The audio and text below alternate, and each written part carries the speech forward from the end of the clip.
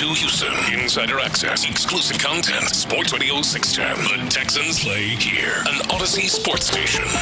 Check out the BetQL Network, wagertainment for every fan. Get sports betting tips from the best in the game. Available on the Odyssey app and our sister station 650 The Bet.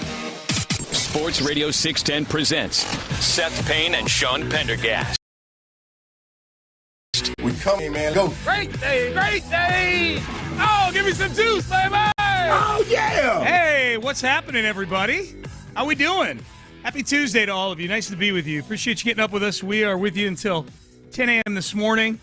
I'm Sean Pendergast. He is Seth, the Pope Zaza Payne. How you feeling Hey, this what's morning? up, man? How you doing, dude? I'm swimming, trying to keep track of all these moves, but Yes.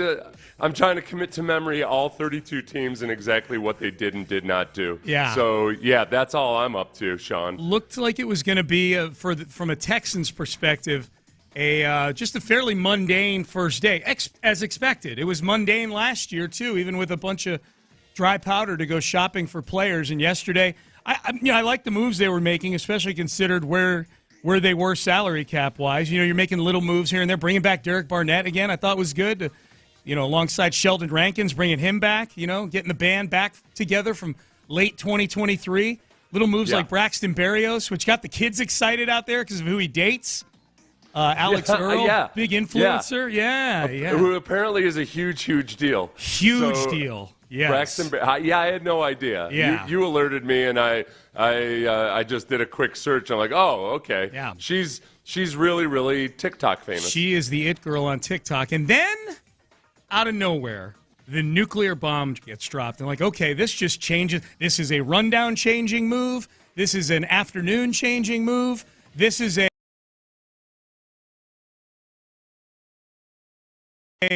league move. The Texans traded Laremy Tunsil yesterday, and I've got to admit, this is out of the blue for me. I was not expecting a Laremy Tunsil trade on the first day of free agency. I'll just put it that way. This is something where, look, Laremy Tunsil, based on nothing but football alone, I won't delve into anybody's feelings about how he is on Instagram or anything else like that. There are two big things. One is his style of play is he's a very, very good finesse football player. He's good at pass protection, middling in run blocking, never shows one little bit of bloodlust or violence or physicality. That's not a D'Amico Ryans type of football player. The other is simply the false starts. The selfishness that comes with a guy who is a serial false starter, because it is the way Laremy Tunsil does it, it's strictly selfishness, and he's trying to get a jump so he can keep his pro football focus pass protection grades high, where his selected members of the media will gush about how good he is as a pass protector. And it's not who you want as a leader on your football team at that price tag. And when a guy's making the money he is and is pointed to as a guy that, other guys can look up to, there were just a lot of things that weren't a fit. The problem was, okay, he is a really good pass protector. He was going to maybe perhaps felt like this wasn't his style of guy. So it was a matter of, okay, when can they get the right compensation for him? And it's a bold move. It's a little bit of a step off into the unknown, because I think it's good for culture. It's good for a lot of the things that D'Amico wants to do.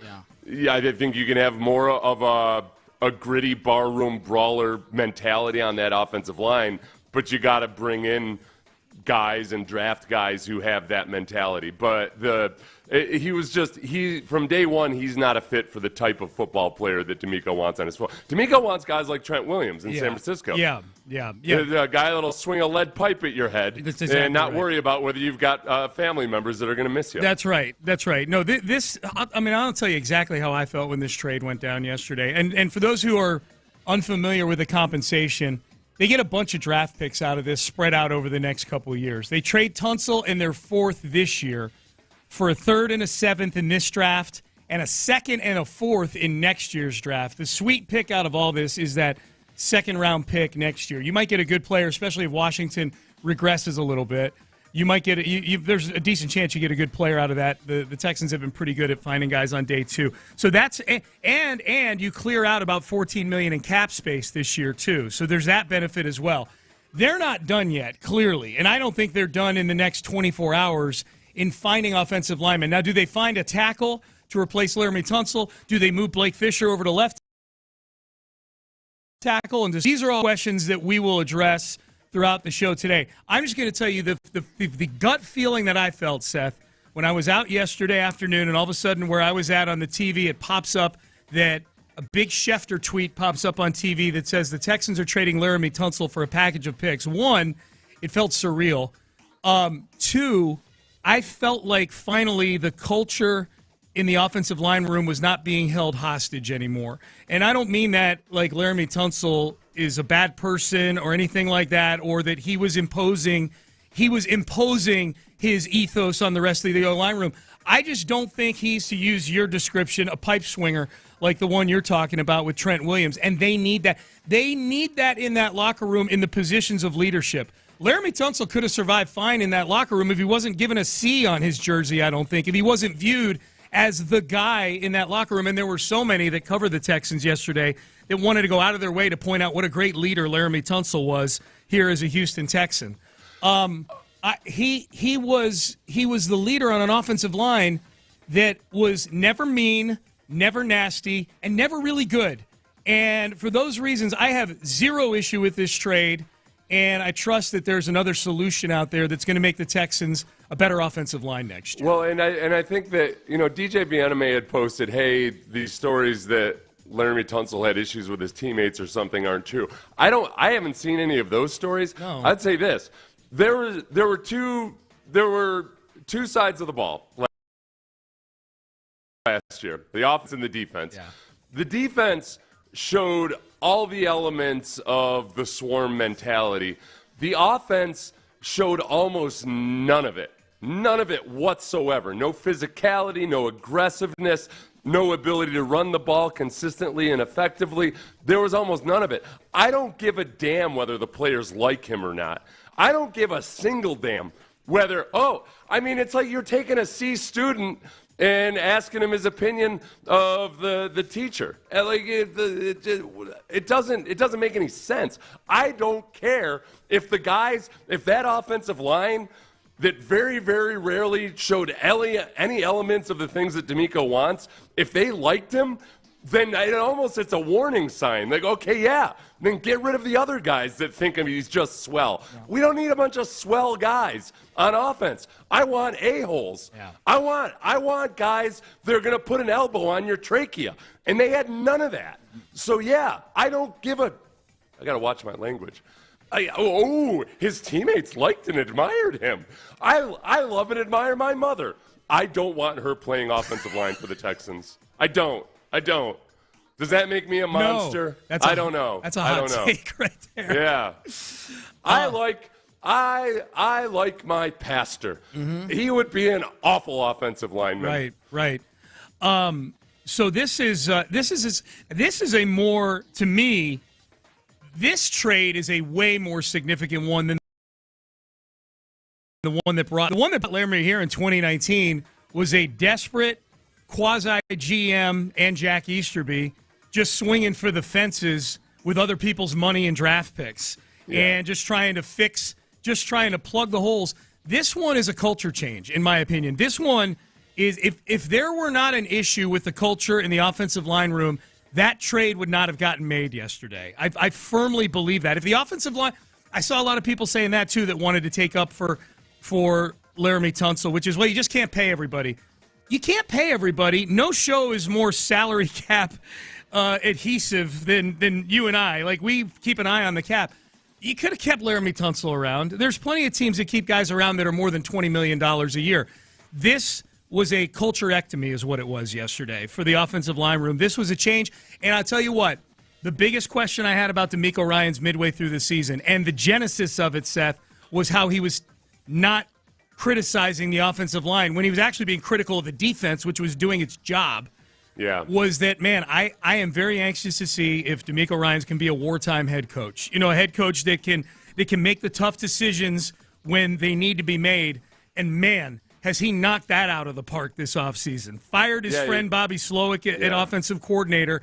And now this is probably Nick and D'Amico working in tandem on this thing here because Nick's the one pushing the button on the actual moves. But I don't think he makes a move like this without serious input from D'Amico Ryans. And now they cut Shaq Mason. They trade Laremy Tunsil within 20 other. And the solutions are not in place yet. But the mere fact that they've done this shows me that D'Amico Ryans is taking everything that he said at the end of the year about getting to new heights incredibly seriously this offseason. He did Jack Nicholson in Batman. This town needs an enema, and that O-line room needed an enema. Yeah. So they're flushing some things out, and they're going to try to restock it with healthy food. Yeah. Get that colon packed with healthy poop instead of whatever the hell that was last year. Let me say this, too, as long as we're talking about this, about that O-line room and cleaning things out. Titus Howard taken to social media yesterday to talk about how emo he was about this was not a great look for me either. Where he posted on his Instagram, we had a few on his Instagram stories. Someone deleted it. Something to the effect of that he was shook about all this. You know, like moments after the trade. Yeah, good. Look. If you're on the Texans offense right now, and you're looking at the way the defense played last year, and you think you're anywhere near or up to that caliber of badassedness in terms of just being an old school, I want to go out and hit somebody, I want to embarrass them in front of their parents who are in the stands. The offense had none of that last year. There's guys who were capable of it, but as a sum total of it, the offense had none of it. You guys were bad in the second half of the season. It was a soft offense. Laremy Tunsil was one of your better players, but it's because he's a finesse player. That's not the style of football that D'Amico Ryans should be shook. Yep. Titus, you should be shook. Yeah. You should take notes and understand and realize that none of you are exempt on the offensive line. Yes. It was a soft tissue, like wet tissue with the aloe added effort offensively last year. You guys didn't play like football players. Yep. You played like guys who wanted to get paid and were happy getting paid. Yep. That's all there was to it. All right, Payne and Pendergast, off and running, as you can tell. How are they looking at this trade outside of Houston? I've got at least one expert that I think captures what a lot of people outside of Houston were saying, and my response to them would be, if you know, you know. Okay? We'll have that. We'll summarize the moves the Texans made in free agency and some of the big moves around the NFL as well. It's going to be a busy one here on Payne and Pendergast. We'll get to all that coming up next. But first, I want to get you guys down to Sugar Land to get into that next luxury.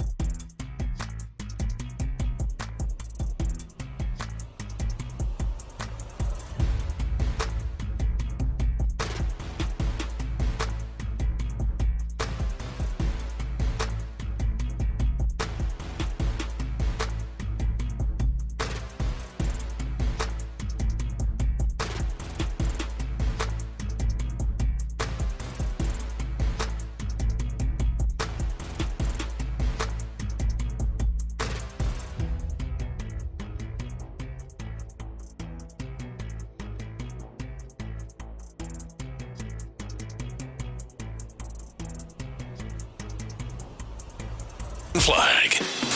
Live from the Mokaram Injury Lawyers Studios, Sports Radio 610 broadcast. Easily the biggest trade the Texans have made.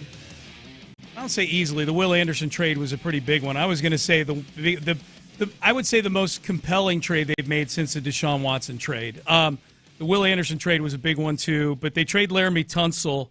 This one flies in the face for a lot of people outside of Houston, flies in the face of conventional wisdom. They look at the Texans, and if you're just getting in your car and waking up, welcome in.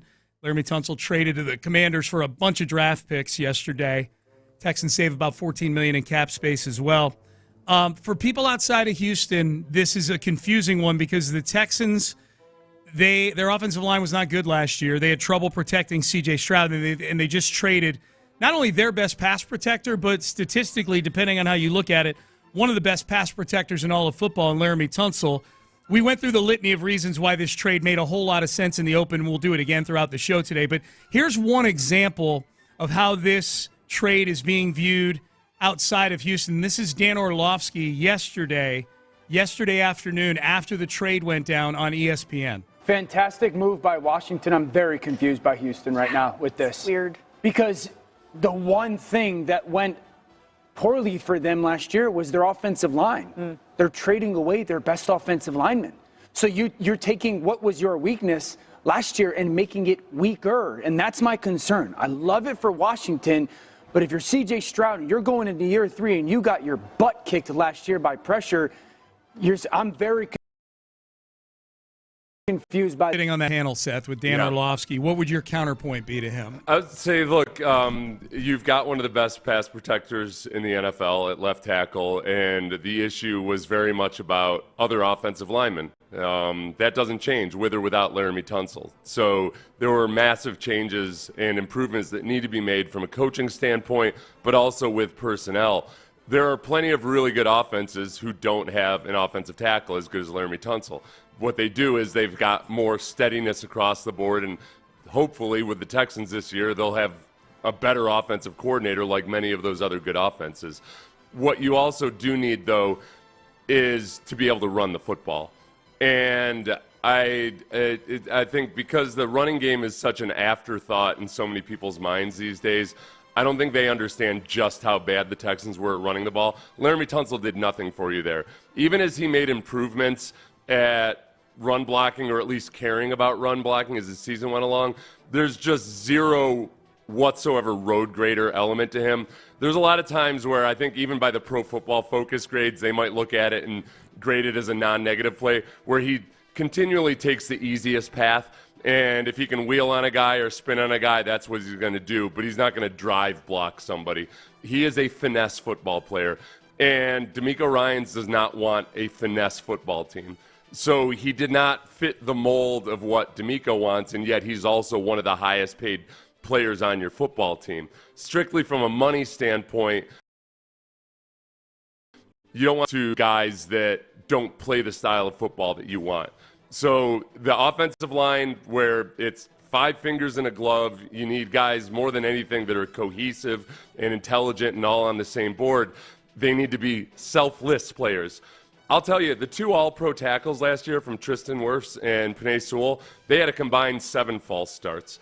So Laremy Tunsil had 12 false starts. He's perennially one of the leaders in that category, and that is because he's selfish when it comes to wanting to, at all costs, protect his pass protection grade. Yeah. He wants to get a jump, and he pushes the limit all the time and gets penalized for it every single year. So whether it's selflessness, whether it's ability to run block, whether it's an overall attitude or example to set, he doesn't do the things that DeMeco Ryans really wants. Well, so it doesn't make any sense to have him as a guy that young offensive linemen are looking at as the guy that sets the tone, when he's setting a tone that is just absolutely nothing like what you want the culture of the team to be. He sets a tone that the most important thing is the money, and I'm not saying the money's not important. It is. It 100% is. But I will not miss the whoever the next tackle is. Laramie's got 2 years left on his deal. So I had seen rumblings yesterday that he was going to be wanting an extension pretty soon. He's a third of the way into the extension that he signed a year or so ago. So he's still got 2 years left. I don't know what Washington does. Washington's going to learn this side of Laremy Tunsil that when whoever the next tackle is to get paid, to reset the market. Because last year, you will get the side-eye emojis, comment tweeting over the news of that new contract. Laremy Tunsil's about the money as much, if not more than anything else. And Washington, Washington may find that out very acutely because they're about to get a version of Laremy Tunsil that might start to descend a little bit. I know it's a position that ages pretty well compared to others. He's got a lot of good football left in him. Don't get me wrong, but I'm very anxious to watch the Laremy Tunsil experience play out for somebody else over the next couple of years. And Washington can afford it for now. They have a lot of cap space. They've been very aggressive, both in trades and free agency. So it makes sense for them in some regards. It's just that for the Texans, if you look at the drastic difference between the way the defense operated and the offense operated, I'm hesitant to sometimes talk about culture because so many coaches talk about it and yet then really do nothing. Bill O'Brien was classically like that. Mm-hmm. Bill O'Brien wanted tough, smart, dependable football players, but then he went and rewarded guys that never seemed all that tough. It seemed particularly idiotic at times. There was no actual commitment to the culture. We've seen in 2 years that defense very much take on the culture and the style of play that DeMeco Ryans wants, for better or for worse. I think there's times where they're a little too bloodthirsty, where they need to just settle down and make a form tackle. They just want to take people's heads off. But that's the culture that DeMeco Ryans wants. There's very want to paint every guy on the offense with a broad brush. I think Nico Collins is plenty swarm.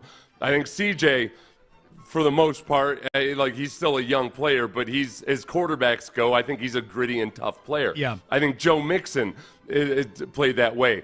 Beyond those three, it's really hard for me to think of anybody off of the top of my head where I think, oh, yep, that's exactly what you want on a DeMeco Ryans football team. Yeah. So you got to start somewhere, and if you can save money against the cap and get those guys playing, I really hesitate to use the word soft, because it's such a loaded term. But those guys on offense need to understand that as a group, not every one of the individuals, but as a group, they were soft. And when I see, players actually liked him, I don't care. That's like asking a bunch of coddled teenagers at an elite, fancy, high-priced prep school whether they think their buddies are tough or not. I don't care. You're all soft, you spoiled little punks. That's not leadership. You're soft. You're little punks. Yeah. That's not leadership either. Liking a guy is not leadership. Right, Think about the guys you liked in high school. I don't want any of them leading me. I was student class president. You think I was qualified? God, no. I beat out the more qualified kid. They liked you. I was awful. Yeah. A lot of people weighing in. Jim Adler, the Texas Hammer text line. By trading Tunsil, you'll see an immediate and substantial improvement in the O-line, and it doesn't matter who the starting five are this season. Tunsil was a cancer that spread throughout the league, affected everyone, including the coaching staff. This was a great move. That's a texter early this morning. Seth, I put up a poll yesterday, simple approval poll on this trade for Texan fans. I got more votes. I got 3,000 votes, which is a lot for a poll that I put up. I usually settle in that 1,500 vote range. 3,000 votes. What do you think Texan fans feel about this trade? What percent do you think approve of this Tunsil trade? I think it's pretty high. But there's a few there that are gonna, I think it's 87%. Wow! Give the man a ding. 88.6%. And Seth is on the honor code, man. He does not look at these beforehand. I do, yeah. It's I'm getting too freakishly good at it, I think. Yeah. I've got a finger on the pulse, Sean. Yeah, that's a good one to have to get right. These are our listeners. I think there's at least usually, it's hard to get above 90% because there's going to be 10% that want to be the smartest guy in the room and explain all the reasons why Tunsil was actually it's just an exemplar of everything that you want in a football player. Yeah. But it's And the part that helps, though, too, and again, this is where it's different than William O'Brien, the GM, it's that they got what most of the nerds are saying the Texans got fair compensation. Yeah. They weren't just getting rid of him at all costs. And I think that might have been – I wouldn't be surprised that if the Texans had been open to trading Laremy Tunsil a while back. But on the compensation they were looking for, maybe they should have just cleaned house and ripped the Band-Aid off earlier. But it helps that this seems like fair compensation. So and that you're getting cap savings too. They're going to be able to make some moves. There might not be blockbuster moves on the offensive line, but they're going to make moves, I think, that bring guys in. It's kind of like the old Bill James theory in baseball, where, man, having a team full of average baseball players is way better than having a couple of, like LA Angels style rosters. Being top heavy. Yeah. On the offensive line especially, I very much believe that you got to have genuinely good football players, but you don't need 5 all-pros across the board to be the best offensive line in football. So they got to make smart acquisitions both in free agency and in the draft. Yeah, and they it probably does need to start happening here in the next couple days while there's still some respectable players out there on the board on the offensive line. We'll take a look at who all's out there a little later in the show. As far as what the Texans did yesterday, they didn't make any moves where it feels like they're going to be constricted from going and getting a big player on the offensive line if they want to. They brought back Sheldon Rankins for $7 million. They brought back Derek Barnett for $5 million. They brought back Tremon Smith, who was here a couple of years ago in the secondary, for 2 years, $7.5 million. That's the only multi-year deal that I saw them do yesterday. They brought in this Darrell Taylor from Chicago, Seth, for 1 year, $5 million, who's got 24.5 career sacks and has all kinds of great PFF pass rushing numbers. He's there. We'll see what this is. Yeah, he probably replaces Jerry Hughes. So that's an interesting one. They signed Justin Watson, who was a wide receiver with the Chiefs. The big one that's gotten the most attention is they signed wide receiver Braxton Berrios. 1 year, $2 million. He was drafted in New England when Nick was there in 2018. He spent his entire career with the Jets and the Dolphins. He was with the Dolphins the last couple of years. He's a University of Miami guy, slot receiver type, good kick returner. He's a former all-pro kick and punt returner, so he's done that. But he's a 1 year, $2 million guy. Whether he makes the roster even or not is up for debate. But he got a lot of attention because of who his significant other is. Yeah. His girlfriend is Alex Earl, who is the it girl on TikTok. She is the big thing on TikTok these days. So what does you should put up a poll. I wish we could do it of just our listeners. What percentage of our listeners were aware that Braxton Berrios' girlfriend was what's her name? Alex Earl, yeah. Alex Earl, and did they actually know who Alex Earl was? I'm guessing 7% or less. No, I'd say 3% of our listeners knew this. So this is how I found out yesterday. I'm in the 93%, to be clear, like you. This is how I found out yesterday. I jumped on Instagram. Of course, I follow our friend Jessie Watt, who's right across the hall. If you're watching on YouTube, you might be able to see her in the background over there. She produces the morning show on Mix 96.5. And I pop on Instagram. I go on stories, and the very first story that pops up, Jessie, whose husband Tyler used to work for the Texans. She's a fan. Yeah. She was very excited about this Braxton Berrios pickup. I have to pull over. Hold on. Girls. Have you seen the news? Let me rephrase that. Houston girlies. Have you seen the news? Braxton Berrios got signed to the Houston Texans for 1 year, which means they've signed Alex Earl. I am so excited thinking about the fact that Alex Earl could potentially, for part-time, be living in Houston, Texas. She needs to come right now to figure out, her little H-Town girly pop outfits. Houston Rodeo. Picture her in, the little boots, a little hat, a little corn dog. She's going to love it. I know she's going to love it because everyone loves Houston. Houston girlies are the best. I already texted my husband. I was like, picture it. You and Braxton start playing golf. You have to pick me and Alex up from Bottomless Mimosas because we're out at brunch. Have I ever met this girl? No, but do I have a feeling we would be best friends? Yes, I do. Oh, boy. This won't get annoying at all. Jesse's excited, man. What do they call themselves? Are they earlies? Oh, fans of I don't know. Alex You know what? Earl? I'll ask her during Let's the break. call her the earlies. The girlies with a G, like Gearle, girlies. Yeah. I pull her in here, but she's producing that show right now. I don't know if the earlies understand that her husband might not even make the team. So we'll see about all of that. Don't spoil it for them, Seth. Don't be a dark cloud on their otherwise bright day. I spent like 5 minutes real quickly. Like I scrolled for a few minutes and then I was like, all right, let me find. And I guess what really vaulted her to fame was she's very pretty and she does all the influencer stuff and everything. But she had a skin condition that she was very open and honest about. Mm-hmm. So to a lot of women, it really just made her very relatable. And she was like, she would post pictures of her without makeup on and everything. Yep. So that's cool. That's a good message, man. It's a good message. You don't have to be phony all the time, you know? Yeah, I do. I'll tell you what. I highly encourage people, if you're just trying to be positive and everything this time of year, watch nothing but highlight reels. Don't read any hardcore critical breakdowns. Don't look at Braxton Berrios' latest stats. Yeah. Just watch highlights from when he was with the Jets, because he's fun to watch. Yes. I mean, he is a shifty, speedy little dude. Yeah. So and might end up providing something as a returner this year. We should just bring back. We should just tell Nick to bring in a bunch of free agents who have famous significant others and spice up training camp. Is Jonathan Owens out there? Can we get Simone back here for training camp? That would be nice. The only part of this is I wondered is, okay, they got rid of the Instagram OT, but the Instagram offensive tackle, are they just bringing in another Instagram vibe? It doesn't seem like Braxton himself is overly into the Instagram stuff. It's just he's standing next to her a lot and has to pose for the pictures and everything. Yep. I feel bad for a lot of athletes these days. The Christian McCaffrey, I see all of his photos next to, what's her name? I forget. Olivia Culp. Olivia something, yeah. And he just, it always looks exactly like I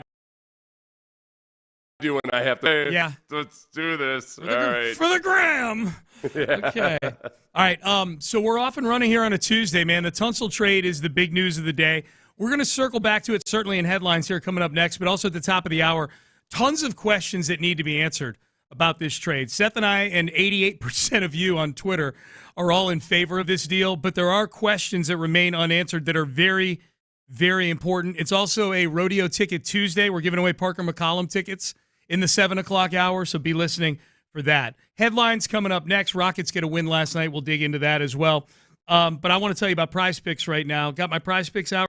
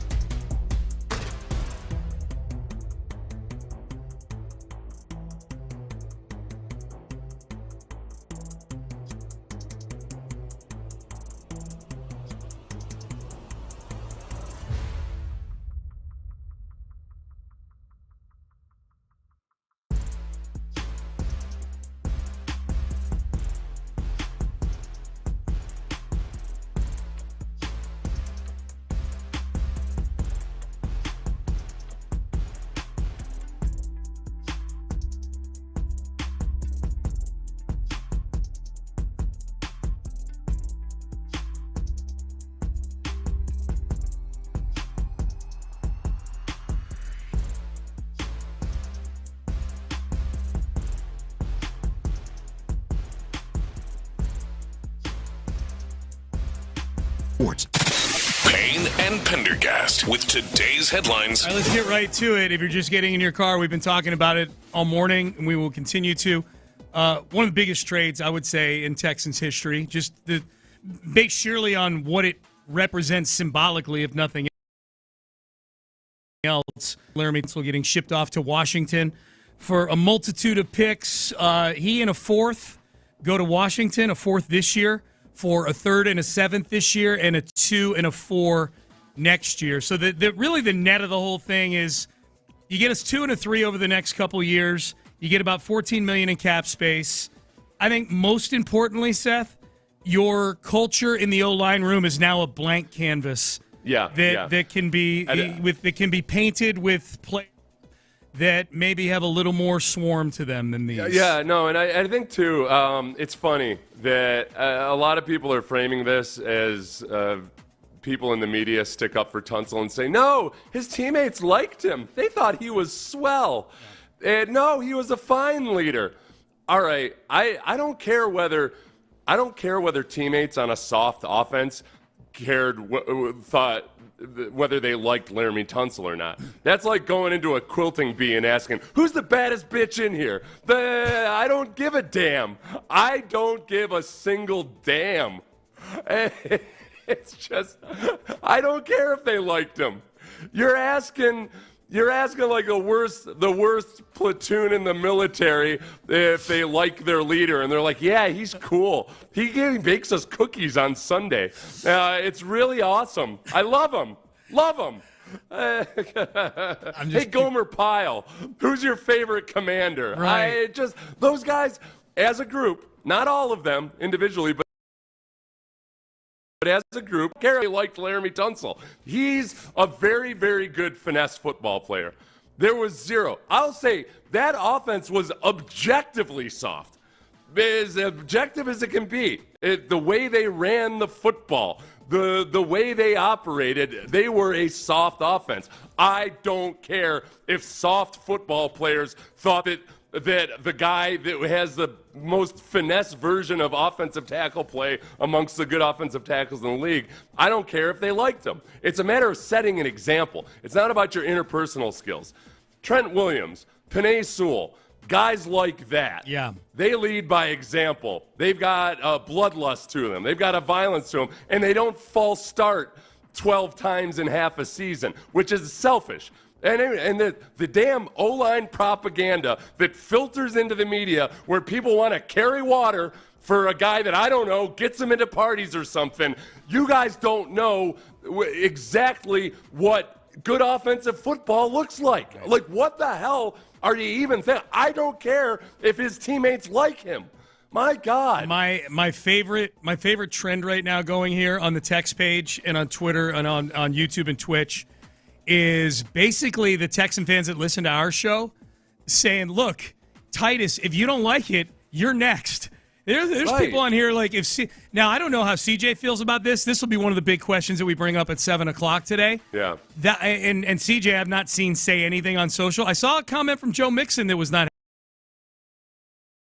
happy. He's a little sad face. Yeah, and I double-checked to make sure I didn't get sent out this time, like I did with that fake Luka crap last time. No, this is an actual Joe Mixon comment, yeah. I'm not saying Tunsil's a bad dude or anything. They can be friends with him, and they can be upset about the loss of a friend. But for what that offense, like if you're on that offense and you thought that anything you guys did last year was acceptable and that, oh, well, he's the best pass protector we have on this horrendous offense. Yeah. No, it's not acceptable. It's not acceptable. There is an element of toughness and ferocity that the Texans defense has that the offense is nowhere near. Honestly, they shouldn't be allowed to look the defensive players in the eyes. I like that. And now, Mixon is tough. Mixon is tough, right? Nico Collins is tough. Probably a few other guys that I'm missing out on. But as a group, no, you were soft. Soft last year. Yep. You have no room to be sticking up for a finesse offensive tackle who grudgingly run blocks, who doesn't finish people, who has no element of physicality to his game. D'Amico wants MMA fighters on his team. Laremy is like the best judo champion, judo is much more of a finesse version of martial arts. He wants Brazilian jiu-jitsu put an elbow in an eye socket. And that's not Laremy Tunsil's game. Nope. He's very good at what he does, but that's not the brand of football that D'Amico wants. You're on an analogy heater right now, man. I'm telling you right now. Who's the baddest bitch in the quilting bee? Holy crap. Rockets. No offense to our quilting bee. No. We have a lot of offense. There's probably like a quilting bee of like violent ex-cons or something. They took it up while they were in the joint? Yeah. I'm like, oh, crap. One out there I'm genuinely going to find out who the baddest quilting bee bitch is soon. For sure. They actually exist. Rockets win last night, 97-84 over the Orlando Magic. Low-scoring game, tight defensive game. No Amen Thompson, so you can check one game. I think there's probably even about 6-7 games that Amen Thompson's going to miss. You get through one of them here, getting a win over the Magic. Big story here, literal big story, jumbo-sized. This new Alperen Şengün, Steven Adams big lineup that they've been going with in spurts over the last week or two has been a big topic, and they kind of led the way last night, Seth. Alpe went 14-14 last night, points and rebounds. Steven Adams had 17 boards last night.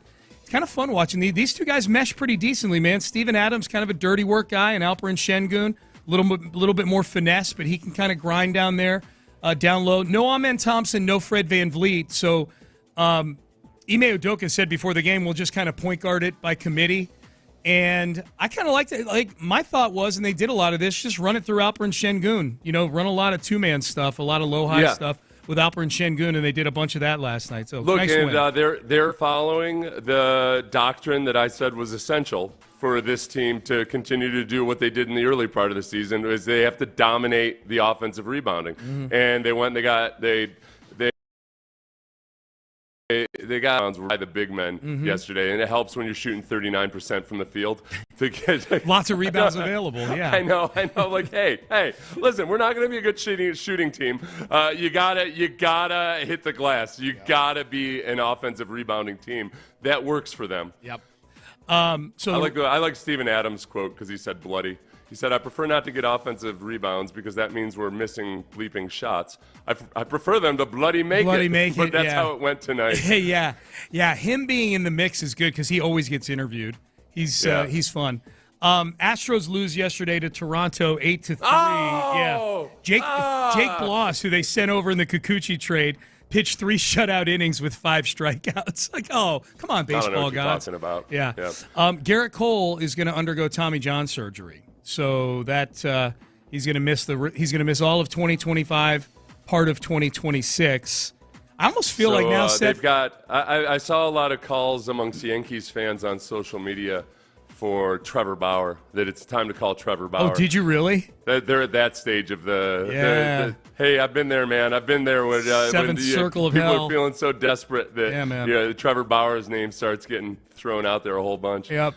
That's a shame, because it's gosh, feels like they lost a pretty good offensive piece in the offseason, and now they've got a horrendous pitching staff. It really sucks that the Yankees are scrambling here. Yeah, I'm sure things will work out great for them. $8 billion payroll. We haven't even gotten any of the signings around the league. Sam Darnold went to Seattle. Justin Fields to the Jets.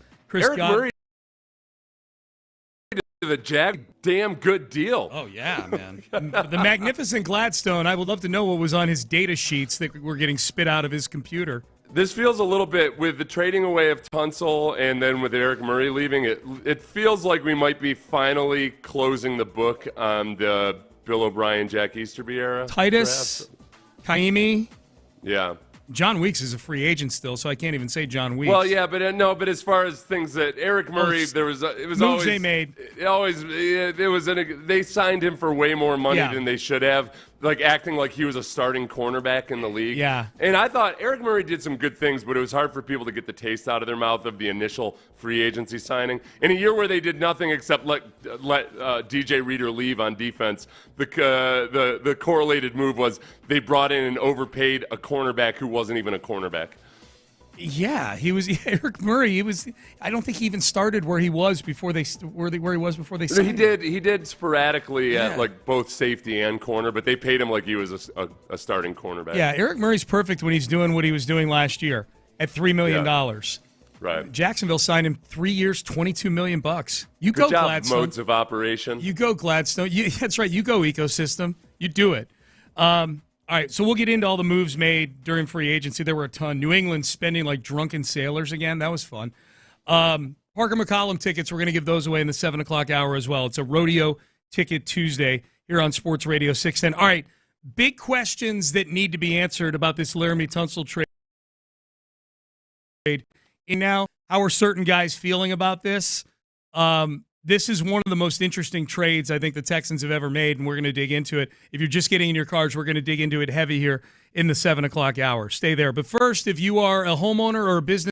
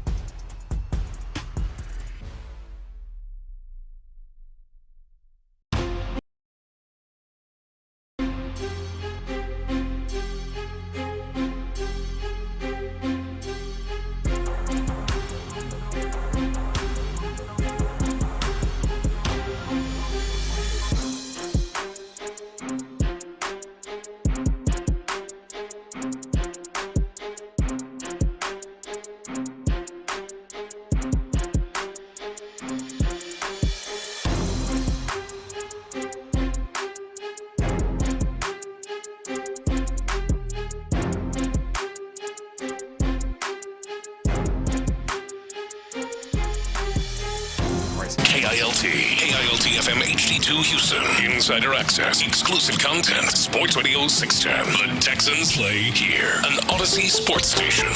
Sports Radio 610 presents Payne and Pendergast. All right, Laremy Tunsil traded to the Washington Commanders. If you're just waking up, just getting into your car, we'll be talking about this. I'd imagine this will be the big topic all day here on the station, because a lot of it is, hey, what's next? You know, the Texan fans that voted in the poll that I put up on this widely approve of this trade. 88% say thumbs up on this deal. I think 100% of the hosts on this show are thumbs up on this deal. Yeah, I think the biggest thing is that the nerds seem to say that the compensation was right. And I would just say there's a good chance the Texans have been open to a trade for Tunsil for a while, but maybe the compensation wasn't right beforehand. Mm-hmm. And now this is after a season in which you watched the offense regress in a lot of ways, but in terms of actual physical toughness or looking anything like how DeMeco Ryans wants his football team to look, the offense is light years behind where the defense is. And Laremy Tunsil is very good at a finesse style of football. He's an exceptional pass protector, a middling run blocker at best, but with zero appetite for violence. And I don't care whether his teammates liked him or thought he was a swell fella. Those guys on offense, they played like a soft offense. Their opinion means nothing to me. That you've got to have guys on that offensive line that are more hard-edged and tough and hard-nosed and don't play a finesse style of football. And certainly ones that are more committed to practicing and going above and beyond, which is the football nerd side of it. It makes a lot of sense in a lot of ways. But there's all this hand-wringing I see from people outside of Houston saying, oh, but he was one good pass protector on their team and they couldn't pass protect. That's the same argument for why it doesn't matter whether you keep him or lose him. They need more good players and more competent play out of all five guys. And having one star pass protector who can't run block and has very little interest in it,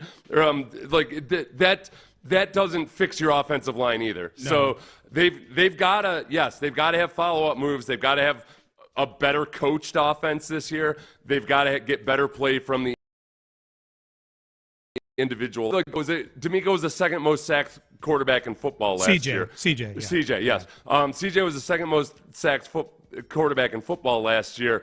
Laremy Tunsil wasn't solving that issue. Yeah. There's multiple issues that they've got to address. Yeah, you were never going to change the culture of that offensive line room as long as he was in it. I feel strongly about that. It's just that was never. He was going to be. Not willfully and in a belligerent way, but he was always going to be an obstacle to changing the ethos of that room. You said it so many times, Seth. The defense looks so different than the offense the last couple of years in terms of the style with which they played, and I don't think the culture of the offensive line room is no longer being held hostage by whatever the culture Laremy Tunsil chose to embrace. The original sin that this all goes back to was when the Texans could have signed Trent Williams, who was living in Fort Bend County at the time. Yeah. They could have traded for almost nothing for him, like the 49ers would eventually. A third and a fifth. And remains in San Francisco. Trent Williams is the exact opposite of Laremy Tunsil in a lot of ways. I mean, Trent Williams in his prime is a much better football player than Laremy Tunsil, but he's also a badass. He's also a guy that plays the way that DeMeco Ryans would like to play football, and you didn't have to give up 2 first-rounders for him. So that, by and large, I feel like for Bill O'Brien, all his talk about tough, smart, and dependable, Laremy Tunsil's not dependable when it comes to ball. False starts, I don't care how many people want to try to justify his false starts. At the end of the day, it's about selfishness. Yeah. It's because he cared more about not letting up sacks and how good that looks, and you can get talked about as having the highest PFF score. It's selfish. It's selfish when you false start that much. That's a bad example to set on the in the position group that demands the most selflessness out of its players. And then there's just zero appetite for violence or the physical part of the game. He's a finesse football player. He's very good at pass protection. He plays like he despises run blocking, and he does not savor it at all. He does not finish plays. He does not drive people. So, no, none of that looks like what you want out of your best player on a D'Amico Ryans offense. Yeah. Question on the Jim Adler, the Texas Hammer text line. Are the Redskins paying Tunsil's whole salary too? Yes. Here are the terms of the trade, and then we'll get into what I think are important questions that we haven't even posed on the show yet this morning. The Texans sent Tunsil and a 4th-round pick this year to the Commanders for a 3rd-round pick and a 7th-round pick this year, and a 2nd-round pick and a 4th-round pick in 2026. So to me, that 2nd-round pick next year is the sweet nectar in this deal. They also save nearly the Texans save nearly $14 million against the cap. So that's almost like a coupon to go get another good player. You know, that's about the price range that maybe a high-level guard would be, and like Will Fries, somebody like that, on to go get a guy under the salary cap. And then obviously the biggest effect are all the things that Seth and I are talking about here, where this is really an opportunity to reimagine what that offensive line room looks like here certainly over the next couple of days, and probably going into the draft. And we'll certainly talk about that plenty when we get to the mock draft injection at 7:45 today. So the questions that I was jotting down yesterday, Seth, that we don't have answers to yet, and these are in no particular order. What do you think C.J. Stroud thinks of this deal? And before we get to that, here was C.J. talking on one of the podcasts. The Pivot podcast. It's the Pivot podcast? Okay. Yep. Talking about his impressions of Laremy Tunsil after CJ's first year here in Houston. You know, like, the main dude was LT. Like, you know, LT, like, he a vet. Like, he not doing nothing extra at practice. Like, you know, like. Yeah, that's a pretty chilling 7 seconds worth of audio right there in retrospect. Now, he was saying that as he'd tell a story about Laremy Tunsil being excited on one of their drives that they had at the end of 2023. But, yeah, that's CJ's impression of what a vet is. Guy that doesn't have to do anything extra. You know, you guys can tell me about, the guys in the locker room thought he was a great leader. Yeah, that's a problem. Yeah. That's a problem when you've got an underperforming offense that plays soft. Your impression of a vet is a guy that doesn't have to do anything extra. That's bad, man. That's bad. That's bad. It's bad. So, it's really, really bad. So it's disgusted at people acting like being well-liked in the locker room on a soft offense is somehow evidence that, like, nah, everything was cool. He was a great culture fit. It's not a great culture on the offensive side of the ball. It's a bad culture. They were soft. And having a vet, your young quarterback's impression of a vet is the guy that doesn't do anything extra. No, man, that's awful. Yeah, it's awful. That's bad. That said, what do you think CJ thinks of this deal? He just got. I hope he hates it. I hope he learns a lesson. Yeah. Like, honestly, CJ's got to grow up too. Like, CJ's got to grow up. There's an element where, and he learned. He grew up a lot in his second year, but he's still young.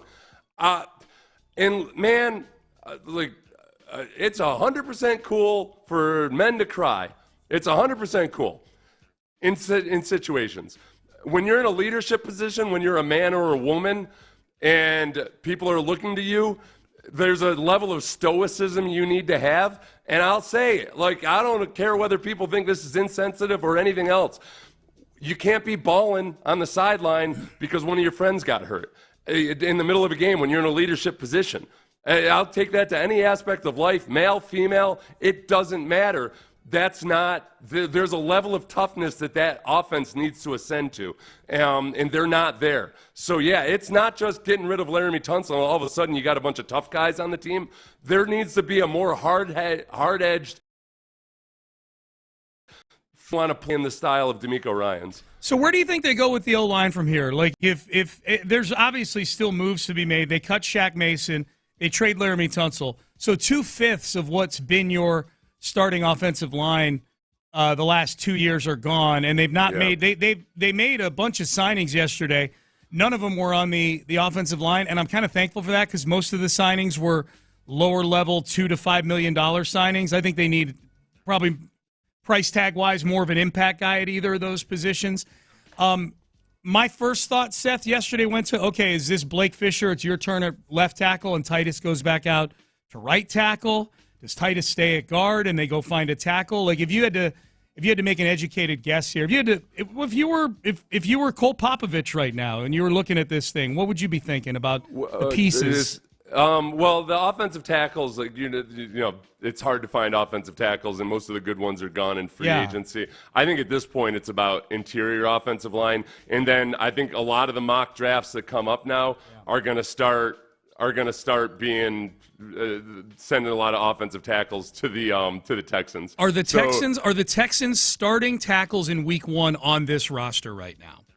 Is it Blake? Could it be? I think at least one of them is, and it could be. They might want to try Blake Fisher at left tackle, and with Laremy Tunsil at right tackle. Titus Howard. Not Tunsil. They're not going to trade back for him. And then after that, though, maybe they draft Josh Simmons in the draft or Kelvin Banks. Not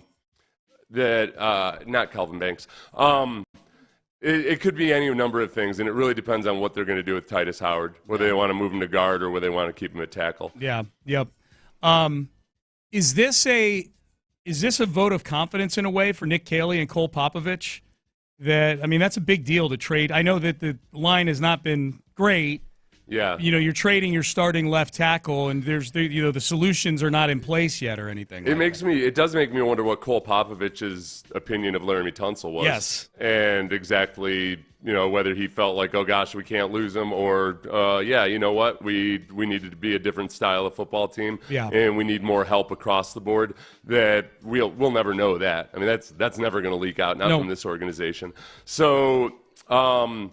I guess it's a vote of confidence in Nick Caley and Cole Popovich that if they can just get, one, rid of a lot of the mental errors and confusion that you saw on the offensive line, and two, if they can get more fundamentally sound play out of those guys, because there were things they were doing last year that were just high school level, and they're not good high schools. I feel like a lot of the good high schools in Houston did things more fundamentally sound with their offensive line last year.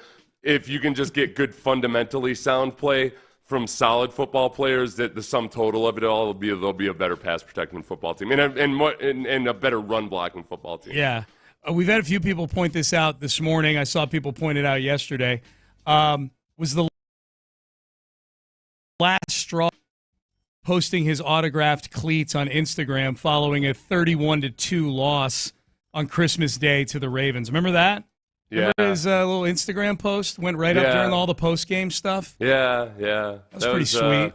That's just caring about the stuff that matters. Yeah, man.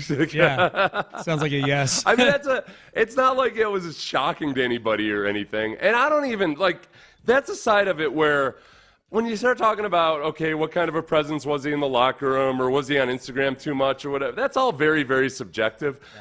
I think as far as just the actual product on the field, the way Laremy Tunsil plays, the good, which is he's an exceptional pass protector, it just does not outweigh the fact that the things that are so lacking in terms of the type of football player that DeMeco Ryans wants. Yeah.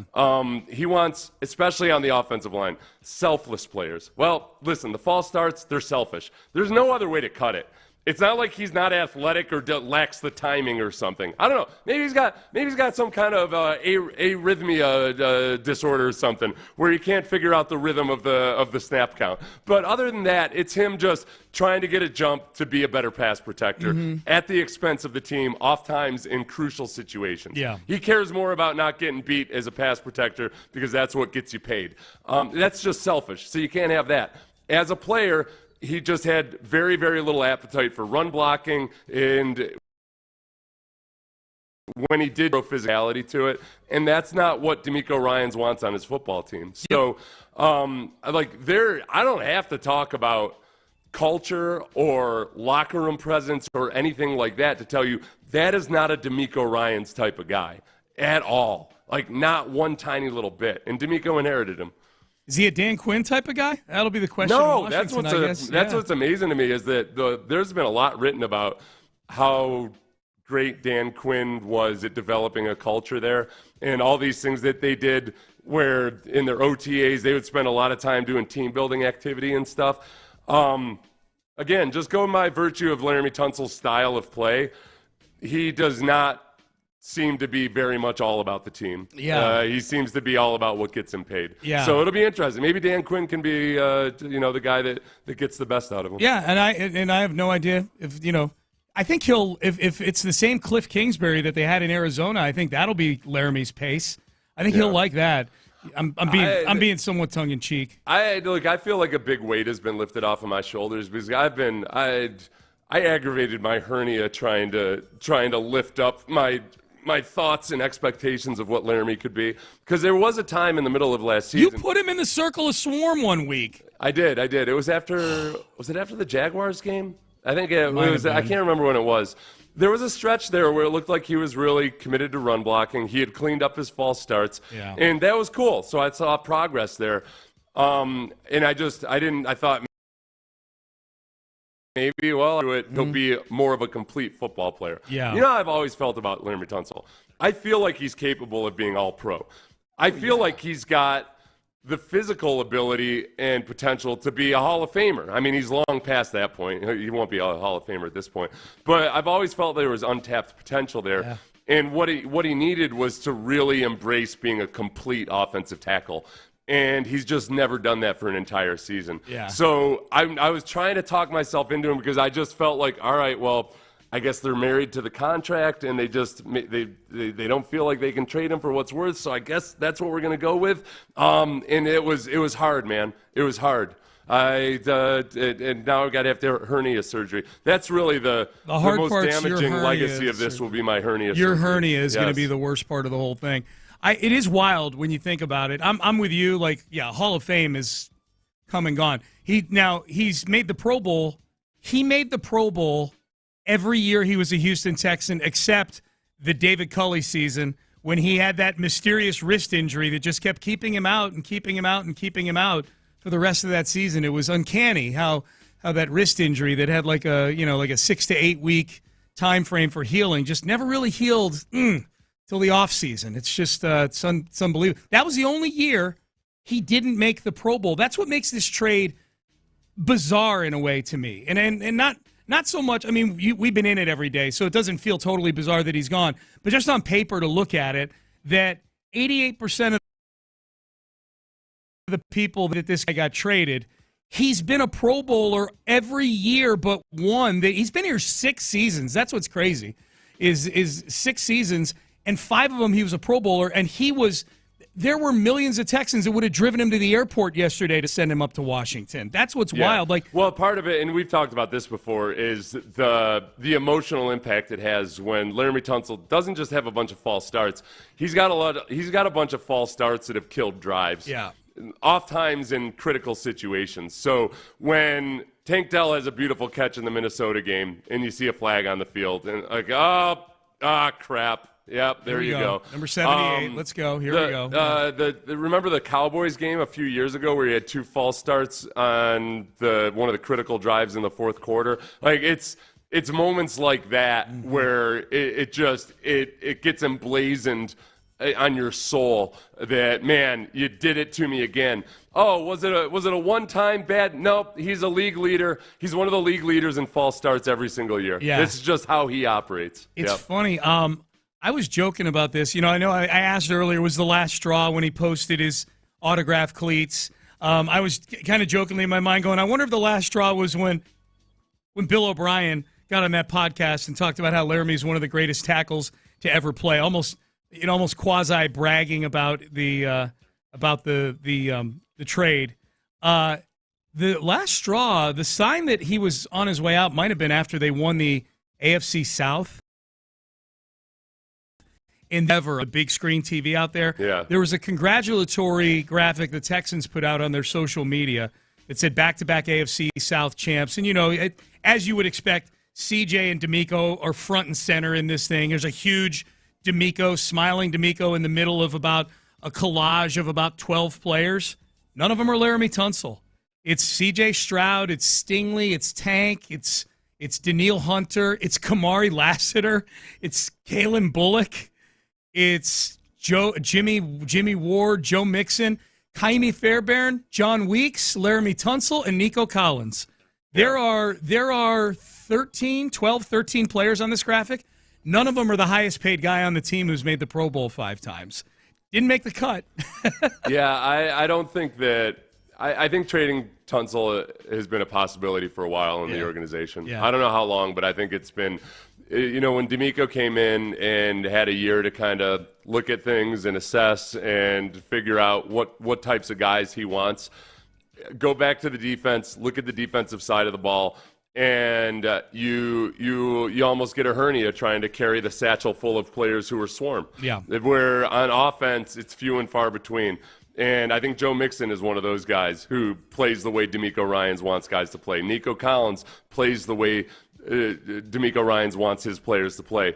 Who else on offense am I missing? I mean, amongst the good football players, I think there's guys that have potential for it, but they don't play. They're not playing well enough. I know, like the amount of violence I've seen from the offensive side of the ball is almost zilch. When he was healthy, I would have said Tank Dell. Yeah. Good call. Tank Dell, 100%. Yeah. I mean, Tank Dell broke his leg because he was so swarmed. Right. He's going in looking for extra business on a goal line play. He wanted all the smoke, man, and it resulted in a broken leg. Thank you. Yeah. All right, we'll circle back to Tunsil during the show here for sure, but this is huge. And as somebody points out on the text page, so what you're telling me is Laremy Tunsil has been part of the two of the biggest trades in the history of the franchise, 100%. The trade to bring him here was one of the biggest in the history of the franchise, maybe the biggest. And the Texans were not super active trade participants for many, many years. And then Bill O'Brien kind of broke the seal on that.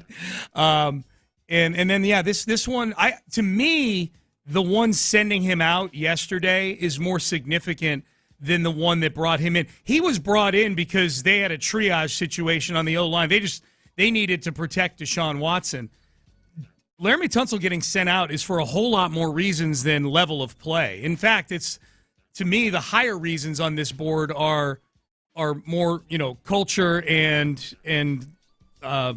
leadership, sort of intangible reasons than the actual play on the field. Yeah, no, and the play on the field is hand in hand. Ultimately, if Laremy was a good guy in the locker room, right, that's great. It's just he's not the kind of football player you want. So the people are conflating two different things, where you've got some people sticking up for Laremy Tunsil saying, like, no, his teammates liked him. He was never a distraction. Like, no, but by example. You have to lead by example and be the type of player that D'Amico wants. I mean, the defense has taken on the identity of D'Amico Ryans. The offense has the identity of Ferdinand the Bull. It's just they're nowhere near the style of play that you want. So when your highest paid player and one of your best players on offense, because Laremy Tunsil is one of their best players on offense, but his style of play is nothing like the image of D'Amico Ryans. It's flat out, you just need more guys that play like they do on defense. Yeah. The headline here is an obvious one. It's the Tunsil trade. As you can tell if you've been listening to the show this morning. What's we've not touched on anything around the league yet in free agency that happened yesterday, Seth. If there were, independent of the Tunsil trade, just around the league, what was the thing that popped the most with you yesterday in free agency? The first was, honestly, Eric Murray to the Jaguars, just because they... Not what I was expecting. I know. I see a lot of rundowns of Texans free agency, and they're not mentioning Eric Murray. Yeah. And I'm like, no, somebody in the division paid a boatload of money for Eric Murray. Starting money, yeah. I think that's a win. And I always feel like Eric Murray's gotten a little bit of a tough road to hoe in the minds of the fan base because Bill O'Brien overpaid for him in that year that it would end up just being a morass. I was intrigued when there were rumors that the Texans were in on Dre Greenlaw. So Dre Greenlaw going to Denver was notable. That's from a Texans perspective. Sure. Justin Simmons to the Jets, I'm fascinated about. I hadn't seen that one yet. The safety? Not Justin Simmons. Justin Fields. Justin Fields to the Jets. Yeah. I'm fascinated by. Yeah. Oh yeah, he'll be the starter. 2 years, $40 million, $30 million guaranteed. Sam Darnold, I'm intrigued by to the Seahawks. That seems to be the headliner around the league. Right. Yeah. It just doesn't affect me as much, but I really want to learn the details of what kind of offer was made to Geno Smith, because that was supposedly they were all in on Geno Smith, but the negotiations broke down. I could see in Seattle thinking, all right, listen, we like Geno Smith, but we don't necessarily think he's the guy we want here for a long time. Can we keep Geno Smith but also draft the quarterback, or sometime in the next couple of years draft the quarterback and Geno Smith be cool with it? And I don't know if he would have been. Kind of Geno Smith, he got his second life late in his career, and I could see him, just gently going off into retirement as a bridge quarterback. Yeah, man, I waited 10 years for this opportunity, Yeah, so you go with Sam Darnold, and it just feels eerily similar to when the Seahawks drafted Russell Wilson after having paid for Matt Flynn. On a pretty good deal for the day for the time. Then. Yeah. They might look at Sam Darnold as, you know what, we think we can win games with him, but also hopefully he's not afraid of competition. He got the identical contract that Baker Mayfield got in Tampa Bay. Baker got a prove-it contract and then signed literally a 3-year, $100 million contract the next year, and I think that's where Sam, like, the ceiling for Sam Darnold probably is what Baker Mayfield's become in Tampa Bay, I would guess. The other ones that caught my attention, and this was lightning quick, was Grady Jarrett, the defensive tackle, because he wasn't even a free agent at the beginning of the day. No. And got paid, though. Yeah, he got paid, and I was I was intrigued by him just because I think, seemed like the kind of guy that, did he get about $10 million a year? For those who don't know, he got cut by Atlanta in the morning, and then he got signed by Chicago by dinner time, 3 years, $43 million. Yeah. So the other defensive tackles that are still out there, Jonathan Allen, who that's an got signed this morning. Oh, he did? Yeah, he signed 3 years, $60 million with Minnesota. That is way too pricey for where the Texans are cap wise. Okay, we'll go with the guys that I know definitely got signed or did not get signed. DJ Jones, the defensive tackle, signed with the Broncos. I thought he might be a guy that the Texans would be interested in. So some of the defensive tackles who I thought were more affordable, like DJ Jones got 3 years, $39 million. That's right around that $10 million mark, give or take a little bit. I felt like Gardner doesn't have to be all pro or anything, but somebody I feel really good about on the depth chart. A few of those guys went off the board. The ones that are at the top of the list on Sharp Football has a list that goes by position and in order of desirability. Jonathan Allen is still on there. That's not been corrected yet. Larry Ogunjobi. This is the one I think you were trying to get me to pronounce yesterday, Seth. Yeah. Levi Onwuzurike?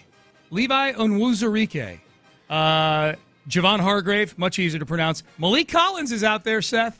We're into reunions these days. Sheldon Rankins came back. Tremont Smith came back. I think now they rotate their defensive line so they can mix and match a lot. It's that Malik Collins I could see coming back, but with Sheldon Rankins and Malik Collins in at the same time, I don't think you're as stout against the run as D'Amico would like to be. Now you can, it's nice to say you can rotate your defensive linemen through, but the tricky part about that is sometimes you don't want to get stuck with the wrong personnel out there, or if the offense can kind of dictate which personnel you have on the field by what they line up in, then it gets tough. It gets tough if you don't have the right kind of guys on the team. So I think more of a total run and pass guy there's still a need for that. Maybe it comes in the draft. The ones that jumped out at me yesterday early on, I thought it was ironic that Hassan Reddick was the very first player to sign in free agency, given the fact that he had maybe one of the most poorly handled holdouts. So he was like the last healthy player to actually play a game last year because he held out for so long. He signed with Tampa Bay, 1 year, $14 million. Chris Godwin staying in Tampa Bay for reportedly a total of about $20 million less than was out there for him. Reportedly, there were offers out there for him in the $28 to $30 million a year range. He takes 3 years, $66 million to stay in Tampa Bay, according to Ian Rappaport. He left a lot of money on the table. Hassan Reddick. Wait, how much did he leave on the table? Chris Godwin left about $20 million on the table to stay in Tampa Bay. Total. Wow. Yeah. That's a fan-friendly move right there. Yes. And people gush about him as in terms of just the leader he is. He's and like all a of Tampa that. guy, man. So that's a real deal. He's Tampa full life. Yep. The Hassan Reddick part, just through his odyssey over the last year, it comes also with the Eagles winning a Super Bowl with a magnificent defensive effort. That's got to sting a little bit, Yeah, right? they shipped him out of there. Yeah, they're like, I'll show you. Yeah. I'll show you. And they went and they were an awesome. They won a Super Bowl. Yeah, it's salt in the wound, man. Drew Dahlman, the center, goes to Chicago. Chicago is on the fast track to rebuilding their offensive line in front of they're going to have a whole new O-line interior with Joe Thuney, Jonah Jackson, and now they signed Dahlman to a $14 million a year deal. Chicago's spending a lot of money yesterday. Chicago's having the offseason with their offensive line that a lot of Texans fans would want. Yes. And I get that. I totally understand it. It's hard right now because it's a leap of faith in some regards. We gotta pound the fundamentals. That's one thing that Nick Caley had brought up over and over again that I liked. He talks about fundamentals a lot. Bobby Slowick did not talk about fundamentals in the run game that I can even remember. Mm-hmm. He would say that they were working on the run game or whatever, but I don't know if he knew how to design or engineer a run game or pass protection or anything else like that. The Texans are going to try to do it more by, I think, taking some of the same guys that you had last year and getting the best out of them, and then probably making some not very heralded free agency acquisitions, but then maybe a big first round pick in the draft. Now, they got extra capital now to move up. Yeah. They've got extra draft picks to work with if they want to move up in the first round or move up in the second round. I've got a proposal in the mock draft injection in the next segment for Nick Caserio. I've got a proposal. The Patriots spent like crazy on defense yesterday. Who's their GM? Elliott Wolf. It's Ron Wolf's kid, right? Is the GM there? I'm just picturing Vrabel probably in his mind is going, look, in Tennessee, I got stabbed in the back by the GM. He traded A.J. Brown on the day of the draft, and I had no say in that. Remember Vrabel, how downtrodden he was when he saw that? Now Vrabel's walking up, putting a headlock on Elliott Wolf and saying, you are going to spend, and you're going to spend on defense. You're going to get, like, while holding his head, is going, you're going to get me Carlton Davis for $20 million a year. You're going to get me Robert Spillane for $12 million a year. I want Milton Williams. But, Mike, he's the most expensive guy on the market. I don't care. $26 million a year for Milton Williams now. We already got a year.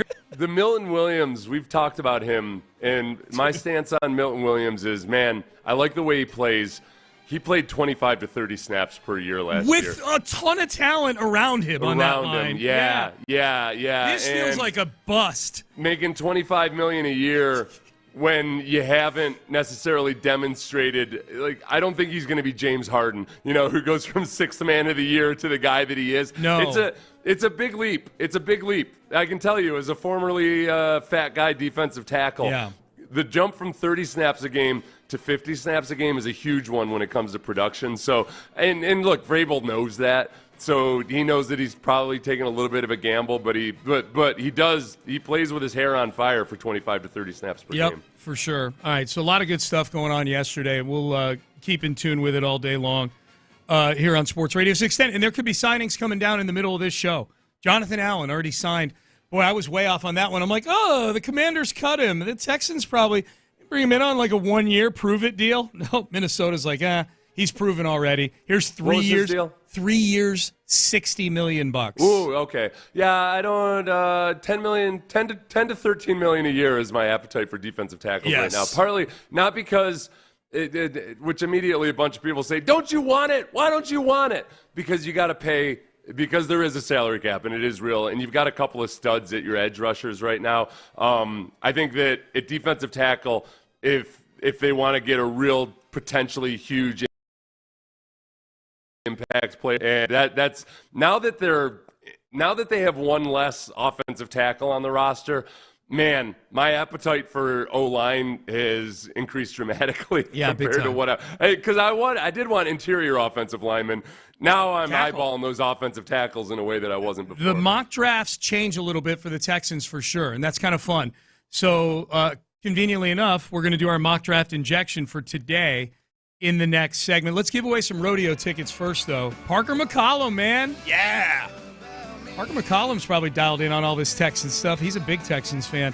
713-572-4610. Caller number 5 wins a 4-pack of tickets to see Parker McCollum live at the Houston Livestock Show and Rodeo Friday, March 21st. So that's the final weekend of the rodeo. Get it kicked off on Friday with Parker McCollum. Caller number 5, and you're on your way. Keep listening all day for more chances to win rodeo tickets. It's a Rodeo Ticket Tuesday on Sports Radio 610. Mock draft injection, which really comes with questions for me and a proposal for the Texans on the offensive line. We'll get to that coming up next. But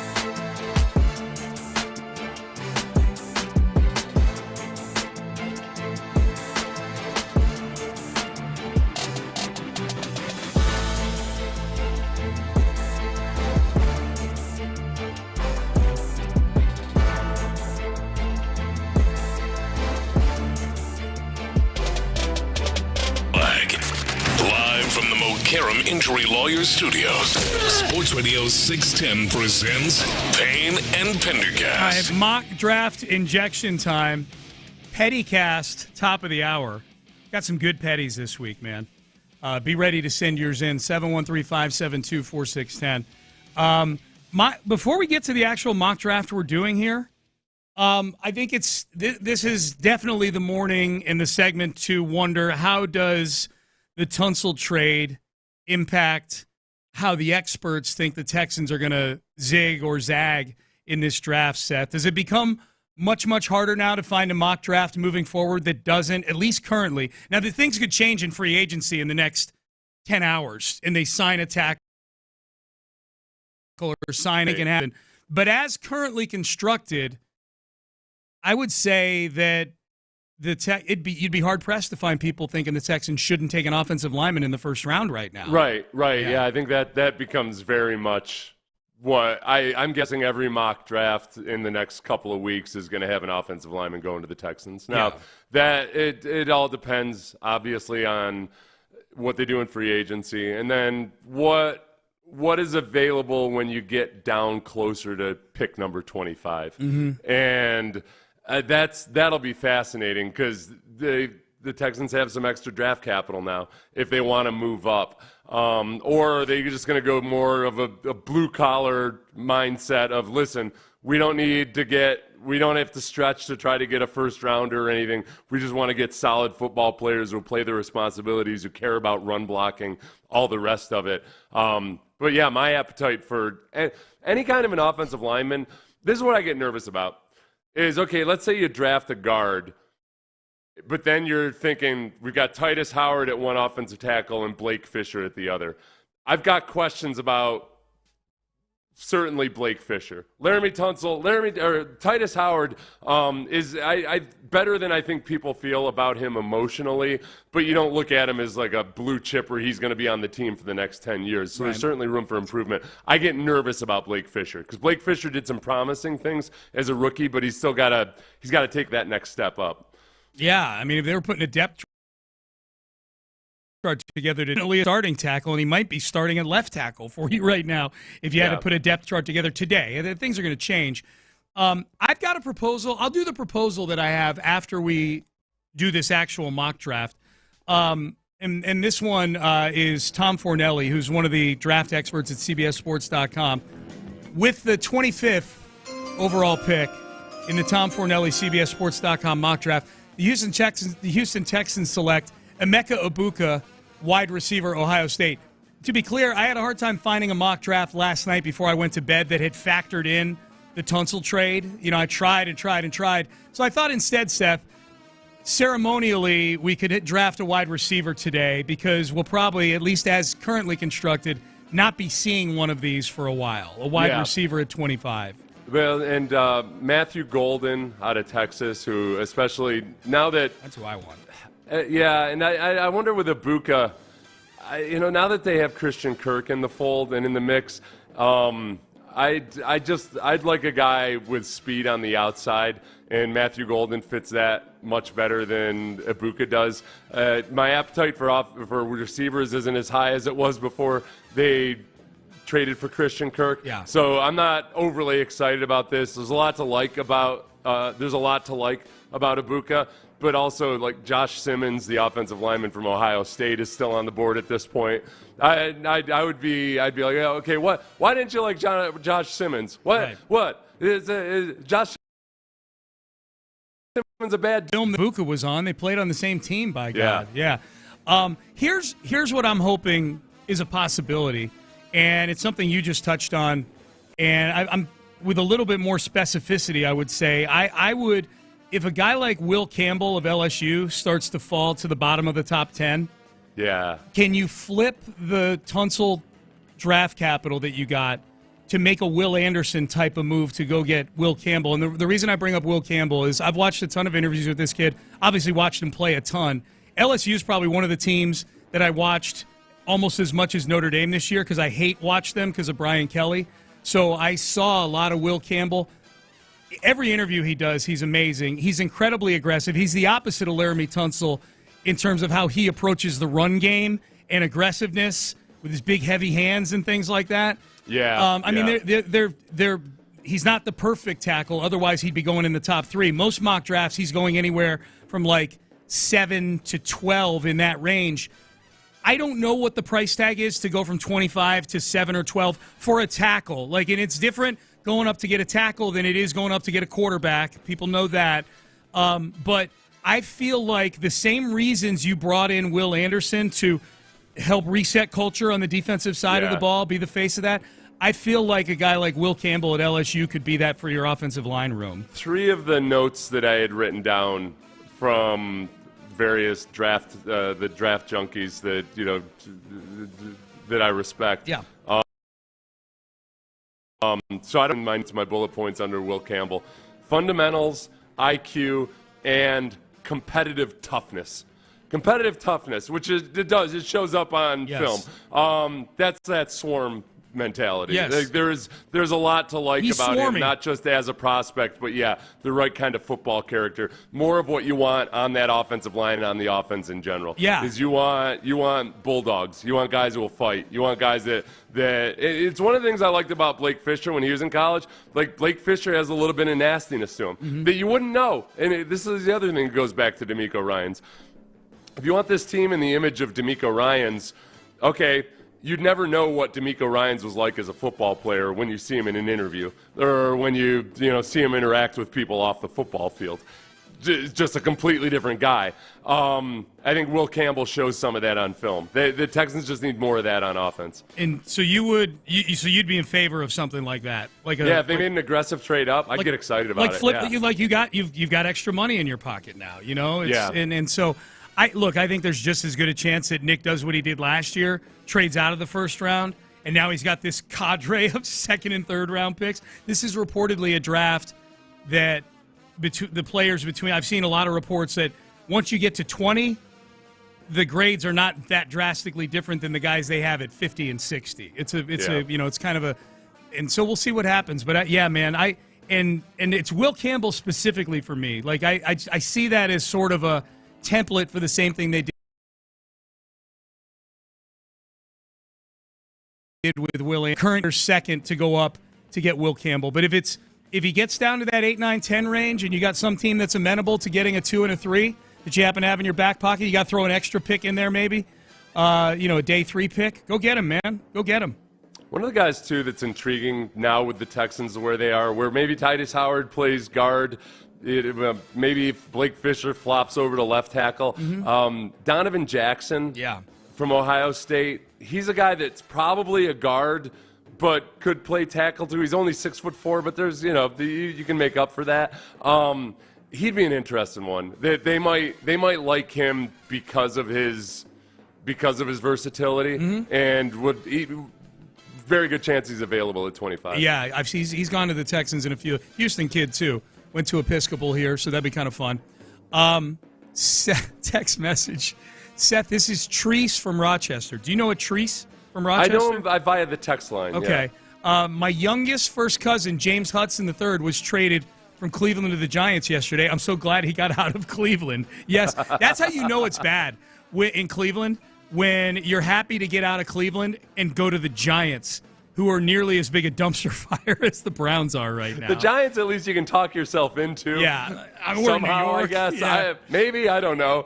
Yeah, but at least he's in New York, I guess. Yeah. New Jersey, close enough. I'm going to go ahead and post that as news. Close family member of a listener. I'm going to screw trees. Why not Titus at left tackle, somebody texts in? He's not athletic enough, I don't think. No, I don't know. He came into camp last year looking just Jupiter-sized. Not athletic. Yeah. I mean, he was hard. He had a hard time getting off of the ground. The way a 33-year-old offensive tackle sometimes has a hard time getting off the ground. Yeah. Like, just lifting himself up off the ground looked like a labor to him. Yeah. And look, left tackle versus right tackle doesn't matter as much as it used to, but there's still a little something to that. All right, Payne and Pendergast with you on a Tuesday. We'll circle back to the Laremy Tunsil trade, free agency yesterday. The only news that I've seen come down push notification-wise is the Jonathan Allen signing. If you're a Texan fan who wanted to get in on defensive tackle Jonathan Allen, who got cut by the Commanders, he signed with Minnesota this morning. 3 years, $60 million. Really quick little cherry on top to that James Hudson story. Yeah. From somebody who's claimed, like, we don't know for sure if Treese is actually his cousin or not. He's from Cleveland, James Hudson is. And he didn't want to be there. Probably got tired of taking ticket requests. According to our texter, but still. Yeah, it's funny. That's got to be, you know what? That sucks.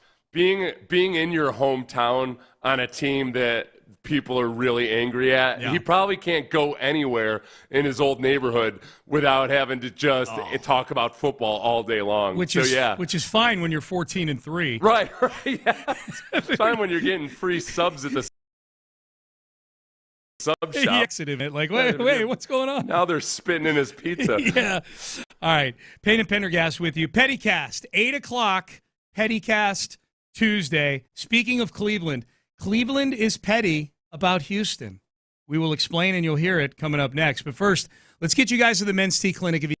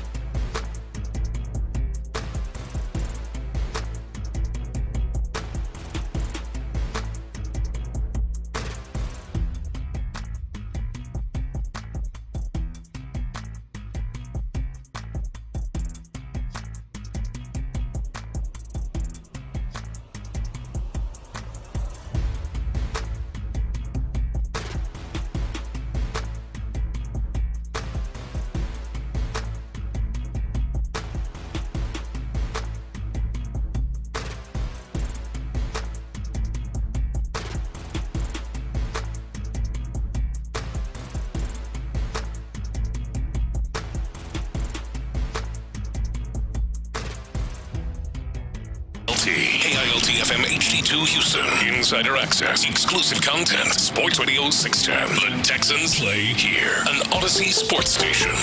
Sports Radio 610 presents Payne and Pendergast. All right, petty cast time. There's got to be something you guys are petty about. Start sending them in. A text message. Sean, I think you might be a little overzealous there, thinking you're going to move up from 25 to 10 without giving up an extra first-round pick. Maybe. That's what it costs to move up to get Deshaun Watson. They moved up from 25 to 12, and it cost a first-round pick the next year. That was for a quarterback, and I know that was 7 years ago. Maybe the currency has changed since then. Maybe the exchange rate has changed since then. But maybe you can get it done with a 2 and a 3. Maybe I'm being overzealous. Maybe not. The thought process, as far as what the specific draft capital is, don't get too wrapped up in that. If they're thinking that way, I would be really encouraged. If they're thinking of going and finding a young guy they feel really good about who can help reset the tone in that room, because the tone is now resettable in that room with Laremy Tunsil out of there. What did you suggested? I suggested just flipping the picks they got for Laremy, the 3 this year and the main picks, the 3 this year and the 2 next year.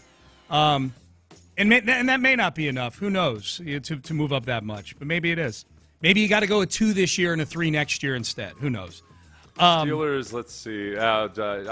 We'll figure out the compensation before the next break. Yeah, we'll do it pettycast time right now, though. So we do the pettycast every week at this time. What are you petty about? What are others around sports petty about? It turns out, Seth, of all the stations that I listen to driving in that are sister stations of ours, I don't do it very often, but when I do, more often than not, it's been Cleveland. Because, one, I think Ken Carman and Anthony Lima there, our colleagues there, do an excellent job. Very entertaining to listen to them when the Browns are just the dumpster fire that they are right now. And it's always a good reminder, too, that it wasn't all that long ago that we were having conversations like they were this morning, debating whether or not the Kenny Pickett trade was a good one yesterday. They traded DTR, Dorian Thompson-Robinson, and a 5th-round pick for Kenny Pickett. Kenny Pickett. The open to their show today was Kenny Pickett in Cleveland. And I'm trying to think, the way all of this runs through Pittsburgh with various, Kenny Pickett getting a first-round pick going to Cleveland, whereas meanwhile you got Justin Fields, who had been through Pittsburgh, a first-round pick who's been through Pittsburgh. Played in Ohio. Simmons. Yeah, there's a lot of stuff. Why do I keep saying Justin Simmons? Justin Fields. Yeah, now going to the Jets. Yeah. The mood on that show is when they get to football is very downtrodden right now. We've been there. I get it. I empathize with them. However, I don't think they like the fact that we're not in that morass anymore. Here was Ken Carman. They're kind of going through all the moves yesterday, and they get to the Laremy Tunsil trade, and Ken Carman said this. We also had a trade for the Washington Commanders, sending 4 draft picks to the Texans for Pro Bowl tackle Laremy Tunsil. So a second big move for Washington. So this is one of the underrated things. A part of this is bitterness. Absolute bitterness, because I want to know what people thought about. I want receipts on what the fans and what the media in Houston thought of the McNairs and that organization before C.J. Stroud started being C.J. Stroud. Because when there is, I don't know how much Houston media with Landry. Now I know Landry's in other places in Texas now, but man, it is, our culture's the best. We're nothing but tough guys. If you can't hack it in, I'm like, wait a minute. You guys had Jack Easterby. You guys had a preacher in charge of things. You wanted Nick Caserio fired. I kind of want to say that you lucked into C.J. Stroud because the Panthers are so inept that they didn't want to take C.J. Stroud. They just had to have Bryce Young there, which I guess any team could luck into it and going, man, all of a sudden, they are like the West Point of the NFL. It's like, I know what your franchise has done. I know exactly what your franchise has done. And so, Laremy Tunsil, I'm seeing these videos of these former Texans about how soft Laremy Tunsil is.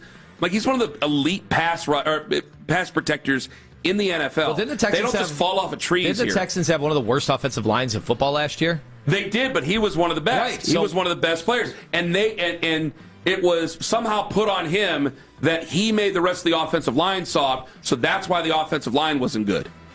So, how does C.J. Stroud feel about this? Which doesn't compute to me. They get a bunch of picks. Maybe they'll knock it out of the park. But it's just amazing to me. It's like, oh, wait, the Houston Texans are the perfect franchise now all of a sudden. And, yeah, I know. That part of that's bitterness. For you know why. Yeah, we know why. Oh, boy. We have a high opinion of ourselves here, I guess. That doesn't feel the way I felt for much of the season about the offense. I don't, obviously he's not talking specifically about us because they can't listen to our show. Well, I think Ken sees, I go after Cleveland on social media. Things like had to overpay Myles Garrett to convince him to play for a dumpster fire. Yeah. I'm happy to do that. My response to them would be, yeah, we had Jack Easterby, and now we don't.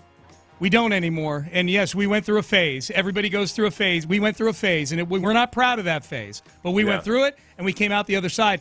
I don't think you can have a rant like that and ignore the name DeMeco Ryans. You know what I mean? Right. He didn't say DeMeco's name one time in that whole thing. Yeah. No, and also everything he said about toughness and all that, I think that's true on the defensive side of the football. I think the Texans play a certain brand of football that they are unapologetically violent. And they are lunch pail swinging, hit you upside the head and under the chin, and do all that on defense.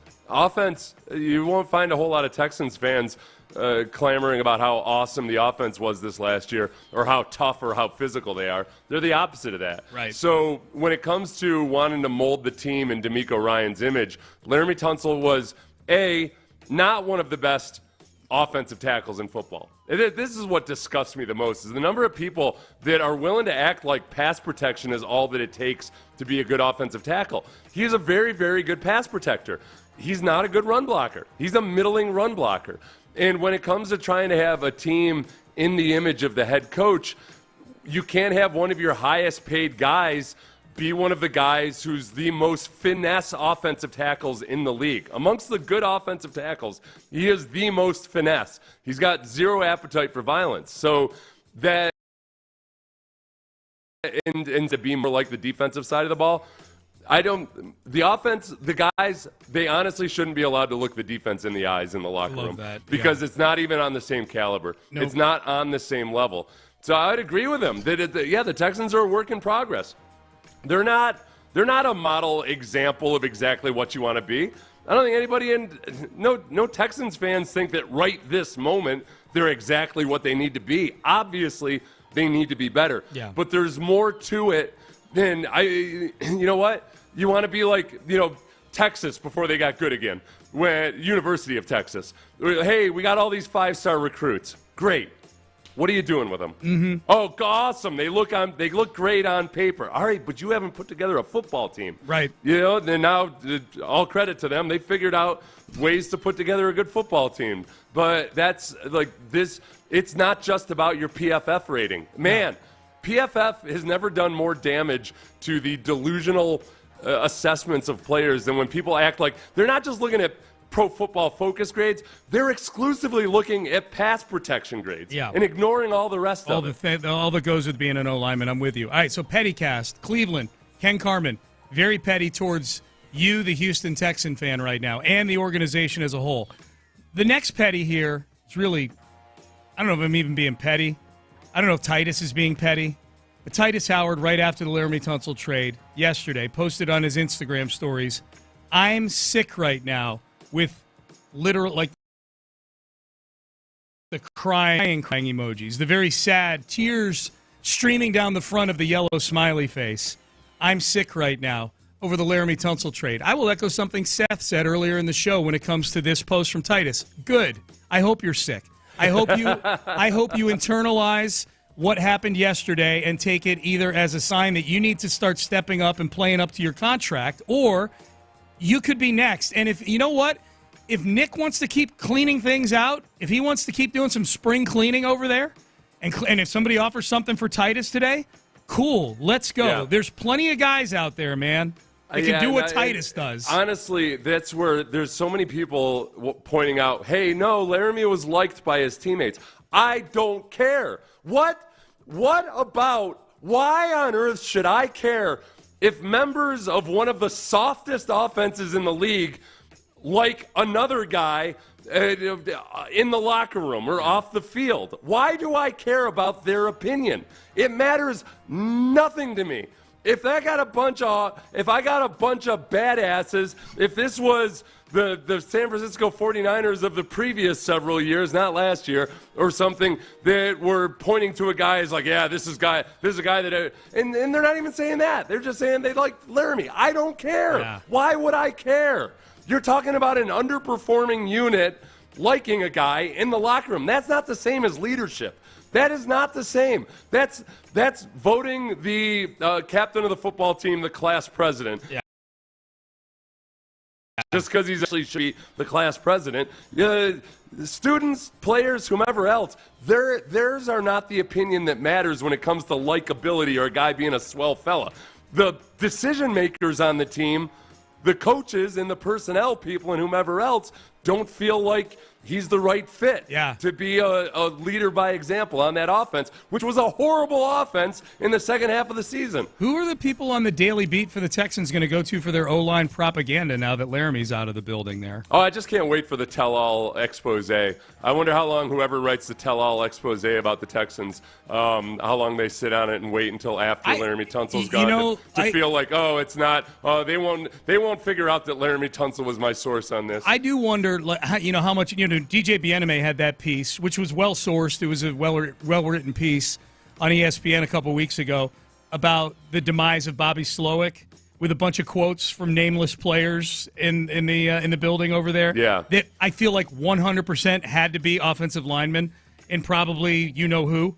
I wonder how much that, as you pointed out several times today, and I agree with you, like this is probably something that's been coming for a while now. It's just you got to be opportunistic about moving Laremy Tunsil. You can't just do it to do it. But I do wonder, like along the way, things like posting the autographed cleats after a 31-2 loss. Anonymous offensive lineman says this, or this about how we didn't know what we were doing. We didn't know what our identity was out there. Like it's all the little, what do we call them, Seth? Microaggression, little thing like that eventually arrive at you trading him for a bunch of draft picks. All right, Pettycast. Couple more here. The Max. This is me being petty now. Max Crosby saying, "I need to be on a winner," and then the Raiders are like, "Here's $35.5 million a year." I guess I don't need to be on a winner. Myles Garrett, "I need to be on a winner." Here's $40 million a year. All right, I guess I'll be on a crappy team.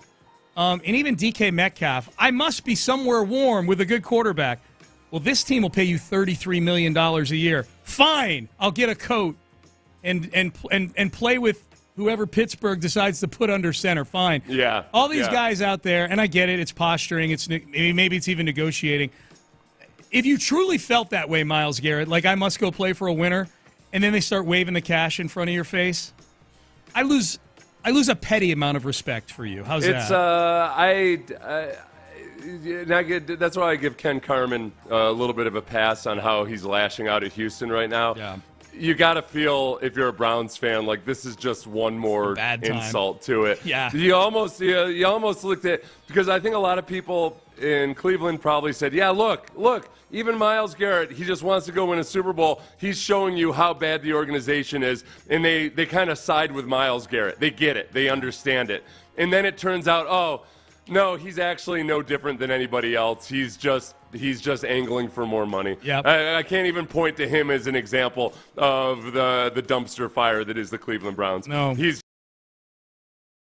just a thing or a lie that I've been told added to the mix. Yeah. All right, one more here. Kyle Tucker did an interview at spring training with the Cubs, and here's what he had to say about Cubs fans. I mean, it's a little different. Obviously, I spent my whole career up to this point with the Astros, but, I mean, like I said, pretty much right when I got traded over here, I don't think I could have gone to a much better organization than the Cubs. I mean, the fan base here is, second to none, and, the teammates and, front office, coaching staff, everyone that I've talked to and met so far have been, amazing. Oh, okay. This is the Pettycast. Oh, they're second to none, eh?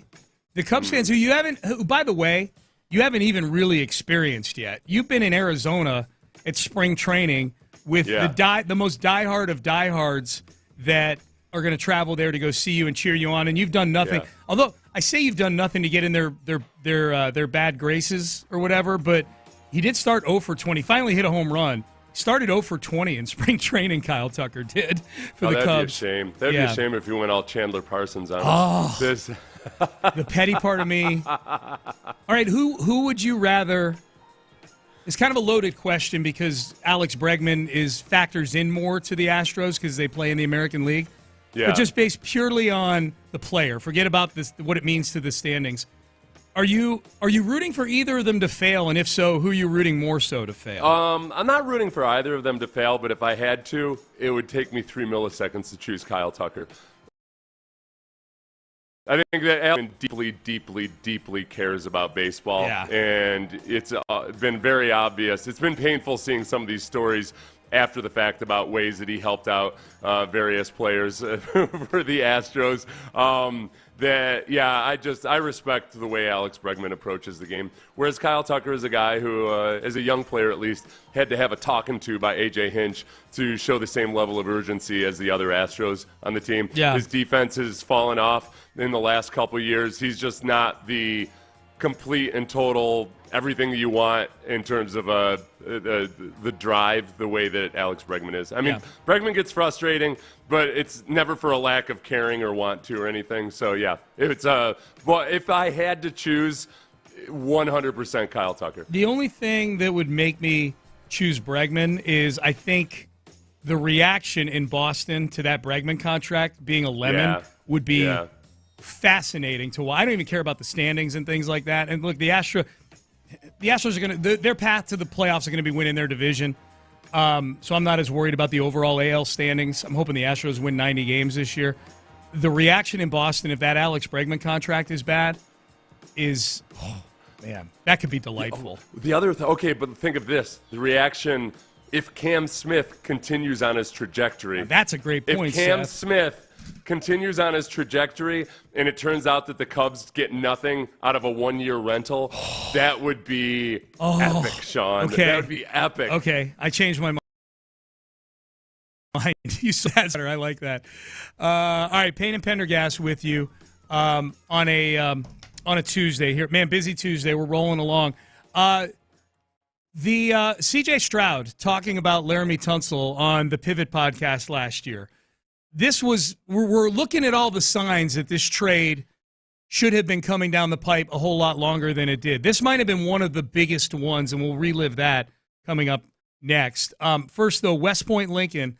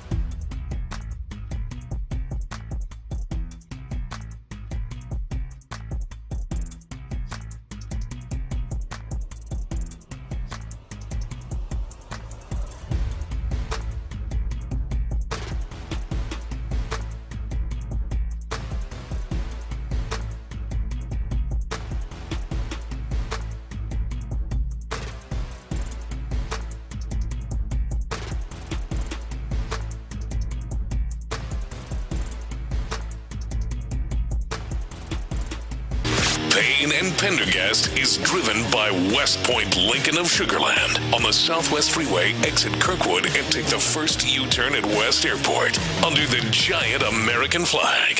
Sports Radio 610 presents. Not to worry about anymore. Laremy Tunsil making an impression on impressionable young players. This was C.J. Stroud after his first season as a Texan. So this is about a year ago.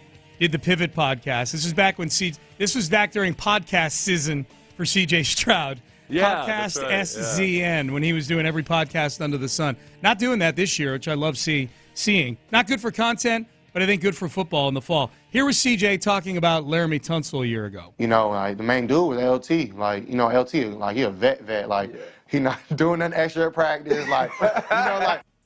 Yeah. That's hilarious. That's what all the young offensive linemen want to be sure that they see. And, you know, and the big thing, too, is it's not like Laremy Tunsil is an old player. He's been like that since he was 27 years old or 26 years old. Yeah. Like, that's his mode of operation. So the sum total of it all is that, yeah, there are a lot of things about Laremy, including his style of play on the field, that you don't want young players emulating. And I'm not talking about the pass protection side. He was a really, really good pass protector, but there's zero part of his game that is brutally physical or aggressive or anything like that. And he's a reluctant and middling run blocker that is just not the same as a guy like Penei Sewell or Trent Williams or some of the guys who are the gold standards of what you want an offensive lineman to be. And yet he is, every couple of years, he ends up being the high. There's a culture shift that has nothing to do about whether he was liked in the locker room or not. I mean, you don't conflate locker room likability with genuine leadership. They're not the same thing at all. A lot of times, the most likable guys on a football team are not your best leaders as football players. So it makes a lot of sense.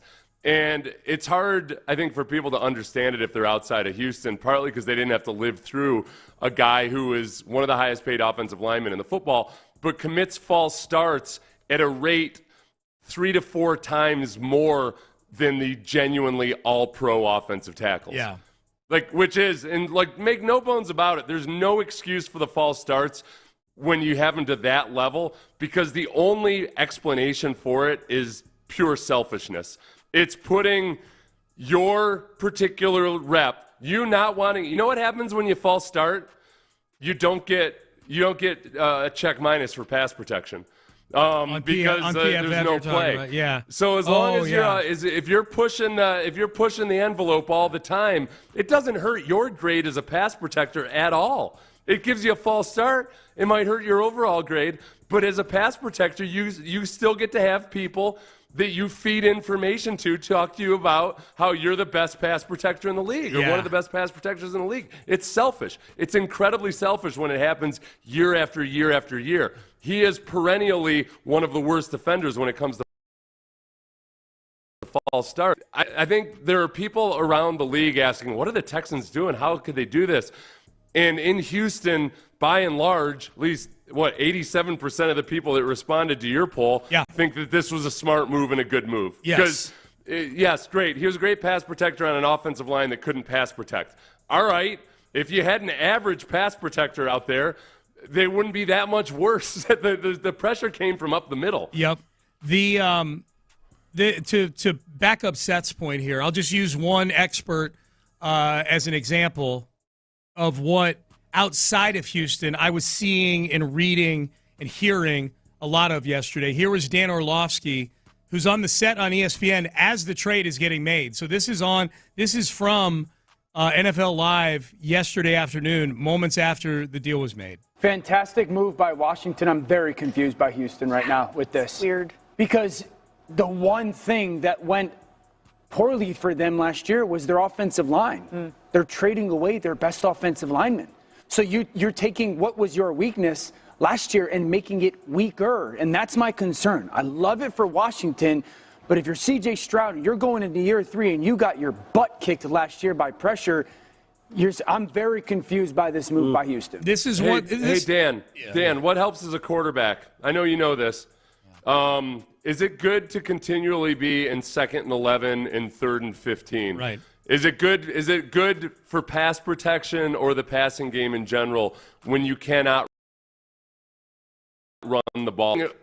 I'm not overly emphasizing the run game in the modern NFL, but when you can't run the ball at all, including when you have Joe Mixon playing pretty well, it doesn't help your pass protection out. Yeah. And that Laremy Tunsil offered you very, very little in terms of run blocking, not to mention the times he ended up in 3rd and long and 2nd and long because of his false starts. Yeah, that's a like very much a box score level opinion, and to me is just people like best pass blocker on the team, one of the best according to the advanced stats or PFF and whatever in the league.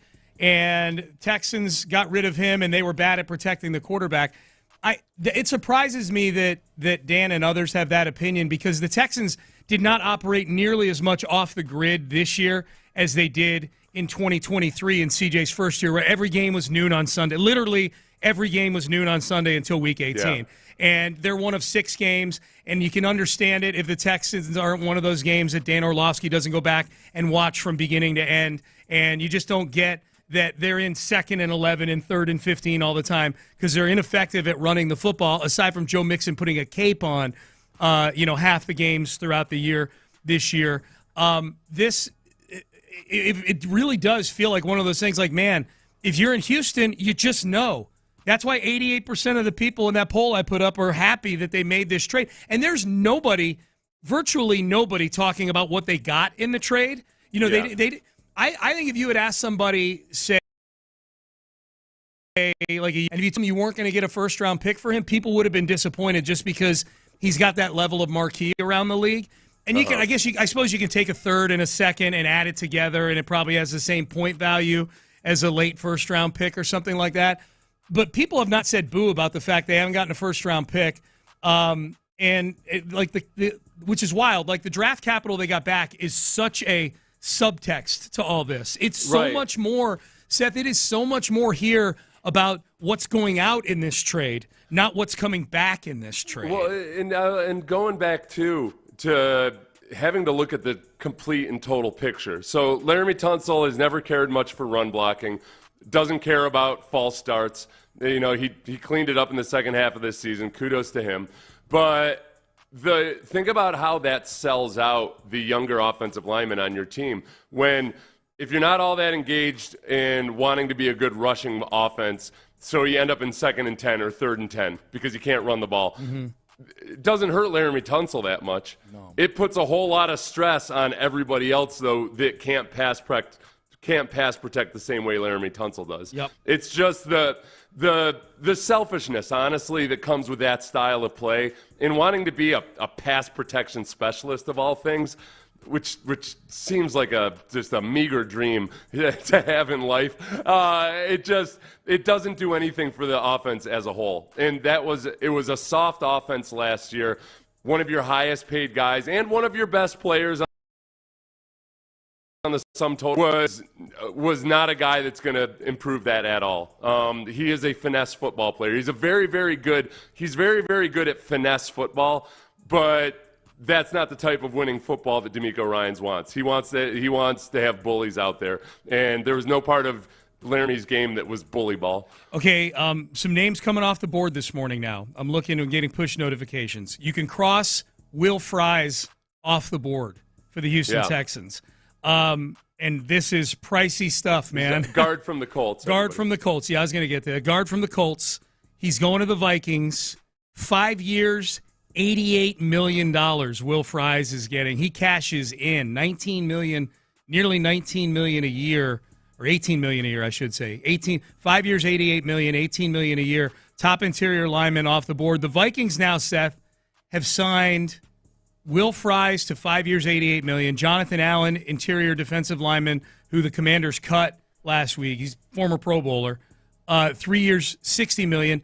I hadn't seen this. I don't know if this happened today or yesterday, but the Vikings also signed Ryan Kelly from the Colts, the center who's been with the Colts for a while now. 2 years, $18 million to Ryan Kelly.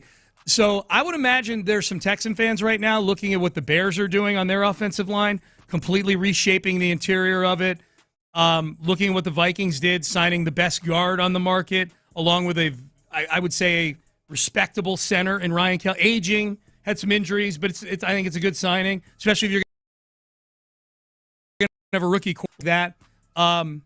Where Texan fans, even the ones who are excited about Laremy Tunsil getting traded, are like, okay, let's go. We need some offensive linemen here. You know, I think this is the part that's not going to be appetizing, and I get it, and it's hard.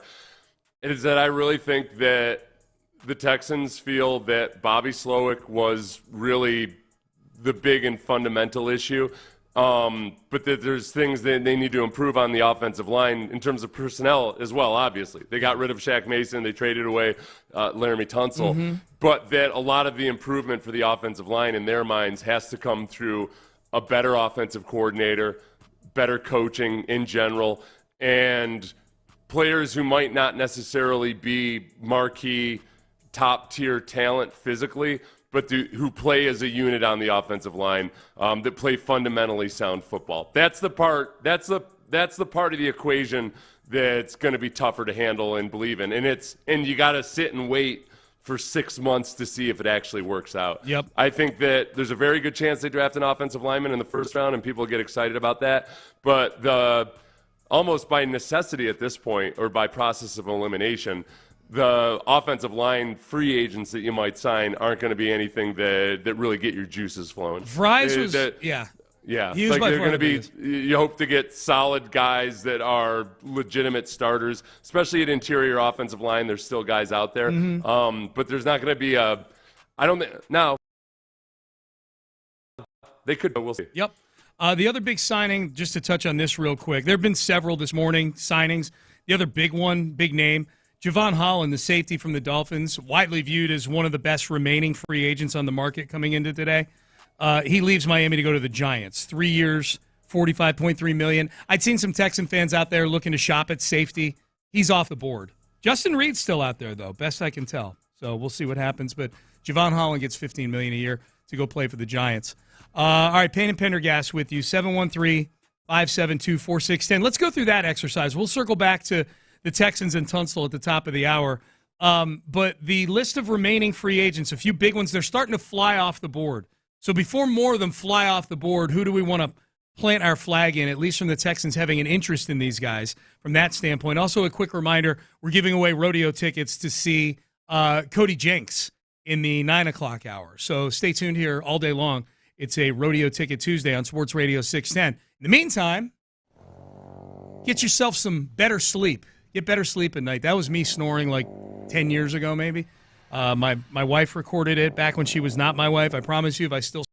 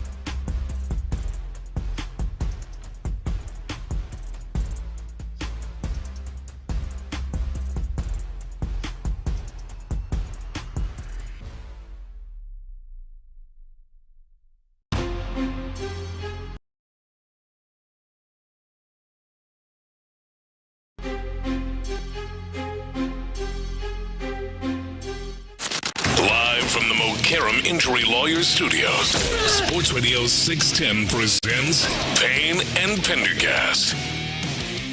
All right, good to be with you, Payne and Pendergast. We'll circle back to the Laremy Tunsil trade at the top of the hour, man. You guys, a lot of people weighing in on this. Big deal. Laremy Tunsil to the Commanders for a bunch of draft picks. We'll talk about that. Remaining free agents, some of the big names coming off the board today. Jonathan Allen to the Vikings, Will Fries. Jonathan Allen, former defensive tackle with the Commanders, to the Vikings. Will Fries, now former Colts guard that a lot of Texan fans, I think probably in a perfect world with no salary cap, would love to have play guard for the Texans, but he gets a huge deal. Like that is he's getting almost as much as Quentin Nelson, his former teammate, is getting to play guard. That's for a guard, man. That's 19 million a year is pretty sweet.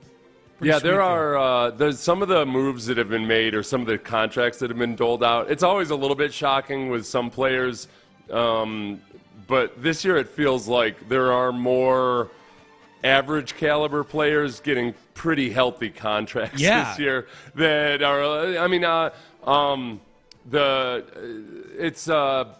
Why am I blanking on his name? The Texan safety that went to the Jaguars. Eric Murray. Thank you, Eric Murray. My goodness, it's been a rough morning. I think it's because I'm so amped up about the Tunsil trade. Up about the departure of Laremy Tunsil. It definitely is what it is. Yes, Eric Murray got go. Hey, they got that bright young GM, the wunderkind, that loves buzzwords and whatnot. He's talking about his modes of operation and his refining the ecosystem and everything else like that. This is a big part of it. Behold, I present you Eric Murray. How much, Magnificent Gladstone? Only $7 million a year. I made him appear out of the thin air. He might be the first GM that'll actually say the cap is a myth. The salary cap is a myth. It isn't real. I'll make it disappear. Don't worry. Just like David Copperfield made the Statue of Liberty disappear. I saw that in my youth. That was real, right? Anything is possible. If you believe in magic, all you have to do is believe. Behold. I guess the biggest name that people around the league are watching today is probably Aaron Rodgers. There's scuttlebutt. Let's do this. Come on, Aaron. Give me some action. What do you think? Give me some of that sweet Rodgers action. What do you think about a marriage of Aaron Rodgers and Mike Tomlin? Mike Tomlin isn't the question I have. Mine is Arthur Smith, the offensive coordinator. Because Arthur Smith, he's not known as a guy that's got a high emotional intelligence quotient necessarily. He's just kind of just draw up these plays and you guys run them. Mm-hmm. Now do it. Mm-hmm. And he's done. Look, when he was in Tennessee, he did a great job so he's a great offensive coordinator in Tennessee. Yeah. As a head coach in Atlanta, it turned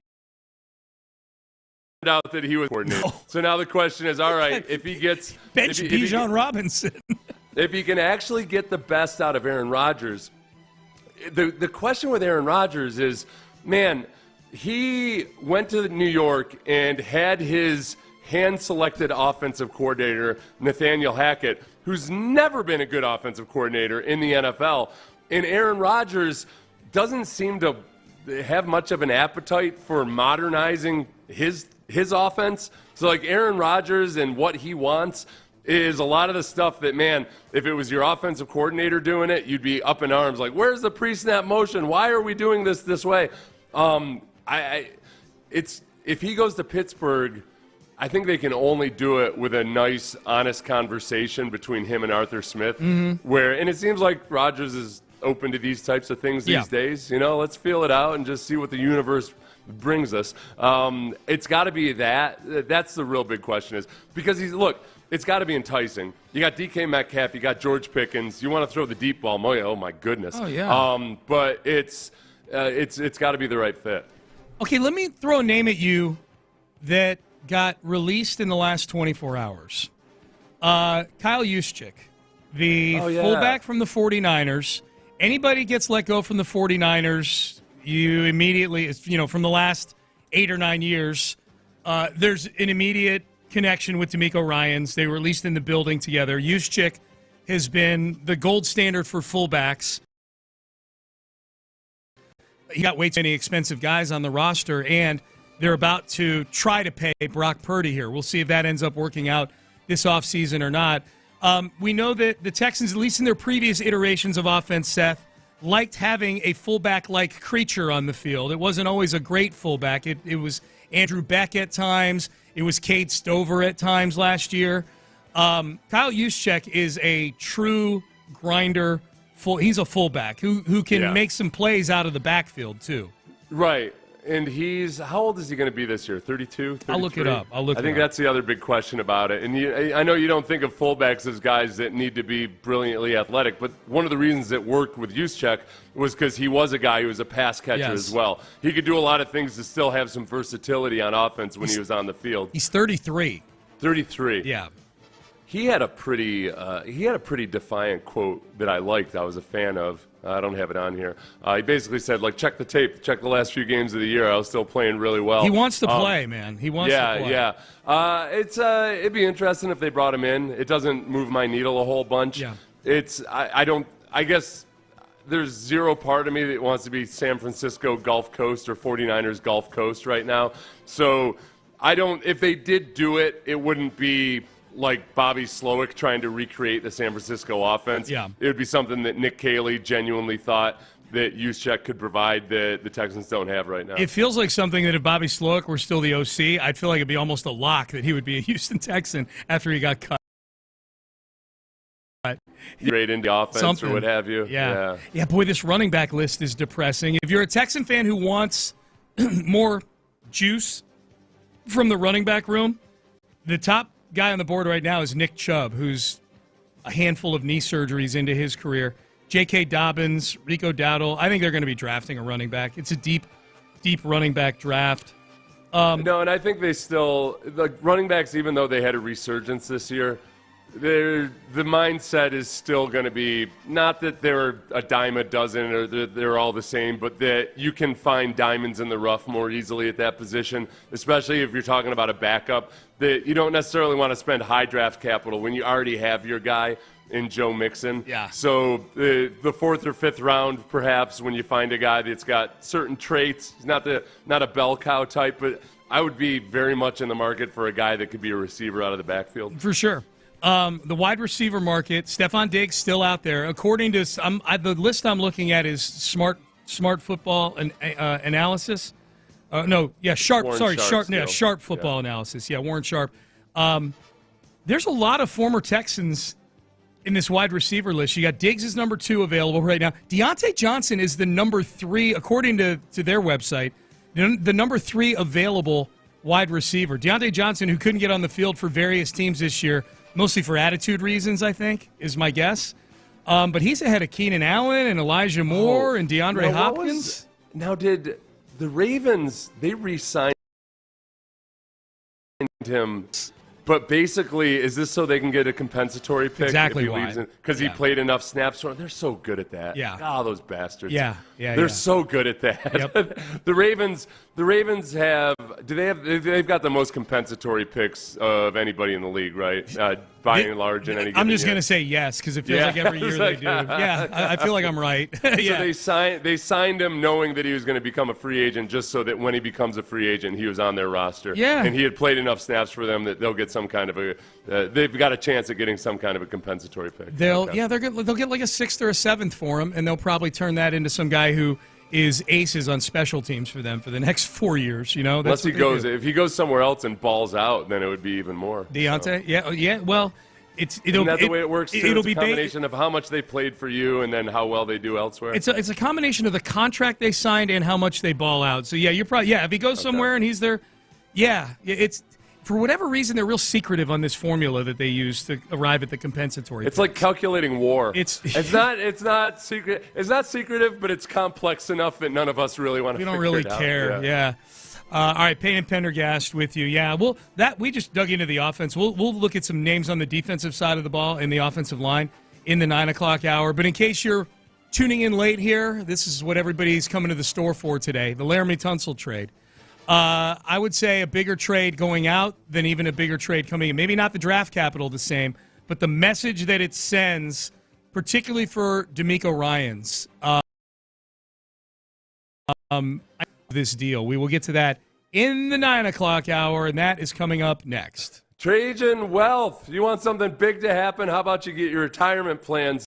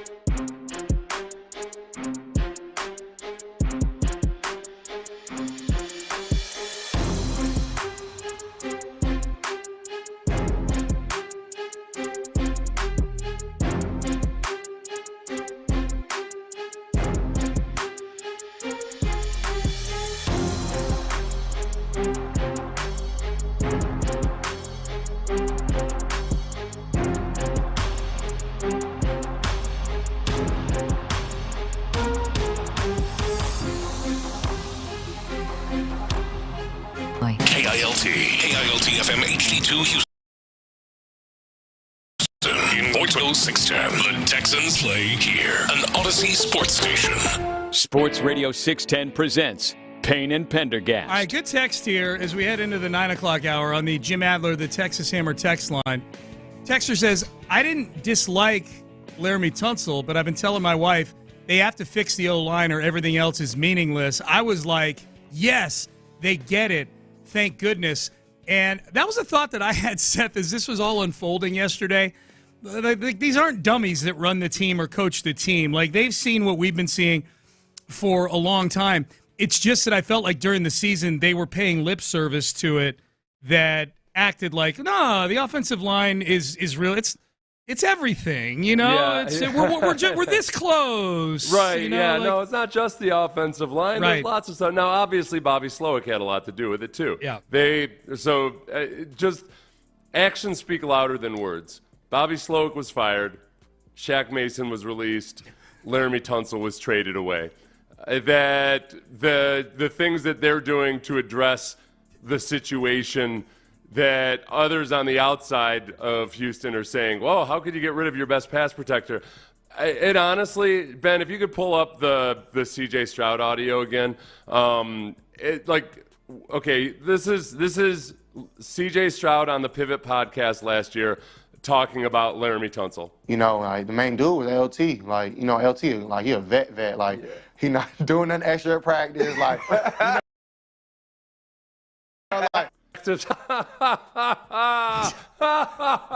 guy.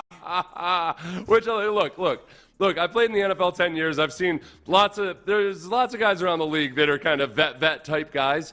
But you have to go back to D'Amico and think about that SWARM acronym that he lives by. Yes. Special work ethic, and relentless mindset. And you think about some of the better players on this team that have a workaholic mentality. Derek Stingley is out there before practice, after practice. He's a younger guy, sure. Oh, Danielle Hunter, Jerry Hughes, guys like that out there before practice, after practice, working with the younger guys. Stephon Diggs, last year, I would say he was SWARM. He was always working with somebody, doing this, doing a little bit extra all the time. Special work ethic and relentless mindset. It's not just a placard that some coaches put up on the wall because it's a good speech in training camp. That is his religion. That's his football religion. Special work ethic and relentless mindset. And meanwhile, you've got your young, impressionable quarterback talking about what he thinks a vet is, and that's Laremy Tunsil. That it's unacceptable. If you're going to be true to your word, you know, if your football religion is special work ethic and relentless mindset, you can't be making excuses for somebody in your congregation just going out and, you know, living like a wild man. And you got to believe it. You got to be like a fundamentalist in terms of your football religion. And it's, you know, people can say all they want. They're like, well, no, he was fine. He was well liked in the locker room. Yeah, that's an issue. Yeah. When the guy that's the highest paid and when, he's not a jerk or an a-hole or anything, that's an issue in terms of leadership by example. That's when it's the offensive line, the position that is supposed to be the most blue-collar, the most selfless, also has the highest paid guy who has more false starts over a 5-year period than anybody else in the league, which is selfish in and of itself. Yeah. That's not leadership. No. That's a bad example. Yeah, and that he's getting voted a captain each of these seasons is a huge red flag. Right, yeah, the fact that his players, the fact that his teammates vote him a captain, that's a problem. That's not an endorsement. That's not just liking a guy. That's liking a guy to the nth degree. And having a bad understanding of what kind of football player you have as a leader and who you should want to be. Yeah. It's just, and look, it's reflected on the offense, not just because of Laremy Tunsil, but there's no part of that offense, save for several guys, where you feel like, oh, yeah, that guy knows what SWARM is. Right. Very few of them. Very few. And they need to bring guys in that demonstrate that example. Yeah, we've had people texting in, and I've seen on Twitter, too, what's the comp with the Hopkins trade here? And I would say the only The only similarity with the Hopkins trade for me,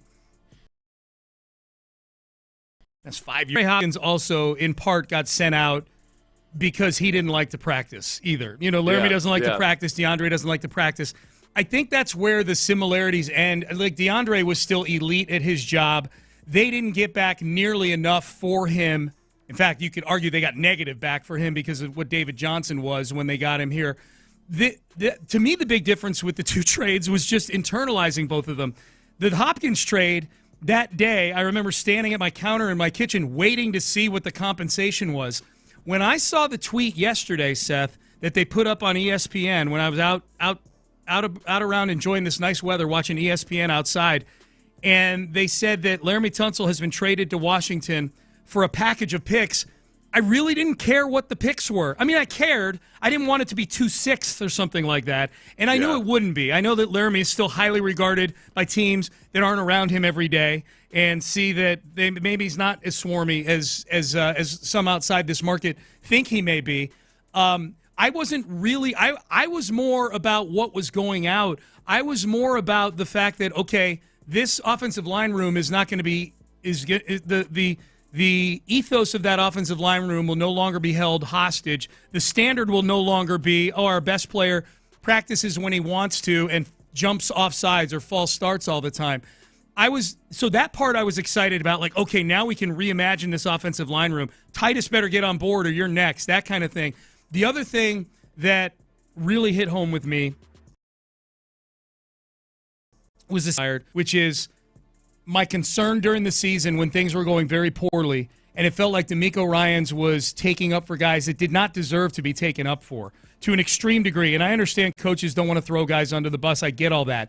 That offensive line was going to get C.J. Stroud killed at one point during the season. Be angry about it, please. And I'm sure DeMeco is. He's better at containing his anger than maybe I am or you am. But real quick, my big question was, could he make this? Like, will he make these hard types of decisions easily? And he did. Like, he fired Bobby Slowick 3 days after the season was over, and he's working with Nick right now to do a complete overhaul of this offensive line. Well, and to get back to the question you started that with, how do you compare this to the DeAndre Hopkins trade? Yeah. The biggest thing that whether no matter how you feel about either of those players, DeAndre Hopkins or Laremy Tunsil, the compensation was appropriate in this one. Mm-hmm. This is the big drastic thing about the DeAndre Hopkins trade was it felt very much like Bill O'Brien just wanted to be rid of him no matter what. And it was awful, awful, awful compensation when the rest of the league wasn't even aware that the Texans were trying to trade DeAndre Hopkins. It was very poorly executed. Yeah.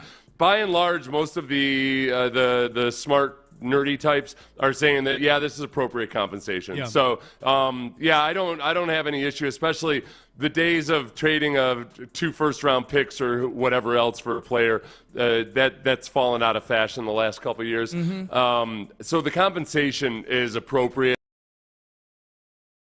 as opposed to drastically wrong. Yeah, I'm happy with the compensation. A few texts on the Jim Adler, the Texas Hammer text line. CJ would get his ass handed to him because of the O-line, and then none of those fat bastards would come pick him up or help him up. They're too tired. Yeah. They're like, I got to go clubbing later. Remember, got Coachella tickets. As long as we're bringing up Laremy Tunsil's greatest hits on this day in which he's being sent out of town. Remember the Denver game, CJ's rookie year, where CJ went nose to nose with Alex Singleton, and it turned into a bit of a shoving match, and all the offensive linemen came running over except for.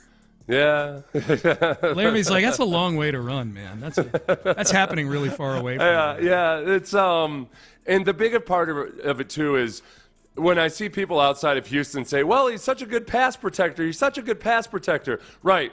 But he's not a good run blocker. No. He tried. He had a little stretch this year where it looked like he was okay. He made some progress as a run blocker, but even then it was still a lazy version of run blocking. Whenever he had a chance to just kind of pivot on somebody and seal him off, instead of reach him, he would take the easy way out, and defenses started to game that. That's why his stretch of good run blocking was kind of short-lived, because defenses started to figure out, outside zone's going to get turned back in because Laramy's just going to wheel on a guy, not get marked down on the run grade for that play, and then we'll just wait and see. that if you can't run the ball on first or second down, you end up in second and long. You end up in third and long. And that doesn't hurt Laremy Tunsil's pass protecting. It hurts your team because you don't have good pass protectors elsewhere. Yeah. So it's you can't just say, oh, it's a modern NFL, run game doesn't really matter that much. It matters if you're awful at it. It matters if you're atrocious at run blocking. Because even when Joe Mixon would have good days rushing, there would still be way too many instances and plays and series in which he got tackled for a loss.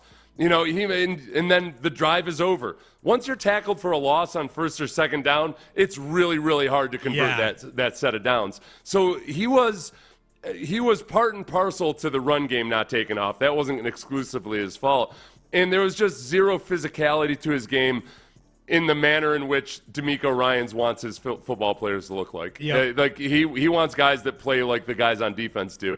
And you can't have the bell cow in terms of contract on offense being the guy who cares least about physicality. I agree. I totally agree. Now, that said, if you want to kind of contextualize the urgency with which they need to act now, both in free agency and the draft, I'm guessing, Seth, if they were to have to play a game today, as far as what's in the building right now on the offensive line, if they had to play a game today, I'm just going through this in my head and looking at the depth chart. Your starting offensive line, as of right now, it's obviously going to change, but just to contextualize, would probably be left to right, Blake Fisher left tackle, Kenyan Green left guard, Jarrett Patterson center, Juice Scruggs right guard, and Titus Howard at right tackle. Yeah. You got to find guys. Right, they've got better play out of those guys. Yeah. I'm more optimistic than I know the vast majority of people are about the potential for some of those guys to be better next year just by hopefully having a better offensive coordinator. Mm-hmm. We don't know if Caley's going to be a better offensive coordinator or not until he does it.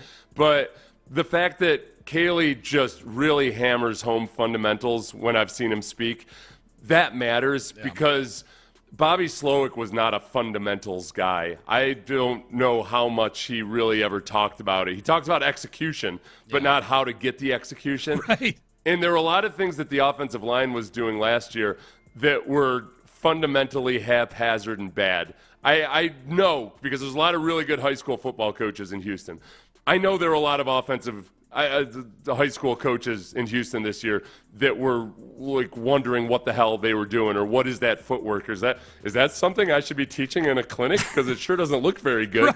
Right. It was bad. It was really, really bad. Yep. So the assistant offensive lineman, Cole Popovich, offensive line coach, is now your head offensive line coach. Yeah.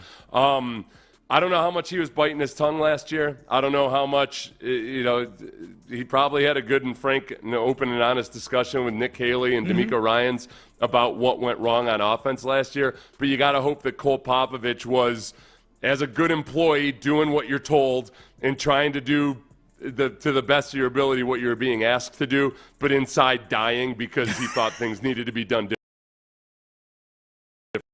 Yeah, it's well on their way to something that looks a little bit more like what he wants to coach. Yeah. When Cole Popovich was named the assistant coach, I saw a lot of people say, "Well, why didn't he do something? Why didn't he speak up?" You gotta think about this the way a hierarchy like a football team works. It's that you're an assistant offensive line coach. You are low man on the totem pole. It's right between the quality control assistants and the actual assistant coach. That's you. You can make suggestions. You can maybe diplomatically suggest things depending on what the personality of your coaches are, but there's only so much you can do. You gotta hope that Cole Popovich was the classic guy who was like, "Oh boy, I'm gonna be good. I'm gonna be a good soldier. I'm not gonna say a damn thing, but I would do things differently." Yeah, you can't take the wheel. You're riding shotgun. You can't take the wheel. Sorry. You can suggest. It's not the way. Yeah, show me all of the young lieutenants that ascended to general by telling their colonels they were idiots for the way they were doing things. Thank so you just gotta. There's a chain of command that you gotta follow. Larry's in Stafford. I'm guessing has thoughts on Laremy Tunsil. What's up, Larry? What's going on, gentlemen? I just I really had to get in here today to tell y'all that. My excitement level when Laremy Tunsil ass was shipped out of Houston yesterday, it it almost mirrors the day the franchise was named to come to Houston. And I'll tell you why. Laremy Tunsil was an albatross in that building over there. And I don't give a damn about all the dudes in the locker room talking about he was a great dude and all this other stuff. Tunsil was probably one of the most selfish football players I've ever seen.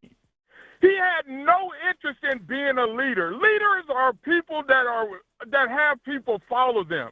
And when Laremy Tunsil was out on the field and playing football the way that he was playing football, the rest of those dudes looked as passive as he is. And the fact that Nick and D'Amico realized that they had to change that whole attitude on that offensive line, because if we were going to go anywhere as a team, it had to be with removing that Astrodome, which I call Laremy Tunsil. You get his ass out the building and send him to wherever you want to send him, and you allow that locker room to become rejuvenated, because now there's going to be a completely different energy on that offensive line. We watched Laremy Tunsil try to run block for 5 or 6 seasons, and we're just like, well, all this PFF grades saying that he's the best pass rusher, pass blocking dude, and we're watching this dude have dudes run stunts on him, and he's looking around trying to figure out how to fix his gloves. It was about as frustrating as it could possibly be, and the compensation that we got for him was well within line. Don't even compare it to that DeAndre Hopkins, because the only name you have to mention in that DeAndre Hopkins trade was that sorry-ass number 31, Donald David Johnson. We are in a better place right now because the Houston Texans understand that if you're going to play football, you have to be stout in the trenches. Fellas, I was so happy yesterday because it just finally made sense to me that D'Amico is a prime man, because you have to do stuff like that and get those kind of dudes out of your locker room so that you can put the kind of foundation in place. And if that offensive line is going to do anything, they better protect my quarterback. And D'Amico and Nick understood that, fellas, and I appreciate it, Larry. You know what would be fun is if they traded Titus to Washington also. And then the Coachella twins will be back together again. Washington can get a real taste of what skinny jeans on O-linemen are like. Cliff Kingsbury's probably thrilled. Right, I know. Like, oh, man. That's what I said earlier. I feel like Laremy kind of will vibe with Cliff a little bit. You know? Yeah, they can be trading EDM playlists and everything. They'll be good. Yeah, good, yeah. Man. That'd be good. Give him Titus, too, man. As long as we're at it, just ship him Titus for a 6th. Take his salary. Just throw another 6th. You get the. It's look. I don't need to try to. I don't want to even make it about personal this or that or like anything, character flaws or whatever.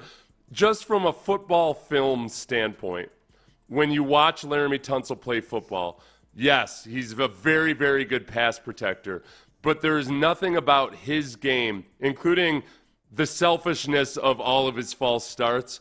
There's nothing about his game that personifies the type of player that D'Amico Ryans wants. And leadership by paycheck is a thing in the NFL. When you've got young players that want to be regarded as one of the best at their position, and they want to make a boatload of money and they get that second contract every day, is a guy that just kind of cares about one aspect of the game. It doesn't do anything extra. It embodies zero of the swarm, special work ethic, and relentless mindset that D'Amico Ryans lives by. It's bad. It's a bad example for the position group that is still, despite everything that's changed in professional football and the way players are more encouraged to express their personalities, all that. That's the position group where you want old school guys that are selfless, that care about their teammates, that don't blame the damn center for their own false starts. Yeah. Like, how many different centers did he blame for false starts by insinuation over the years? However many they've had over 6 years. And it only ever seemed to be a problem for Laremy. Yeah. None of the other offensive linemen had an issue with the center and the snap count. Dude. But somehow Laremy, the best offensive player, or best offensive lineman, couldn't figure out it was the center's fault. Garrett, like you just can't do it. Garrett from Houston Stressens has a cut up. I think it looks like, I didn't get through the whole video, but it looks like it's all of Laramy's false starts. At least from the Vikings game, which was a lot. And the very first one, man, or it might have been the second one. That there's more than one that I have to remember is an indicator of the problem. But there was one, and you know a false start's coming because that's what the gist of the video is. he's leaning backwards the whole time. You know what I mean? Yeah. Like you can just tell. You can tell because you know a false start's coming. You're dialed in on him, and he looks like he's about to tip over. And like, oh, here it comes. And then all of a sudden, he just can't hold himself anymore, and he just basically just falls backwards into a full drop step on either side of the football. Like he was a football version of having bubble guts and just trying to get to the toilet on time. It was just, it's about to blow. It's about to blow. Here it goes. Oh. We're giving away rodeo tickets in the next segment, so be listening for that. There is one big release that we are counting down on here in my mind still as a Houston Texan fan. We'll tell you who it is coming up next. Oh, we sure will, Sean. I'll tell you another thing we'll do.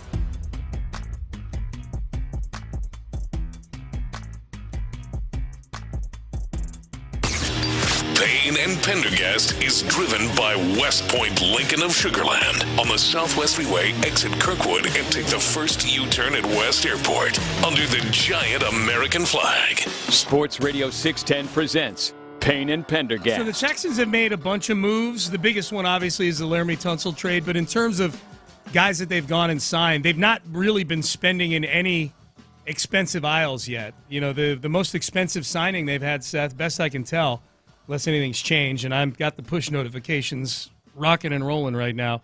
The biggest signing they've had is Sheldon Rankins, 1 year, $7 million. Everything else seems to be in that $2 million to $5 million range. Yeah, and it was a big move trading Tunsil. Obviously, that's the biggest move. Yeah, that's by far the biggest move of the offseason. And it's, subtraction, maybe addition by subtraction in the long term. Obviously, that we're pretty much unanimously in Houston, at least 87% of Sean Pendergast followers think that this is a really good trade. I agree that it's if you want to fix that offensive line room, it's more than just about swapping in a player here or there. It's about, A, the offensive coordinator, and can he be better than Bobby Slowick was? And B, can you actually take on the D'Amico mindset? Yeah. Can you have a swarm mentality? Can you be more like, for people pointing out that, hey, he was actually well-liked by his teammates. They voted him captain. Yeah. Right. The offense, usually the offense votes for the offensive captains. The defensive players don't vote for the offensive captains. Mm-hmm. Those guys on offense don't know what the hell good football looks like. No. They don't. They were a soft offense last year. Especially the young ones. Yeah, a guy who's really good at playing finesse football is not the leader that I want or need to be an example for the younger players. There was nothing about that offense that was tough or physical or, for large swaths of the season, all that good. Yeah. So I don't care what the players on the offense think. Find out who voted for Tunsil for captain, and then get rid of them. We need their votes publicized. Yes. This is like ripping off a Band-Aid, but you got paid to rip off a Band-Aid. Like, Tunsil's gone. Oh, here's 4 draft picks. And it's almost like also they paid off a couple of your credit cards. That's the cap space, by the way, Tunsil's gone. The offensive line can move on. You don't have to pay his salary anymore. You're saving a bunch of money. Oh, and here's a second, a third, a fourth, and a seventh. But the draft picks, immediately you think, okay, no, maybe they'll trade up for an offensive tackle in the first round. Maybe they've got plans on doing that. But it does also give you, potential for trading for an active player right now. Yeah. And when the dust clears from free agency and you start to see some of the moves that have been made, there might be some teams that look at it and think, well, and it might happen quickly because some of these teams have to create cap space. Yeah. So in the works for an active player, but also there could be something down the road after the dust really clears. That wouldn't shock me at all. We are counting down to, I think here in Houston, a lot of people, to the release of Cooper Kupp. I don't think does the Christian Kirk trade alter your appetite for Cooper Kupp at all on the Houston Texans side? It does a little bit because Christian Kirk has had injury issues in 2 successive seasons. He was healthy for a good stretch of time, but early in his career he had some injuries too. I don't want to, sometimes that's just bad luck. And a broken collarbone, that might just be bad luck. Yeah. So he's had a couple of injuries in the last 2 years. Cooper Kupp's been injured each of the last 3 seasons. Mm-hmm. He's missed at least 4 games in each of the last 3 seasons. So when you look at an aging group of wide receivers, 2 of whom, and Nico Collins has been injury prone too. Yeah. It dampens my appetite a little bit. If Cooper Kupp was the only addition they had made, then I might have been more reluctant to trade for a Christian Kirk. Yeah. Just because of the injury dynamic. So that's where my hesitancy is there with that. It looks like he's going to get released unless there's a trade that comes down in the next 24 hours or so. They have to wait till Wednesday. The league year officially begins tomorrow afternoon. For whatever reason, they have to wait until then to release him, probably some cap reasons or whatever. But, hey, if he gets released, then whatever contract he was under and whatever draft pick you'd have to give up to get him becomes a moot point. He's just a dude on the street looking for a job. I would do it. I guess the question becomes, what price would that be? And now that you've got another acute need on the offensive line, wide receiver might get muted a little bit in terms of its urgency just because now you got tackle and guard that are both needs on this football team. Yeah.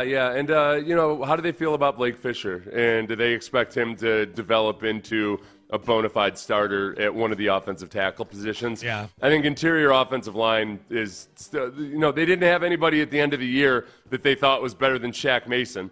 A lot of us figured at some point during that Chiefs game, in the fourth quarter especially, I was thinking, well, just put Juice Scruggs in at right guard. What? Do something. Get him Do out. something other than this atrocity that we're watching unfold in front of us. Yeah. They thought Shaq Mason was the best option at right guard, and they released him. So they've got to do something on the interior offensive line. Okay. I don't like banking on the draft. No. I do like a team to be best player available as much as possible, because that's the best thing for the long-term future of the team. If you go in desperate for an interior offensive lineman, that's when you start overthinking things a little bit. So at the very least, I'd like them to get some of these guys that are still out there that are either bona fide starters or fringe caliber starters, but they're veterans that I'd be cool with. Okay, Seth, you have been momentarily put in charge of Texans social media and Texans game day presentation. You ready for this text? Okay. Jim Adler, the Texas Hammer Texans. Let me get ahead on the Mount Rushmore for the Texans, nor does he get a statue outside the building, but he was a stalwart and a really good player for the Texans.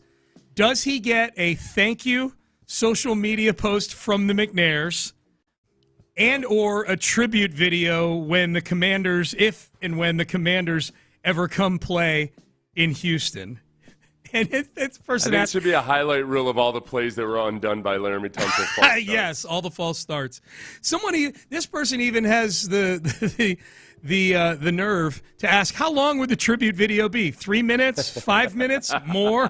Okay, they're just being funny now, I think. I think you should use it strategically and play it during a Commander's offensive drive. Mm-hmm. So Remind because him. Laremy would definitely be be checking himself out. For Start sure. it, keep it running as play is going on. No sound, because you can't do that, but just, so you can. Oh my gosh, dude, can you imagine the Commanders in Houston? How loud it would be when to get him to their jump. offense is on the field. Yeah, With the Texans pass rush, the Texans have created a lot of false starts through a combination at home of the ferocity of their pass rush and how loud it can get at NRG Stadium. Yeah, that would be really, really cool. My dream would be that if there is a new stadium at some point in the next several years, that Laremy Tunsil is there starting at left tackle on day one and commits 12 false starts in the first half. Oh, my God. Oh, my God. I don't think they play the NFC East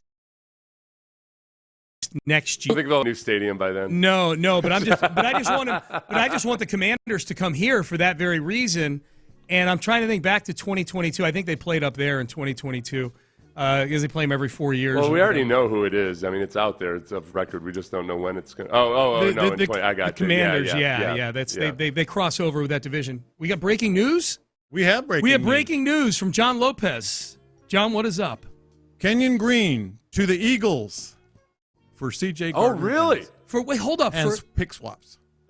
Okay, back up. Okay, say that again. Kenyon Green. Yeah. To that Kenyon Green. To the Eagles for CJ Gardner-Johnson. Who's chippy. He's swarming. CJ Gardner-Johnson. And some pick swaps. Like minor pick swaps? Yeah, fifth or something like that. Fifth for a sixth or so. Okay. I just ran in here as soon as we saw it. Okay, that's something. This is interesting. Okay, so now we talk about how the Texans have acknowledged that they've had to make some personnel decisions. They're wiping everybody out and getting what they can get. Unfortunately, next year. John's got more. Hang on real quick, Seth. Sending a fifth, getting back a sixth. Okay. Yeah. So the Texans are on the short end of the pick swap, but I would say the very much upper end of the player swap there. Okay. Wow. Now, Kenyon Green, I don't have the same level of acrimony for as I do Laremy Tunsil, because he's just a young player that hasn't worked out so far. I wish him all the best. Hopefully, now he's going to one of the best offensive line coaches this century, so maybe they can get the best out of Kenyon Green. That's the angle that I knew you were going to go to first off, because you coached Cornell while you were there, and rightfully so. He's a great offensive line coach.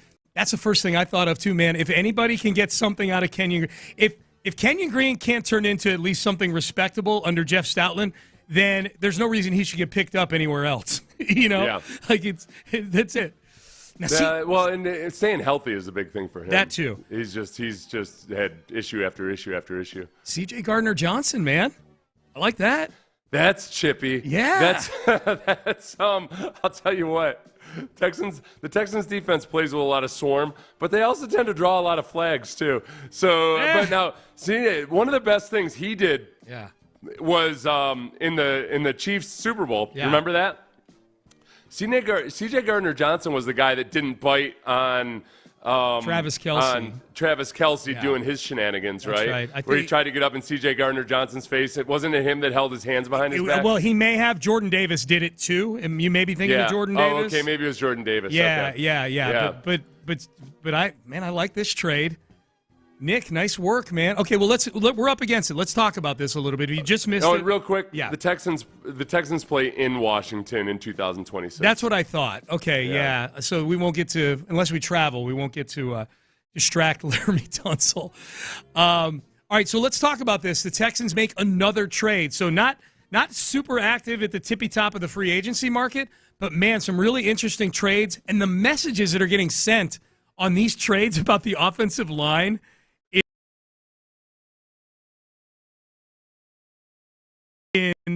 Get to that coming up next. Oh, let's give away rodeo tickets. Sorry, Ben.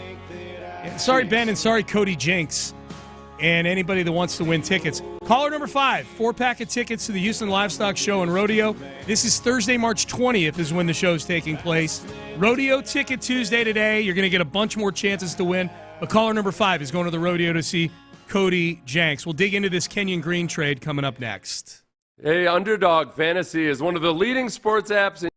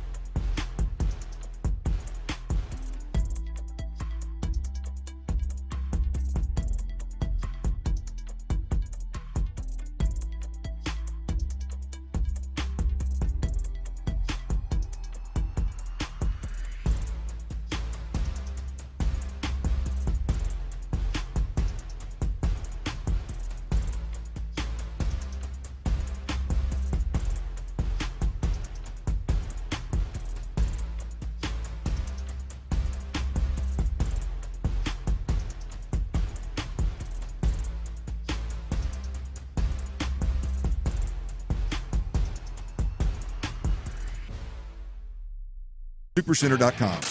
Live from the Mokaram Injury Lawyers Studios, Sports Radio 610 presents Payne and Pendergast. All right, good to be with you, Payne and Pendergast. You know, it's funny, the Jim Adler, the Texas Hammer text line, in the previous segment, I was still kind of paged down to like 20 minutes ago. I was kind of keeping a couple good texts on the screen that I was about to read.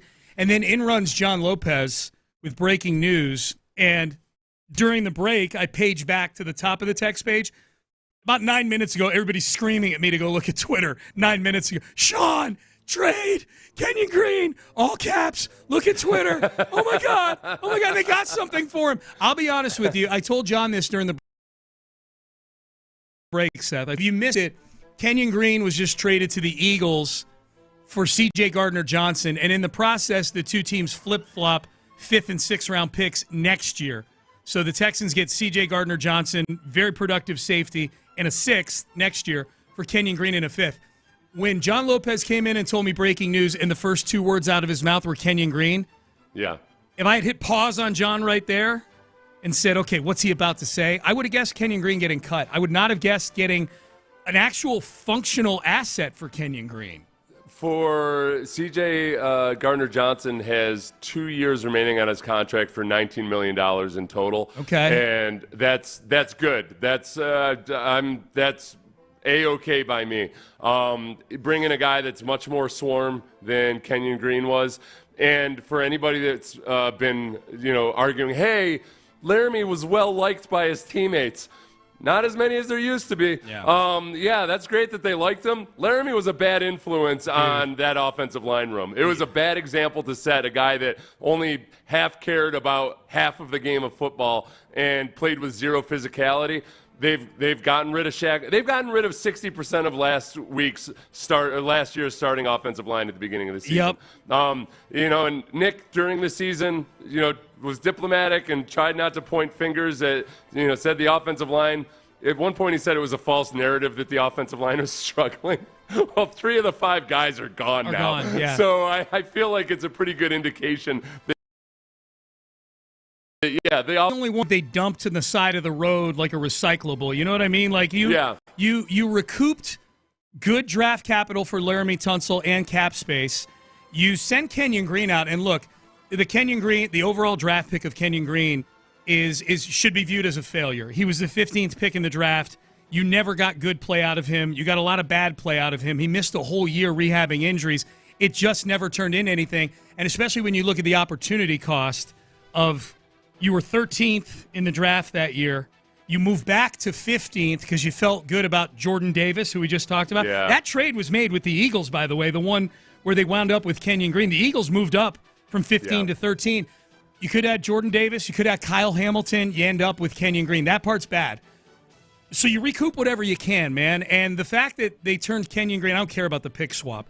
The fact that they turned the last year of Kenyon Green into a couple years of C.J. Gardner-Johnson, who, by the way, on Pro Football Focus, was the 13th rated safety last year out of over 100 safeties. He's a good football player. That secondary with Kalen Bullock coming along the way he has, man, that's good stuff, man. That's really good stuff. Yes. And we saw, as good as the defense was last year, there were too many times in critical moments in the fourth quarter where they had letdowns or there were big plays allowed. The big plays were a big one. So having a veteran back there to play alongside Kalen Bullock is going to be nice. This is really cool. I guess my one, if I gotta try to find the dark cloud in all of this, if you've added another swarm type player to the defense, but then the offense, which has very few swarm type players, remains swarmless as of right now. Well, by definition, you've gotten more swarmy by taking negative level swarmy players out of the mix. Yeah. by Laremy and Kenyon and Shaq merely not being there anymore, you're by definition swarmier than you were before. Your point is well taken. There is a lot of work to do on the offensive line now. Look, scrappy guys can get their butts kicked real hard too, the same way non-scrappy guys can. Yeah. So it's more than just scrappiness. You got to have actual play to go along with it. Nick, if you're listening, don't stop here. Titus, get him out of here. Get all the non-swarmers out of here, man. Titus, see you later. I don't care what you get for him. Get a 6, get a pick swap, get something. You'll probably get more cap space by trading him out of here to go get more good players. As long as you're dismantling the offensive line, dismantle the whole thing, man. Don't half dismantle this ineffective bomb that was the offensive line. Things got mold. Yeah, There's black man. mold on these studs. Yes. I'm still, when it comes to the younger guys, I think one of the reasons you had to get rid of Laremy Tunsil was the influence and the example that he sets. The example that he sets in terms of, hey, this is how a pro operates. Yeah. Where, no, he's a pass protection specialist. He's not. He's like, as much as the people want to put up his pass protection grades, they always leave out his run blocking grades, which they're a little too generous. So it's a bad influence on guys who have potential to be blue-collar physical players like Jarrett Patterson or Juice Scruggs or Blake Fisher.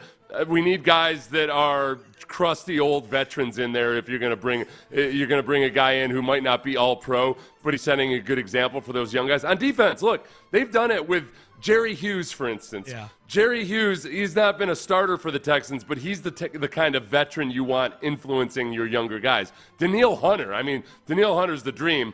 There's not a Danielle Hunter in free agency right now on the offensive line. But those are the types of guys who are really good influences on the younger guy. The offense had Laremy Tunsil. Yes. And it couldn't be more night and day the difference in the way those guys operate on defense compared to the way Laremy Tunsil operates. People are just as excited about this Kenyan Green trade as they were about the Laremy Tunsil trade. I know, and I feel bad about I do too. Kenyan Green's a great dude. I'm sure he's from the area here, but I just symbolically what he represents, I think, is what people are feeling. He's still young, and there's still hope for him. Yeah. He's got to figure out a way to stay healthy. He is going to one of the best offensive line coaches this century in Jeff Stoutland. And they had a reclamation project with Mekhi Becton. Mekhi Becton moved from tackle to guard with the Eagles and had a good season. Remember Kenyon's dad was the one who took a swipe on social media at Chris Strausser. Yeah, so the offensive line so you coach, can't complain about who your kid's coach is now. He's got the best. How much cap space does this clear up? That's a text to the Jim Adler text line. Costs more if Seth's numbers are correct. 2 years, $19 million. Kenyon was set to make about $5 million this year, so they're probably using some of that cap space that they opened up with the Laremy Tunsil, or that they will open up with the Laremy Tunsil trade when the league year begins tomorrow. I'm glad they traded Kenyan Green and got a good safety. But why the Eagles? If we traded him to any other team, he's out of the league in a couple of years. Now he'll be a Hall of Famer for the Eagles. I think realistically, you put all the issues with his play aside. Yeah, he's very, very injury prone for a bigger guy, and has been. He's been injured almost constantly since he came into the league. Yeah, I think that's going to be the biggest obstacle for him. I think Jeff Stoutland can probably do some good things with him, but I'm not overly worried that this is going to turn into some kind of sour grape scenario a couple of years down the line. Nick Caserio is Michael Corleoning the entire offensive line, like the heads of the 5 families in The Godfather. That's from JV Tamales and Katie. That's great. Look, sometimes also when you try to overthink a situation, you might be trying to figure out, this guy in a different environment, he might be okay. Nope. No. You got a tumor in the offensive line room. You just got to lop it all out. Whatever tissue remains. Rip it out. This ain't a chemo situation. We're ripping it out, man. People loving this trade right now. At this point, Titus Howard is gone. A lot of people,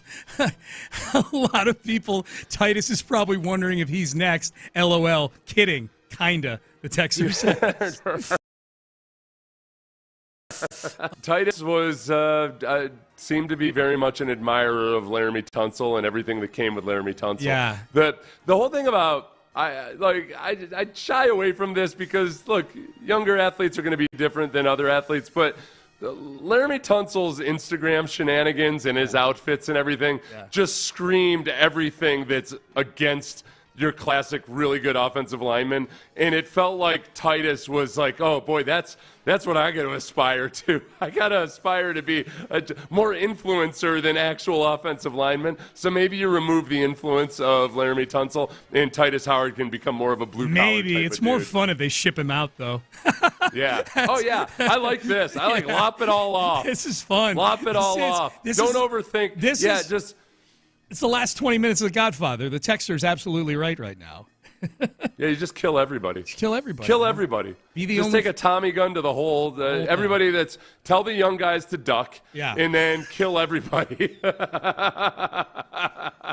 Juice, Jarrett. Hit the floor. Hit the floor, Blake. Tat-tat-tat-tat-tat. Oh, my God. That is great. All right. So, and things are popping. And big thank you to Nick Caserio for executing that trade during our show. That was really nice of him to do. We got the John Lopez run-in. Got the run-in. That's my second or third run-in. Hey, we need theme music for you when you run in here, I think. Like you're running down the ramp on Monday Night Raw. You hit someone with a chair. Yeah. How you guys doing? Oh, I got a smile on my face. I can see before you. Actually, I was thinking, and you may hear this, the Goodfellas scene when Eric Clapton is playing Layla. It's one of the greatest scenes. That's one of the greatest pieces of music in history. Yes. Underneath one of the greatest scenes. Yeah, the bodies are all turning. Yeah, and they got Kenyan Green hanging in a cooler. Kenyon frozen. Laremy Tunsil getting flipped over inside a garbage truck. Yes. Like Frenchie. Yeah. Oh, man. That's what's happening. And by the way, Titus Howard, be nervous. Yeah. Yeah, seriously, you're on notice. Be nervous. Yeah, keep your head on a swivel. How you feeling, Reggie?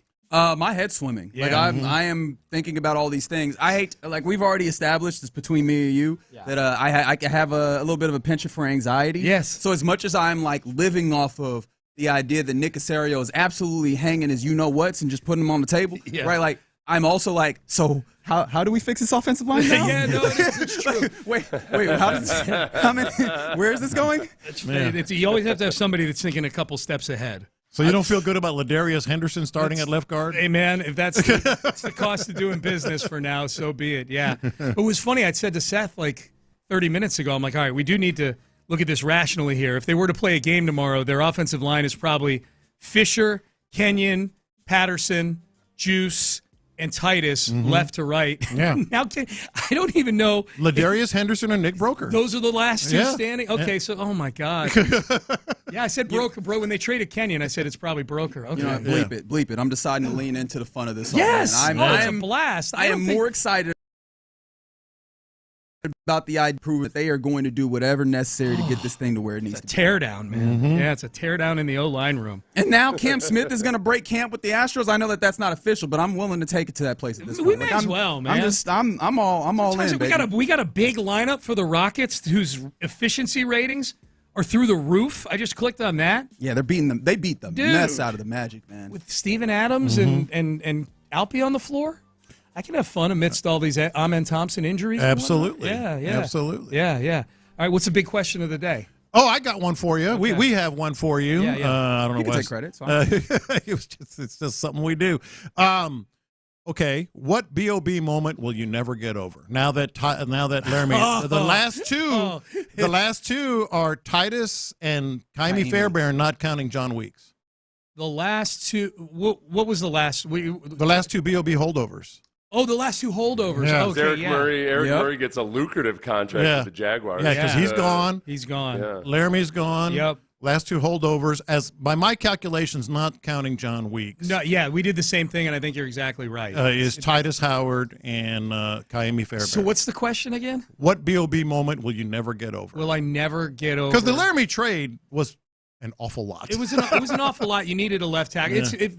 I don't know if I'm making the obvious. Like the DeAndre Hopkins trade is a big one. I think that if you were to put up a poll, I think that would win. But boy, there's a lot of them. There's so many. Well, there's so many that don't involve him even being a GM. I'll tell you one. You suck too. You suck too as a mole. I don't want to. Look, I don't want to thieve your show. Do it. The fake punt in the Kansas City Chiefs game. That was complete. You were winning at that point. With a hurt Justin Reed. With an injured Justin Reed. Then there's the Watt cat. Oh, my God. I'm going to have to listen to all 4 hours today of you guys. We got a lot going on. There's no workout for me. There's no nothing. It's in the loop for 4 straight hours.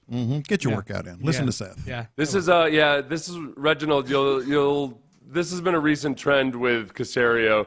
Kind of quiet and underwhelming right when the starting gun fires, but then the second day things get really interesting. Yeah. So I would expect at least one trade in the next 2 or 3 days.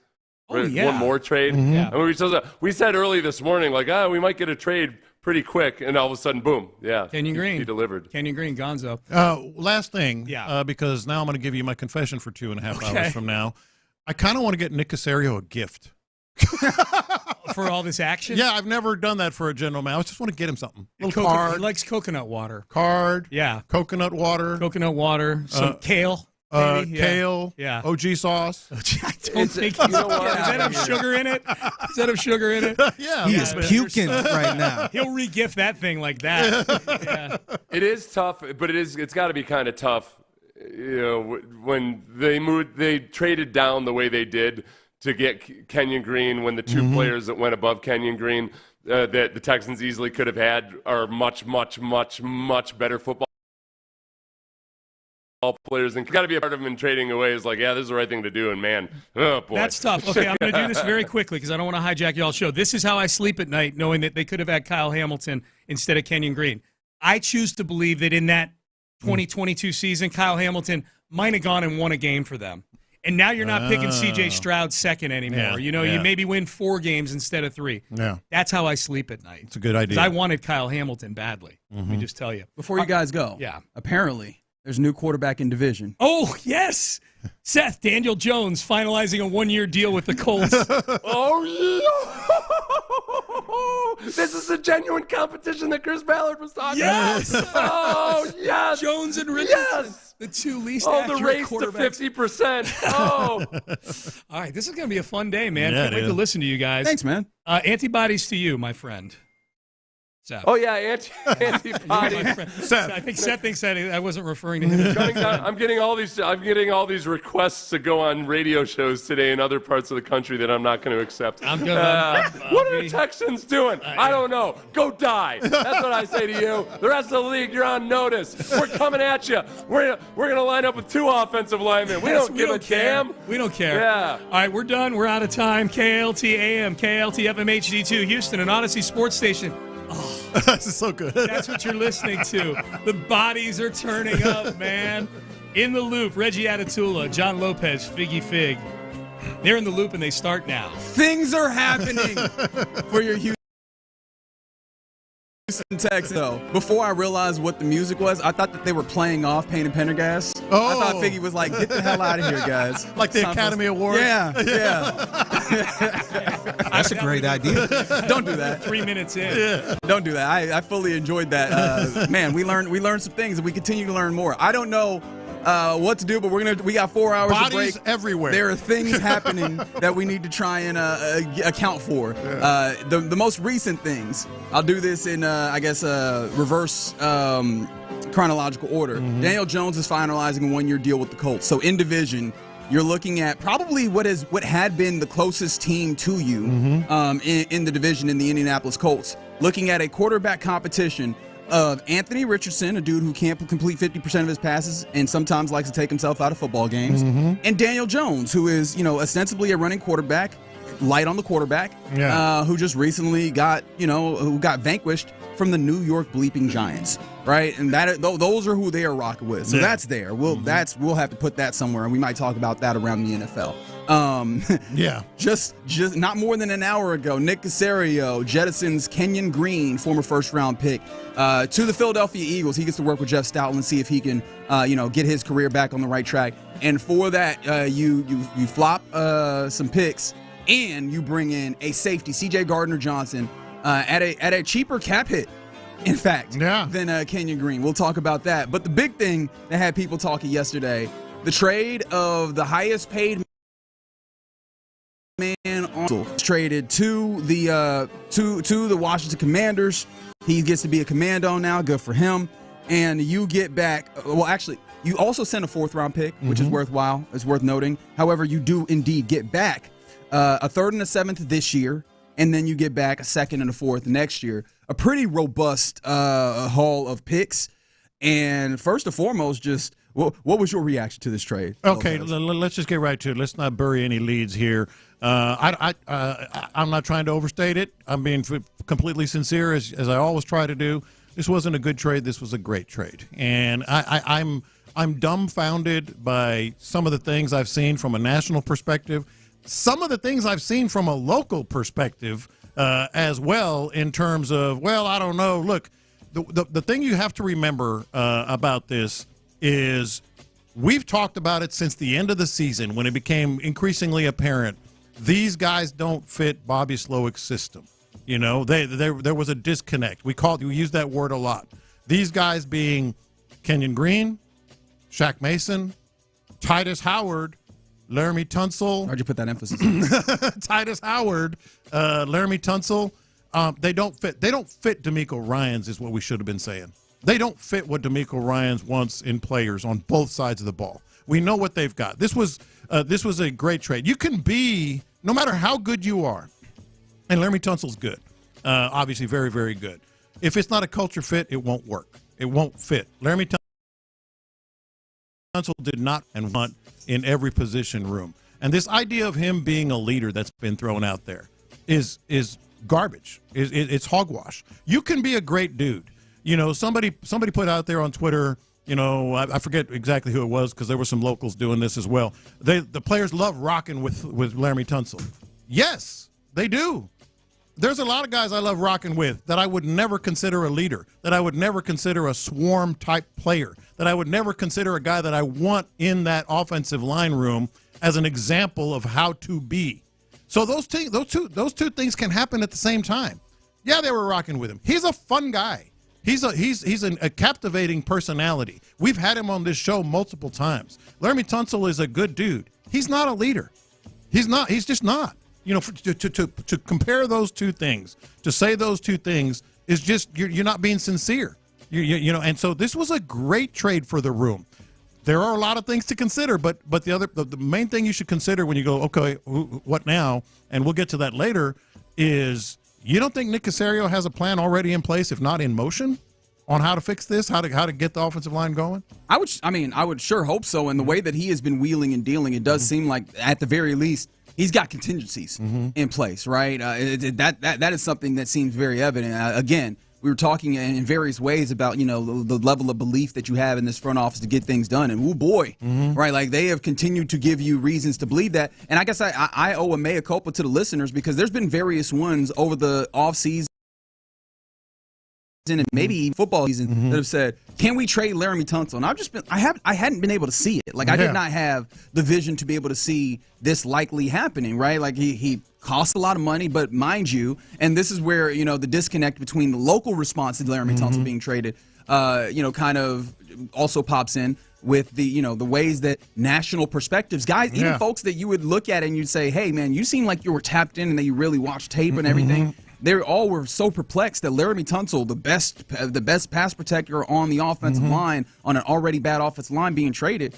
You look up and I figured that you look at it as you're trying to fix it. Yeah. And yes, there is false start issues, continual false start issues. Yes, he was not good enough in the run blocking aspect of it. And sometimes you wondered how committed he was to the idea of run blocking. But it's still, I was like, that still feels somewhat like foundational. It still feels like, are you willing to give up what you know in the pass blocking for the uncertainty of trying to figure out something beyond that? And what's apparent is that the standard is the standard. That's something that's a direct quote from DeMeco Ryans, and it's one of those things that you wonder if it's kind of one of those coach things or one of those things that just in general life, right? Somebody in a position of power has standards. However, it goes to a point, right? Standards up to a certain point. We could talk about this in an entirely different way when we see, you know, players get in trouble with the law or what have you, or if they're hassles to some degree. You look up and you go, yeah, but he is so good, right? Look, there seems to be no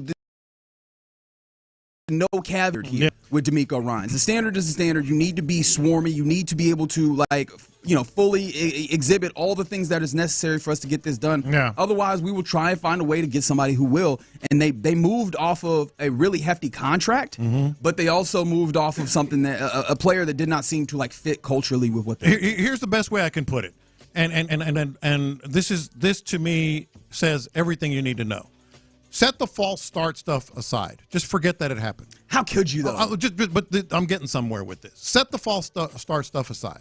Set the run blocking stuff aside. Their stated goal is that their number one priority is to protect C.J. Stroud. and they got rid of their best pass blocker. That's all you need to know about his fit here. Well, unless you think that the dudes running this are idiots. Because that is something.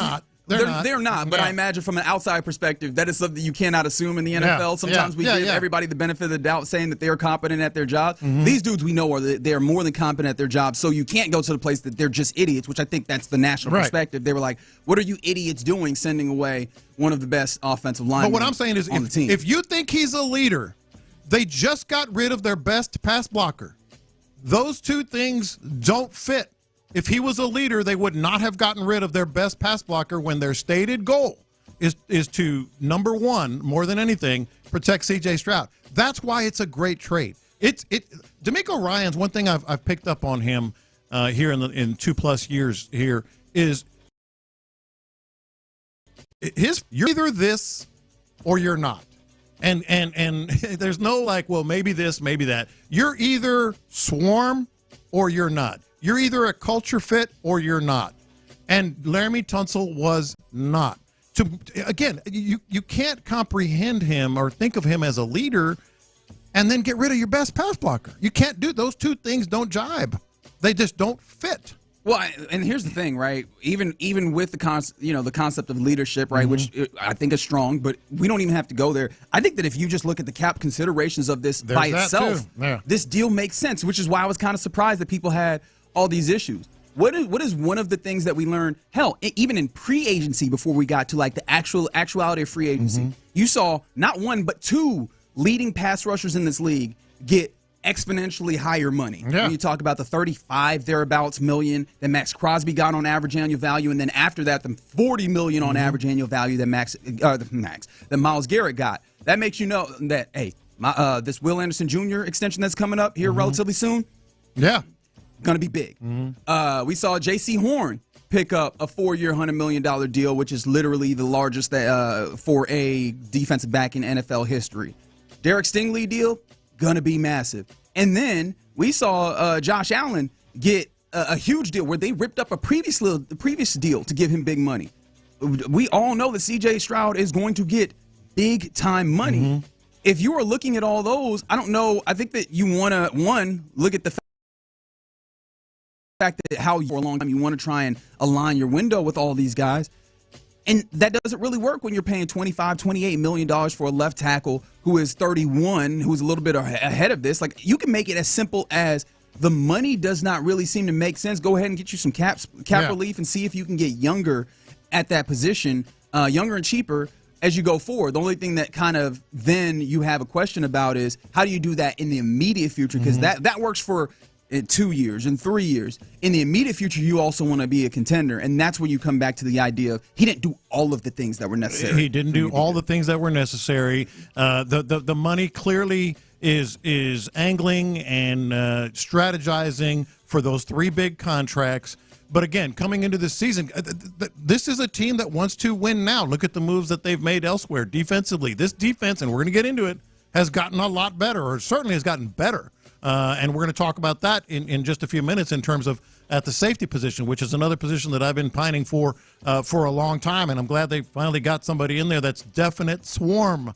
And we'll get to that. But when you look at Laremy Tunsil and you talk about Laremy Tunsil, it is a loss in terms of the here and now, clearly, even no matter the lack of leadership, lack of swarm or whatever. But you don't think Nick Caserio already has the next 2-3 moves planned? Of course he does. And it's going to make for some very big decisions now and in the draft for sure. I like that you have Nick Caserio as Batman, right, who just on his tool belt has plans for all the other superheroes in case they get out of line. Like, you know what I mean? Like Batman tonight, just in case Superman gets out of line. You were like, you have it to where Nick Caserio's like, should we need to move off from this left tackle? I got this step and that step. Should Eric Murray get an exorbitant deal to the Jacksonville Jaguars? We will trade this offensive guard that we probably can't play, right? And in the last year of his deal, should we not extend him or pick up that 5th-year option for a safety who won a Super Bowl this past year, led his team, his Super Bowl winning team in interceptions, and is swarmy as hell? If you didn't hear that, we'll talk more about that here coming up. Kenyan Green is on his way to the Eagles as C.J. Gardner-Johnson, previously of the Super Bowl champion Eagles, will make his way to Houston. But yeah, man, it does seem like, dude, even if he does not already have those things in play, it feels like he's moved nicely, responding to the stimuli, responding to what has happened out there. And as of right now, this has been I think all of the logic in the moves have made sense. You just got to stick the landing, because I think the big question you still got the bodies you got to get. Yeah, the big question I have is, oh man, the defense looks like it's going to be tough. We'll talk more about that, right? It looks like you're setting yourself up to be able to answer some questions at wide receiver.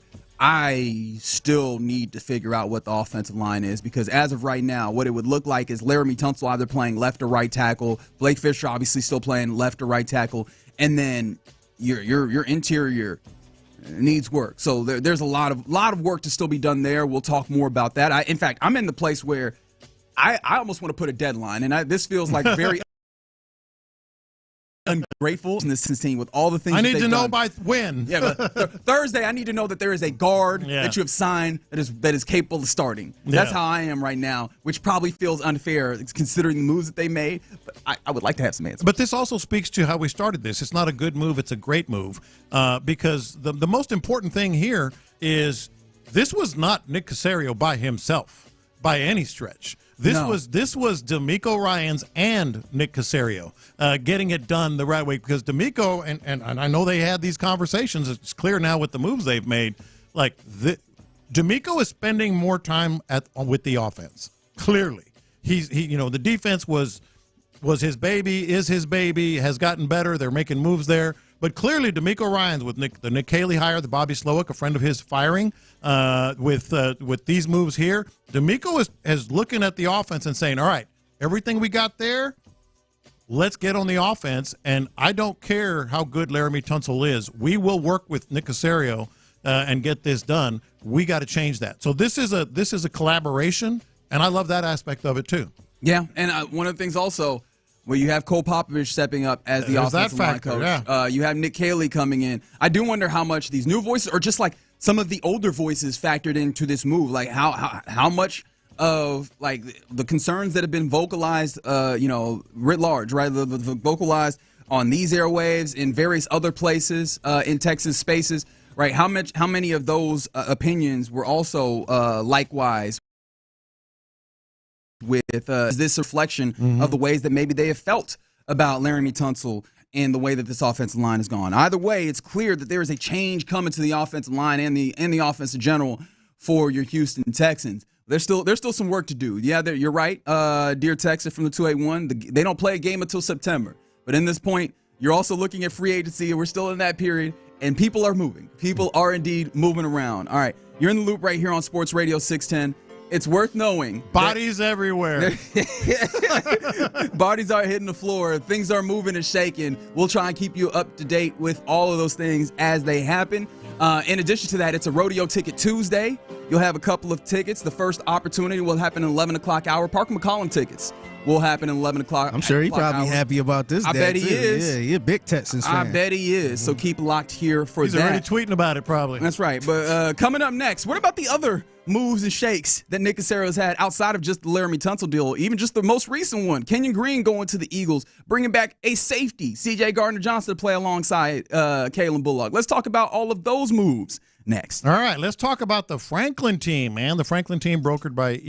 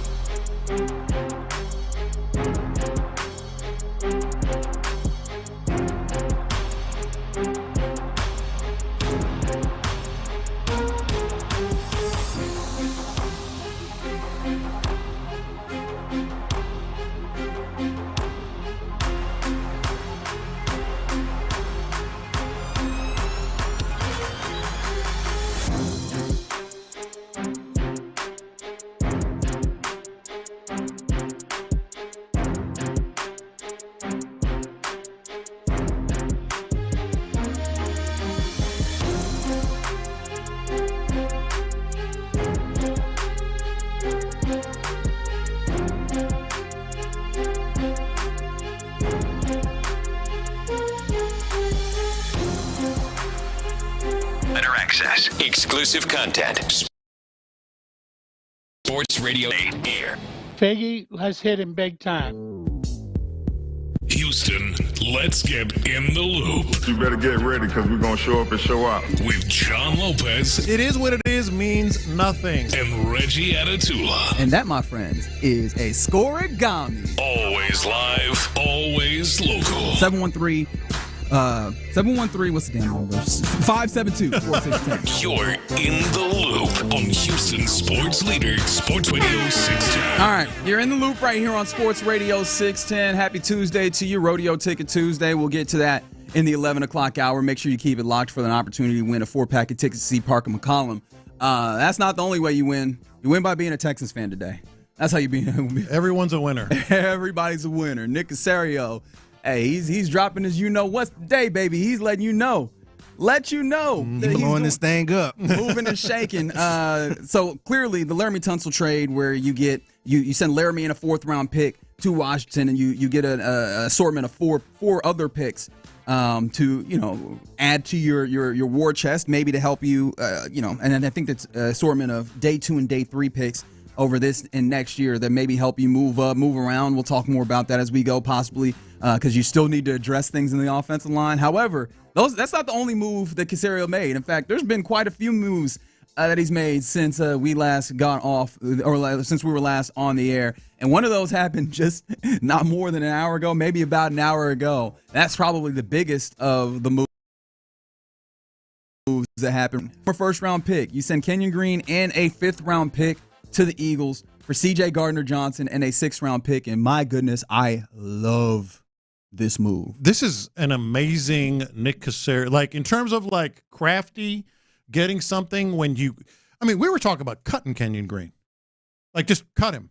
But he was a high draft. I don't care. It doesn't matter to me. You got to cut bait. I was like, I don't know if I was at the cut him, but I was very much in the he is a backup. No, he was definitely fighting for a spot on this roster for me. Absolutely fighting for a spot, and you get C.J. Gardner-Johnson. I mean, the Super Bowl winner, starting safety, upgrade your position room. Just a couple of big time things here with Kenyon Green. His time here was never going to be good. Like there were too many scars, there was too much of a history. He is a perfect example of maybe the guy just needs a change of scenery. Mm-hmm. He need to get out of the state of Texas. He's been in Texas his whole life. His family's here. Maybe that was a factor. A lot of his friends and all that. And with the high school here, with the A&M. Yes, got drafted. Remember here. Coming in out of shape, and then he's in shape, and then he's out of shape, and all this other stuff, injuries and all that. So it was never ever going to work here. I don't think that you can write off Kenyon Green altogether. It's not our business anymore. But the best offensive line coach in the NFL acquired him. Jeff Stoutland, offensive line coach for the Eagles. In the back of my mind, I feel like they might this one. Really? Who, the Eagles? Eagles, absolutely. I think so. Like, I'm not looking at this like, it's your problem now. Nah, man, that's a 1st-round pick, man. Yeah, I think they could possibly do something with that. Mm-hmm. Right. I mean, he there was a reason why he was a 1st-round pick. He has that kind of talent. The problem is it just did not seem to come out here in Houston, and some of that, was the system. But he was not covering himself in glories with those stunts or whatever. But he was not the only one. So you imagine with a guy who seems to have figured out how to reclaim projects. Mekhi Becton was another former first rounder that had kind of flamed down in some ways that they were able to make into a champion as a guard. Right, you've seen what they've done with Jordan Mailata, a dude who was not even really not even a football player in the truest sense of the word. They come and they make him into a guy who is, desirable by any team that could possibly have him. So no, Jeff Stoutland, obviously his reputation precedes him, and I imagine that they do well there. It kind of stinks that you traded with the Eagles for the opportunity to draft him. They used that pick to get Jordan Davis, and in between that was Kyle Hamilton. So you look at that draft. If you want to feel bad, you can do that. I feel like I would much rather be happy. And you got a yes 832 on the Jim Adler, the Texas Hammer text line. You did indeed get a dog. C.J. Gardner-Johnson, mind you, costs less on the salary cap this year. Yeah, that's the other part of it. All right, like this move is not just one that gets you better on the field. It's not only a net positive on swarm factor. I don't know how I calculate swarm factor, but it's one of those advanced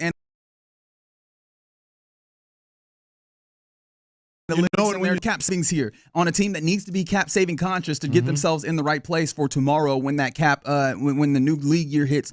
You have to be underneath the cap. But CJ Gardner-Johnson, you pair him with Kalen Bullock. One, he is the perfect like hybrid safety where he is a ball hawk. Like he has the capability of taking the ball away, as evidenced by the easiest stat of takeaways possible, which is interceptions, which he led the Eagles with of 6. But on top of that, if there isn't a villain type mentality, right? If there isn't a dude that exists in that special work ethic and a relentless mentality, hey man, it is CJ Gardner-Johnson, maybe to a fault where he ends up getting in people's faces, picking up flags at times. But I feel like if you put him, like you have that type of player with that type of like motor and mentality, and you put him in a system where there's a level of accountability. Jimmy Ward is here. Azeez Al-Shaair is here. I mean, hell, you can even maybe say Derek Stingley is here with the way that he works. Oh, for sure. Right? Yeah. I feel like you bring him in and maybe, well then also, I left out the biggest one. D'Amico Ryan's at the top of this, establishing the standard. I think you bring him in and you can maybe minimize some of the like adverse effects while getting all of the dog. Yeah. Look, this is the other thing to remember. We know how good this defense is. You could argue it was great. It got better. It's nasty. This is a nasty, nasty defense. You mentioned some of the names. I mean, just Will Anderson and Daniil Hunter on the edges, and then you got, obviously, some possible. Now you lost Dre Greenlaw. He's off the board. Yeah, he goes to the Broncos. Yeah. Which, look, we promise things, right? You did not need that linebacker, especially if Christian Harris does come back and if he's healthy and playing at the levels that you expect. You got three guys that you feel comfortable, and you brought back Jake Hansen as a depth guy and really more of a special teams guy, but you have that as well with your team. So you should be fairly solid at linebacker. You should, and then there's the secondary. I mean, this secondary, it puts fear in people. The starters, absolutely. I mean, this puts fear in opposing quarterbacks. And, oh, by the way, a little pixie dust move that was kind of falling through the cracks yesterday. I mean, they brought in Darrell Taylor, and this guy, he had 6 sacks last year. Yeah, he's another edge guy. So there's another one where this defense is scary good. It is. Yeah. It is. Do you feel like, because I know I've seen this already on the text line, do you feel like they're sacrificing offense for defense here? Because that's one of the questions and concerns that people had about D'Amico Ryans. Does he have enough of an eye on the offense? And that's one of those things that you maybe could have criticized him for in the last season, is maybe allowing too much leeway in the offense and putting so much of the effort and energy on defense.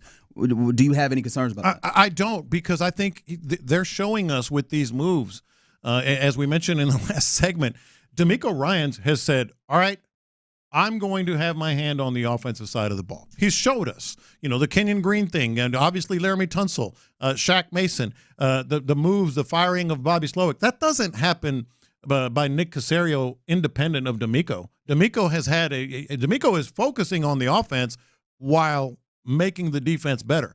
I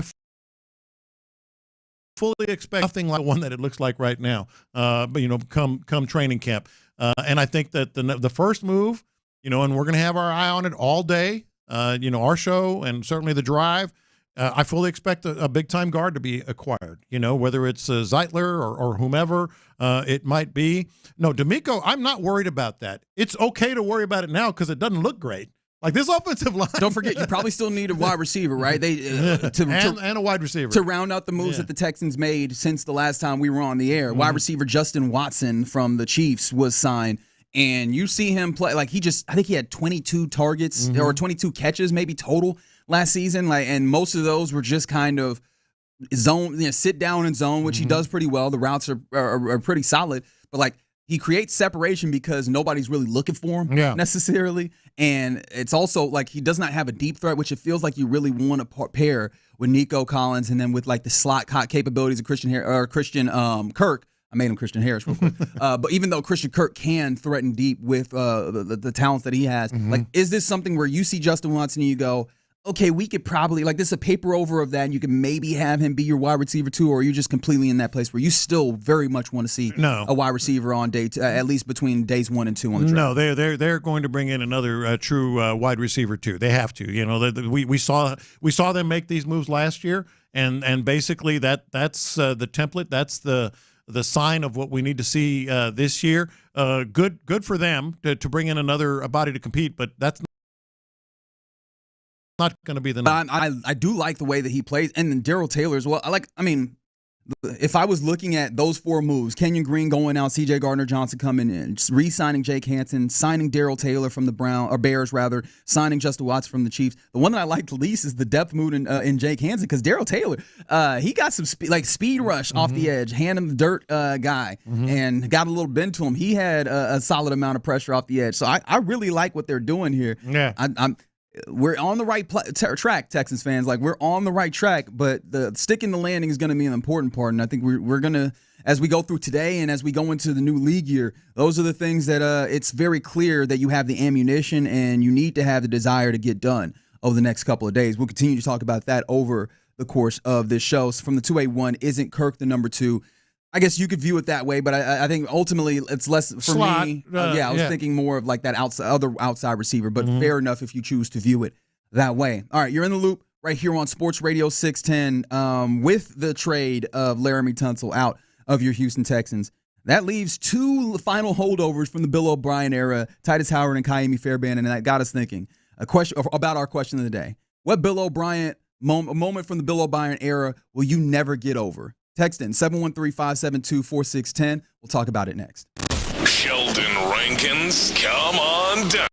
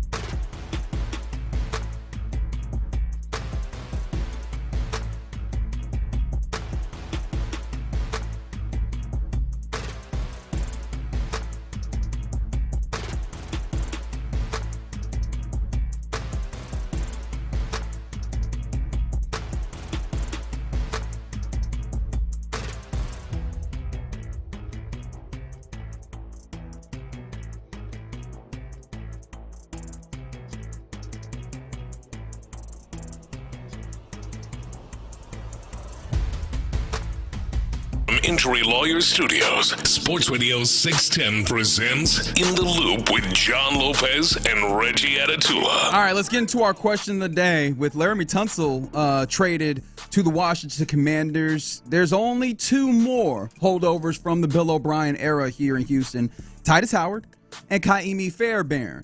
And with that being the case, that made us want to, I don't know, are we dancing on Bill O'Brien's grave by doing this? Of course. Okay, I just wanted to make sure. Just wanted to get clarity. Yeah, we're river dancing. All right, so let's river dance on Bill O'Brien's metaphorical Houston Texans grave with this question of the day. What moment from the Bill O'Brien era will you just never get over? The Jim out of the Texas Hammer text line is 713-572-4610. The Texas Hammer! Thank you, Jim. Lopez, What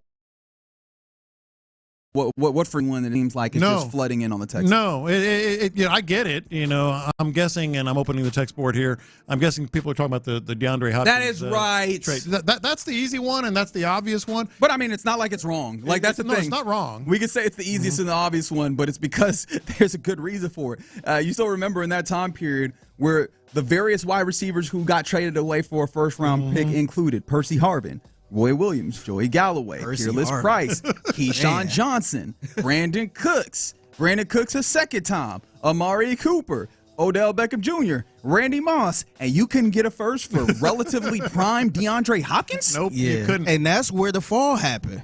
They've been bad since until recently. Last 2 years. That's the obvious one. But to me, I answer this question. Maybe we should have worded it like most head scratching or funniest or bizarre. Because to me, that's where I go. I go the goofy stuff that Bill O'Brien did and said. There's a lot of them. There's a lot to choose from. A lot of them.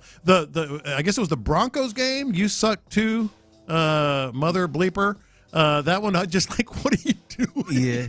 Screw you, mother bleeper. Yeah. What are you doing, man? And then, of course, I didn't have a play. Yeah. From the 281, they agree with you. The crash out against fans at the Broncos game. Yeah, I feel like you can expand that, and there's a lot of them within that. Just his utter disdain for having his motives questioned, which I feel like you should understand and expect being a head coach in the league. Like, it's one of the things I appreciate about DeMeco Ryans, because you could tell he doesn't really care, but he understands, like, this is part of the job, man. You got to kind of talk about these things. Yeah, the one that come to my mind, this was back in 2020, and remember they had a couple rookies, and it was a weird kind of training camp type thing. Yeah. So it was a lot of Zoom calls and all that stuff. Oh, and yeah. Remember he said this? The rookies they don't know anything. When he said that, and then you seeing all these rookies that's coming in, balling out, it's just like, man, like that was kind of his being a hard ass coach. Yes, feel like rookies coming in the league, they don't know anything. I gotta tell them how to play football. They gotta work their way up and all this other stuff. It's just like, man, you got 4th, 5th round picks out here, right? Which again, balling. Which from the 832, right in line, they said, I won't forget Bill O'Brien trying to sound smart and treated us like dumb people. Well, and that leads to what you said real quick, Figgy. Like you're talking about, like, most coaches, they don't necessarily love, facing the media and answering these questions that have to be asked, but Bill O'Brien, he not only didn't, put up with it, he hated Brian T. Smith. Like it's one thing, like, even to Doesn't matter, Brian. Yes. AFC South champions 2 years in a row, Brian. Because Brian T. Smith would ask those questions that we all wanted to know. We're not there every day, because for obvious reasons. But like, even DeMeco, he doesn't like some of this stuff, but he answers as best he can or talks around it. It's a part of the game. It's part of his job. Yeah. It's part of the game. Bill O'Brien, I guarantee you, he hated that dude. I love how now as we're going along the segment, we're getting a nice tapestry of various answers that are coming in. Obviously, 24-0 lead versus the Chiefs and then fake punt. That one shows up in here as well. The Randall Cobb signing. Along those lines, one of the ones for me was the Brock Osweiler, because interestingly enough, 281 goes when we gave him Brock and he hated us for it and tried to get fired. But at the same time, if you go back, you'll see that apparently he was doing like deep work to get Brock Osweiler. He wanted Brock. He wanted Brock. And the other thing that, speaking of crash outs, remember the draft night during COVID? His kid was like, "Oh my gosh, my dad's gonna yell at me again." when he that's on. What do you say? That's your pick. That's Jack. your pick, Jack. That's your pick, Jack. Yeah, he started doing like this, and he started pointing at the camera. And then I think somebody asked him about it on the press on the call, and he said this. Messing with the Zoom. He was messing with the Zoom. We were just messing with the Zoom. Oh yeah, sure. Yeah, sure you were. Right. I think the other one that bothered me a lot too is early on Deshaun Watson's rookie season. Mm-hmm. Why you ain't making him the starter, man? Oh, He's starting Tom Savage. Oh yeah. Tom Savage lasted one half, and the rest is history. Like, what are you doing, man? It was a clear, and that's that hard ass coach I'm talking about. Yeah, yes, but fake. Well, he was legitimately a hard ass, but none of it had like substance. You know, there was no backbone to it. And see the way D'Amico did it with CJ Stroud being Davis Mills, he's the starter until rookie get it together. Nah, he said it was a competition, and we all knew CJ was going to be the starter. Mm-hmm. Like Bill O'Brien, man, like what is you doing, man? just being smarter than everyone else. Smart, tough, dependable. Oh God. Oh. Tough, smart, dependable guys. How many times did he say? If you had to put a number on that figure, too many times. But and then it'd be for the people that's not even good. 250 at least in his time. 250. Is that the over under you said? Yes. It'd be like people like Nick Martin. Yeah. He's like, oh yeah, that guy tough, smart, dependable. Speaking of Nick Martin, Bill O'Brien was really impressed that he took some weights to his house and did bench press or whatever in his front yard. Hell yeah, brother. That's right. You're working at home too? Yes. You're taking God almighty. Fair enough, 713 running Andre Johnson off. That too. Should have never wore another jersey. In fact, Andre, I think it was recently on a podcast, was saying that he wishes that he never went and wore another jersey, which that one hits you right in the chest now, doesn't it? Damn. Not only running Andre Johnson off to the point that Andre Johnson, like big-time players, big-time names, Andre Johnson, Arian Foster, Shane Leckler, I mean, you can go down the list. Didn't even want to show up at NRG for the player player reunions. Yeah, they didn't come. Around. They didn't come to the player reunions, largely because of Bill O'Brien and Jack Easterby. If you could just simplify it to when Bill O'Brien became general manager, fair enough. 346, and then 832, tying into the reason why we're talking about this. Still don't understand giving up having him a contract immediately. That's the other part that because they waited, man. It's because they waited too long. And see, that's the other part that got me too, because everybody kept saying, "Oh, we needed a left tackle. We needed one." Mm-hmm. Trent Williams was out there too, and he did not even go close to that. Yeah. Remember is that the reason why I hate the double pay? Like I'm trying to remember. Like is that what started it for me? It might have been. Yeah, because you traded all of that for him, and he was up for a contract. Mm-hmm. Remember when he wanted to have a couple of beers? Oh yeah. He was trying to. I guess. Just like to get together with you, maybe have a beer and. He was trying to rehabilitate his image, and to the point we actually went to. Y'all did have a couple beers with him. We went to one of the Good Company restaurants, and they set up this whole thing, and we're sitting there with Jack Easterby and Bill O'Brien next to each other, and he was sitting there. Oh well, Jack really doesn't do very much, he's just my sounding board, and we're having beer and hors d'oeuvres, and they're trying to. And we walked out of there like this is even worse of a train wreck than I thought it was. Like no comment on that. The one and only Bill O'Brien. Yeah. How's that for an answer? Remember that? Kept asking him about the left tackle position before Laremy Tunsil got there. Yeah. And he said, I forgot what he said. Was it Matt Khalil? It was Matt Khalil. It was Matt Khalil. They kept asking who couldn't walk. He could barely. He couldn't even walk. The memories just keep flooding back. Like there's so many of them. And so people kept asking about him, and then he said he's out due to something other team. How's that for an answer? But they couldn't walk. Couldn't walk. He was bad. He looked bad. He didn't take a single snap during training camp, Reggie, and he called him the starter. And see that's what I'm talking about. And you had a Titus Howard right there. I mean, I'm not saying Titus Howard was the end all be all, but like that type of stuff. How's that for an answer? About. He's not walking. He can't walk. Relative to All right, I feel like we got to stop this. This whole segment. I'm getting worked up. Yeah, we all are. 409 capital T capital Oh, E, God. capital. I don't even need to get to the end now, That do I? too, yes. Yep, yeah, there's a lot of. Capital P, capital E, capital A, capital M. And that's what I'm going to do. I'm going to make the decisions that I think are the best for the football team. Yeah, okay. TEAM as in team. All right, we got to stop. We got to stop. We're actively harming the listenership now. Apologies to everybody, but God bless. Don't you feel great that you're not in that era and you Make the team better. TEAM. Yeah, you're actually making the team better right now with Nick Casario and D'Amico Ryans. They've been making moves and moving and I feel shaking. that was good. We kind of got we exercised. We purged. I'm a little worked up. I ain't gonna lie. We purged all the demons.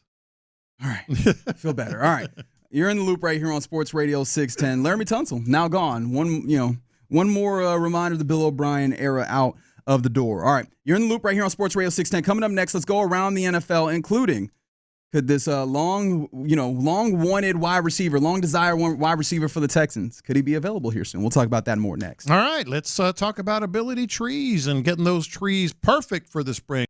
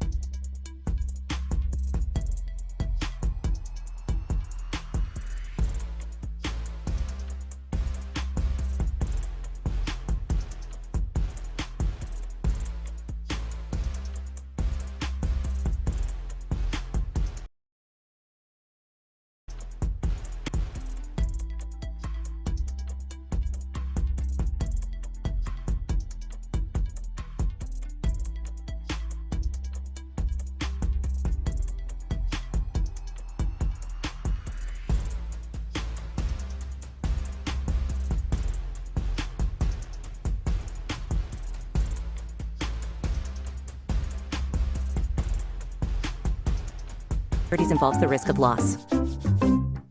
KILT FM HD2 Houston. Insider access, exclusive content. Sports Radio 610. The Texans play here. An Odyssey sports station. Let's go around the NFL in the loop style. Why are you smiling? Because I love football. Here's John Lopez and Reggie Adetula. I'm going to tell you all about how much fun you're going to have this season. On Houston sports leader, Sports Radio 610. All right, you're in the loop right here on Sports Radio 610. Had a lot of responses. I feel like we call that our question of the day and talking about, the things the moments in the Bill O'Brien era that you just can't get over. Can we call that cathartic? Can we just say that we got that off? So, yeah. Somebody was like, I hate how Bill O'Brien thought Brian Hoyer and Ryan Mallett were good quarterbacks. Of course, rest in peace to Ryan Mallett. Other people mentioning just always getting that jet sweep out of Alfred Blue. Always getting that thing going. Alfred Blue. Did we mention it's not my job? It's not my job to call timeouts. It's not my job. Yep. Somebody asked, where's Jack? I don't know. Yeah. I really and truly just don't. The cafeteria, Remember, he loved the cafeteria, man. Loved the cafeteria. The cafeteria, He did. All right. Let's go around the NFL now, and all sorts of things happening when it came to day one and into day two of the legal tampering period. I don't know what the hell is happening right now in front of our faces on the Pat McAfee show. So Daniel Jones will be in division now. You can hate him for another reason, Texans fans. He is going to be on the Indianapolis Colts, and I see what they're doing now. I was like, why do they have a hat on him? Is this like some level of call to Tommy what's his name? DeVito's agent? And I was like, no. They're calling him Indiana Jones. So, yes, Dan Jones, I like to call him in order to be see what they did there. Yeah. But Daniel Jones signs a 1-year, $14 million contract to compete with Anthony Richardson for the starting job. That was one of the things that Chris Ballard talked about this offseason, the idea of having a true competition at quarterback for Anthony Richardson, a man who struggled to secure or rather complete 50% of his passes. He will get Daniel Jones as his competition. Is $14 million a lot for it sounds somebody like him? Yeah. It sounds, except you look around at, as a kind of borderline potential starter guy, that seems about right. You see, especially the ways that Justin Fields got $20 million a year to be the presumptive starting quarterback for the New York Jets. And I don't think there's a lot of people that have lots of belief in that dude. But maybe more than the Jets. But maybe more than they do in Daniel Jones. There's, at least here and there. And I don't know, maybe not. That's how I would look at it. Do you think that the newfound Indiana Jones, do you think that he was happy or not happy about the contract that he signed as soon as he saw that C.J. Gardner-Johnson joined the Texans? That's right. That's right. He's seen him before. Might have picked off Daniel Jones as well. That's right. That's right. Hey, man. Yeah. Why is he following me? Why is he still here? Yeah. But yes, I actually looked at ESPN in their free agency coverage. They put up a poll for their various readers on asking the question, who will be the Colts starting quarterback in Week 1 between Anthony Richardson and Daniel Jones? Who do you think the majority of the votes went to? I'm going to say Daniel Jones. Figgy? I'm going to go with Richardson. I knew Figgy was smarter than you. Anthony Richardson is the guy, but not by a ton. 59% say Anthony Richardson, 41% say Daniel Jones. Like, that is not a great split there, guys. It's going to be a legit competition, which is just crazy. I wonder if he actually going to get traded. Who? Anthony Richardson? I wonder if they just going to who? No, I don't think so. Wait. See, the thing about it is taking the draft pick, it makes sense. And I always called him the type of player that gets a general manager fired, and I might actually be right on that one. Yeah, because that's what I'm saying. He is just so talented. However, it did not seem in such ways that you would actually translate to being a good quarterback. Like, you want to do the Josh Allen thing again? You want to do a miracle again? A dude who is inaccurate and making him accurate? Like, that's one of those things that only really happens once. And they're trying to do that with, and if you draft that, if you've seen some of that in the league and then you give up stuff for it, that's a different level. I can't imagine the offense or the general manager who does that. However, these guys are really hard up for quarterbacks. When you look at the quarterbacks that are out there, like I mentioned, $20 million average annual value for Justin Fields. Sam Darnold goes for the same contract that Baker Mayfield did in Tampa to go play in Seattle, a team that I don't even think that they have an offense built right now, even though they are one of the highest spending teams in free agency thus far. Like, I'm just looking at quarterbacks like, yo, maybe someone gets that desperate, but no, I feel like if you were in that place, I feel very, very sorry for you. That was always the sticking point with me. You remember, Figgy, we had this discussion going into the draft. Yeah. I was like, the dude completed 53% of his passes in college. That was always the sticking point. It remains the sticking point. You're right. There's not. I mean, Josh Allen but at least Josh Allen had more games under his belt and showed some other things with passing the ball. And he had some questions. And he had questions. He had questions coming out of college. Yeah, big time. And yet he was kind of the unicorn in terms of being able to translate. Yeah, his first year was a little rocky, but then he stepped it up. All right, so that's what's happening in division, and it seems like the Texans are well situated to make them pay with the addition of C.J. Gardner-Johnson to the Texans, sending out Kenyan Green. I mentioned a wide receiver that had been coveted by Texans fans all the way around. Could he be one that you like? The Rams, according to sources, could plan to release him if they can, or rather tomorrow if they can't find a trade partner, according to a source. So I imagine that through the offseason, they've been trying to get a trade, and that is for cap situations. It makes sense that before the new calendar year hits, you try and get some of that cap relief via releasing him. So if you're not giving up capital and there is a free agent opportunity for Cooper Kupp, you interested? What's the question? I mean, that's I don't think there's any question about it. This is where the poker face comes into play, right? Do you want to maybe guarantee that you get him? You got an extra 7th round pick now, that type of deal, or do you just stand pat, see what he does, see if he wants to come to you, et cetera? But yeah, you definitely show interest. Yeah, definitely show interest. The one thing I was wondering about there though is you signed Christian Kirk, who I imagine that you could move him out and have him play a decent amount on the outside, but he played a lot of his snaps in the last 4 years in the slot, as has Cooper Kupp. Like, can you have both of those guys at the same time being largely slot-type guys on the same roster? Yeah, what does Nick Caley do offensively to maybe utilize those two guys? That's the other part of the question that you have to play. But I think you have to pay attention. You're certainly monitoring this and seeing if he can fit with what Caley's doing, and certainly get him really on the cheap, Yeah, so that's something that could be happening there. We were talking a lot about the possibility of Dre Greenlaw, as there have been reports that the Texans would express a level of interest.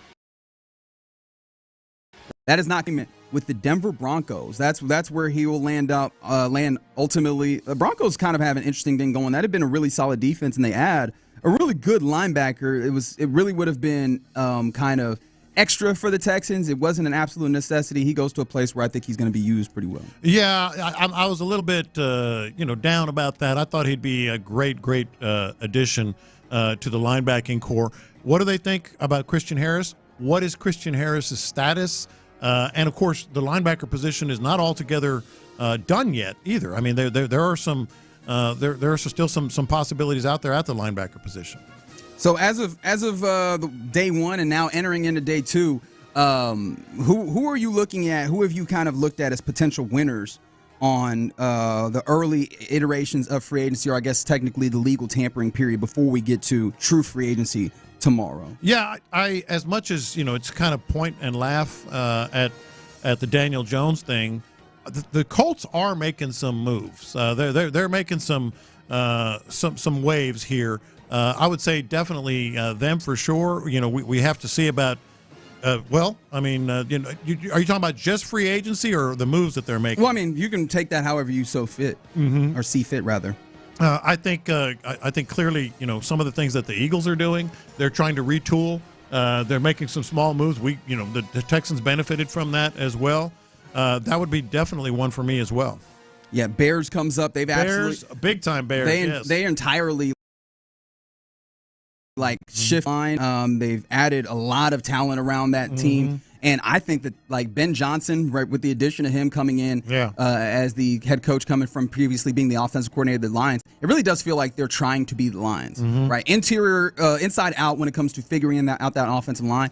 I could easily see them drafting like a running back. They're drafting 10. doesn't an Ashton Genty with that? Yeah. Like the interior that they went and ported in, bringing in Thuney, bringing in Jackson, and then also bringing in Drew Dahlman from the Falcons. Like, they get a lot of vets in there. They get really solid players. It really feels like they are trying to be Lions 2.0 with that offense and with what they're doing there. And let's not forget, as much as we're good with it, we're happy with it. I think if you're a Commanders fan, you're feeling pretty darn good. The Commanders are doing something. They brought in Debo. They certainly, no matter what you think about him, otherwise he can Laremy Tunsil to protect Jaden Daniels. They kept their own. They redid Zach Ertz. So I think the Commanders definitely would be in that list as well. Yeah, seems like the tackles that have kind of waited for free agency, there's big money. We mentioned Dan Moore, who is going to join the division for the Titans. They're still interested to see ultimately what that looks like with the Titans, what they're going with quarterback-wise, because we know it can't be Will Levis. But they pay big money there. Some other ones that have gotten big money as well around the league. When you talk about Jalen Moore for Kansas City, he picked up big money. Like, it seems like the left tackle market, really just the offensive line market, as we go, because that matters for the Texans as well, because now you're in this place where you need to address offensive line in free agency. You already probably were in that place where you probably needed a guard. Kevin Zeitler, thankfully, still out there when you talk about guys that are out there at offensive line. But, the guys that are going to be cheap don't exist because the offensive linemen have been getting big money assigned to them this offseason. Tevin Jenkins is still out there as well. So as far as guards, those would be the ones that we're going to be keeping an eye on. Look, it's coming at us. If you haven't picked up on it, it's coming at us fast and furious these last 2 days. So there's still more there. There's still more coming. Yeah, but an interesting time period when it comes to folks getting paid out there. But the Texans, man, doing a good job, like revitalizing their offense or revitalizing their team right now. Again, if you have not heard, because I guess there's still some people texting in at times, CJ Gardner-Johnson to the Texans, ? Yes. Yes, they trade. The Texans do Kenyan Green and a fifth out for bringing in CJ Gardner-Johnson, the safety from the Eagles, with a 6th-round pick. And I love this pick this trade because you take the value that it felt like you weren't going to extract out of Kenyan Green. I don't think anybody wanted him to play again in this final year of his deal before you get to the 5th year, if you were going to pick up the 5th-year option, which feels like a big old no. Yeah. And that was value that you were in a former first rounder that was just kind of going to sit on your bench, I imagine, unless you had injuries. And you take that defense and fits the culture of what you're doing for the low price of swapping day 3 picks. Like this, Nick Caserio has been in his bag. He has been in his bag and going around all over the NFL. Ken Carman now in Cleveland is predicting that Kirk Cousins will be the Browns quarterback by the weekend. So Kirk Cousins as well there. And by the way, if you were wondering where B. Scott was, B. Scott's going to be on the afternoon show. So yeah, B. Scott will be on the drive. Generally joins us. Nice 4 hours with B. Scott. Yeah. Yeah, I'll take that trade. Getting 4 hours of B. Scott as opposed to just that one on a Tuesday is a good trade as well, as we've seen a few good trades from the Texans over the last couple of days. All right, you're in the loop right here on Sports Radio 610. Coming up next, we actually just got some more news on this, but I feel like I'm ready to call it. Cam Smith is going to break camp with the Big League Club, and I'll tell you why next. Area 45 with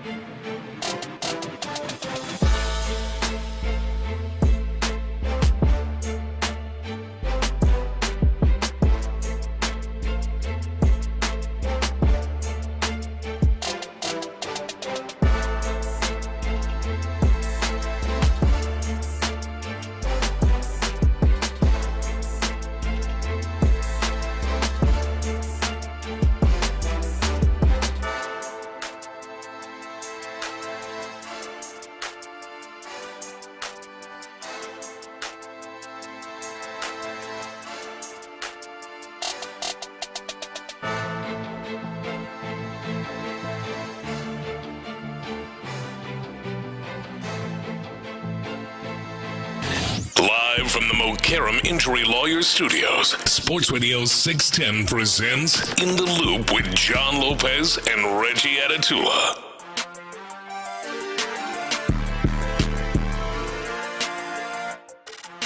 You're in the loop right here on Sports Radio 610. Seems like Cam Smith gonna break the big league club. Wait, is that breaking with news? The big league club? It's not breaking news. Wow. That is me saying that. Reggie. I am not reporting. Stop that. This is reckless speculation. Stop that. This is Breaking news. Cam Smith making Atula. That's not. Don't do that. People are going to actually run with Go that. to sportsradio610.com. Don't do that. Wait, hold on. B. Scott typing on it right now. Please don't do that. Hit that alert, B. Scott. No, don't do that. Don't do that. But I feel fairly confident that will happen, though. I just don't want it to go out as news. But I feel fairly confident. One, like we've already been getting to a place where we think that he's forcing their hands with the play.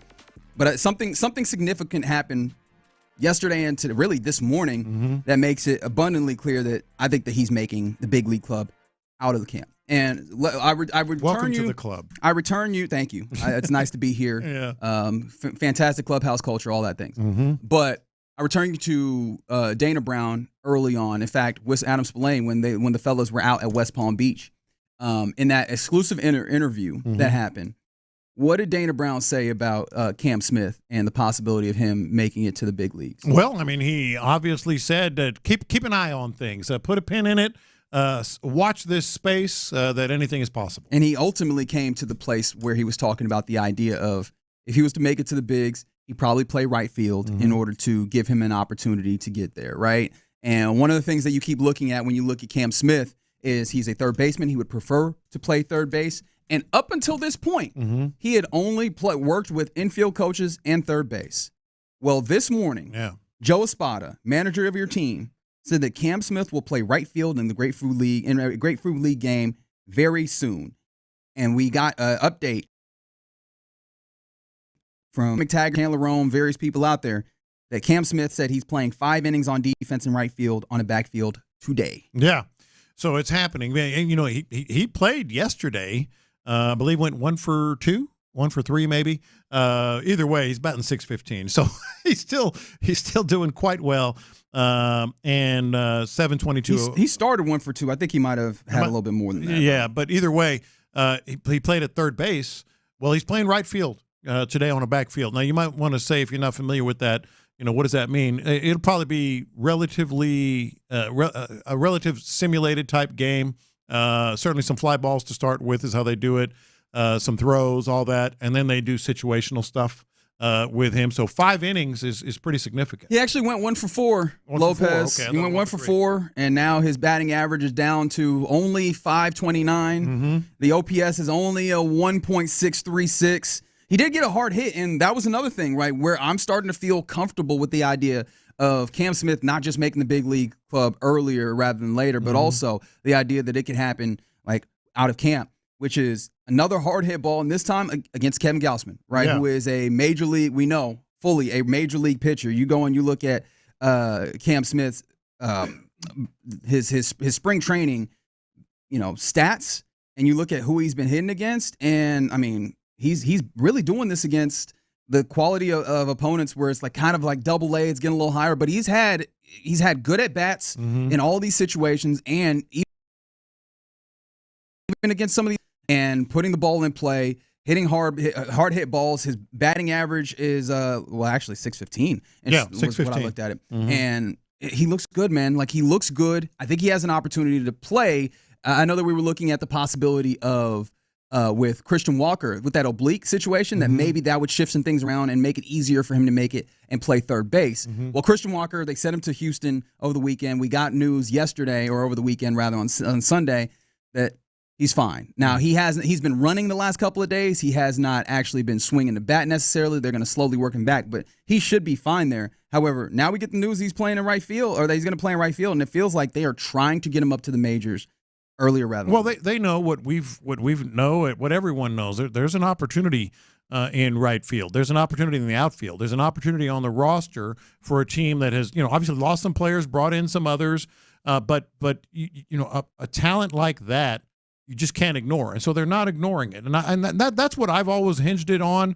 And it seems like you're in that place now where you can't say no without saying it's only because of the major league clock, starting a little later so you can keep another year of control. I mean, 16 to 18 games matter.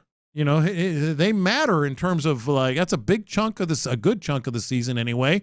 That if you're not having Cam Smith, if there's whatever, you got to take advantage of it. So I love this. By the way, Jose Altuve also chimed in and said that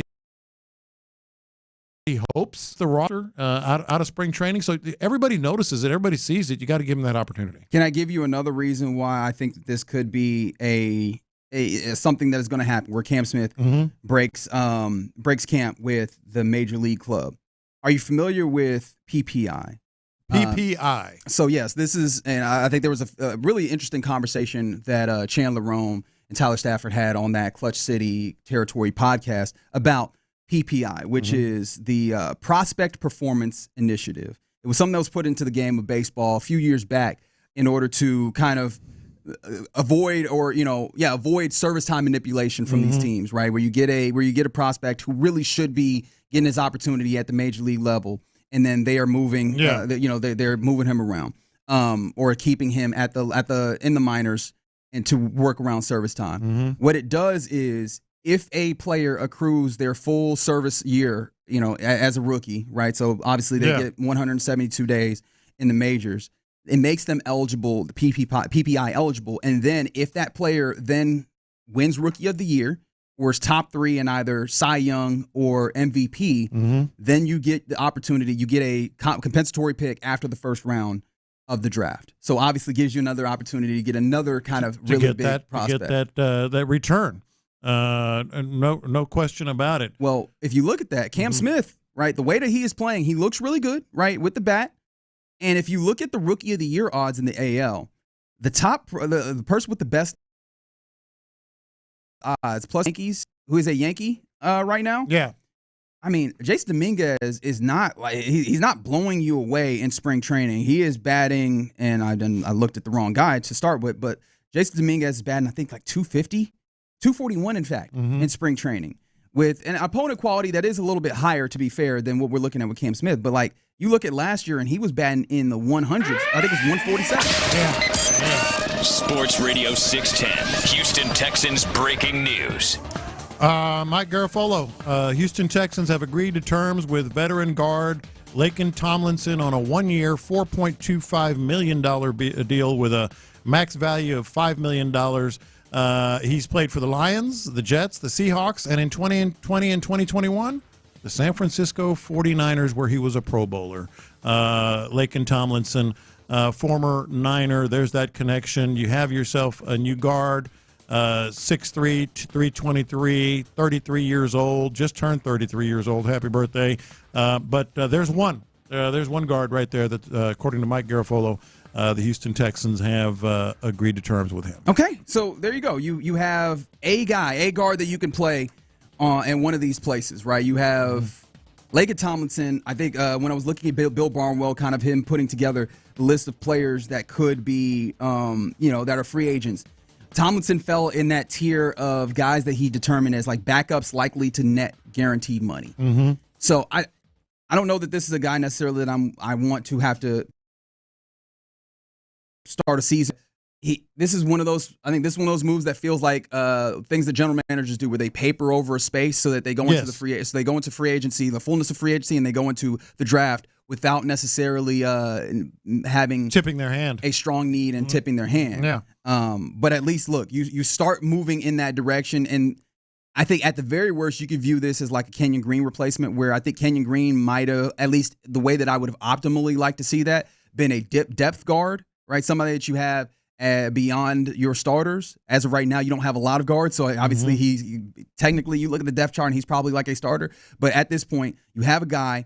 I still think that I would love to see a Kevin Zeiler. I still think that I would still then like to see you draft early, whether it's first, second round, another guard in order to be a starter. But this is a start. You have a guy to be able to slide in one of those spaces. Yeah, and his best season was in San Francisco, and since 2017. I mean, that's 8 years? 3, 6, 7, 8 years. Every game that he's played, he's started. Now he may not be that upper tier guy, but he's going to be in the mix for the Houston Texans on the interior offensive line now. So that's a start. It doesn't tip your hand. It doesn't preclude you from doing anything else either, as you were mentioning. No, and that absolutely makes sense here. But if you were just tuning in, if you missed it, the Texans have added a guard to the depth chart after trading away Kenyan Green earlier this morning. Is Laken Tomlinson. He is a 6'3", 323-pound Seattle Seahawks. He'll be on the Houston Texans this year. And to put a bow on the Cam Smith discussion, because what you're saying, just to kind of reiterate, we both feel like he's going to have every opportunity. That Espada has said it. Altuve's even indicated it. Clearly, Dana Brown has said it. That he's going to get another opportunity. He's taking 5 innings today on a backfield in right field. You mentioned, this is what I wanted to get back to. You mentioned the Rookie of the Year odds, and the favorite is not having a good spring. Last year his offense wasn't crazy. I think I say all that. I said all that to say it doesn't seem like there's a robust competition, or there's not a crowned guy that absolutely could go and do this. So from my perspective, I think maybe you never know. Especially if you're putting him in right field, you already don't have like a presumptive favorite there. You look at some of the guys that are playing right field right now. Zach DeZenzo has had like a decent spring thus far. Chaz McCormick has been hitting better. I don't know that it's in a place where I'm willing to go crazy for it. McCormick is 2 for 13. Well, never mind. 2 for 13, but he has 6 walks. If that's whatever that's worth. Zach DeCenzo has been 7 to 24 though, which is not bad, right? Yeah. In the low to mid 200s when you talk about batting average, but nothing that has really blown you out of the water when you consider just how good Cam Smith is starting. Maybe just start him at the bigs and see if he can grab hold of that, and then I guess the worst case scenario is if he can't, then you could send him down and allow him to get better at it. But I don't think that you're any worse for the wear, especially looking at your right field options right now, and none of those are jumping off the page. Plus the opportunity to maybe see if you can get another high level prospect, even though I don't think that's going to be a priority for level prospect to this farm system that was ranked 29th. that's probably going to go a long way, just off of the strength of getting a good player and putting him in the big league. But the good news, things are starting to happen now for Cam Smith and the prospect of joining the big club. Yeah. All right. You're in the loop right here on Sports Radio 610. Man, they added a guy. I don't know. I wanted to be more excited about that one, Lopez. He started every game he's played over the last 8 years.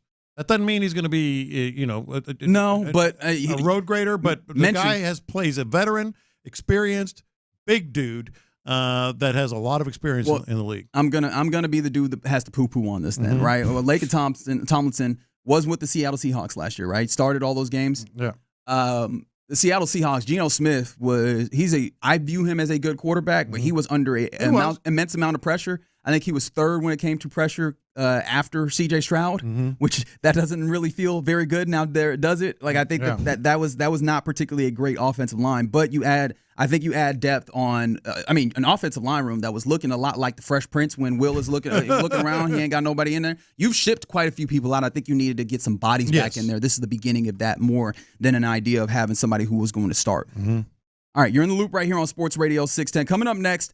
Let's get into what's popping, including the Rockets getting a big-time victory and maybe starting to figure out some things. We'll talk about that and more next. Texans GM Nick Caserio kicks off.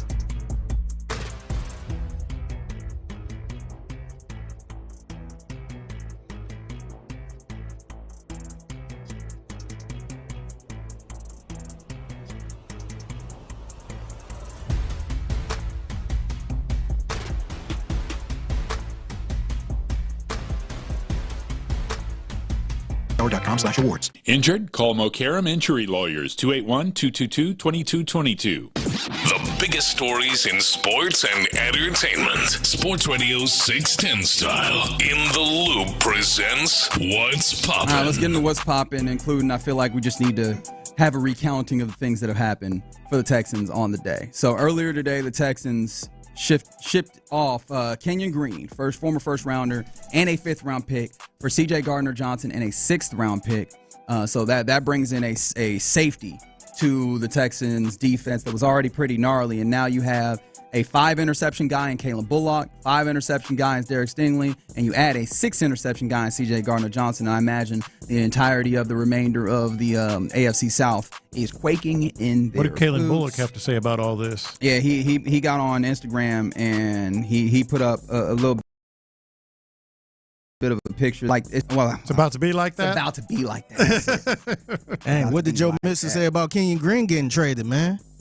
I don't know that he said anything. He said, "Hell there. no." Nah, I don't think he said anything there. That was his response when it came to somebody talking about Laremy Tunsil. Yeah. In fact, I feel like the actual comment said something like "should have been gone years ago" or something like that. Mm-hmm. To which, somebody else said that.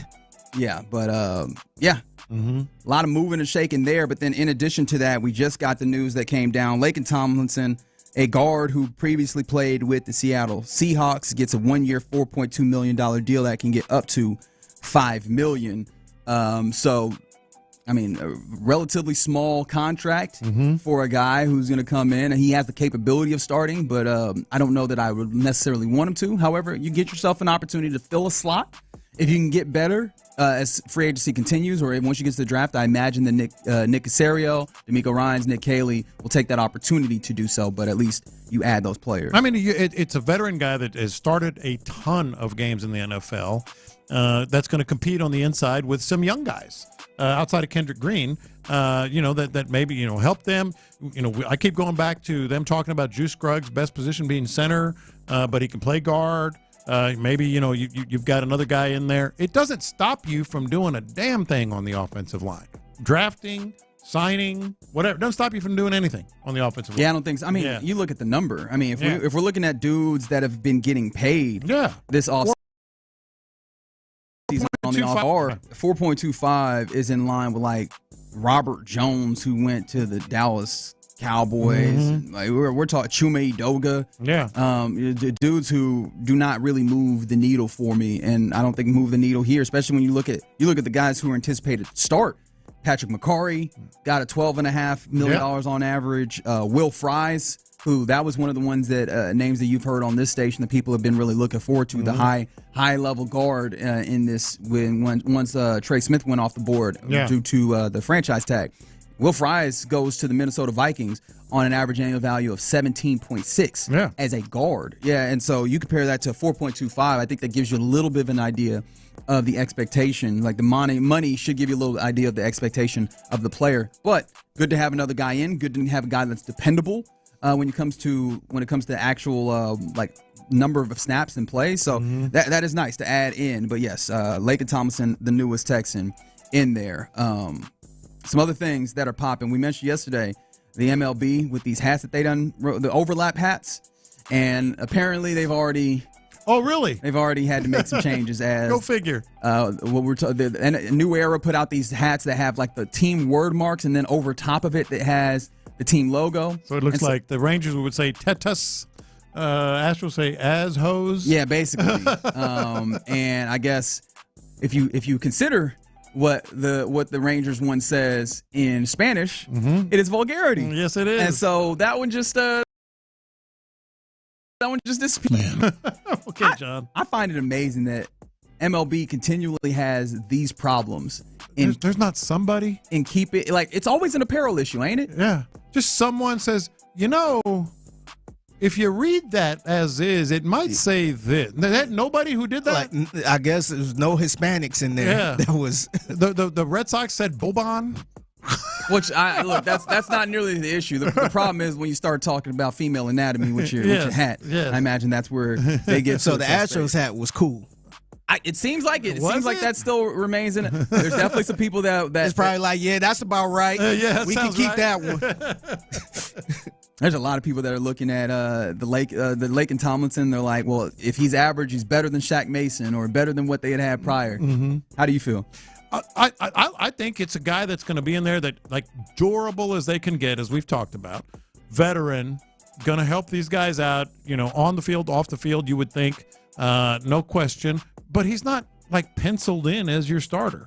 And by the way, injuries have really ravaged this offensive line the last couple of years. So to have a guy like that available, whether, whatever his role is going to be good. It's fine. It's fine. It's not the answer, but it's fine.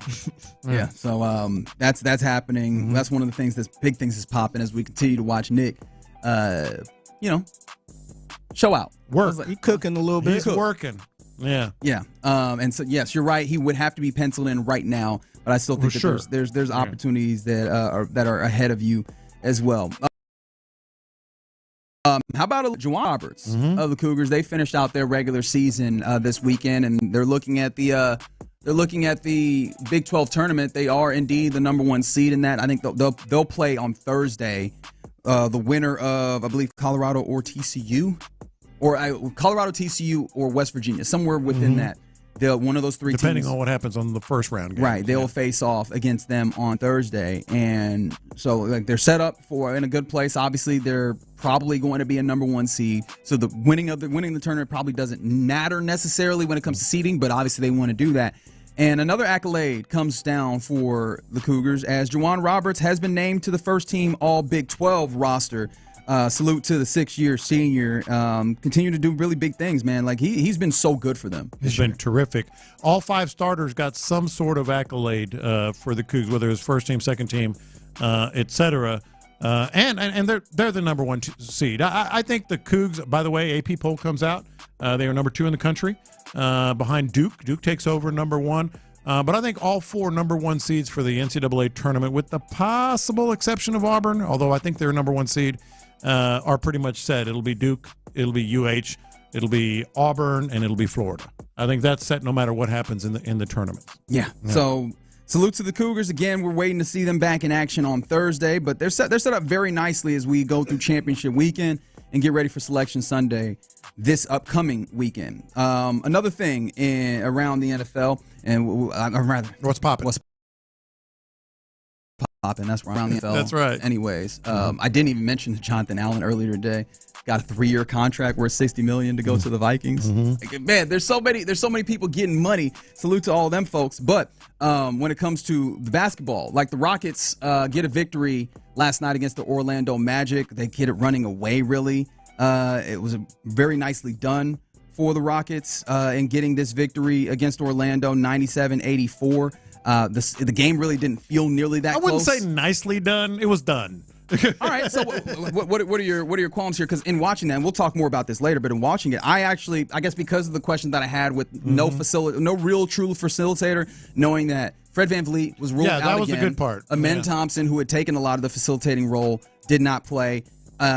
Even Aaron Holiday did not have like as much of an expanded role as I would have anticipated. Maybe you had Jabari get into the game, and he was the high scorer for your Rockets. He knocked down 4 of 8 threes in this game as well, so he started coming on a little bit better. And Jalen Green had a really solid, at least the first half, but it felt like he did a nice job kind of distributing with his work. I was somewhat impressed by the way that they played, considering the circumstances that they were up against the Orlando team. It's usually pretty good defense. Considering the circumstances, yes. To me, it was kind of like a you got to start somewhere type of game. Okay. Because they did some really good things. Don't get me wrong, very impressive stuff. Sorry, I shorted Jabari. He was 5 of 10 from 3. Okay.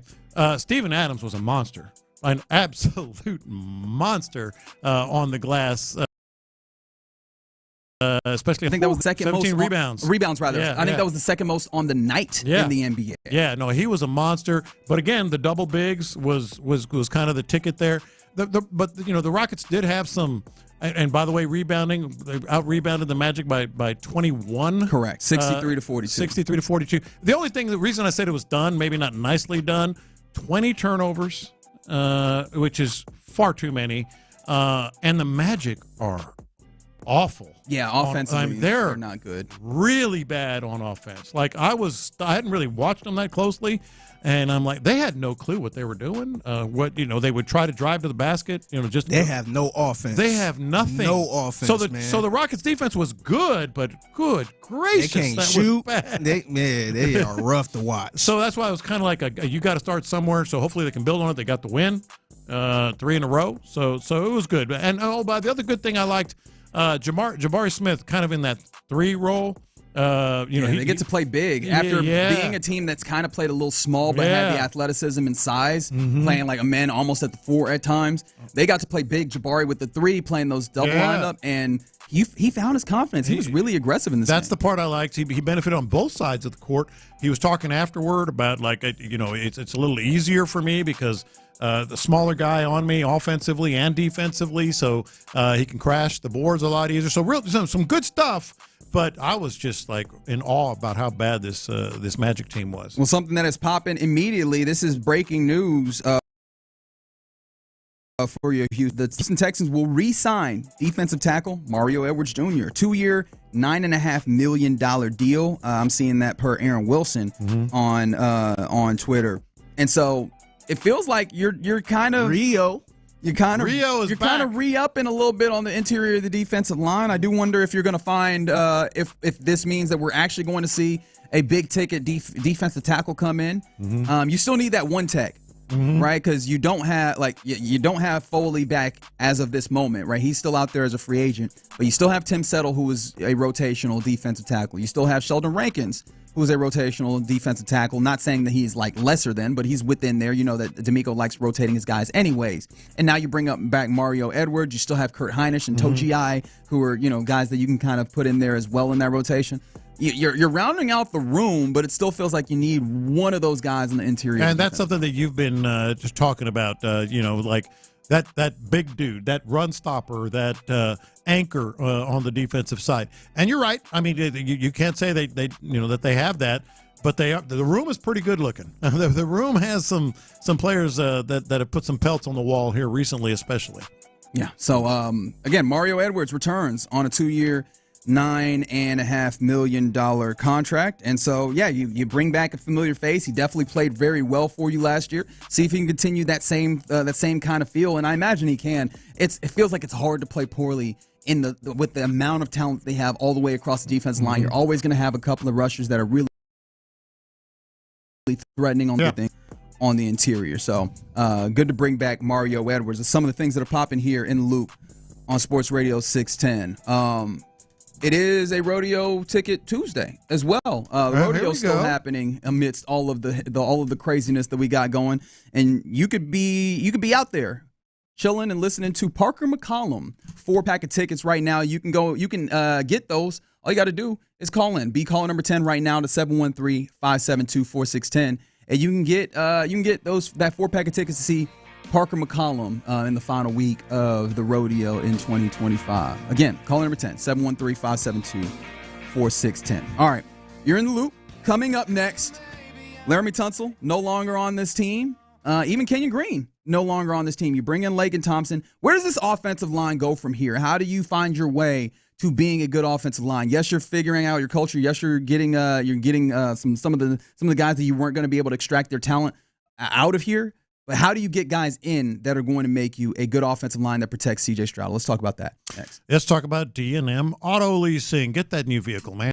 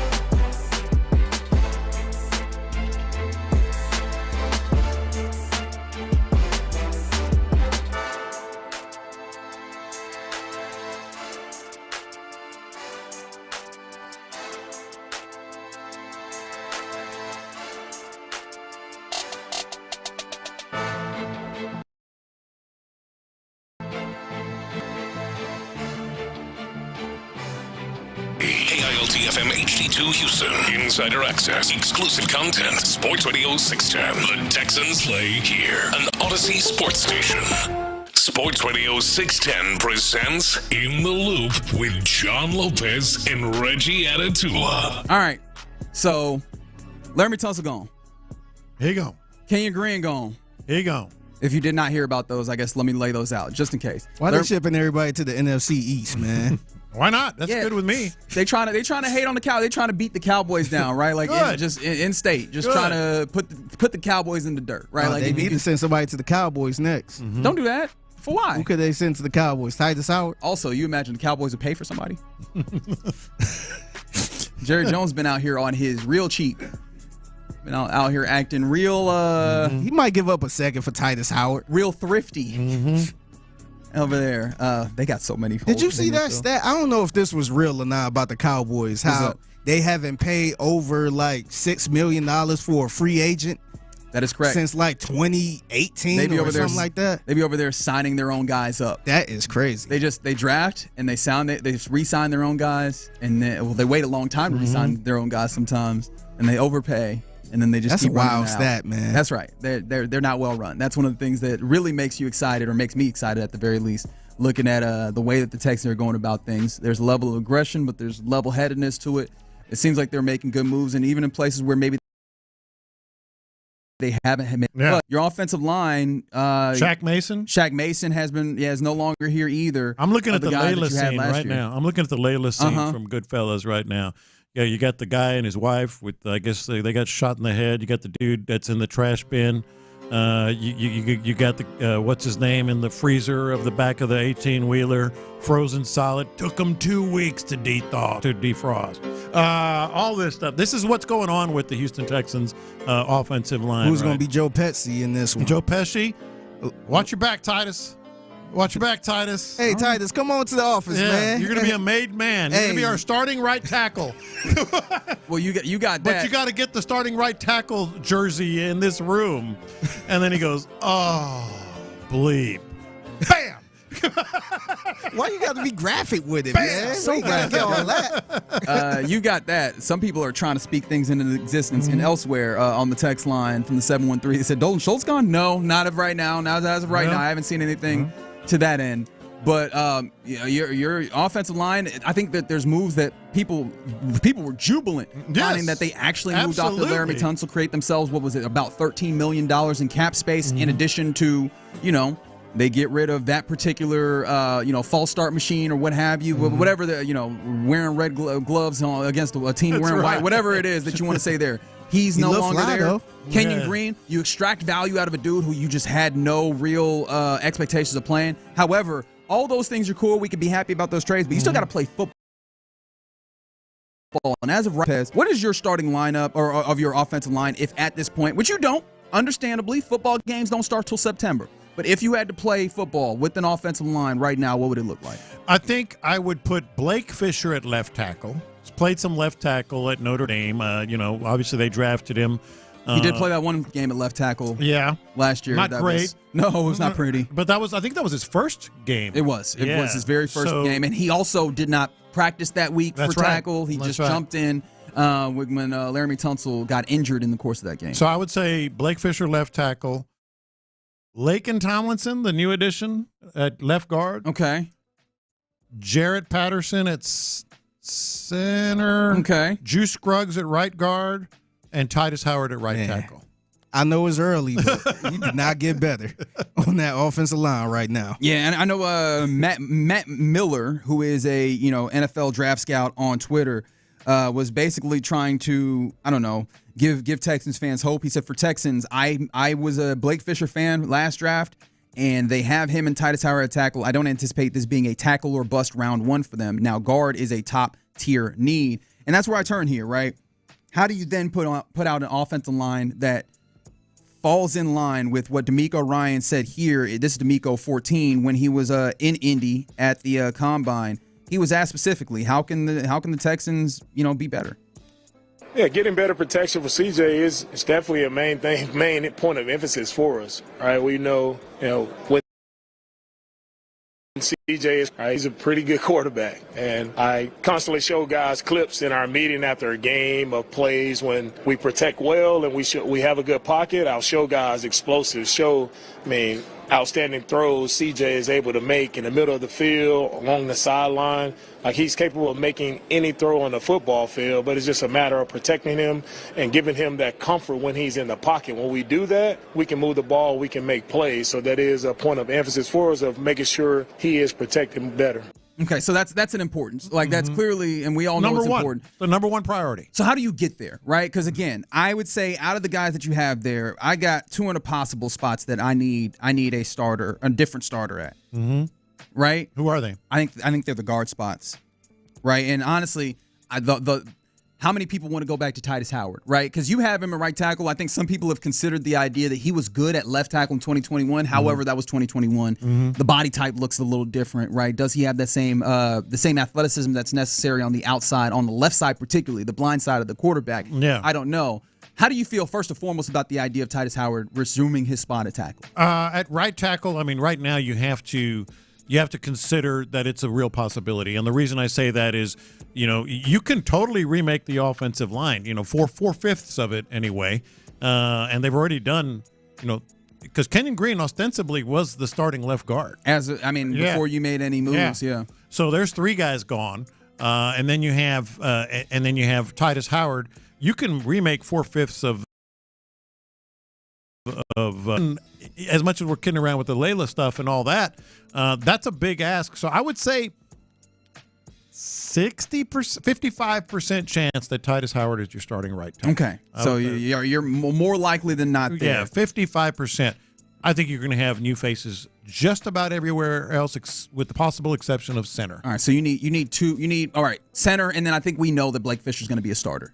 Yes. Yeah. I think that feels fairly evident. That's what they want, whether right or left. Yeah, that's what they want. So if you're trying to find 2 or 3 starters, I think that this text that comes in is very fair, which is, love the idea of completely rebuilding, but are you going to be able to rely on 3 early and mid-round draft picks as your solution? Yeah.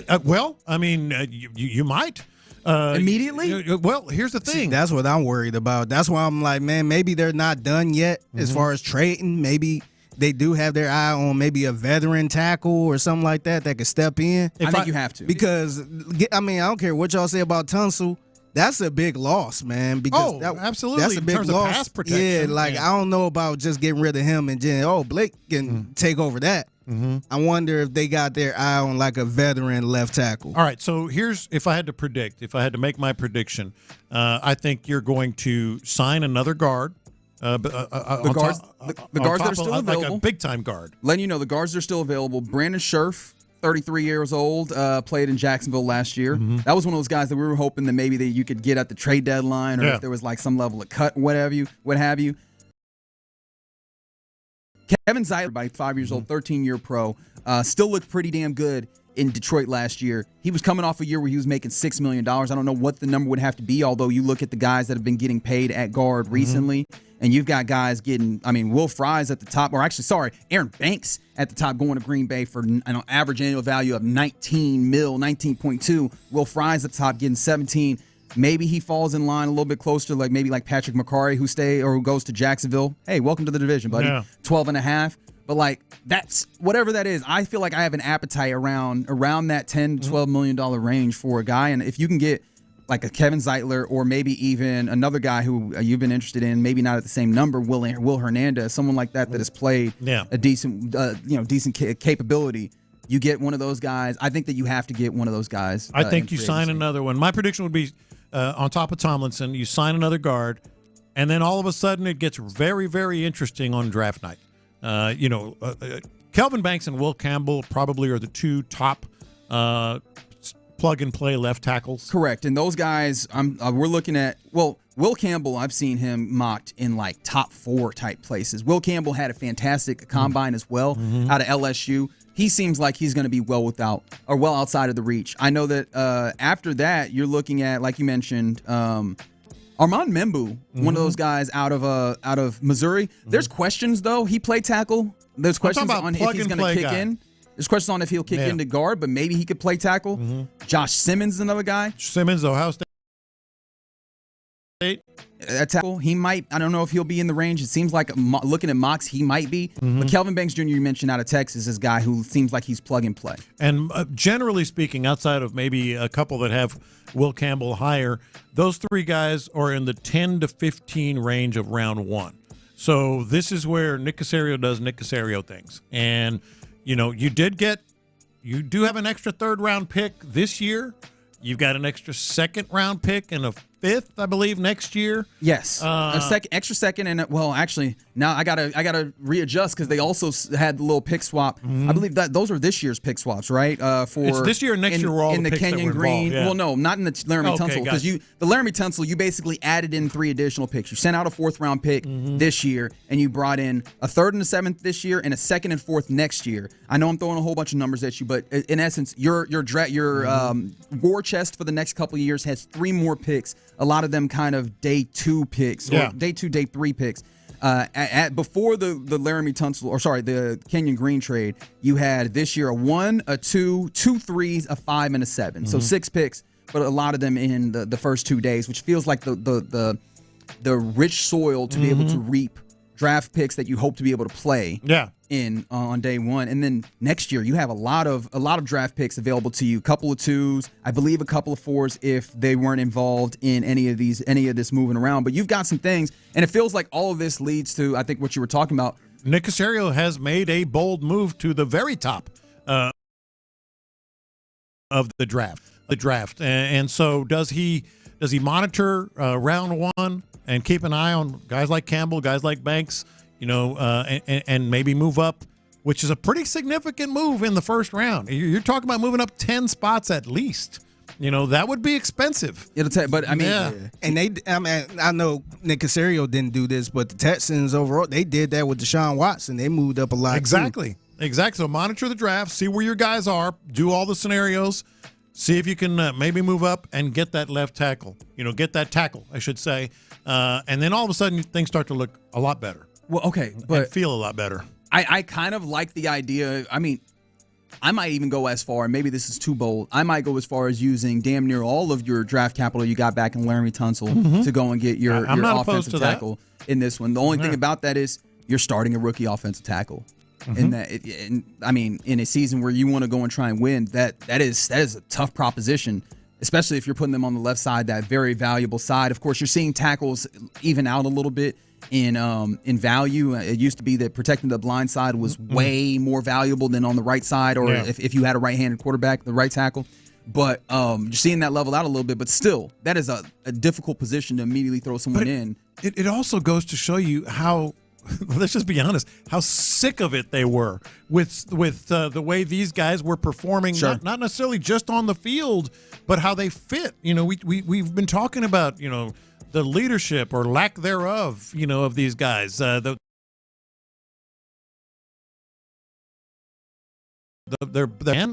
say this again. If you think Laremy Tunsil was a leader, they just traded away their best pass blocker. They did that for a reason, because he's not that. You can talk all you want about great dude. Yes, he was a fun dude. We've had him on the show several times. He was a super cool dude.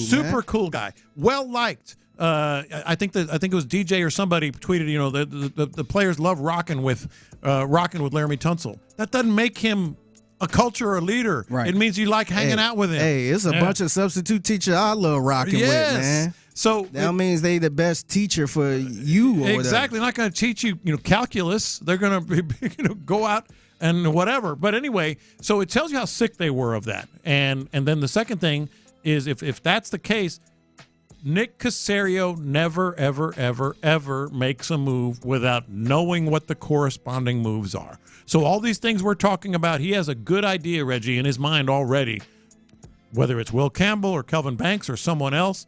This is how we're going to get that guy, and he's going to be a better fit. Do you think it's a possibility he could be eyeing somebody that's already on the roster? Maybe. I mean, it's very possible. I mean, another trade, something along those lines. Yeah, he seemed like he in the trade. I mean, we call him Trader Nick. Yeah. But I wonder if he eyeing somebody that's not we haven't even brought up yet. Or he feels like, I know how I'm going to get that guy. Okay. Already, he's thinking 2 moves ahead. And maybe it is using that stuff to move up. If you do that, offenses feel comfortable with like a late second round guard, like someone maybe like a Tate Ratledge. Putting those guys in with some, like, let's say you have, again, to put names on it, let's say Kelvin Banks Jr. as your left tackle. You get Tate Ratledge as your other guard. I imagine you put Kevin Zeitler, the experience, on left guard. Tate Ratledge on the right side. You're rolling with Titus on the right tackle, but that's your offensive line with Jared Patterson as the center.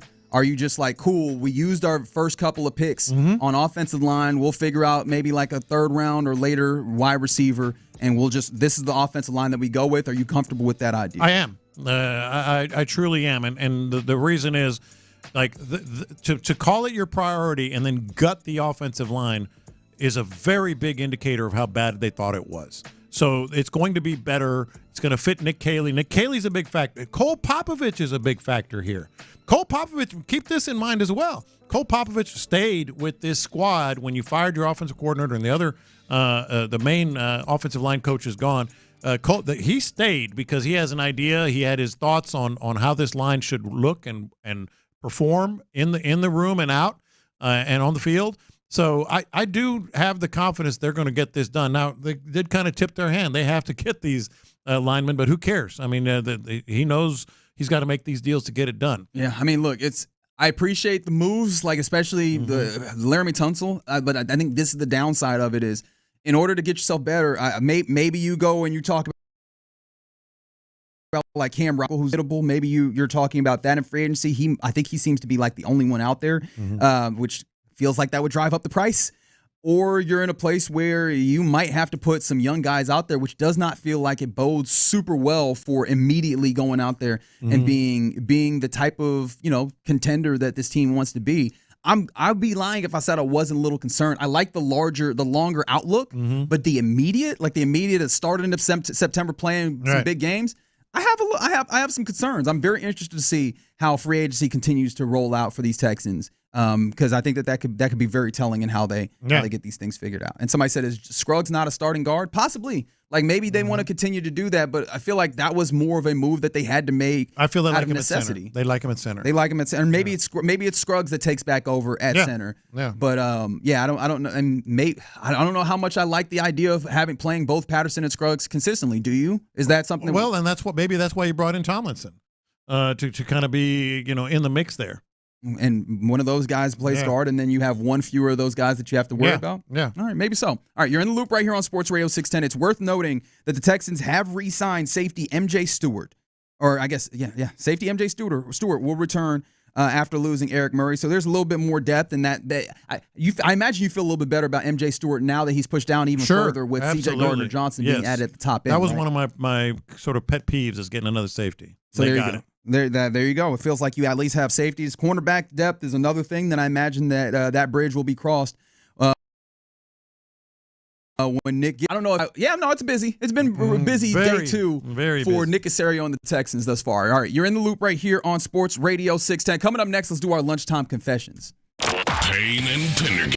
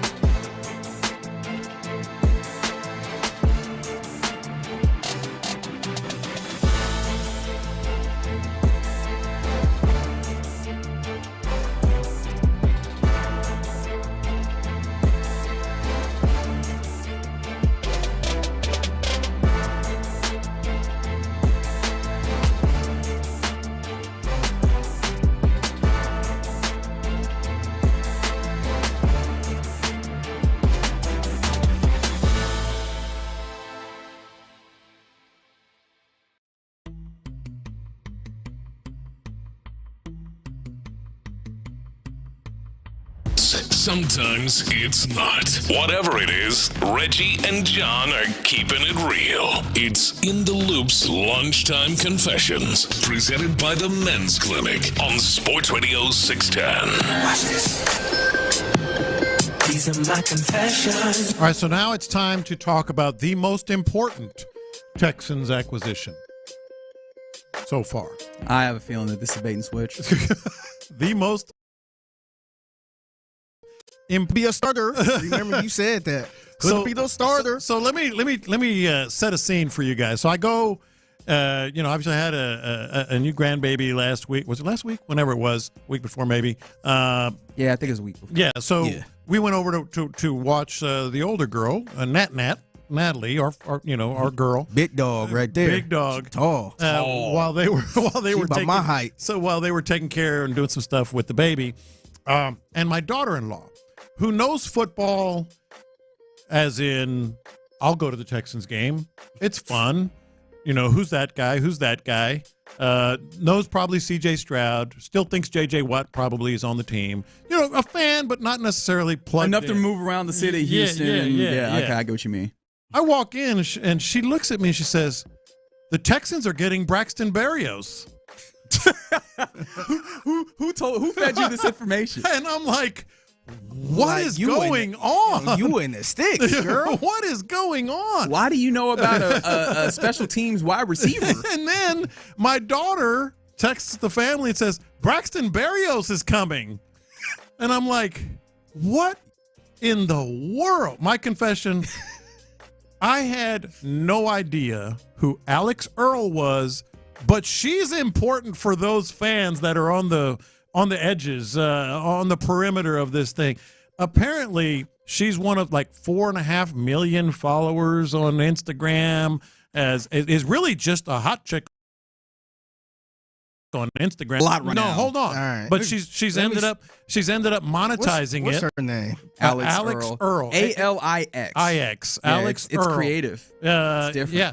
But she's now monetizing it. Credit to her. God bless Tyler Milliner getting in the YouTube chat saying she's quite easy on eyes. We know you think that, Tyler Milliner. Why do you think he's following her? Of 11 people I follow on Twitter, yes, he is the one man of the 11. The other 10 are women that follow Alex Earl. Yeah. T-Mill was like, I'll be in there looking at the reels and the stories and such. Yeah, same here. I got 21 people following her that I know. Mm-hmm. Tyler's the only guy. Well, I don't even need to look at my phone, man. But here's the thing: it's actually good for them. I had no idea who she was. She's got 4+ million followers. Correct. And if you are a woman aged 16 to 35, they were putting out videos about Alex Earl's boyfriend coming to Houston. Girls, Alex Earl's either moving to Texas or her and Braxton are officially entering their long-distance era because he's leaving the Miami Dolphins to sign a $2 million contract for 1 year in Texas with the Houston Texans. Here's everything you need to know for now. So the deal is only 1 year because of Braxton's age and his position and his injury. Damn. It would be really hard for him to get a lot longer than a 1 year deal. Out. He's also not a starter. He's more of like a third string player. So for him to get this $2 million 1 year deal is great. And as for his new team, the Houston Texans, they're very, very good. They have a young superstar quarterback in CJ Stroud. They've Gotta made name who it the is. last 2 years since they drafted CJ. If you don't know who CJ is, he went he won Offensive Rookie of the Year, which Alex Earl actually presented at NFL Honors. I didn't know that part. I really thought Braxton was going to try to either stay in Miami or sign with the Chargers or Rams in Los Angeles, where Alex spends a lot of time, so they could be closer together. And I'm sure he did try that, but it's all just a numbers game. It's about what teams need, what they have available on their payroll. She's and to be completely explaining honest, a player football like to all the Braxton Alex doesn't Earl have a fans. ton of Goodness gracious. Nah, the ladies got some good coverage. Good for you. Hey, good for she you. need a job somewhere, man. But doing sports. Women 16 to 35-ish, like, had no idea. All they know is Alex Earl's boyfriend is going to Houston. But they, if they, who was that was doing that? Because she was cooking. I want to piggyback on this confession real quick, and then you could. These are my confessions. I think the Houston Texans over there fist pumping right now, like, yes, we about to get so many young people inside the NRG. Mm-hmm. We about to have her in the suite, in the influencer suite. We struck gold. She has more followers. Let's get the Berrios jersey out. Yes. She's got more followers than probably any female that's been at Texans camp, including Jonathan Owen's girlfriend, who you may know. Or wife. I think she got. Maybe. I don't know. I think hey, put some respect on their name. I man. do. I think she but got what I'm saying, that's how big. That's how big Alex Earl is. Still, but let's pump the brakes a little bit, man. Let me find out y'all are gonna be out here buying. Let me find out y'all gonna be out here buying just because Alex was out here talking about being in Houston. I'm telling you, man. It's gonna be making the rounds, all the video. She definitely it's gonna be a lot of buzz at camp for sure. Yeah. Okay. They said that the girl that was doing the analysis, who I will affectionately refer to as Adam Scheft her, she was cooking, man. Apparently she's really good at breaking some of those things down, and apparently is a Lions fan. So shout out to her. Shout out to her. I'm now gonna go turn to her for all of my breaking NFL news. These are my confessions. So you're familiar with Isaiah Thomas, Zeke, absolutely. Not the young Isaiah Thomas that's out here grinding, but older Isaiah Thomas of the Bad Boys Pistons. That's going to be relevant in my confession here. Apparently, he says that he will not be a part of the new Celtic City documentary. Obviously, talking about the great era of the Boston Celtics. He says he's not going to be in that documentary because it has the same producer as The Last Dance, and he feels like he was blindsided. Yeah, so I feel like I met the criteria, but I was not selected. No, he feels like he was blindsided by the lines of questioning and then the ultimate editing that went through the Last Dance documentary, a documentary focused on the last year of Michael Jordan and the Bulls, which obviously he ended up being kind of a nemesis. And my confession is, I get that to some degree. Like, I get just, hey, y'all did me dirty one time, why would I come back? However, I find it absolutely hilarious that the dude of the bad boy Pistons seems to care so weird. I covered him, a lot. I did all those finals, back Pistons, Lakers, all that stuff. Amazing player, can be captivating when he wants to. Kind of an a-hole. Because it can't just there's got to be there's got to be some of you in here if everybody's out here. Hey, Michael Jordan kept him off the Olympic team. And Michael Jordan, if we're talking about a-holes, he's high up there, right? But not he as does high everything not great. as high as Zeke. Oh, wow, that's a strong take. In my book. Oh, no. Sound like you know something. I've had my run-ins. Oh, you did cover the NBA now, didn't you? I've had That's my fair. run-ins, That's right. I just found that to be hilarious. I was like, and I understand he was never the dude on the team that was just like bold and brash. That was reserved for like Lambeer. Yeah. And when Rodman came through Rodman came through for a very, very short period of time. But like some of those other guys on the team. However, none of that rubbed off on you. Why do you care so much? Yeah. No, I agree. These are my confessions. So I'm getting close to my studio being finished now. Oh, cool. I finally got me a TV. All right. I put it up myself. I was struggling a little bit because 2 days ago, I want to say it was Sunday, I actually got the TV, and I realized I didn't have one of those what you call it? Is it Allen wrench? What, socket wrench? An Allen wrench? Oh, no, a socket wrench. I didn't have a socket wrench. So yesterday I had to go to the hardware store. I paid like $50 for a regular one. $50? Wow. Man, they got me, man. Yeah, you got they saw you from the door. They're like, oh, here comes a mark. Yeah, I'm like, yo, is this the only? Yeah, no, he was a Hispanic guy too, barely knew English. He's like, yeah. So I put the TV up. And it's looking good. I feel like, I got to confess, I'm feeling like Tim the Two-Man Taylor, man. I feel good. I sat there with my hands on my hips. Look over the fence, just your eyes showing? Yeah, I sat there, looked at the TV. The only thing is I got the wrong doggone bracket for the TV. No. I tried to get the one that tilt down a little bit. I just got a standard one, so it's just sitting straight up. So I might have to make a decision and go get the tilted one and kind of do it again. So it's okay though, or you just want it? It's okay. It looked good, but he wanted the one with motion. Yeah, I get it. Yeah, I just wanted to tilt down a little bit. Yeah, because when it's high up, you kind of get a glare and all that. But I feel like Tim, man, Tim Allen. You should. Yeah, so I did it all on my own.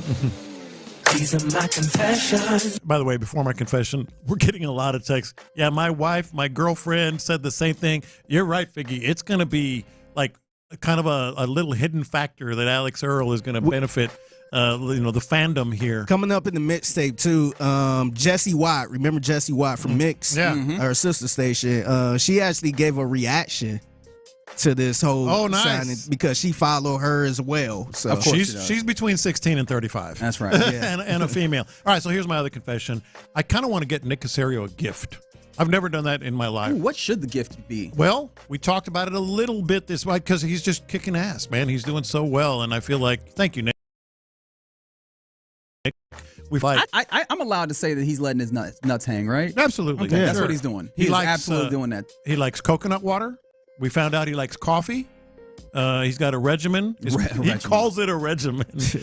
Maybe a little gift card. Maybe a bottle of OG sauce. I don't know if he'll eat it. Some kale. Pour it out. I feel like if you give someone a gift with your face on it, you're a little bit of a D. Oh, yeah. No. Why don't you give him a picture with your picture, frame with your picture in it? All right, I'll put that on the list. Don't do that. No, but seriously, like OG sauce. I mean, that's the logo. What am I supposed to do? I mean, that could be an and also gift, but I don't think that is the coconut gift. water. Give him some Coke. He needs a gift. All right. I'm being serious. You need to apologize to me personally because I've been working my ass off back here, all these trades out of nowhere, man. That's true. Appreciation to Figgy Fig for making sure that all these promos letting you know about all these various moves that the Texans have made. Oh, a new vest. New vest. Oh, yeah. All right, you're in the loop right here on Sports Radio 610. Those are our confessions brought to you by the Men's Clinic. Coming up next, text in. What is the gift that we should get Nick Caserio for doing his job so damn well thus far with the first couple of days of the legal tampering period? But also, hey, man, the Rockets get a win. Does this feel like this is the next step in order to them get back to like kind of contention mode? Let's talk about that next. Sheldon Rankins, come on down. The former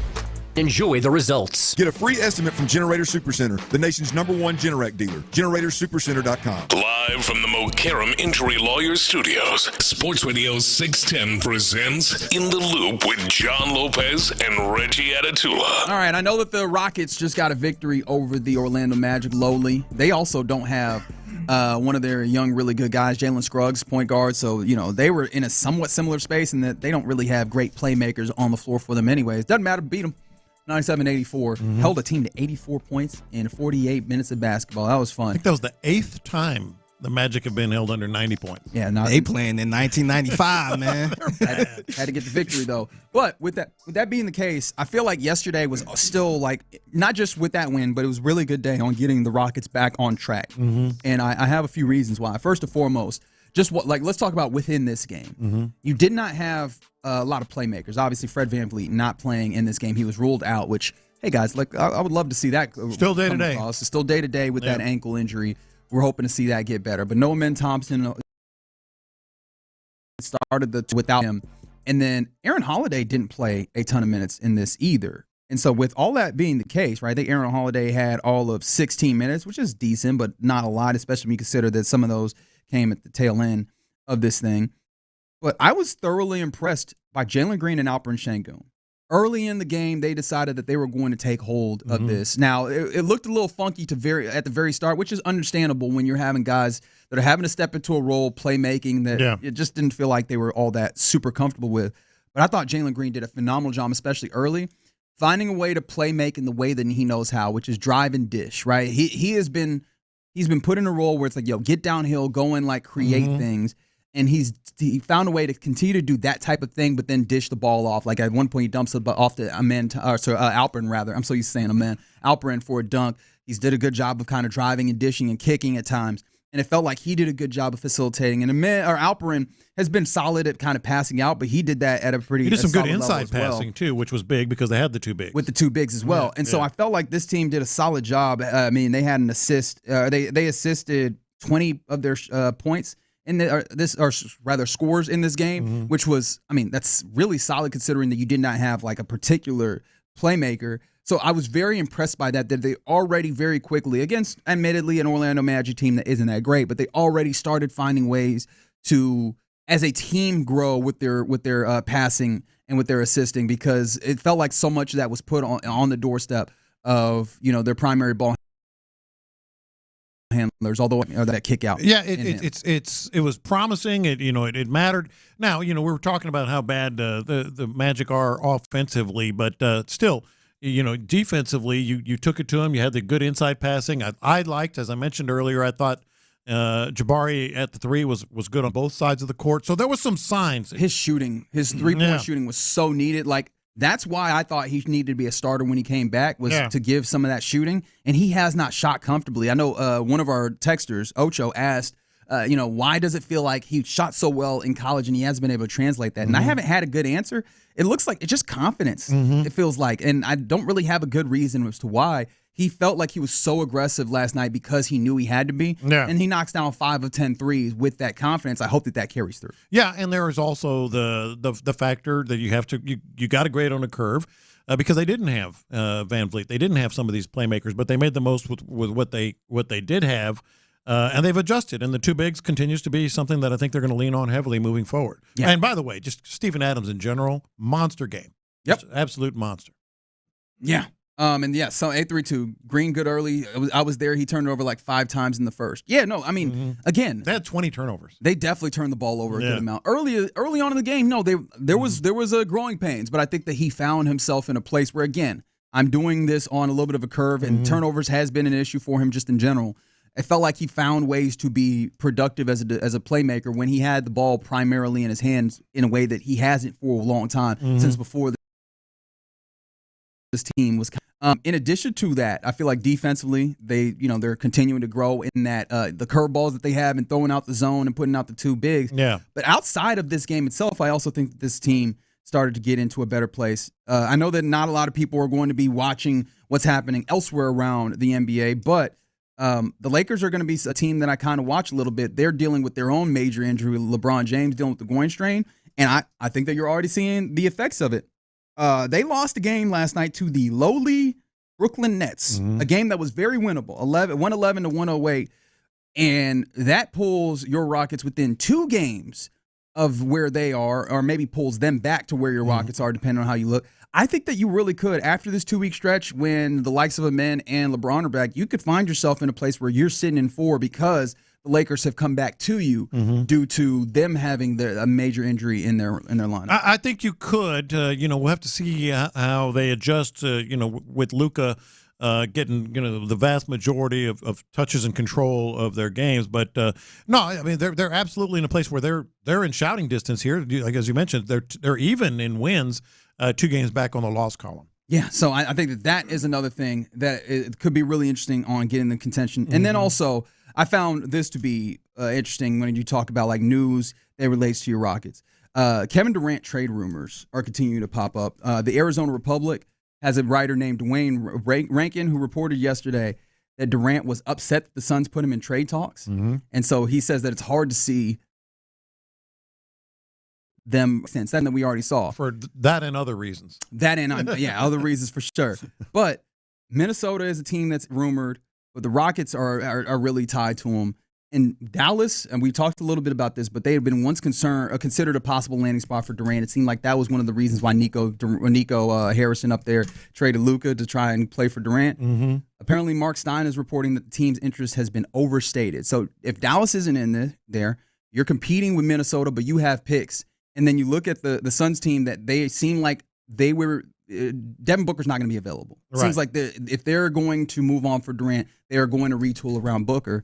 Feels like Kevin Durant might be the best option and that he's going to be gettable. I'm leaning even higher into this. I am too. It feels like in his reporting, he said, he talked to Suns sources and basically said that the Durant trade is what they really want is 3 first-round picks and a young player.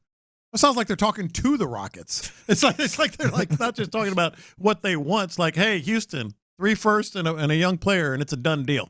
Absolutely in a better place in terms of acquiring. And by the way, I'm all in too at this point. And you can help that along by getting a win over Phoenix. That's your next game with the day off. Like you mentioned, Steven Adams.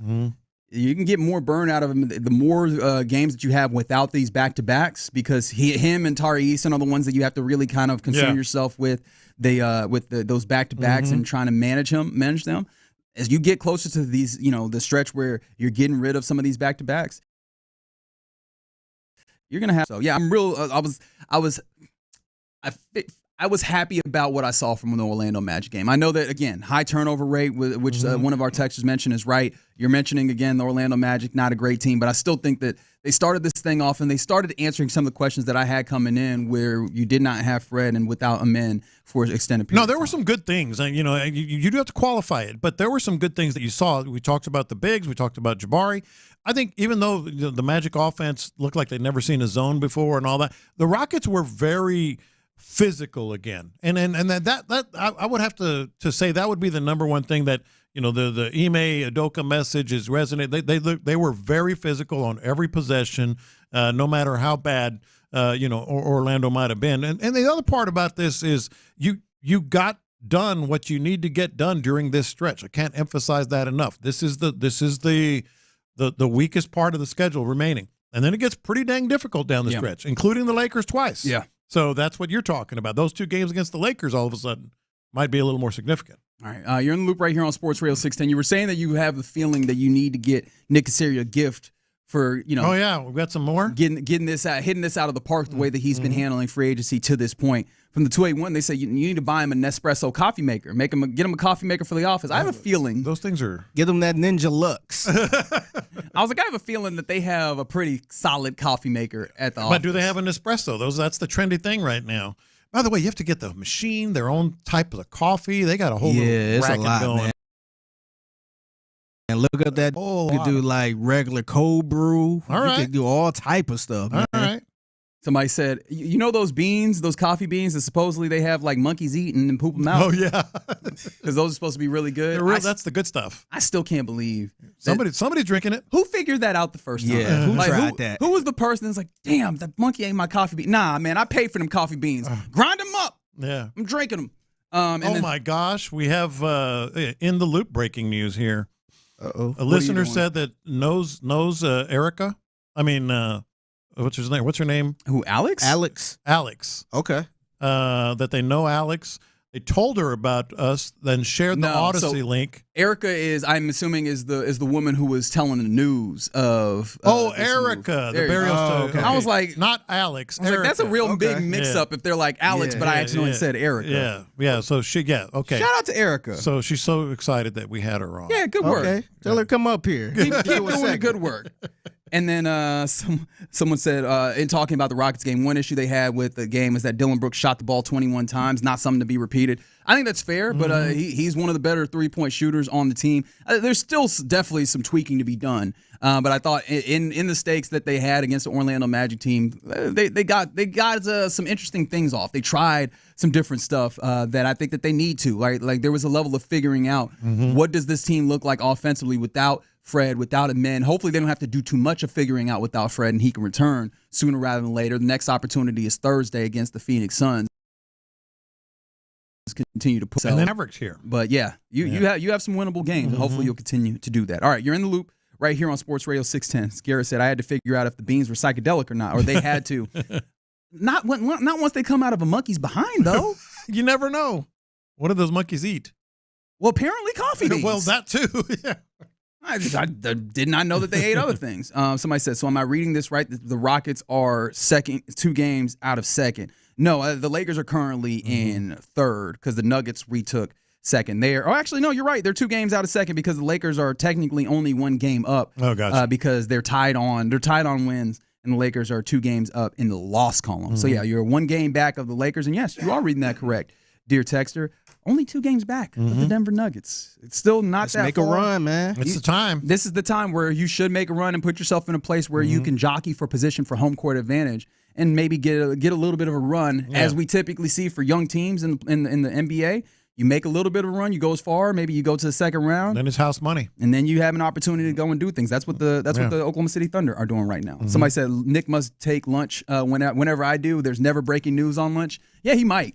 He might. And what's funny is apparently he takes great joy in doing these things because we hear through back channels that he is happy to blow up our shows with all these breaking news. So keep doing it. The pleasure is all ours. Yeah, keep doing it. I imagine that the fans do it are around happy. 10 o'clock, 11 o'clock. Yeah, 10:01. Around this time, he probably do take a lunch, probably eat his little cheese sandwich or something like that. Yeah. And then right about 3 o'clock, back Laremy Tunsil out of here.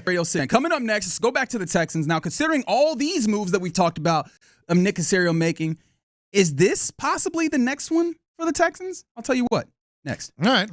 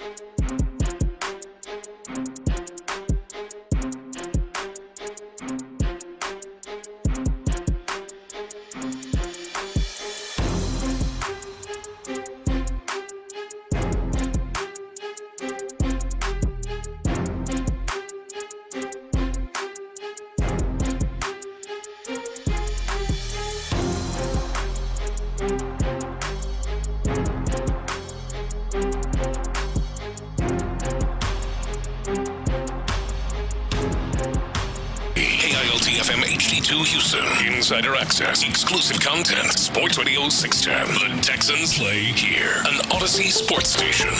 Sports Radio 610 presents In the Loop with John Lopez and Reggie Atatula. All right, so first and foremost, you've entered the 1 o'clock hour here in the Loop on Sports Radio 610, which means on a Rodeo Ticket Tuesday, we will be giving away another 4-pack of tickets, this time to see Cody Jinx at the Houston Livestock Show and Rodeo, so keep it locked for that is coming up.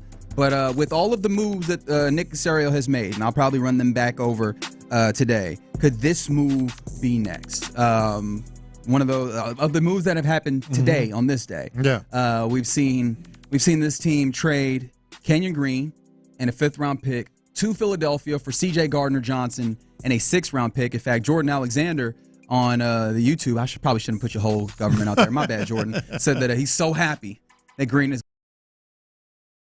gone. He has an opportunity to go and work with one of the best, if not the best, offensive line coaches in the league. There's a lot of great talent around there, and they've proven their capability of like bringing guys around. Mekhi Becton will tell you that. But also, sounds like somebody else is happy about this deal, and his name is C.J. Gardner-Johnson. What? With my text, Houston, we got a problem. What?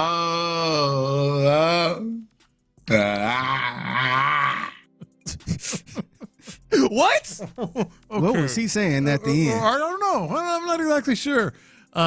He likes the secondary, I can tell you that. Yeah, he sounds like he's problem.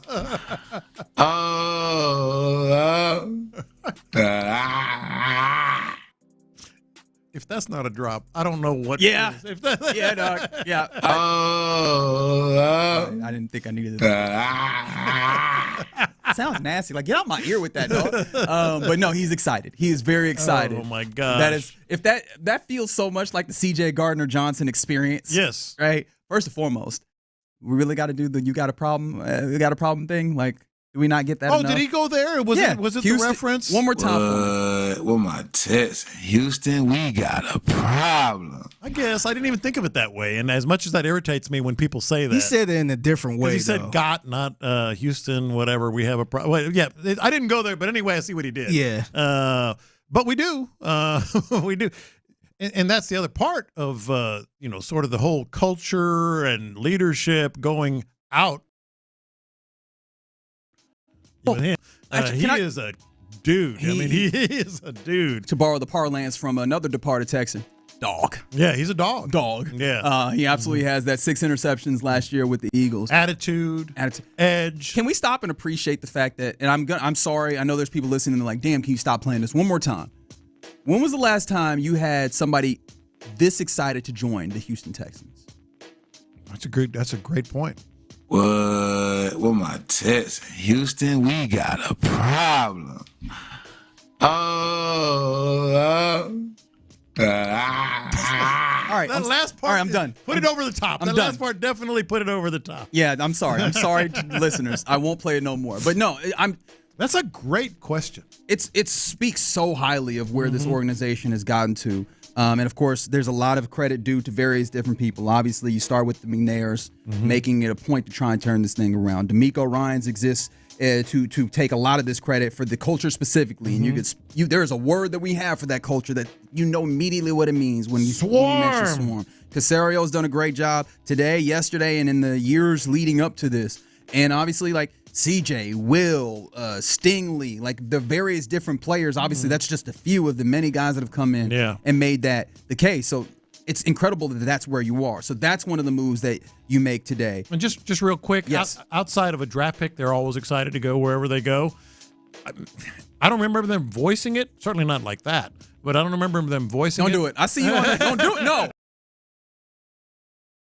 No, maybe Alshire because they tried to make a run at him, previously, but I didn't hear him voicing it like that, Well, what's a player that was like super hyped? Was Stephon Diggs super hyped?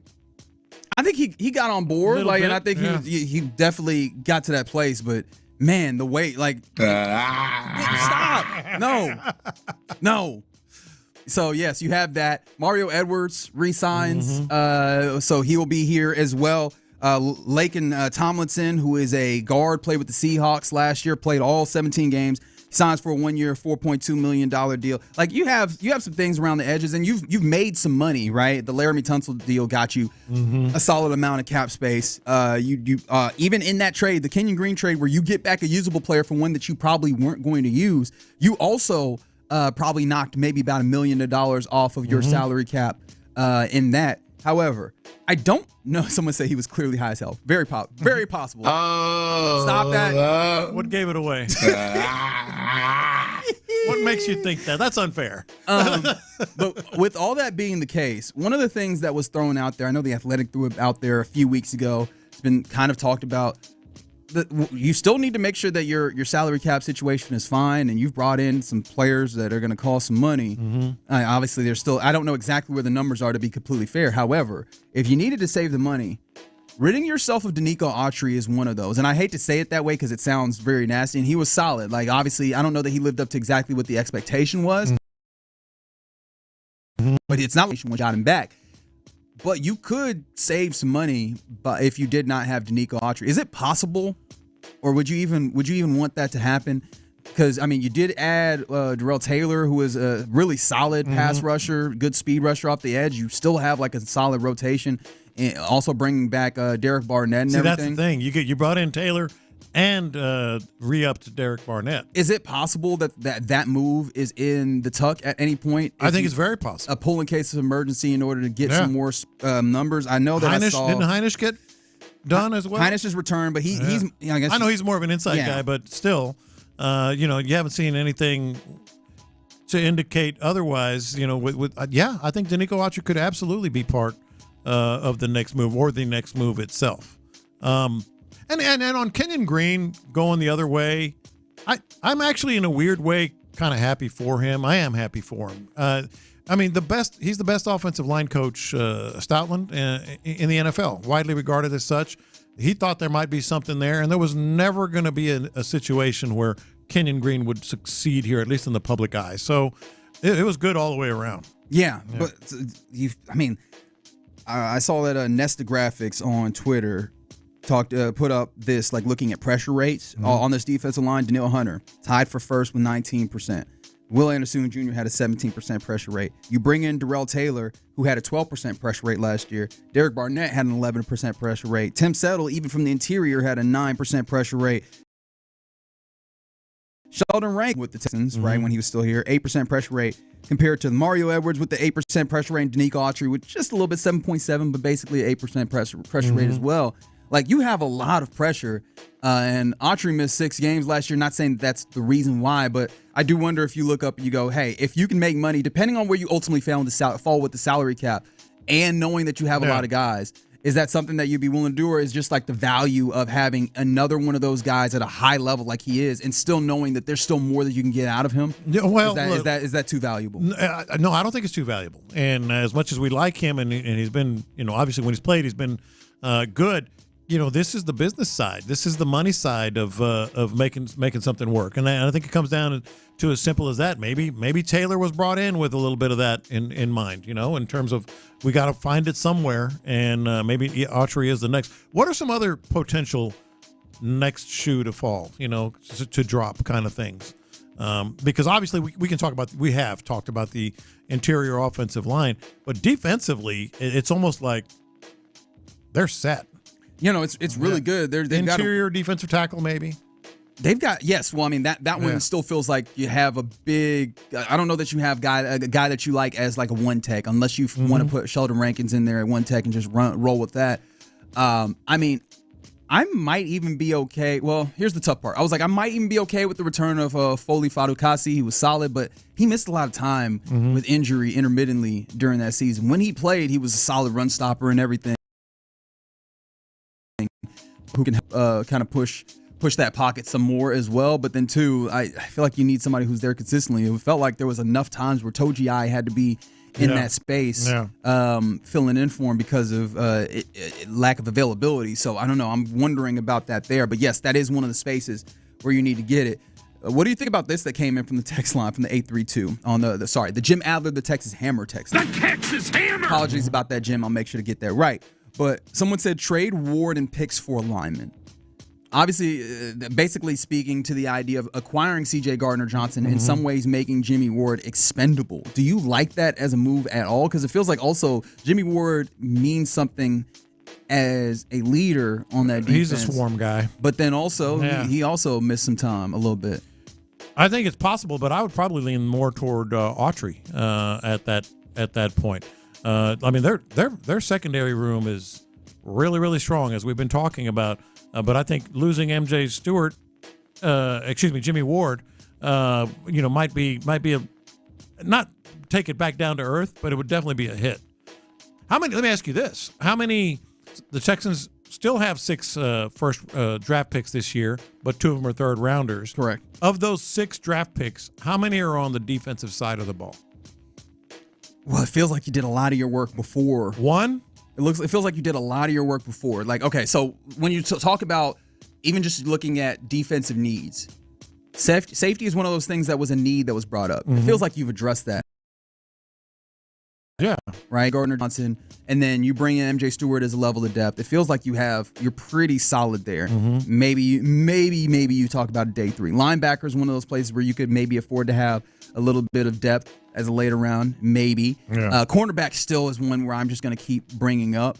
I don't know exactly how you get to that, but I could see nickel, especially, is what you're talking about, or just depth. Just the cornerback depth in general. Yeah. Like who is behind? Literally, you want to pull up the depth chart right quick and see who is behind. Yeah, you got Tremont Smith, Jeff Okudah. Is Jeff Okudah still on the table That's here? what it has here. Yeah. All due respect to Jeff Okudah. Man, I will never Okudah on out of here. I will never get over the fact that Okudah Matata out of here, man. See, there it is. There's the joke. The first one I wouldn't, but the Okudah Matata, that was solid. Give yourself a little. You know what? Where's the bell? Yeah, we need the bell. But no, I just can't forget Kevontae Turpin giving him the 2-step against the Cowboys. Lined up, and he had more than that moment. But it feels like there's enough of those.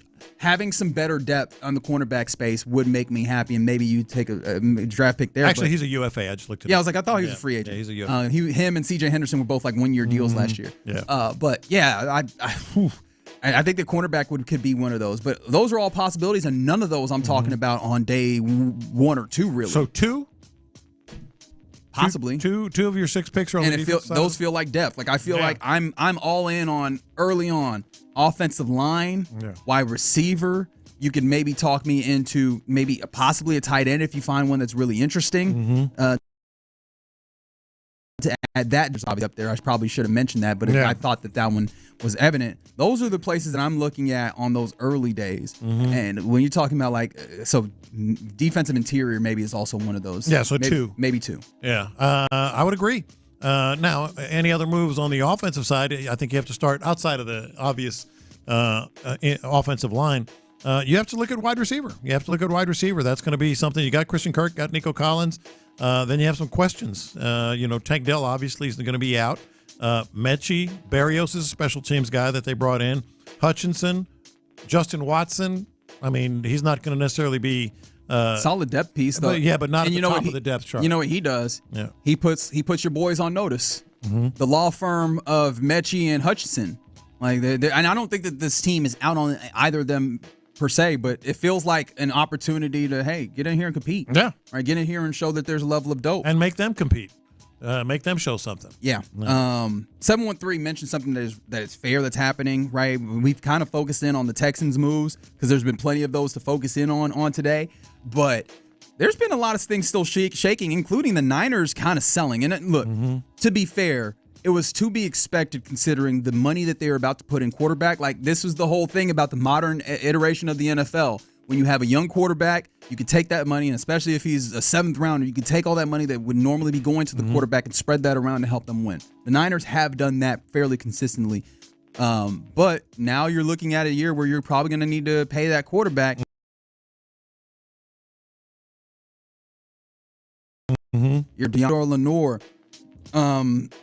has inked a new contract, but they've had safety Hufanga leaves. Kyle Juszczyk was just released. He's out there, and they just released Leonard Floyd a linebacker. And that's one of those people that someone asked, like, would you be interested for Leonard Floor as a depth linebacker? Well, I mean, look, I was interested in linebacker depth regardless. With Dre Greenlaw? With Dre Greenlaw, so yes. Which is not depth necessarily. But. Yeah, exactly. So I think that's one of those things that, also on the defensive side, you had to prioritize interior defensive line, cornerback, linebacker. So, yes, absolutely. Yeah, but the Niners, not that they're not in your division, they're not in your conference, but it's kind of interesting to see, like, hey, this is what happens with the timeline where you want to make sure that you hit big while that rookie quarterback is there for you. Feels like that's a place where the Texans are, right? That there's going to be big money coming for CJ relatively soon. This is the third season, and he becomes eligible for an extension afterwards. Obviously, the extension tacks on after the rookie deal, but you got a few more years of cost-controlled CJ Stroud. Feels like this is definitely a time to strike. What they doing with Trent Williams? What are they doing with Trent Williams? Yeah. I'll give y'all a fifth for him. Well, I mean, they still want to make sure. All right. If you're going to pay Brock Purdy, you're like, well, we'll take away Trent Williams. I feel like you might be hustling backwards. Sixth? What do you want? In that instance. Hey, Nick got to hustle, man. Yeah. Hey, don't put it past him at this point. Hustle, man. Yeah. All right. You're in the loop right here on Sports Radio 6 on this Tuesday. You know what? Rodeo Ticket Tuesday. Bleep it. Let's do it. Cody Jinx tickets on the line for you. 4 of them things. It's a 4-pack, and you can win that by being caller number 10 to 713-572-4610 right now. Go see Cody Jinx on our dime. Caller number 10, 713-572-4610. All right, coming up next, it's about the time where we hand it off to Figgy Fig for the mixtape. What you got for us? Yeah, so what's the adult version of finding out that the big man in red isn't real? 713-572-4610. Not that, man. I know some parents are on. I know some kids are on Kool-Aid man. Yeah, I know they on spring break, so I'm trying to give y'all a pass a little bit. Yeah. And plus, Jessie Watt from Mix 96.5 had her reaction to the Braxton Berrios. Oh, I can't wait. Signing. Yeah. We gonna hear that. Let's do that next. Must be the whiskey. Area 45 with Bijani and Creighton. Now,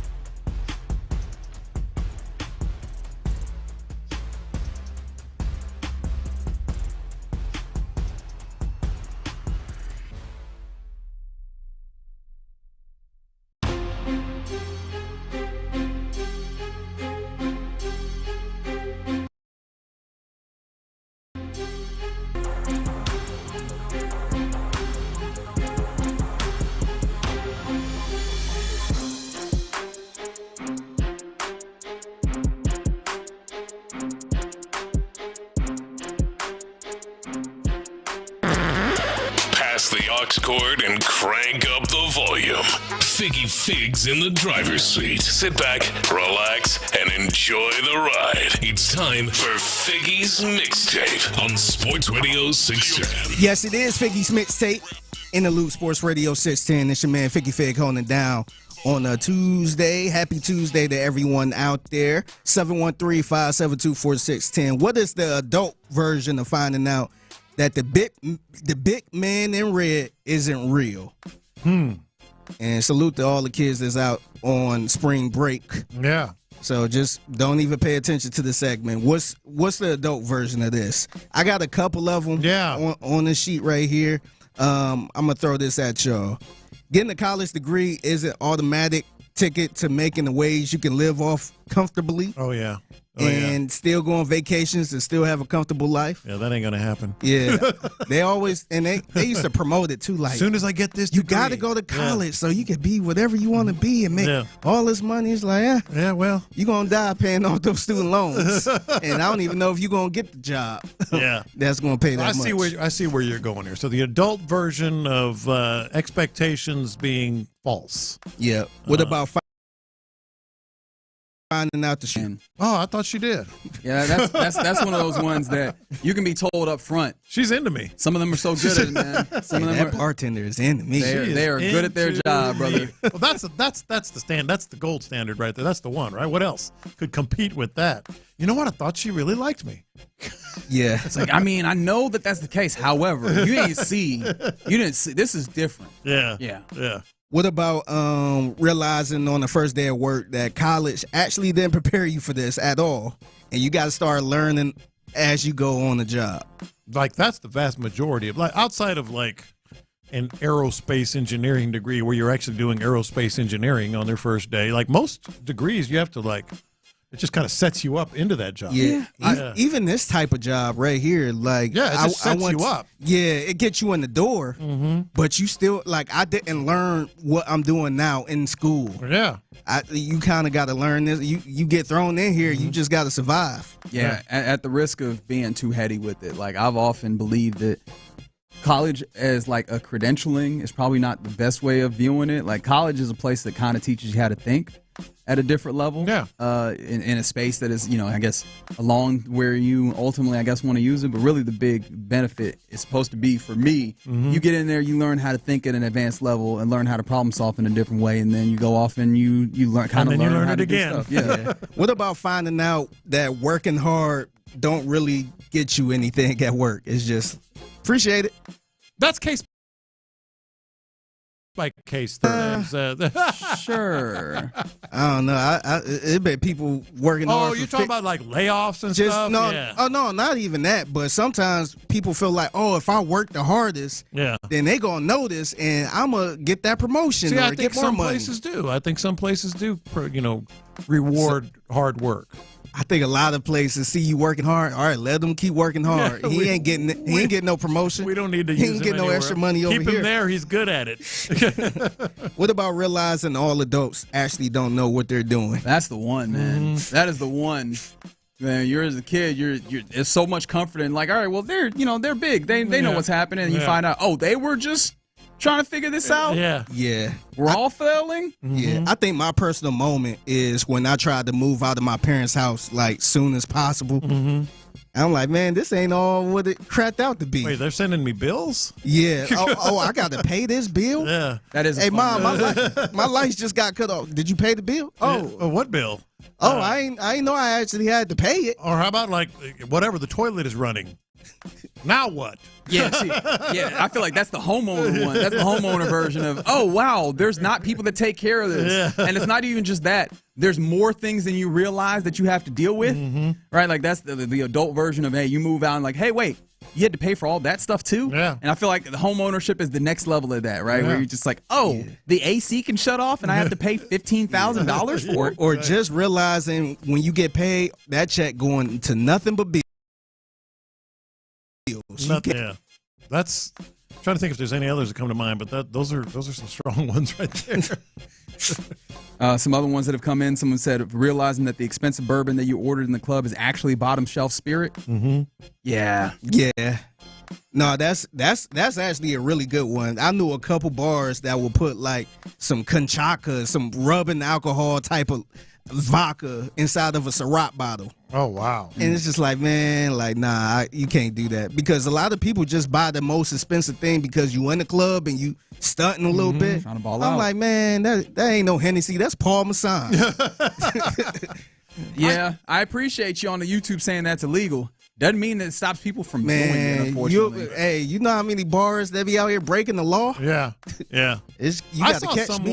I saw someone do this, and I thought it was kind of a bad move, but now you got me thinking about it. A wine bottle, an unopened, corked wine bottle. I saw somebody mess with the label to make sure they didn't switch labels. Like it was a customer. Oh, yeah. Oh, and I'm okay. like, do they do that? Man, they be doing some wild stuff out here, man. Yeah. Yeah, and maybe this one also matters if I'm going to harken back to our question of the day. And you said how not all adults know what's happening. Not all these people in these sports leagues are absolutely great at their job. Mm-hmm. Looking at various people. We don't have to name names. If you want to, you can. No. You sure? It's not my job. So our good friend Jessie Watt over at Mix 96.5, she doing an amazing job over there. She actually was super excited about the Braxton Barrio. Oh God, her too. Signing. Yeah, I can't front, man. I had no idea who this girl even exist. Yeah, but apparently she was one of the girls that followed.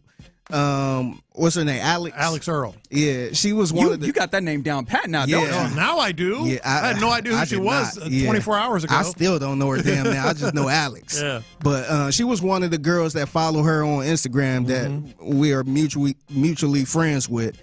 And this is her reaction to the signing. And see how excited she sounds. I have to pull over. Hold on. Girls. Have you seen the news? Let me rephrase that. Houston girlies. Have you seen the news? Braxton Berrios got signed to the Houston Texans for 1 year, which means they've signed Alex Earl. I am so excited thinking about the fact that Alex Earl could potentially, for part-time, be living in Houston, Texas. She needs to come right now to figure out like her little H-Town girly pop outfits. Houston Rodeo. Picture her in like the little boots, a little hat, a little corn dog. She's gonna love it. I know she's gonna love it because everyone loves Houston. Houston girlies are the best. I already texted my husband. I was like, picture it. You and Braxton start playing golf. You have to pick me and Alex up from Bottomless Mimosas because we're out at brunch. Have I ever met this girl? No, but do I have a feeling we would be best friends? Yes, I do. All right, I hope he get cut. Just for that? I hope he get cut. Wow, that's man. real hateration right there. This is about to be nuts. It's an amazing opportunity, fans. That much like her, you know. I told y'all earlier. My daughter-in-law, who knows like 3 people on the Texans, says, "Hey, they're bringing Braxton Berrios to the Texans," and I looked at her like she had 2 heads. I was like, "What? Where is this coming from?" Look at this, man. We done gotten our own sub category of Taylor Swifties. Yes. That's what it feels like. This is the great value version of the Swifties right here, man. Great value version. It's funny. It's funny too because I was talking to Sean Pendergast. You know, I'm kind of filling in doing promos and stuff like that. Mm-hmm. And I shoot them a text every time they sign somebody like, is this worthy of the promo? Mm-hmm. And he was like, this ain't nothing to worry about. Yeah. I'm like, damn, maybe I should have made a promo for it. Maybe I should have hyped this bad boy up. You got to make the promo and put it over on Mix or something. You know what I mean? That's where the or not the demographic. That's where the demographic. Braxton Berrios. Yeah. Well, and his girlfriend Alex. Exactly. You got to start with her name. The Texans sign Alex Earl's boyfriend, Braxton Berry. I bet he's sick of this by now. He's got to be. 346. My wife was so excited about Braxton, LOL, and she knows nothing about football. Another one says, I instantly hate Braxton Berrios. Somebody said all this publicity, I can't see him not making the team now. Well, I don't know, man. Like I don't know that D'Amico Ryans is taken into account. Like Swarm, but also how many followers does your household have? Yeah, I can see the Texans president over there like, hey, we got to need him on the team. D'Amico, I'm not telling you what to do, but do not cut this guy. That sounds like a hard knock story, man. But did Kate Upton have the same effect with women? Like I know that. I know the dudes enjoyed that quite a bit, but it wasn't like the women were like, "Hey, yo, Justin Verlander's coming here because of Kate Upton coming too." Nah, no, this is like crazy. This is bigger. Yeah, like they're giddy. I might have to make a promo about this, man. I ain't gonna lie to you. The people are already letting you know. They're not trying to hear the noise that Jesse White made one more time. They said they'd much rather hear C.J. Gardner-Johnson. So don't. No. I have to pull over. Hold on. Girls. She was so excited. Somebody said never heard of that dude. Yeah, that's probably fair. Like, no, you're not alone. Braxton Berrios has been relatively marginal. There's been instances like I know that when he was with the Jets, 30-something girls have. Yeah, when he was with the Jets, he was kind of did more actively, and I know that he did a little bit with the Dolphins as well. But yeah, definitely. Is she making more than him? Oh, for sure. He got 1 year, he making $2 million. Oh, just off of this deal. Like, I'm just possibly. saying. Yeah, I'm just saying. Right? No. I think because is she wearing the pants in the relationship at this point? Like you, I didn't know who she was, but I dug in because of like my daughter-in-law, my daughter. They were like, my daughter was texting the family. Oh, Alex Earl's boyfriend. I'm like, oh God. So I dug in. She really made it big just as a quote influencer. Just correct. She's hot on Instagram, but she wasn't a Super Bowl commercial this year. Was she really? Yeah, I believe it was. Man, he did. How does she? How does this happen? I was just confused. Some restaurant. It was a restaurant, but I'll have to look it. I'll have to look it up. All right. But yeah, she wasn't a Super Bowl commercial this year. All right, listeners. Now, would you be down with this if Alex's fan base started calling themselves Swarmies instead of Swifties? Oh God, that's awesome. From the 832. He got to go. We ain't turning this. You are really Swarmies. Nah, man. Okay, but could you possibly? This is my final attempt at making Swarmies. I like it. This is my final attempt at making this palatable. On the YouTube, Marcus said, wait, now the Texans might get ref calls. If you have an army of like pseudo Swifties that are willing to get after these refs, Reggie. Okay, I was. People said no on that, so I was going to go away from it, but I guess I have to keep going there. If you have some Swarmies that are willing to get after these refs like those Swifties do, like, do you think that would actually help you get some better calls? I would hope so. Okay, all right. By the way, she was in 2 Super Bowl commercials, so she really cashed in this year. Oh, Dang. Carl's Jr. Hardee's apparently is Carl's Jr. and Poppy, the soda. Oh, okay. Well, I guess I shouldn't call it a soda, whatever it is. And those I was like, the Poppy, that very much seems like that is in her influencer bag now, ain't it? Yeah. Somebody says probably still don't know who Braxton Berrios is. Fine. That's fine. I just remember the name. I remember him playing for the Dolphins. That's all. Yeah. All right. Well, you got more? Yeah, I got more. So, big shout out to Steve Carell. We all know Steve Carell, right? Yeah. Yeah, so he's doing something nice for the high school kids in L.A. And Attention all seniors. This is Steve Carell with a very special announcement. I work with a wonderful charity based out of Virginia called Alice's Kids. And Alice's Kids wanted me to let you know that they will be paying for all of your prom tickets. And if you have already paid for your prom tickets, they will reimburse you for your prom tickets. It's a pretty good deal. Have fun, enjoy the prom. And remember, this is Steve Carell. Take it easy, guys. So he did this in honor, for the fires in L.A. And so he did a good thing, but I felt like he missed the perfect opportunity here. I know where you're going. You know where I'm going? I know where you're going. So if you guys... Greatest episode of The Office ever. We got... what we call it? Scott's Tots. Scott's Tots. Yeah. Scott's Tots. I'm going to play a little Scott Tots for you, man. He probably should have did this or tied it in some type of way. But here's one of the greatest episodes per John Lopez with Scott's Tots. Scott's Tots is a program I started after I met an amazing group of third graders about 10 years ago at Career Day at their school. Mr. Scott? Hey, Michaela Lasker, how are you? I'm good. Good to see you. By the way, I'm an editor for the school paper now. Of course you are. Now, I know you probably want to see everyone, but I was wondering if I could ask you some questions first. How did you first come up with the idea for Scott's Tots? Okay, wow. coming right out. It is no secret that my last name is Scott, and you were all tots at the time. No, I mean, what made you choose us? Okay, wow, follow-up. I saw you all there. I thought you were great, and I wanted to instill some hope into your lives, and I never intended any bad to come of any of it. What you did was a miracle. I wrote my college essay on you. No. Yes. Okay. Now, are there any other students whose college tuition you're paying for? Oh, God, I don't. Oh, you know what? I shouldn't go in there. I'm pretty busy. I should. We just want to say thanks. Oh.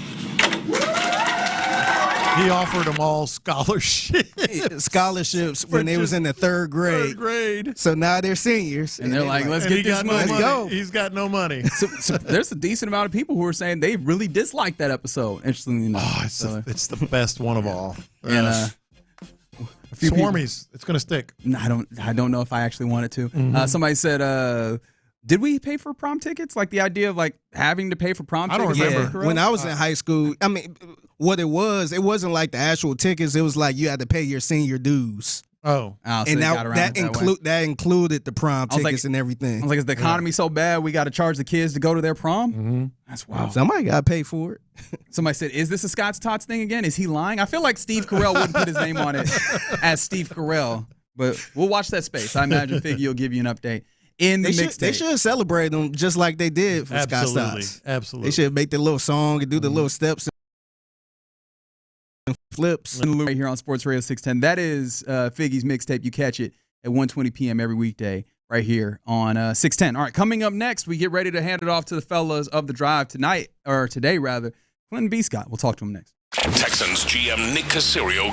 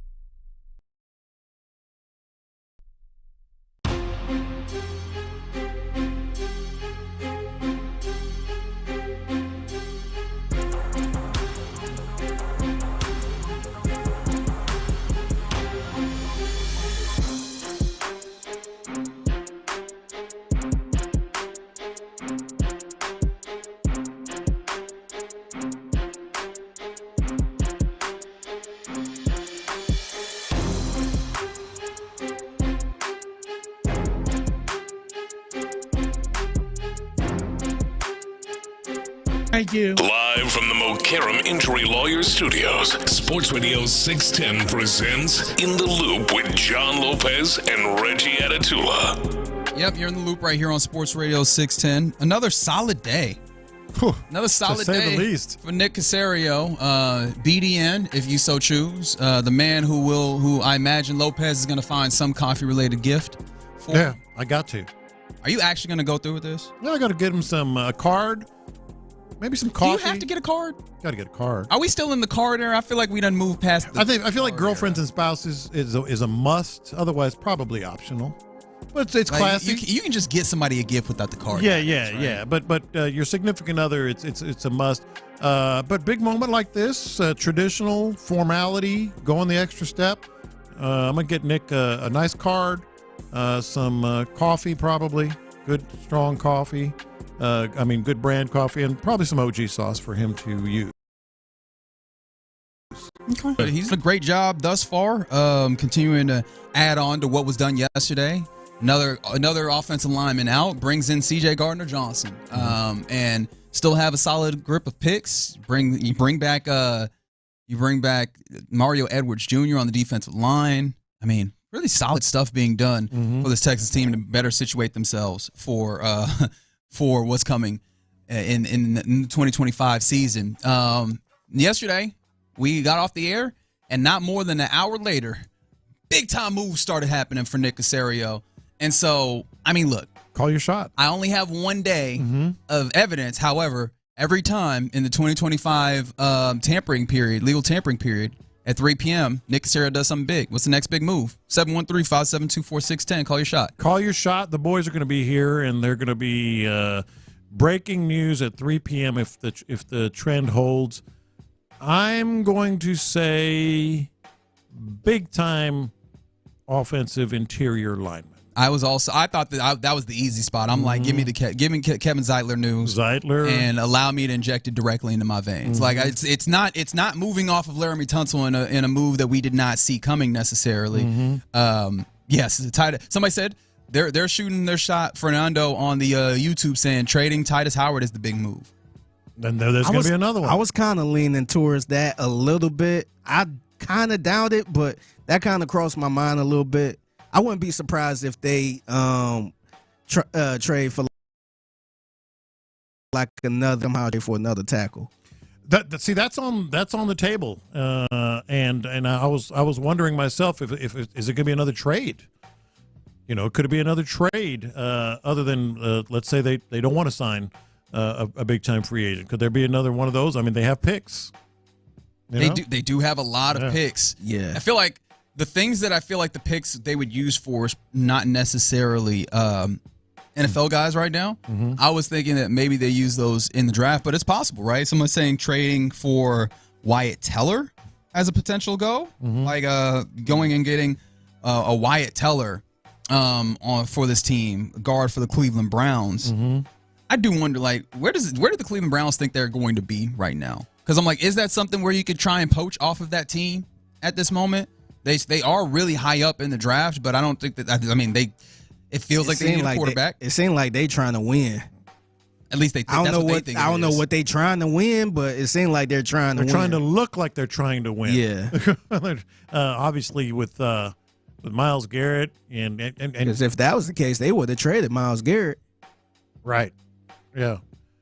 I don't know. I feel like they're, and I'm not even really, the reason I wanted to bring this up, I'm like 70% sure there is going to be something else today. There, or soon, very soon, if not today, maybe in the morning. Because I mean, we know they still have some big holes on the offense. Yeah, they working on that offensive line, big holes on the offense right now. Someone said they actually want to see Titus first training camp, like scared straight. What's interesting though is somebody mentioned getting Cooper Kupp, but Cooper Kupp, I feel like we're veering very much to him being released tomorrow once the new, or actually it'd have to be today, right? But, or no, it could be tomorrow because the league year doesn't start until noon, the afternoon or later in the day. It's not going to start at the very start of the day. So It feels like they're going to try as long as possible to try and see if they can get a trade that worked for Cooper Kupp. But I imagine if you waited this long as a potential team, you're not going to jump out. If they get anything, it'd be like a 6 swap or something like that. Which I don't. It feels like right now teams are not pushing. Although deadlines are supposedly make deals, but it seems like they're just going to wait this thing out. Yeah. And then if somebody wants to grab them, maybe even the Texans. It just feels like that Cooper Kupp feels like it's out of the range of possibilities with Christian Kirk. Like, would you have 2 slot guys? Would you be able to make that work? Yeah, draft a receiver or something. Let me ask you this, though. Every time you hear that ding, he hears that ding on his phone. What is Titus Howard's reaction right now? Ooh. Like, ding. What does Titus Howard do every time he hears that ding right now? I don't know. Like, I don't know what the Pavlovian response is. He's got to be nervous. Yeah. He gonna cry when he get in the car.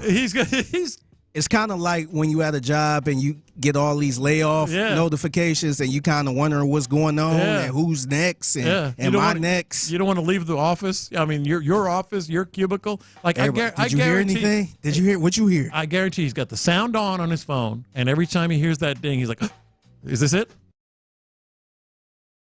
Is this it?" I mean, he's on notice. That's one of those things that people talked about. Another one, real quick, before we welcome in the fellas of the drive. When we asked people to call their shot for 3 p.m. today, because it seems like that's what happens. Someone said trading Dalton Schultz, and I have a feeling I know someone who might be interested in such things. Oh yeah, don't threaten Clint with a good time. We welcome don't threaten this man with a good time. The fellas of the drive, Clint Stoerner and B. Scott. Move up out of here, y'all. hey, my Nick, D'Amico, while y'all at it? Yeah. You making change? Yeah. Hey, look out, that's the next step. How is first of all, good job yesterday.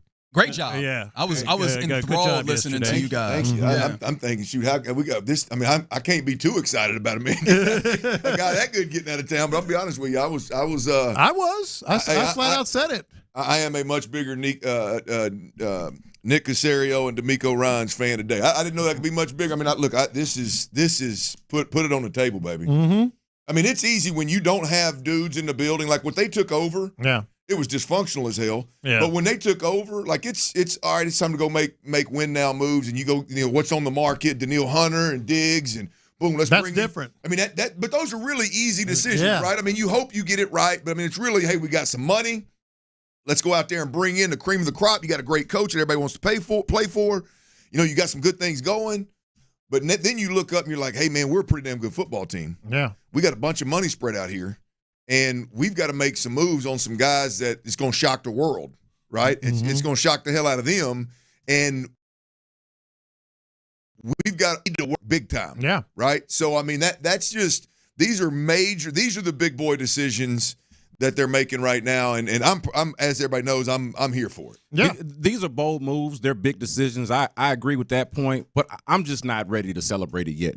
For the simple fact that they are the ones that created it, and I got a tough time celebrating somebody that cleans up their own mess. Like, they doubled down on Laremy Tunsil and extended him. They're the ones that drafted Kenyan Green, doubled down on him as their starter last year. This is just simply, to me, an acknowledgement of a poor investment, a poor heavy investment in the offensive line. How many GMs are hard-headed about that stuff? No, I get it. Yeah. I get it, but it's still an acknowledgement of failure. And so I can't get past the failure part of it yet until it's actually correct. You'd like this, guys. I think y'all may have heard it yesterday.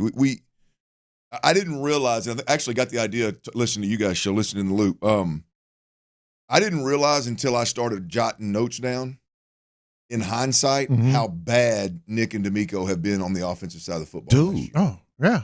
I mean, every decision they made, with the exception of Joe Mixon, it ended up in hindsight. Yeah. I'm not saying, look, everybody relax out there. Text line's probably going nuts. Everybody relax. Just in hindsight, the Diggs deal, the injury. Well, the Nico Collins pick for Caserio as a third rounder, but that's no, I'm talking about just last year. I'm talking about last year in a vacuum. Like the Bobby Slowick thing went south. They gave him a raise. Yeah, that's a good point. The whole thing was just like, wow. And my positive twist on that negative truth, right, was. I mean, you go around the playoffs and you play as good a football as you did last year with those kind of misses. Yeah. I mean, if you just hit on half of them this year, you're going to be all right. Yeah, I agree. I mean, at least I hope so. At least in theory, you would be. Yeah, no, I agree. Yeah, but for me, it's the same line of thought. I was in here a few weeks ago when Nick Neeman spoke. I hosted with Clint, and it was the day before. I said, hey, look, I want to hear from the guy. I cannot wait to hear from the guy. but I refuse to be overly impressed or overly optimistic about it until I actually see results. It still is a kind of a wait and see type of thing before I can actually get excited. I will give him credit for making the bold moves, though. Yeah, for sure. that's what I'm saying. Right, and the bold moves are great to start. Just need to finish it out. That's all. Just need to actually put down that offensive line that is going to keep C.J. Stroud upright. Give him one more guy to throw the football to, and we can be off and running. Hey, Reg, there's a little debate going on. It's not much of a debate because I'm fixing to ask J-Lo for the answer. I don't know if it's Wallow or Waller, but I don't want the Texans to do either with this with mess that was last year. There you go. There you go. Well, I always heard Waller. I'm going to be honest with you. Mom was always, don't Waller in it, just move the hell on, son. Well, there's your answer. That's right. I knew y'all would correct me. I do radio every day with Ron Hughley. Ron said, hell, I think it's Wallow, but I ain't real sure. Let's just ride with it. So I'm glad they ain't wallowing or Waller in that mess we watched last year. My people in Southeast Texas don't pronounce nothing correct. That's exactly So right. It's all good. I'm all about it. If I get what you're saying, then we're good, and we do get what you're saying. All right, we're done for the day. We'll catch you tomorrow. Right now, you're listening to KILT AM, KILT FM, HD2 Houston, and Odyssey Sports Station. And right now, The Drive is live. The Drive is live, baby. Ron Hughley is out. I'm with the kids. I hope he's having a great time out there making memories with his kids while he's out there. We're gonna do the Lord's work. We're gonna talk about these Texans and these moves that are being made and what's going on in H-Town. Hey, everybody out there, B. Scott is in. I call him Skeezy, but y'all can call him B. Scott. He is in for Ron Hughley. T-Mill is on the ones and twos behind the glass. You can probably tell that bumper music is always on point when T-Mill's back there. And he usually tries to talk to us through his drops when I piss him off. So keep your ears open for that as well. There you go. Make sure we're listening today now. Make sure you and all your people are listening today. The 3 o'clock hour and the 5 o'clock hour. It's your chance to win a 4-pack of tickets to the Houston Livestock Show and Rodeo, because it ain't just about the concert now. You can get your ass out there a little early and watch some of them ride them old bucking horses, ride them old Broncos, watch them ride them bulls, and watch them kids ride them little sheep. I think my youngest, my oldest, my 3-year-old, she's ornery enough. If I can get her brave enough, she's ornery enough to ride one of them sheep. Oh yeah, man. I think I can get my little one, my little cave woman. Her ass, she's definitely gonna be out there. There ain't no doubt about that. But between in the 3 o'clock hour and in the 5 o'clock hour, 4-pack tickets to the Houston Livestock Show and Rodeo. In the 3 o'clock hour, baby, it's Parker McCullum hour right there, our local hometown boy. He is absolutely rocking and rolling right now. One of the hottest youngsters in the country music game right now, and he puts on one hell of a show, y'all. He puts on one hell of a show. He's been in the game long enough now to where he's got enough hits to where you can word for word damn near every song. True performer. He's there to leave it all on the stage. Parker McCullum is one hell of a show. 3 p.m. we'll be giving away a 4-pack of tickets. That show is Friday, March the 21st. And then in the 5 o'clock hour, that man Cody Jinx. I'll be honest with you, I like Cody Jinx. Cody Jinx, about 2 years ago, I started doing a little bit of digging. I did not realize how big Cody Jinx' following was. Cody Jinx has like a cult-like following. It shocked the hell out of me. Cody Jinx is as hot as they come in that what would you call that? That's kind of outlaw country type, I guess. Exactly what I was gonna say. Yeah, we got a 4-pack there in the 5 p.m. Hour here Thursday, March the 20th. Is that show? We're giving away the 4-pack today, so make sure you stay plugged in. Call your friends, call your mom and them, and make sure that everybody's listening. That 3 o'clock hour and that 5 o'clock hour, we'll make sure we'll give away them Houston Livestock Show and Rodeo tickets. Also, I want to thank everybody out there for watching on Twitch and YouTube, interacting with the show on the text line, listening on that AM dial, that FM dial. But I do want to encourage everybody out there, download the Odyssey app. AUDACY. You never know. Let me try that again. AUDACY is the Odyssey app. Download that sucker. And there's all kind of features. You can listen live. You can hit that rewind feature and go back and listen to interviews, or like this morning with Sean Pendergast and Seth Payne when the news broke of the Kenyan Green, CJ Gardner-Johnson trade was big time. You can get their live reaction. That Odyssey app is big. You can also get all the podcasts. It was podcasted on the Odyssey app, as well as B. Scott. We find the other podcasts there as well. Yeah, all the podcasts. And then I would also mention too that you can turn on notifications. So if you're not listening, like if you just got the app and you're not listening, and something like Laremy Tunsil getting traded yesterday, a Kenyan Green getting traded this morning. Hello. When that happens and you just happen to not be listening for whatever reason at that time, you turn on them notifications and we'll hook you up. Yeah, there you go. And like I said a little earlier now, you never know when we're going to be running another one of them contests like we ran where we gave away $20,000 and airfare and accommodations for 4 to go out to Las Vegas. So make sure you stay plugged in. You never know when something like that's coming. All right, these Texans now. Again, look, we talked about the Laremy Tunsil trade. We're gonna circle back to that. We've had 24 hours to sleep on it, think on it, and wrap our heads around everything we did yesterday. Really is in the moment, just an immediate reaction, and that's a little different than having a little bit of time to stew on it and soak in what the hell's going on, what happened, what does it mean for the Texans. Now, let's catch everybody up real quick on what's going on most recently with our Houston Texans, right? Kenyon Green, former offensive lineman, guard, first-round draft pick, number 15 overall out of Texas A&M, has really, really struggled as a Texan at the guard position over 3 years. Is that correct? 3 years? This would be year 4, going into year 4. This would have been year 4 for him, and I would say that with Kenyon Green, for him, for the team, for everybody involved, is probably a really, really good thing, welcome thing for him. But Kenyan Green has been traded to the Philadelphia Eagles, and in return, the Texans get safety, nickel, rover, kind of do a little bit of everything in the defensive secondary. C.J. Gardner-Johnson. Now, there's also some fifth-round picks there that the Texans sent a 2026 fifth-round pick to Philly, and Philly sent a 2026 sixth-round pick to Houston. So there was some low-hanging draft picks there that are part of it. But the big deal is Kenyon Green goes to Philly, C.J. Gardner-Johnson comes to Houston. And look, there's several things here that I really, really like, B. Scott, about this trade. But let's talk about the player first and foremost before we get off into the secondary. This secondary is getting nasty. This secondary in Houston's got a chance to be really, really good if everybody can stay healthy.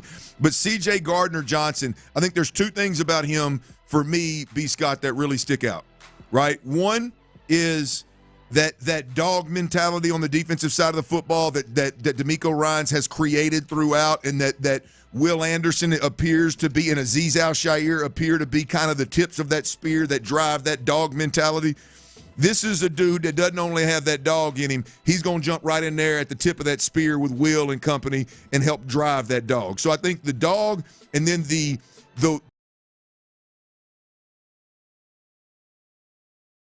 like I said, not several positions, but be real flexible in where you can play center field, on the hash, down low, nickel defender. He can do a lot of different things. Those two things with C.J. Gardner-Johnson are two things to me that really, really stick out and will change the game for the Texans defense. Yeah, I think that this is, at least for me, like Laremy Tunsil was the big headline yesterday, and that's going to be sort of the headline in terms of player acquisition and leaving the Texans probably of the offseason. Like, he's a bigger player, more big-time player than C.J. Gardner-Johnson is. But for me, the acquisition of C.J. Gardner-Johnson so far is the biggest move that they've made so far. Like, to me, just because it raises the level of the defense in ways that you just described, and to me, like, it feels like a luxury item, but at the same time, it just sort of changes, to me, the dynamic of your defense. Like, the offensive line, and I said this in the toss earlier, like, to me, this is more of an acknowledgement of failure, hey, let's blow this thing up. We're gonna try to, like, remake and reimagine this offensive line, and we're gonna start from, like, the core of it, even with Laremy Tunsil and with guys that we drafted like Kenyan Green, a guy that we traded for, and Shaq Mason and gave an extension to. Like all of those things are good, but it's an acknowledgement of failure.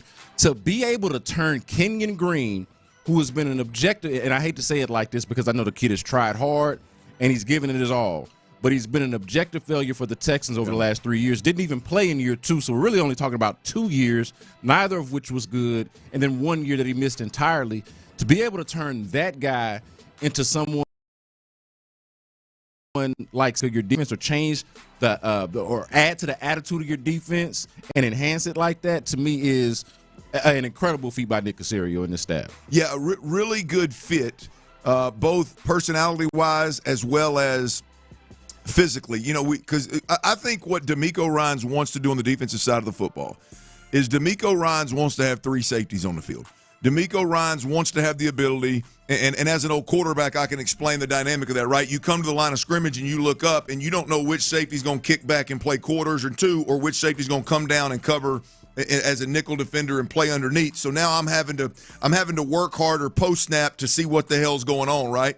And you've got Jalen Petrie, you got C.J. Gardner-Johnson, you got Jimmy Ward. Those are 3 guys that are, quote-unquote, in that safety room that could all play nickel as well. So you can play all the man-to-man games. You can also bail into zone coverages. You can do a lot of things out of your nickel package. And B. Scott, you're not one injury away from having to all of a sudden be vanilla because you got second and third string guys that are having to play in the secondary, right? Yeah. You got some experienced depth that you can play at the safety position that is going to allow you to one, roll guys through there and be fresh, but it's also going to allow you to weather the storm of an injury throughout the season, which was a problem last year with Petrie going down, Ward going down, and so many different guys going down.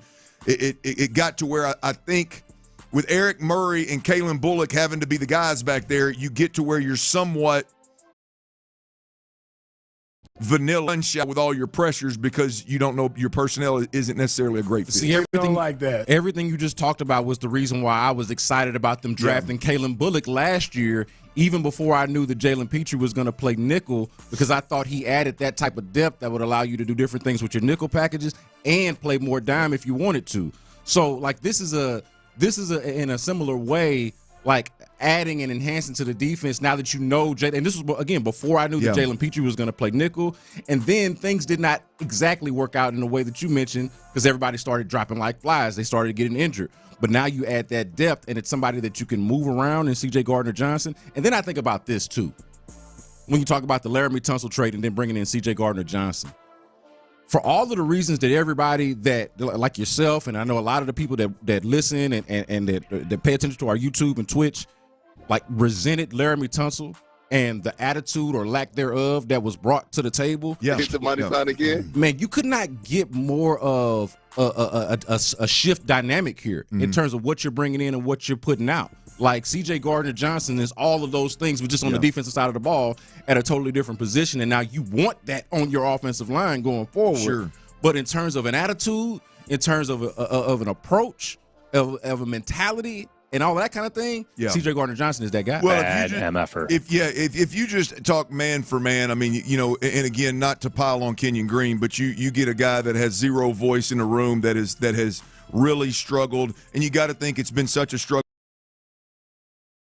physical on Kenyan Green as well. But Kenyan Green wasn't going to even play for him probably. Right. They turned a dude that was probably going to get cut. That's where I'm going. Yeah, that's where I'm going. So it's not. I mean, you take that guy that probably wasn't going to play and was never going to be a voice to a guy that's going to play, be an impact player, be a voice, and help you create an identity. Just man for man, I think it's a good great move for the Texans. Now, also, there's been a couple of other moves for the Houston Texans. I really like this one. They've re-signed Mario Edwards Jr., which I think rounds out. I don't think it probably doesn't finish up because I think D'Amico and Nick are always looking for whether it's a draft pick that falls in their lap and a guy that can come in and be plugged in immediately, or it's a free agent or a trade that comes up. But I think if you're talking about just being comfortable with your depth in a certain position group, I think Mario Edwards re-signing with the Texans does that for the Houston Texans because they did have a couple of guys that were free agents,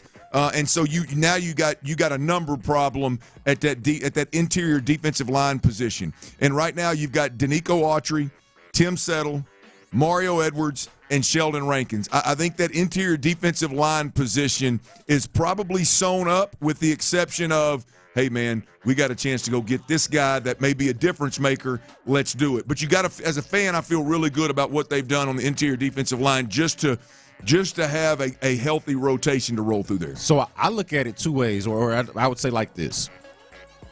The Texans have, over the last 2 years under D'Amico Ryans, gone your defensive line, right? We would say that of year one and year two, right?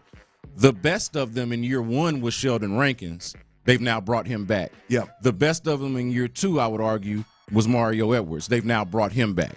So they've now retained or brought back the two best of the crew or committee of interior defensive linemen that they had over the last 2 years. Those guys are now together.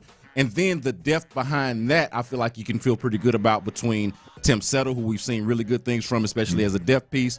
And, of course, Danico Autry is sort of that wild card. He could line up anywhere at any given time. Well, so to me, like it's at the very least you're staying pat. Yeah. And I would say a little bit of an upgrade between bringing Sheldon Rankins back and retaining Mario Edwards, the best of the guys that was let go. Well, and if could have been let go. And if you take it even a step further in the defensive line, if you can get Danico Autry for a full season, he doesn't miss the first six games because of what was it, PDs? Yeah. Danico Autry and Mario Edwards both. Both of those guys. Yeah, man. And so that's an anomaly, right? A guy doesn't get suspended for 6-8 games or whatever it is for multiple years. Like, that happens rarely. So if you can get those guys, they were mostly healthy. You can get those guys for a full season and none of those suspensions, you got to feel pretty good about it. Would those guys combined, they missed 10 games combined? Was it 6 and 4 maybe? Something like that. Anyway, it was something like that. It was a double-digit game. Yeah, if you can get those guys to just be available more than half the season, that'll also be an improvement. And just to go a step further with that, Nico Ryan's talk about he wants an 8-man rotation on that defensive line. I think they're one away. I think the guys that they've moved, the moves that they've made across the board, I think they're one away. Now, whether that's a draft pick or a free agent, I know they've made a couple of other moves, a couple of edge guys that may be depth, but that's not what I'm talking about. When you look at this, we just talked about the interior defensive line: Danico Autry, Tim Settle, Sheldon Rankins, and Mario Edwards Jr. Those are your 4 inside guys. I think the 3 outside guys right now are obviously Will Anderson and Daniil Hunter, and then they brought back Derek Barnett. Yeah. They did bring in the cat from the Bears and who played some ball but hasn't been uber productive. I don't think that's the 8th guy. So you got 7 guys right now, interior defensive line and edge rushers. I think they have 7 guys that are going to be in that final rotation. Now, what do they do with that 8th guy? Is it somebody they bring in free agent? Is it a draft pick? I think they're getting close there. But I still think that we're looking at the top of it, though. Like whoever it is gonna, I feel like, probably be either more of a depth piece or, like you say, a draft pick who we just don't know what he is yet. Sure. But I think we're looking at the top of it, and the thing that I like about it, because I was talking to you about this before we started the show, I like how those guys work with each other, work with the man next to him. Yeah. I'm talking about the interior guys, whether it's his interior counterpart or his guy on the outside. Like, they rush well in tandem and in concert. And so, to me, that is probably one of the more underrated parts about having this committee, because none of them is Chris Jones, Aaron Donald, or one of those types of guys, each other and the guy next to him, right? So to me, that's one of the things I really like about it. You mentioned some big names up there up front, man. I know I've been critical of the interior defensive line, and look, this doesn't necessarily blow my skirt up, but when you start bringing C.J. Gardner, you're getting guys healthy, your DBs take that next step. All of a sudden, you got a corner and a safety you drafted last year that are playing at all rookie type level. I mean, this secondary, I think the strength of the defense is going to shift a bit, and it's 6 one way, half dozen another, right? You can win with a great defensive line, and the secondary benefits from it, or you can have a great secondary, confuse, make them hold the ball, make the quarterback hold the ball a little bit more, cover down a little bit stiffer, and the D-line gets home that way. It's always a give and take, but I do think there's usually one strength versus the other. This has the makings of the strength being the secondary that's going to allow that front to get home even more than they already can. It's crazy to say when you got Will Anderson and Daniil Hunter up front, but I do think that's a big key. Hey, on top of the fact that you got one of the better defensive play callers in football. Yeah, in D'Amico ain't no doubt about that. Ain't no doubt. I mean, it's easy to overlook that when you talk about all these player acquisitions, but on top of that, you got that's why it all works, man. All right, look, the Texans also, real quick, they signed guard Laken Tomlinson, who was formerly with the Jets and the 49ers. Guard, he's an interior guard. Wasn't great in pass protection, which scares the hell out of me. But has played a little bit of football. I think this is more of a depth piece on the interior offensive line. We'll keep you updated on what exactly the Texans do on the inside. Looks like the safety and the interior defensive line voids, if you will. Looks like they're filled. We just mentioned that, right? I've got one position that I'm adding to the list. We took 2 off. I'm going to add 1 position of need to this list. I think it's realer than we've given it credit. I'm going to see if I can convince B. Scott that this is a real problem and something that needs to be addressed with the draft or free agency or somehow before the season starts. We'll get that. We'll do that next right here on Sports Radio 610. Before we do that, though, I got to tell you about Generator Super Center of Houston. Look, if there's no doubt happening around these parts now.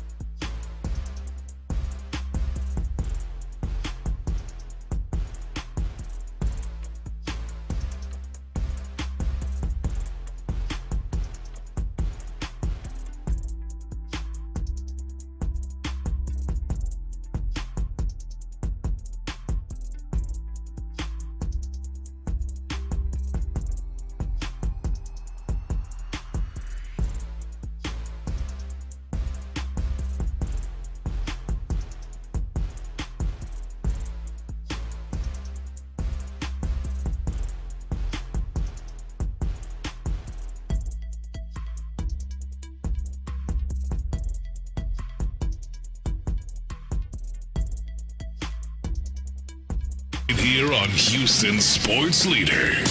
Insider access, exclusive content. Sports Radio 610. The Texans play here. That big Nick energy. Live from the Mokaram Injury Lawyers Studios. Sports Radio 610 with Stoerner and Hughley. Ron Hughley is out. Brandon Scott is in. T. Mill is behind the glass. We're rocking and rolling. A lot of action on the Texans fronts. We got a Rockets game last night that we got to hit at some point in time. I just can't figure them jokers out. B. Scott, I need some help once again. I got you. Yeah, it may be somewhat driven by the bet that I lost, but I got questions. I got concerns right now though. They messing with Clint pockets. Hey man, they messing with my pocket, and I just don't get it now. But we're gonna get to that. We're gonna get to that. Well, it ain't. I can't blame it on Tyler. I'm blaming it on Ime Udoka. We'll get to that. The Texans, right? There's clearly a major need at the interior offensive line position. I believe that the tackle position is okay. Now, you're going to need to find your swing tackle, but I believe the tackle position is okay. But at the offensive line position right now, we can say entire offensive line, that's where the need is right now for the Houston Texans. I think there's still a need at the wide receiver position. I believe, just as me, I know a lot of people don't think this, I believe that Christian Kirk needs to be your third guy. If you want to put numbers on him, I think he needs to be your third guy.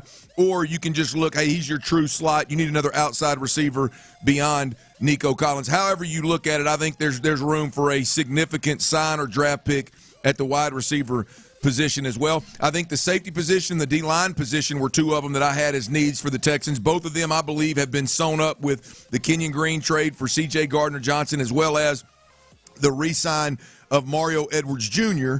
And Sheldon Riazi. Those, I think those two positions, safety and interior defensive line, are sewn up.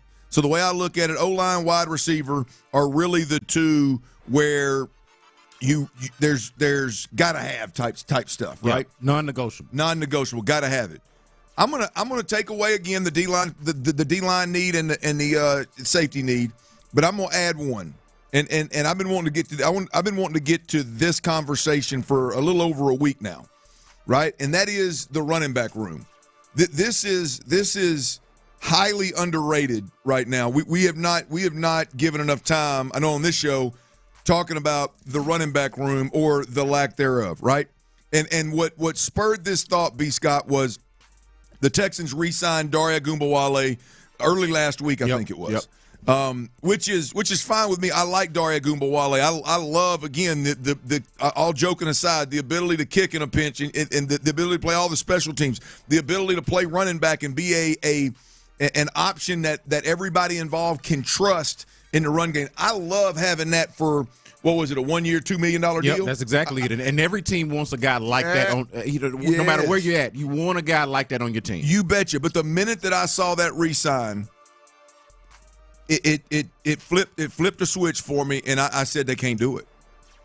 The Texans absolutely can't go into this season with the likelihood of overworking Joe Mixon early in the season and down the stretch as they prepare for the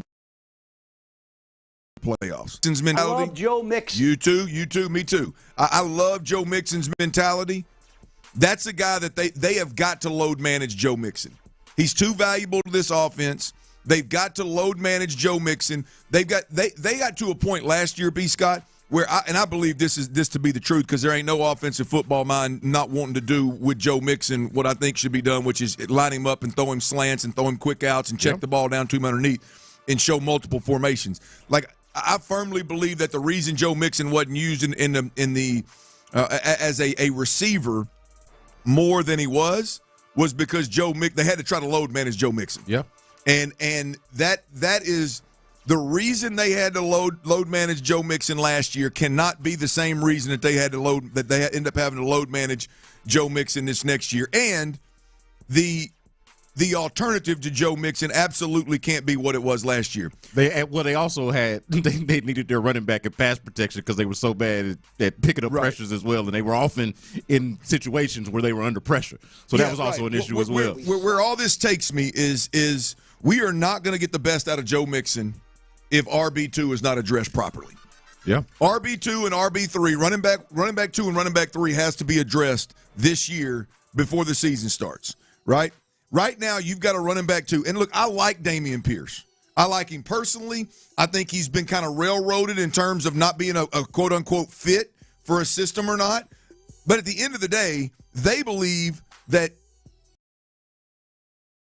Dameon Pierce, that is what their actions have shown us is we are going to tax the hell out of Joe Mixon. We're not going to use Joe Mixon in the wide receiver position because we can't play our backup running back enough to allow us to do those things. So that's not me. They clearly believe that Dameon Pierce is not the caliber running back, RB2, that they can throw in there for a series or even 2 series in the first half to have the best version of Joe Mixon in the second half or to be able to use Joe Mixon's full skill set throughout a game. RB2 has to be addressed. Yeah, I don't think there's any doubt that they've probably done a poor job of addressing RB2 for a while now. So, I think you can just add that to, a list of things that have not been properly addressed. That would be one of them. And this is another year in that case where you feel like they need to add some depth at RB2. I think all of that is fine and well. I do wonder what Dameon Pierce is supposed to look like or would look like in a Nick Caley system and with a reimagined offensive line. And what exactly is the offensive line going to be? What are they going to be doing? Yeah. I don't know exactly what the answers are to that question. I do know that Dameon Pierce failed in a system that they have now acknowledged, or at least under an offensive coordinator, that they have now let go.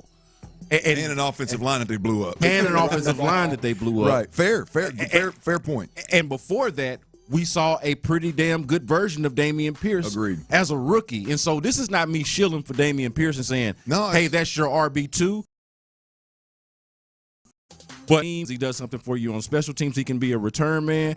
And there is an opportunity for him to sort of revive his career under a new offensive system. That does not mean, though, I don't want to make that point and then fixate it in a way where I dismiss yours and not address RB2, not try to go out and get. And it's not like it's a cream of the crop free agent class out there in running backs.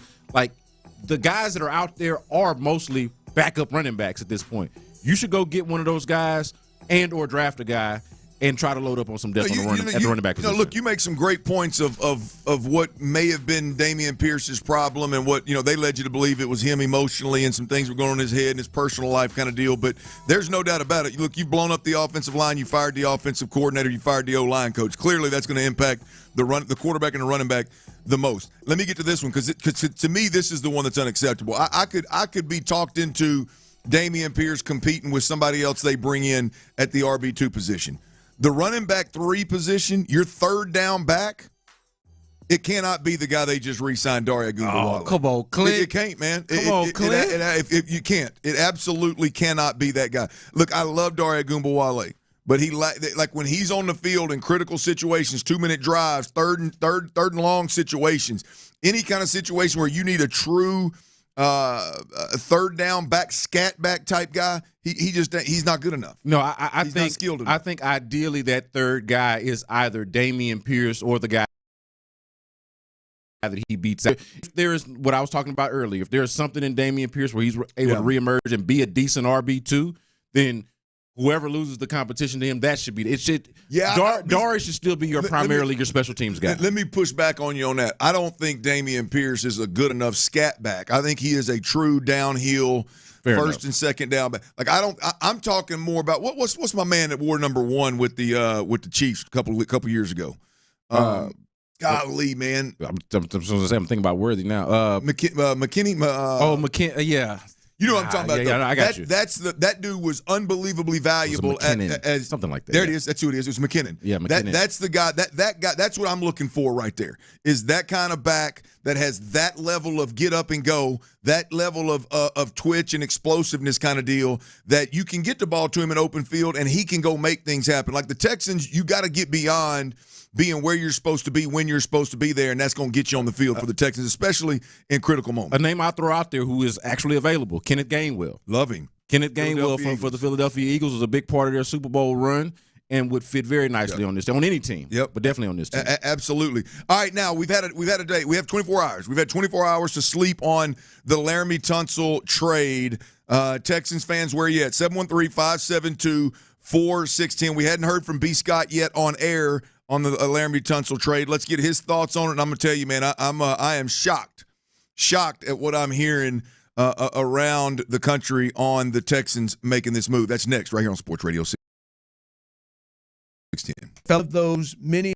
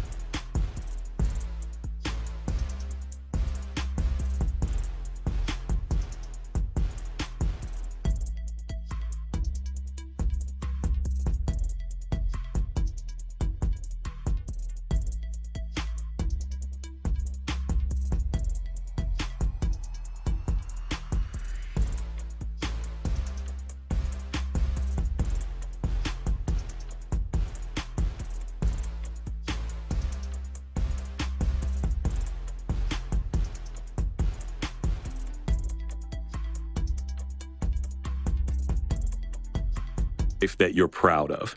And you deserve a legal partner who will work just as hard to protect it. Offices in Houston, The Woodlands, St. Louis, and by appointment only in League City. Schedule an appointment with one of our firm's Houston attorneys. Joseph Cordell, Principal Partner. CordellCordell.com. A succulent Tuesday.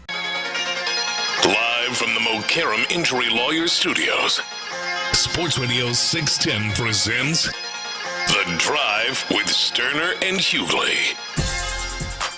Here's CJ on first down. Here's the give, and they blow the play dead. Looks like a false start on the Texans. Let's find out who. Before the snap, false start. Offense, number 78. It's a 5-yard penalty. Still first down. Well, he got it out of the way early. Laremy Tunsil. It's every week, though.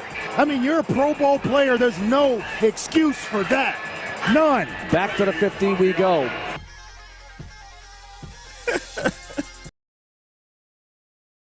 Yeah, the one negative with Laremy Tunsil, I say like real negative in terms of the play on the field that carries weight, is definitely the the issues with the false starts. Pre-snap penalties are a coach's just absolute coaches hate it. I mean, they're drive killers. They're momentum killers. And Laremy Tunsil definitely had his fair share of those. Otherwise, Laremy Tunsil was pretty good. Allowed 2 sacks this past year in over 1,000 snaps. I mean, he is no doubt about it an elite left tackle, an elite. And I think, I'll be honest with you, I think he got better in the run game as the season went on this year. I don't know if that was the emphasis that was being put on it or why, but I thought the effort and energy in the run game got better from Laremy Tunsil as the year went along.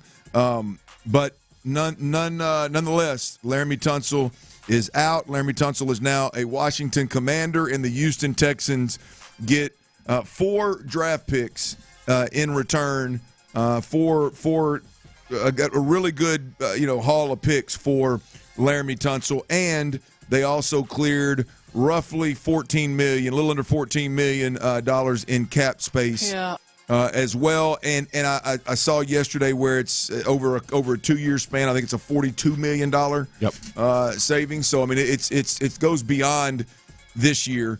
B. Scott,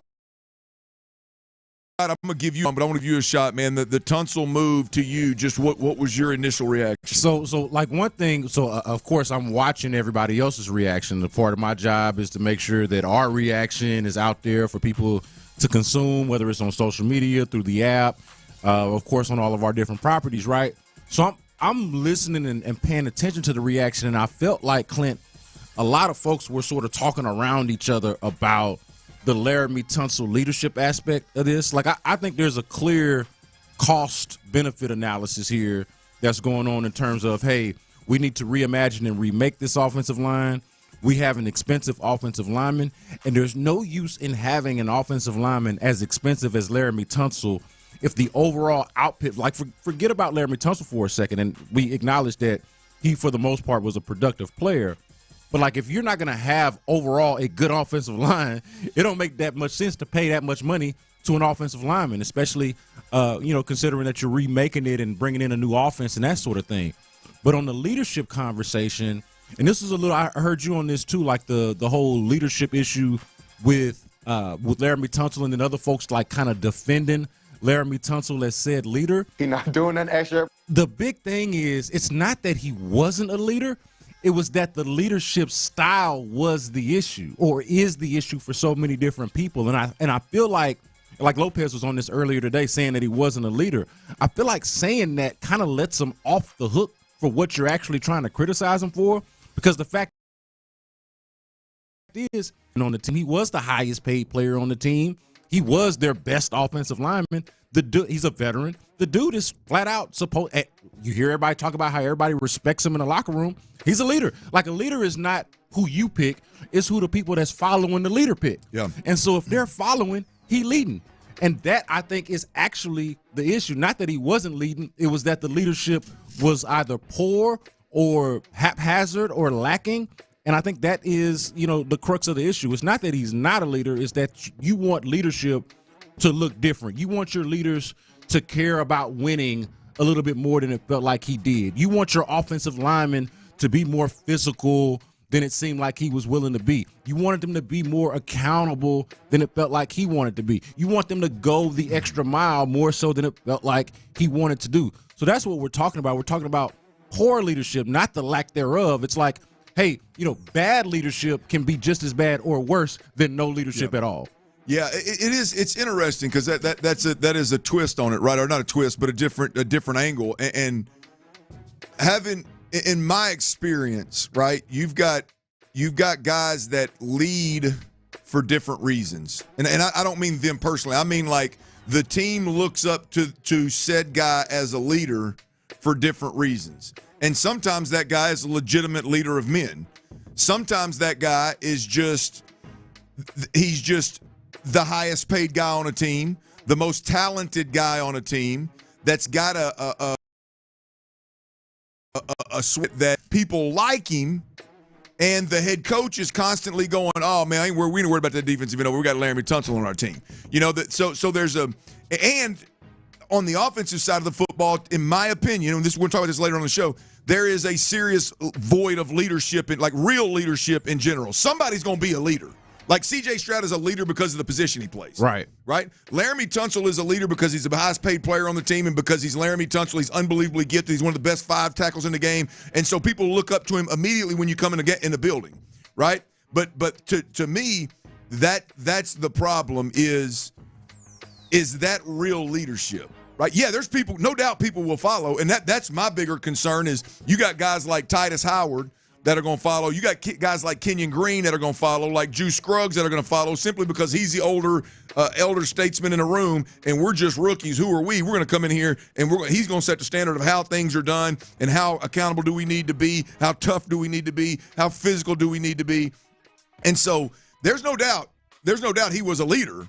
Right. But the problem is was it a real leader, or was it a leader because the status, the money, the title? And what I'm saying is the fact that you ask that question or that you have an issue with the leadership, to me, is more so that, like, it is that to me means that it's, in your opinion at least, poor leadership. Agreed. Like, it means it's not that you're not a real leader, it's that you're, in this case, a bad leader, which I think is.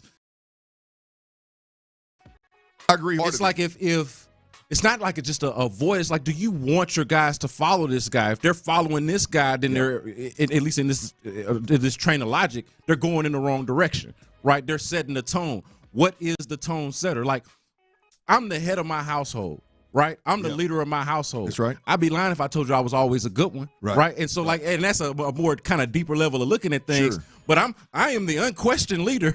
Now, where am I taking you? Right.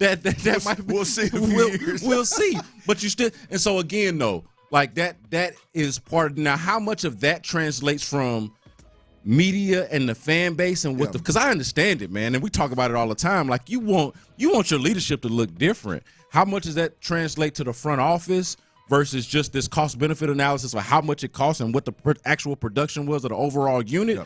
I'm not sure.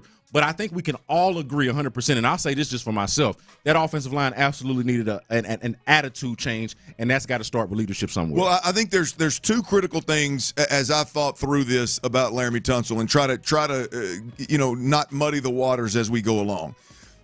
If sure, there's no doubt he was a leader on this football team. I think his leadership style of just being an elite left tackle and beating to Laramie's drum and only doing mandatory things and resting all the damn time, no matter how good this unit is or isn't in the run game or the pass game, that's what your leadership was in that particular room. That is not a fit with what D'Amico Ryans and Nick Caserio want, but we're talking offense is where the problem's at here. That's not what they want offensively their team to look like, number one, right? Number 2, once the head coach allows Laremy Tunsil to beat to Laremy Tunsil's drum, which is, I'm going to rest when I want to rest, I'm gonna come to mandatory things. I may come and show up just to show my face, but I'm gonna stand on the sideline. I'm in no way, shape, or form am I gonna impact any of the guys that are in that locker room for me. My unit is going to lack physicality and accountability. Bare minimum. As long as that's the case and the head coach is going, Cool, no problem. Let's ride. Laramy's the guy. Laramie got me at left tackle. The OC and the O-line coach is handcuffed. They cannot, not only do they have no control of Laremy Tunsil and what he does and hold him accountable, but now the standard that's set for the offensive line is, hey, man, we get a little nick on our hand, man, we'll go sideline. We're good. We roll an ankle. Hey, man, we'll see y'all next week. You know, there's no like changing what that standard is unless you cut the head of the snake off. And to me, that's Laremy Tunsil. That's what they accomplished. And see, I would go to an earlier point that you made about just the overall void of leadership on that side of the ball. I feel like you could actually survive everything that you just said about Laremy Tunsil. I feel like you could survive that because he is a good player. You could survive that if you did have leadership elsewhere on the offense or leadership elsewhere on the offensive line between a guy who's both a well-respected veteran and a productive player. You did not have a combination of that anywhere else, and you actually needed it, in theory, from Laremy Tunsil, or to have it somewhere else. The Texans have accomplished something to me that, I'll be honest with you, at this point in time, I think is more impressive than, as I've mentioned a couple of times, pissed some Texans fans off. The Bears, the way that they've reinforced their offensive line, their pass protection by signing the best on the market and trading for some of the best on the market, guard, center, guard. Right? I think what the Texans have done has been more impressive. We'll see what they do from here, but I think what the Texans have done has been more impressive. I'll tell you what that is, and we'll get B. Scott's take on it next right here on Sports Radio 16.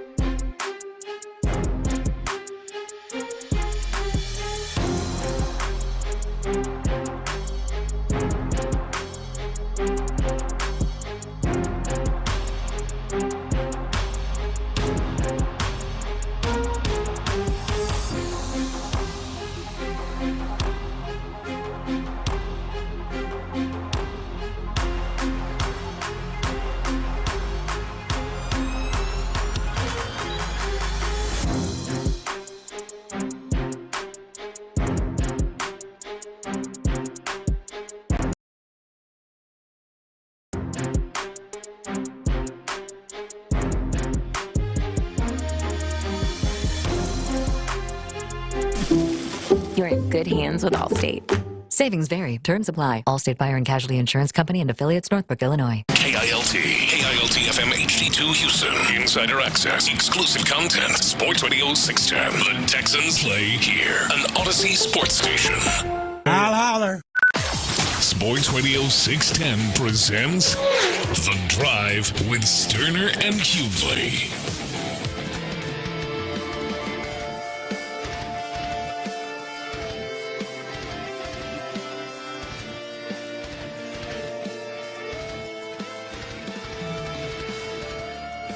Ron Hughley is out. T-Mills behind the glass. I'm Clint Stoerner, baby. You listen to Sports Radio 610, Houston's sports leader. And I on the other side, I told you, man, while, I was hot and heavy early on for the last week, man, the Texans got to go get these interior offensive linemen, man. Go get Drew Dahlman at Atlanta Falcons center. Well, he goes to the Bears. I wish Joe Tooney was I wish I'd have known he was on the market. Hell, the Bears went and got him. Jonah Jackson, he had a rough year in L.A., but, boy, he was good in Detroit now. Go get him. No, hell, the Bears got him. Had a big ass. Yeah, that guy there. And then, there's a couple of other guards. Where'd old Fries end up? Where'd Will Fries go? He signed with anybody yet? Is he out there, Will Fries? Yeah, Will, he's definitely out there. But I think I saw where he signed with somebody. Minnesota. When they picked up Jonathan Allen too. Yeah, on the defensive side. Minnesota's moving and shaking right now. Yeah, there's no doubt. But there is, I've spent a lot of time focused on that, right? And I feel justifiably so. I mean, look, the Bears and the Texans had similar problems on the offensive side of the ball. Young quarterback, can't protect them. Can't win because of it, right? Got to get better. There's a few lines of thinking, if you will, and clearly the Bears had money to spend and went out and made big moves. All right, but I'm going to tell you, what the Texans have done has been more impressive for me. Oh. Like, it's easy to say, hey, man, our quarterback got killed, which Caleb Williams did last year. It's easy to say, hey, man, all right, there's some guys out there. We got some money. Let's go make some moves and let's bolster this interior offensive line. For you to sit around a table and say, hey, man, we're a 10-win team. We won the division 2 years in a row. We were more competitive in the divisional round this year than we were last year. But you know what? Let's blow up this offensive line and start over. You know what? Let's fire our offensive coordinator and start over. Right? Like let's fire our offensive line coach and hire an assistant. Like what the Texans have done as it pertains to their offensive line in terms of they move Laremy Tunsil for a haul of picks and clear cap space. Again, $14 million this year, I believe $42 million in total. And look, I just don't, B. Scott, I'm not asking you this question, but it's like the whole thought of like, oh, you can't afford a Super Bowl window. They're in a window of like, hey, man, we're going to AFC Championships. We're going to the Super Bowl. You had Laremy Tunsil for 2 more years, right? I mean, like this. There's a lot more to this trade than just C.J. Stroud's contract is coming down the pike and Stingley's contract's coming down the pike. So for me, just missed me with all that stuff, right? They drafted his replacement last year in the second round. Right. Yeah, I mean, so there's a little foreshadowing on that part. I don't know, man. For me, it's just one of those. It's like, I don't know about all that. But here's the deal. For the Texans to cut Shaq Mason, save $2 million on the cap, trade Laremy Tunsil, get a boatload of draft picks, and save $14 million this year and $42, I believe, million overall, and then trade Kenyan Green for a plug-and-play starter, difference maker on your defense, B. Scott, I don't know if they're going to find the damn answers, and that ultimately is going to tell what this is all about and how good of a move this really is. But the fact that they have shipped out 3 starters from last year in one way, shape, or form, they've shipped out 3 of the 5 starters from week 1 in the 2024 season, and they're going to retool this thing. For me personally, I absolutely love it. I don't like the run-it-back crew. Right. I don't like pinning everything on Bobby Slowick and say, well, Bobby couldn't do this, Bobby couldn't do that. What we watched on the offensive line last year from a protection standpoint, whether we're talking about basic communication or we're talking about dealing with D-end and D-tackle twist or we're talking about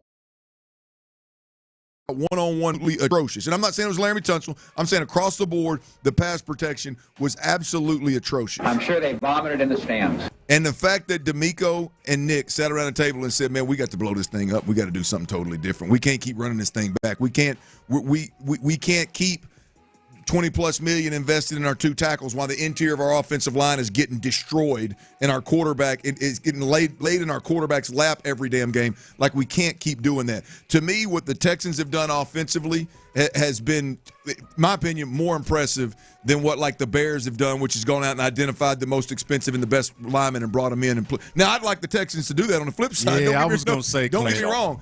But like really just acknowledging what the hell the problem was and then making strong, confident decisions to change it, that's the tough part here. Bold moves, and I think you and I both like it. Mm-hmm. Like we are both in a spot where we're like in a positive space on what they're doing and the direction that they're headed in. I will give them credit for the bold moves. I don't know how you would do otherwise. Like to trade Laremy Tunsil, you're only good and productive offensive lineman, and to say, hey, this thing needs to be ripped to the shreds, and that's on top of the fact, like we mentioned, the offensive coordinator, the offensive line coach, like to me, and then that's on top of 2 other starters that you're letting go. They are clearly bold moves. I can't crown them yet, Clint. I cannot crown them yet because, again, it is an acknowledgement of failure. They're the ones that invested in the offensive line. Now, again, give them credit for the bold moves, but it is acknowledgement of failure. And to me, until you've actually rectified the failure, until I actually see what the plan looks like. And that's why I look over what the Bears did, and I say, hey, man, this is more impressive to me because now I can see the vision. I see the vision in terms of ripping it down to the shreds, and now you're kind of starting over with your offensive line. Hey, I'm looking over at what the Bears are doing, and I know what their guards are looking like. Like, I don't know exactly where Tooney and Jackson are going to play, but I know what those guys bring to the table. Both guards. Both guards. But you got the flexibility of Tooney to play tackle if you need him to in a pinch or whatever it is. Like, I can see the vision of that. I can see how that offensive line is supposed to improve. Yeah. I don't necessarily know or can tell you from where we sit right now how the Texans offensive line is supposed to improve from here, other than, which we all acknowledge, is supposed to be addition by subtraction. I can get with that. I just got to see, what are you replacing it with? What is it supposed to look like? How does the offensive coordinator and the offensive line coach and the personnel that is going to come to be, how does all that marry with each other? Like, to me, that is going to tell the tale on whether I can crown them and I can give them credit and I can like it and I can feel like this is a positive step or a step in the right direction. But I can't crown him and call it too impressive at this point. Yeah, look, I agree with you. There's a lot of work to be done. But damn it, now the whole world knows, hey, these guys got to make big, bold moves to fill these gaps. Before, you could have snowed the world over with these Juice Scruggs and Kenyan Greens and Jared and Laremy and Titus and Fisher and kind of just muck this thing together. And I think as a whole, take note. Now I think there's a lot of people locally that would have been said, okay, yeah, we're on board. Let's go and see how this thing works. And then a month in, it's an absolute mess show. And then you start criticizing. Right? I just love the fact that, hey, they have acknowledged the problem. Blow this thing up. Let's ride. Let's fill some gaps. Now, to your point, they got some hellacious gaps to fill right now. I mean, think about it like this. I mean, you're down to a body problem right now. I mean, think about it like this too. A body, who is their best guard on the roster? Is it Titus Howard? Is it Juice Scruggs? Okay, see, just the fact that you got to pause and think about it. We don't know the answer, and whatever the answer is, we don't like it. Okay? I'm out of pocket with everybody, not out of pocket, but I'm different than everybody else. I think Juice Scruggs is a guard. I think Juice Scruggs has got guard written all over him, and I think that's where he needs to play. Yeah, and that's fine. So that could be your answer. Juice Scruggs is the best guard on your team, a guy that you drafted to play center and is only playing guard because he couldn't play center for you. So that's just not a great look. Okay, so who is the best tackle on the team? Is it the now second-year player, Blake Fisher? Oh, it's Titus. Is it Titus Howard? Yeah. Okay, so like in Titus Howard, I think, and you and I are both bullish on Titus Howard at left tackle. I think we agree on that. But to me, you still got some open questions on, I think, both the top end and the depth of the offensive line. So they got to figure that part out before I can really be truly impressed by it. Now, they got the beauty of it is they got ample time to do it. We're only in the free agency stage, and most of what they're doing that's impressive is the trades that they're making. So we can talk free agency, we can talk trades, we got the draft coming up. That big Nick energy. You're going to have more of there are going to be ample opportunities to add. I just got to see it. I'm in a show me spot. I think here's what I like about it is there's an obvious problem that they're going to have to feel, and they're going to have a hard time filling it with a bunch of guys that they want to give another chance to. Right, the Kenyan Green experiment, that all that kind of stuff is out the window. I think that they're clearly aware of that. But what I'm most excited about, guys, and this is the part that I think it really bothers me nationally, to be completely honest with you, the guys like Marcus Spears and Dan Orlovsky and these guys that have played a lot of football. The fact that there's a clean slate for Cole Popovich, who was an assistant O-line coach last year, guys, and Nick Neeman, who's never done a damn thing other than coach tight ends to a high level, right? The fact that there is a clean slate for those guys to set the standards, hold guys accountable, and create whatever identity they want as an offense, but more importantly, just as an offensive line group, that is an unbelievable opportunity that simply would not have been here had you kept this O-line room built the way it was. Man, I love this point that you make, because to me, this is maybe an underrated part, like the new leadership that you're bringing in. And this honestly goes back to my point about Laremy Tunsil, the leader, but so goes the wisdom, poor leader going in the wrong direction. Think about, okay, Cole Popovich and Nick Neeman come in, but Laremy Tunsil is still there. Who you think they respect the most already? Yeah. Like, I understand the hierarchy and the coaching staff, but the leader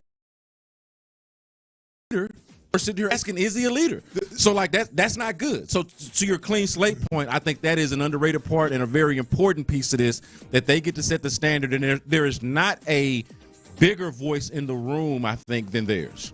Laremy Tunsil's had the biggest voice in the room since he became a Texan. Yes. Maybe with the exception, Bill O'Brien was a big voice. I mean, whether you liked him or not, Bill O'Brien at least commanded the room, I think. But in the offensive line, within that group, probably? Well, he was an offensive minded. But, yeah, definitely in the group. Oh, no, definitely in the group. I'm talking on the entire offense. Right, I got you. I know for the last 2 years with Bobby Slowick running the show, and there's no doubt about it, on the offensive side of the football that Laremy Tunsil was the most powerful voice in the building. Yeah. Well, they haven't had an offensive coach since Bill O'Brien, other than the 1 year of David Culley, and Laremy didn't even play that year for the most part. He played like 5-6 games or something. Football playing Jesse. So yeah, no, but I think that's a big part of it. They need to, and especially if you have this issue, which I feel like a lot of us do, have an issue with what I'll call Laremy Tunsil's leadership style. Okay, and the standard that was set, not willing to go above and beyond, not bringing a certain level of physicality that you feel like is required specifically of that position group. Okay, like, to me, that's a big deal. That is a big piece of this. The fact that they are able to kind of go in there and set the standard and have what you just call a clean slate. Well, we'll see what moves the Texans make to fill that O-line room. There's obviously a leadership gap, void there. There's clearly a talent void there that needs to be filled as well. The Texans did Laken Tomlinson, former Seahawk, former Jet, former 49ers. Is all that right? Yeah, 49er was where he was the Pro. You were asking that earlier. The Pro Bowl year? Pro Bowl year was with the 49ers now, going on 4 years ago, 2021. The scary thing about Laken Tomlinson that's being thrown around, I'm not going to sit here and act like I've studied his tape. I have no idea. But the scary thing that's being thrown around about Laken Tomlinson is some advanced stats where he was not very good in pass protection. which is the problem the Texans are trying to solve overall. So I don't have the details of that. I'm just going based off of what has been reported. But Laken Tomlinson is a guard that the Texans have signed that will factor into the interior offensive line to some degree. Is it starter? Is it depth? I have no idea.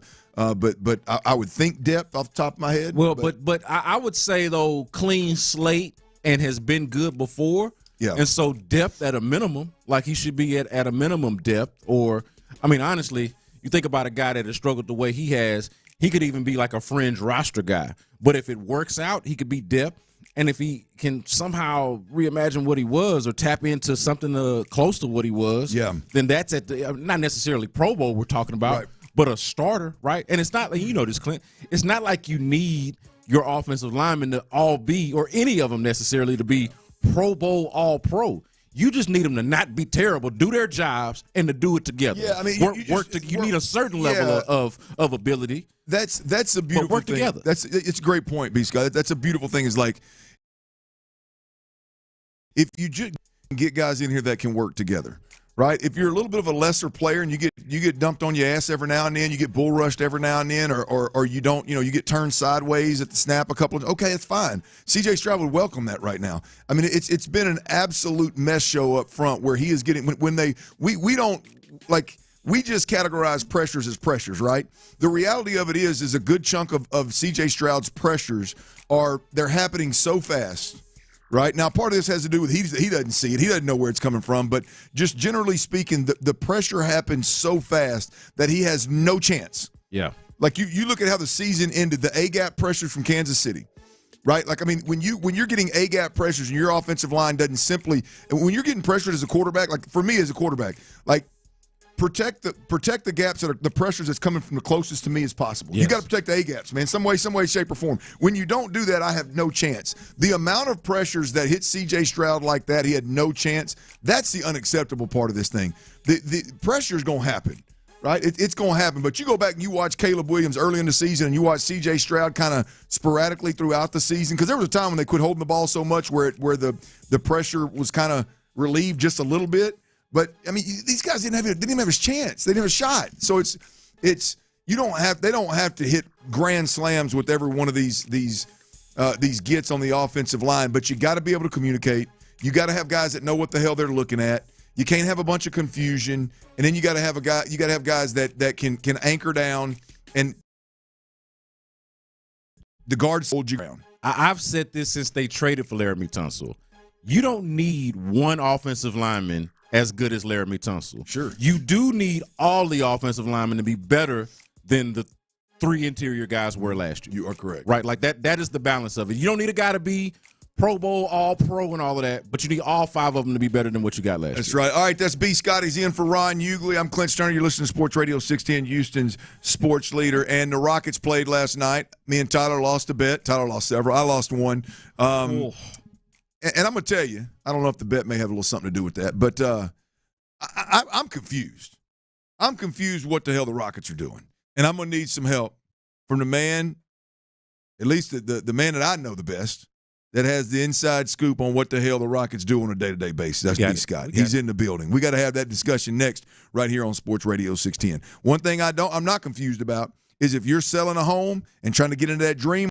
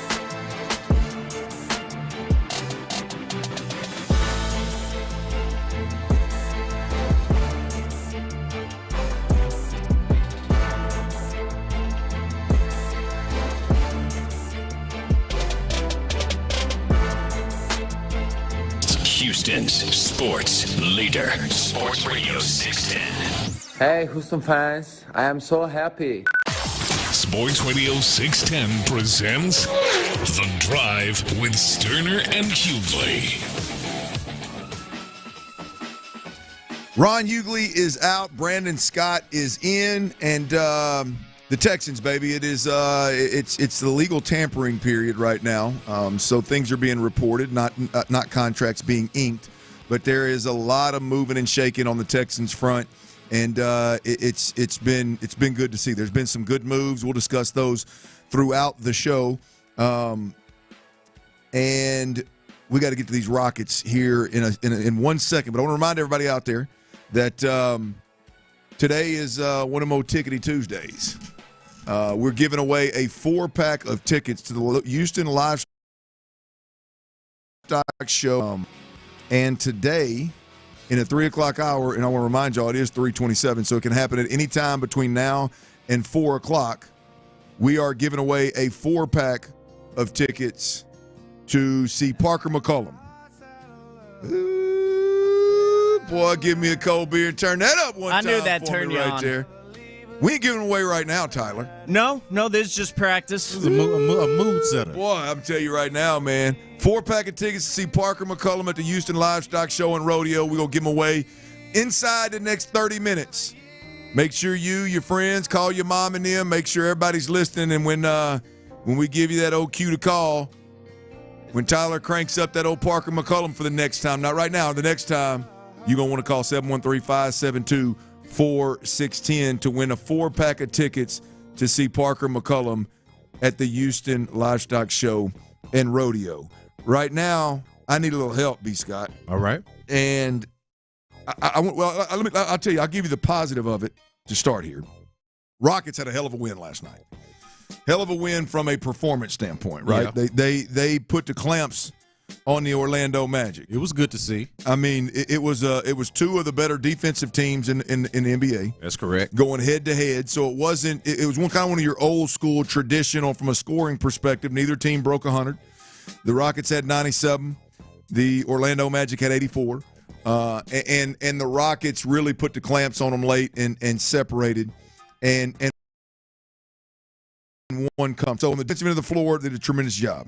And there was a couple of guys with the Rockets. Jabari Smith Jr. had a hell of a night.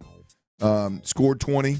I think he was the one that really stood out and kind of in this particular game was the Rocket that stood out to every casual that's just watching like myself. He had that one block that was one of the highlights of the game that led to transition points. There's no doubt that these guys, I mean, it's all impressive to watch on the defensive end of the floor. Just the sheer effort, the willingness to throw your body around, to hustle, the effort that puts them in position to make big-time defensive plays time and time again. They've got that part of it figured out. But, B. Scott, I need some damn help. I got a bet on Şengün. I need 20.5 points with Şengün. And he started out pretty nice. Had 6 or 8 right there in the first quarter. I think he had 8 in the first quarter. I think he's a high point man in the first quarter. Man. But B. Scott, I don't know what they're doing offensively. I hate to start laughing at you because I'm like, look, if you got Rockets bets out there, all right? Now, I know I'm not a big gambler, but I'm a basketball guy. But I'm going to say this. If you're betting on Rockets and you're betting on offensive bets, you got issues, man. Because, look, man, you cannot rely on them to do anything specific on a night-to-night basis on the offensive side of the floor. I'm glad you set that up for me. You got to bet, with your Rockets bets, you got to bet rebounds. Steals, blocks. You know what I'm saying? You got to go off the beaten path. I know all of us, the thing we like to focus on points. That's the easiest thing to go to. But, man, you got to get off on the beaten path. Assists, rebounds, almost any other stat than points I would go with if I'm betting the Rockets. Because they're just bad at it, man. I'm glad you're bringing it because that is exactly my point. But my justification, to be completely honest with you, and I'm not putting this on you, but my justification in my head, I go, well, B. Scott's, I've heard him say it 15 times. Whether you like it or not, Jalen Green and Şengün, that's going to be the two dudes that they're going to depend on down the stretch. They're going to get the ball in their hands. So I at least think I got a chance down the stretch. But that is a fact, though. Where I want to go this first. Like, I don't know. And on a serious note, forget the bet. But like when I watched the Rockets, your point was exactly what I can't figure out is like what the hell are they doing offensively? Because not only did Şengün not have points, but it was clear he had no interest in getting the ball around the bucket. Like, he literally would go stand around the three-point line. Yeah. And that knowing damn good and well the defense ain't respecting you, and they ain't going to throw that. They're not even going to have no interest in throwing the ball to you. And the flip side of that is Dylan Brooks. I mean, Dylan Brooks got up 21 shots last night. He did. Dylan Brooks got up 21 shots last night, and your All-Star got up 9. And that 9 was more like 4 midway through the fourth quarter. I mean, it was one of those like I just, if it's Jalen Green, cool. The way Jabari Smith is shooting it of late, cool, go ahead, man. But, man, I just can't figure out wanting out of those guys when that's what I watch on a nightly basis. It's inconsistent, but what we watched last night was, I mean, you got two bigs on the floor, and Şengün's hanging out around the three-point line. They do not, Clint. They do not have an offensive identity of any sort. Like, we know who their best offensive players are. I've talked about this on our Rockets report throughout the weeks. We know who their best offensive players are. They're Şengün, they're Jalen Green, and to Dylan Brooks' credit, I know we don't want him ever shooting 21 shots, but to his credit, this is his best offensive year, you could argue, of his career. When he gets hot, he's hot. Yeah, no, he's been a revelation for them this year. So we know who their best are, and of course, Jabari Smith Jr. can get hot. Amin Thompson has emerged. Obviously, he's hurt now. So we know who they are. But what is the identity? We don't know. They don't know. And we can't know if they don't know, right? So, like, it is an issue. And I honestly didn't want to rate on the parade earlier the way you introed this on the nice win against the Magic. Yeah. But I got to be real about that too, Clint. They were playing one of the only and few teams that's worse offensively than they are. Yeah. And that's what revealed itself. Like, you were watching and I like that you said two of the better defensive teams in the league, because that is true, but also two of the very worst offensive teams in the league. So it wasn't just the defense that it was both. It was really good defense pairing up against really bad offense, and what do you get? Two teams that score less than 100 points. Yeah, so I got in the face, Craig. They talked about, speaking of them, they talked about on this year struggled to score 100 points at times. Like, that's a thing with them. They struggle to get to 100 points. Couldn't even get to 90. So, like, it is just an issue, like, that they have been able to kind of get back, I think, to their identity of the defensive side that I thought kind of escaped them for a little stretch there. They're getting back to that. But offensively, Clint, I know we were joking about the bets, but on a serious note, man, they really have to figure out, okay, what are we? What are we about? What do we hang our hats on? What are we doing out there? And there's so many times, Clint, where it does not feel like they are sure of themselves on what it is they're supposed to be doing on the offensive side of the floor. Well, that's damn sure what it looks like when I watch it. And I've watched them enough now that I'm just thinking. But you're right. We got to just stay away from point totals, Tyler. Or Tyler ain't going to listen to you. Hell, I really haven't bet a lot of points over under for the Rockets. I normally try to stick to those assists and rebounds like B was saying, but yeah, man. That's what I'm saying. I'm not saying don't bet on the Rockets. I'm saying that all you got issues if you're trying to bet and rely on the offense, or maybe you just feeling squirrely or got a good feeling. But, man, if I'm really trying to win some money, I stay away from that. I think I'm just going to stick with Isaiah Hartenstein to get over 9 points. That's a good bet. That's done me well. What's his nickname again? That's not the Dr. Putback. Is that who I said was Dr. Putback? I believe so. Is that who I thought so. For? Yeah. Dr. Putback. Dr. Right Putback. Yeah. He's Afro-German. We got to come up with better than Dr. Putback for Afro-German. Yeah. He's like a quarter Afro, I think, though. I ain't gonna take it away from him. It's very far removed. Yeah. There ain't Evan? Yeah. Now he's you can usually get it for 8.5 or 9. Okay. I mean, so I told him you're gonna get 6 of that off just putbacks. Yeah. I mean, he's a Johnny Hustle without a doubt. All right, we're giving away some rodeo tickets in this next segment, y'all. Rodeo tickets, call you folks. Parker McCullum, 4-pack rodeo tickets. Houston Livestock Show and Rodeo. That's coming up next. And here's what we got, y'all. The Texans, they made a trade this morning, and it was a hell of a trade.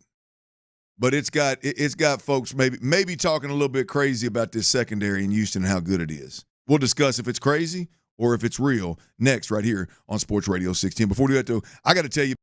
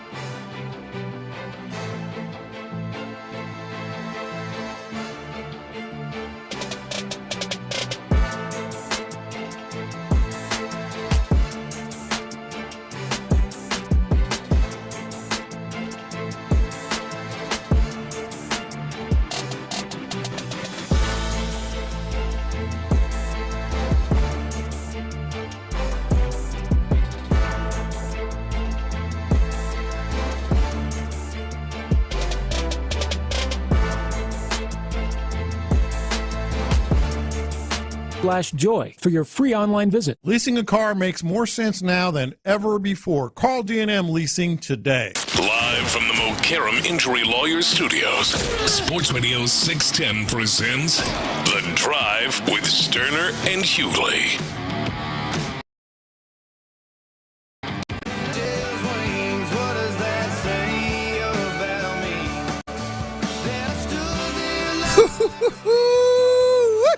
Boy, that sounds good right there, don't it? Y'all know what time it is, baby. Let's go caller number 4 for that old 4-pack to see Parker McCullum at the Houston Livestock Show and Rodeo. Caller number 4 right now, 713-572-4610. You will win a 4-pack of tickets to see Houston's own, Conroe's own, I believe, to be a little bit more specific, Parker McCullum at this year's Houston Livestock Show and Rodeo. 713-572-4610. Caller number 4. That show is Friday, March the 21st. So 10 days from today, Parker McCullum at the Houston Livestock Show and Rodeo. I'm going to tell you, I'm a big country music fan. I'm a big country music concert fan. I prefer a little more intimate setting than Houston Livestock Show and Rodeo, to be completely honest with you. I've seen Parker McCullum in multiple different venue sizes. Doesn't matter where you see Parker. Parker's entertaining. So he's one of those. Well, look, I mean, for me, here's my deal, B. Scott, when it comes to music, when it comes to concerts, right? I want to be in a setting where, as a fan, I can tell whether that artist is leaving every single bit of it on the stage. Give me everything you got to entertain me. Sing with your shirt nice and starched up, and we're all going to sing along, and we're all going to call you the king. There's certain people that can do that. There's certain level artists that can do that, right? But when you're an up-and-comer and you winning people over, and really for the most part, if you're not on George's level, like, I need to be entertained. I need to know that it means as much to you and what you're doing as the money I spent to come see you as. Yeah, well, on top of that, and this is not to get into a NRG type of discussion, but I will point out, man, you do need that at the rodeo. If we're just kind of being honest about it, the acoustics, the sound at NRG is not the greatest. It's not ideal. It's actually less than ideal if we're being real about it. But if you can bring a show, whether that's production, showmanship, or fight through it and sound good anyway, despite sound as close to the record as you can, despite the fact that the acoustic's not good. Yeah. Any combination of that, you can bring a show, you can do something at NRG, man. You know what? I mean, since we're on that topic, it's interesting because Parker's one of the I like Parker in general, but Parker's one of the acts where it is as close to an acoustic show as you're going to get in a big stadium. Yeah. Right? I mean, it's a solo artist. There's not 8 billion different instruments. Yeah. Right? There's not a bunch of different voices that you're trying to put together. There's one dude up there doing his thing, and he absolutely leaves it on the stage, man.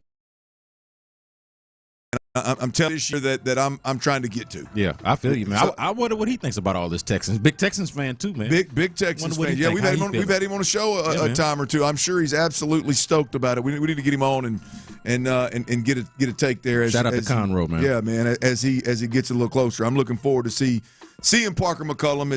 It's always a joy. Hey, there's a lot of moving and shaking going on with the Houston Texans, and to start the offseason, if you will, to start free agency with the Houston Texans, there were several positions of need, right? Interior offensive line, wide receiver, interior defensive line, and I always threw in the safety, right? Because you had a couple of guys that were big-time contributors last year, played a lot of time. They're depth figures, but they ended up being starters, ended up playing a lot, that were free agents. And you look up, and really the only two safeties, like true safeties, that you had on the board for the Houston Texans, on the roster, if you will, was last year rookie phenom Kalen Bullock. Mm-hmm. He's your center fielder, baby. He's going to be in the middle of the field roaming, tracking down balls that are thrown with too much air and making big-time plays, right? And then you had Jimmy Ward, super versatile, can play a safety, can also play a nickel defender, but he stays injured a lot. Those were your two safeties. So there's clearly a need to bring in a top line, you don't have to overspend, but a safety that you need to plan on not being just depth, but a safety that can either start or contribute in a major way. And this morning, Nick Caserio and D'Amico Ryans made what I think, and for several reasons, not just I'm not going to oversell C.J. Gardner-Johnson. I like him a lot, but it's the totality of the move, if you will, that was made a little earlier today, this morning, that Nick Caserio pulled off. Kenyan Green, right, former 15 overall pick, guard out of Texas A&M, from right here up in Atascocita, I believe. That's right. He had a rough go at it for the 3 years that he was here, right? Whether it was came in out of shape and wasn't the necessarily ready to be a professional, then it appeared he got into shape and was being more professional about the way he handled his business, and then he gets injured, and there's I don't know, man. I just always looked at it as, man, there's a lack of confidence with Kenyan Green. Even when he was moving better and in good shape, there was still a lack of confidence in his own ability. And I think it's fair to say with Kenyan Green that a fresh start is exactly what he needs and wants. A fresh start is exactly what the Texans want for him, right? They were done with him. Kenyan Green, I would imagine, was burnt out on what the Texans were in terms of his career. It was time for a change. Kenyan Green gets traded to the Philadelphia Eagles for C.J. Gardner-Johnson, who is a safety, right? And it seems like, I'll tell you, I like the player C.J. Gardner-Johnson, but as I'm saying this, it seems like everywhere he goes, they win. Yeah, that's true. And the most with the Eagles, right? He was just a part of one of the more dominant defenses that we've seen in a long time. Yeah, that's him right there. And he was a part of a really good New Orleans defense at one point. Right. Yeah. So if you say, was he with the Rams? Was he with the Rams at one point when they were winning? I don't remember. Or was that the New Orleans Ram game that he was involved in the play? Definitely New Orleans for sure. Definitely New Orleans for sure. It seems like, I don't know, it just seems like every time I look up, he's playing with a winning team. Anyway, the point being, Kenyan Green is set to shoot to Philly as soon as the new league year starts, and C.J. Gardner-Johnson is coming to Houston. And so it fills the void at the safety position. The Texans also, I believe, reportedly brought back M.J. Stewart, which gives you a little bit of depth at that safety position. But when you look at the move was a good move. We've talked about the move. We'll talk about it again down the road. But I think the convo here, B. Scott, for me is about the Texans secondary right now. Yeah. I mean, when you look at the Texans secondary, you got Kamari Lassiter and Derek Stingley Jr. at the corner positions. You got Jalen Petrie at the nickel defender. And then you got Kalen Bullock and C.J. Gardner-Johnson and Jimmy Ward as your receivers. I mean, your receivers, your safeties, trio of safeties, kind of rotating through there. And you can even couch Jalen Petrie into that safety group as well, depending on what D'Amico Ryans wants to do. But when you look at this defense and you look at the secondary group as a whole, it's hard not to believe that group is not the backbone. I don't know if I'm going to go as far as some people are saying, talking about this is the best secondary in football. Oh, yeah, but that's tough. That's aggressive. That's a little aggressive. That's a little aggressive. Really damn good, though. Really good. Now, potentially could be the best secondary in football when you factor in D'Amico Ryans and his play-calling ability, his scheming ability, the way he seems to use players and get the best out of players, i.e. Kamari Lassiter and Kalen Bullock last year. Like the way that he identifies talent and then make sure he implements those guys in a way that they play to their strengths and you get the best out of them. Like I don't know that we don't look up mid-year and go, this is the best secondary in football. But right now, I can't get there. But I can tell you right, with C.J. Gardner-Johnson coming over, this is a really, really, really strong unit for the Houston Texans for an already great defense. So I wonder if the best secondary in football talk stems from this anticipation that Kamari Lassiter and Kalen Bullock, who were promising as rookies, are going to take an even greater step forward in year two. Like, so if they take some kind of jump, really, if they just play like they did last year, they'd be pretty damn good. But God forbid they take a jump and think about what that might look like. Okay, maybe we could have that conversation. But if we just based off of what we know now, I mean, you've got an all-pro on the outside in Derek Stingley. And then between Gardner-Johnson and Jimmy Ward, like this to me puts Jimmy Ward in kind of his more, I think, ideal position in terms of like what you're expecting. He's more of a natural backup role or depth piece when they want to have extra defensive backs out there, or again as a depth piece. I mean, we got to think about it. Guy's going to be 34 years old. 34 years old out there playing defensive back. You get younger at that position, but also get deeper at that position because you're not relying on Jimmy Ward the way you were before. And then to the point about C.J. Gardner-Johnson specifically, just as a player, you can line him up anywhere other than on the outside as a cornerback. But from slot to any position that you would have where you would line up a safety, like he can literally do all things. Not necessarily at an all-pro level, but at a pretty damn good level, and also brings sort of this attitude and approach that I think you want to have on your defense. You were thinking about it earlier with C.J. Gardner-Johnson. It was the Lions 2 years ago. That's in right. 2023. So that's the Lions team that, you know, wasn't last year's Lions team, but was still pretty damn good, a playoff team. Yeah. So he goes from Lions playoff team last year, was with the Eagles before that when they were still good, and then Eagles last year, this past year to win the Super Bowl. What's up, Bird Gang? Like to me, this is it actually to me feels more like luxury because I didn't feel like the need was as desperate. But when you take into account what it is that you're adding, I think it's a big deal. I think it's a huge deal considering what you already had around it and what he brings to it. The need was you needed something because your numbers, just from a number standpoint, you had no depth. You had no, and Jimmy Ward's injury prone, right? So you had no depth. And so you needed something, and you needed something that is a starting caliber at the very least that you can, and all of a sudden you get a guy that's a proven starter, a guy that has a nose for the football and turning the football over. You get a guy that is going to fit right in with Will Anderson, Azeez Al-Shaair in terms of playing with that edge and that physicality and that swarm mentality that D'Amico's looking for here. So it's just a great fit. I mean, right? you're basically subbing Eric Murray for C.J. Gardner-Johnson. Yeah. And I like Eric Murray as a backup and for the role just that he not played. this level dog. Yeah, and he was able to stay on the Texans for a reason, right? He'd been there for almost pretty much 5 years. Yeah. But like we're talking about a different caliber player here. All right, this is an all-time great, y'all. This is an all-time great. I see some breaking news. All-time great. It's time to give it up. It's time to quit. I'm going to tell you who I'm talking about, and we'll cuss and discuss next right here on Sports Radio 610. Before we do that, though, I'm going to tell you about another all-time great, without a doubt, the old cold.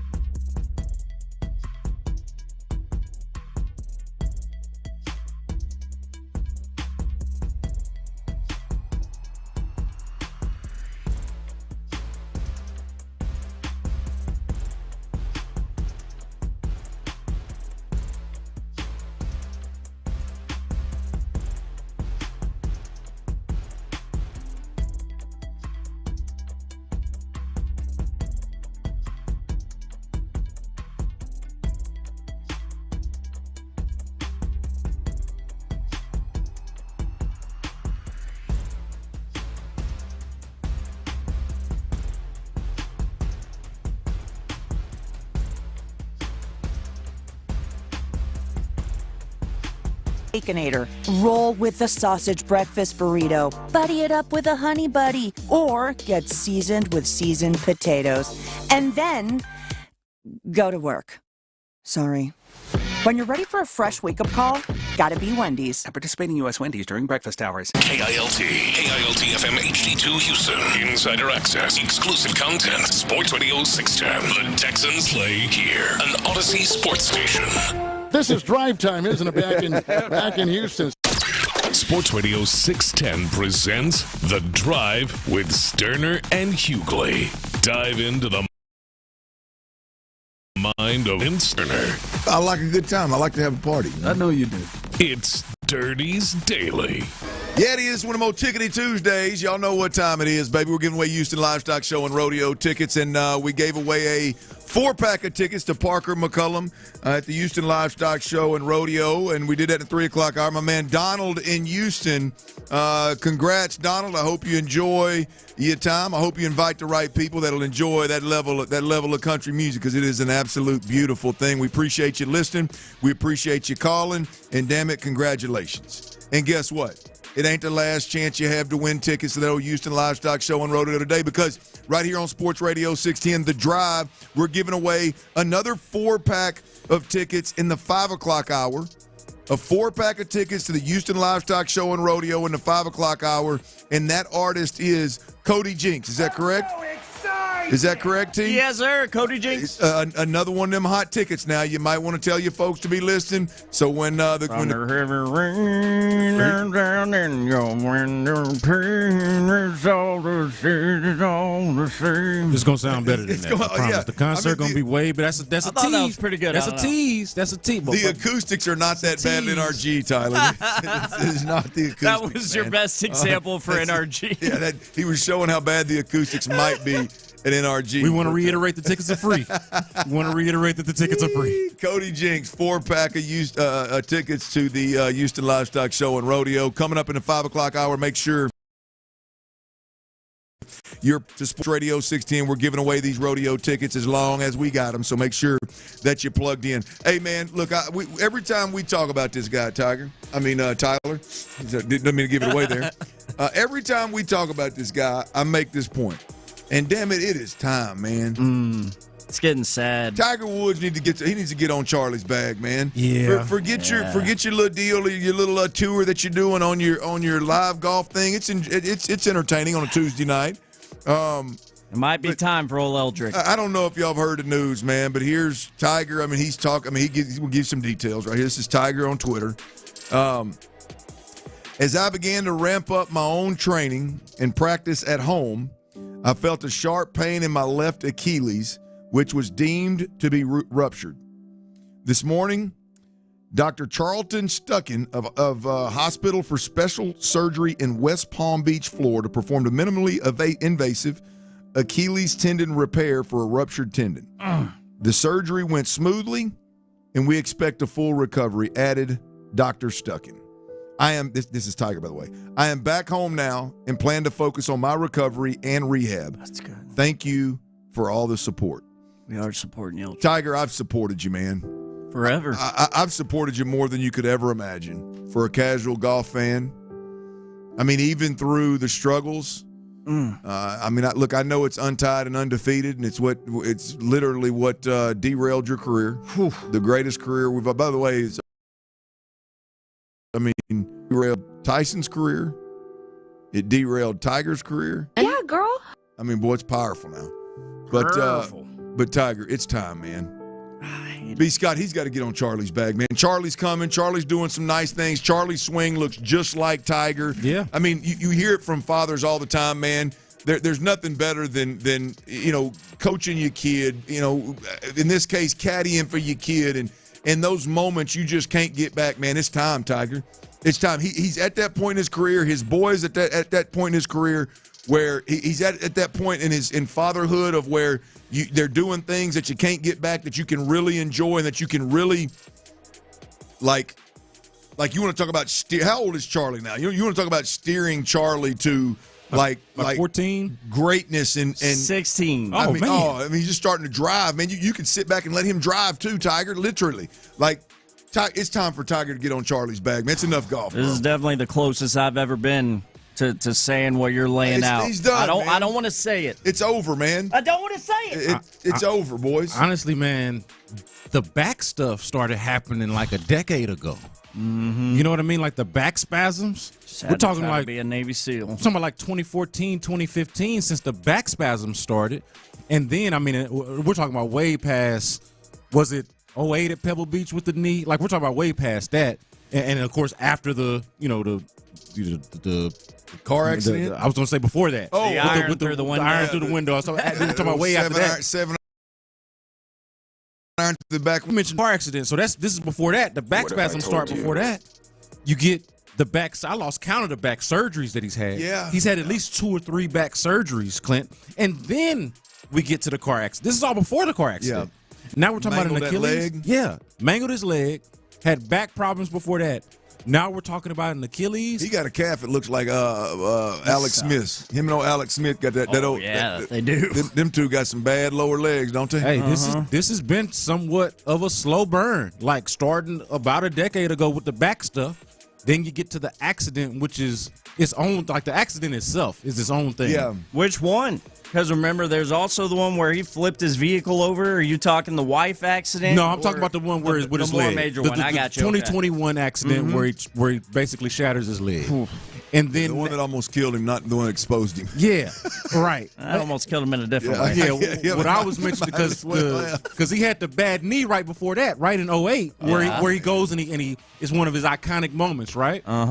But yeah, man, since then, like post divorce.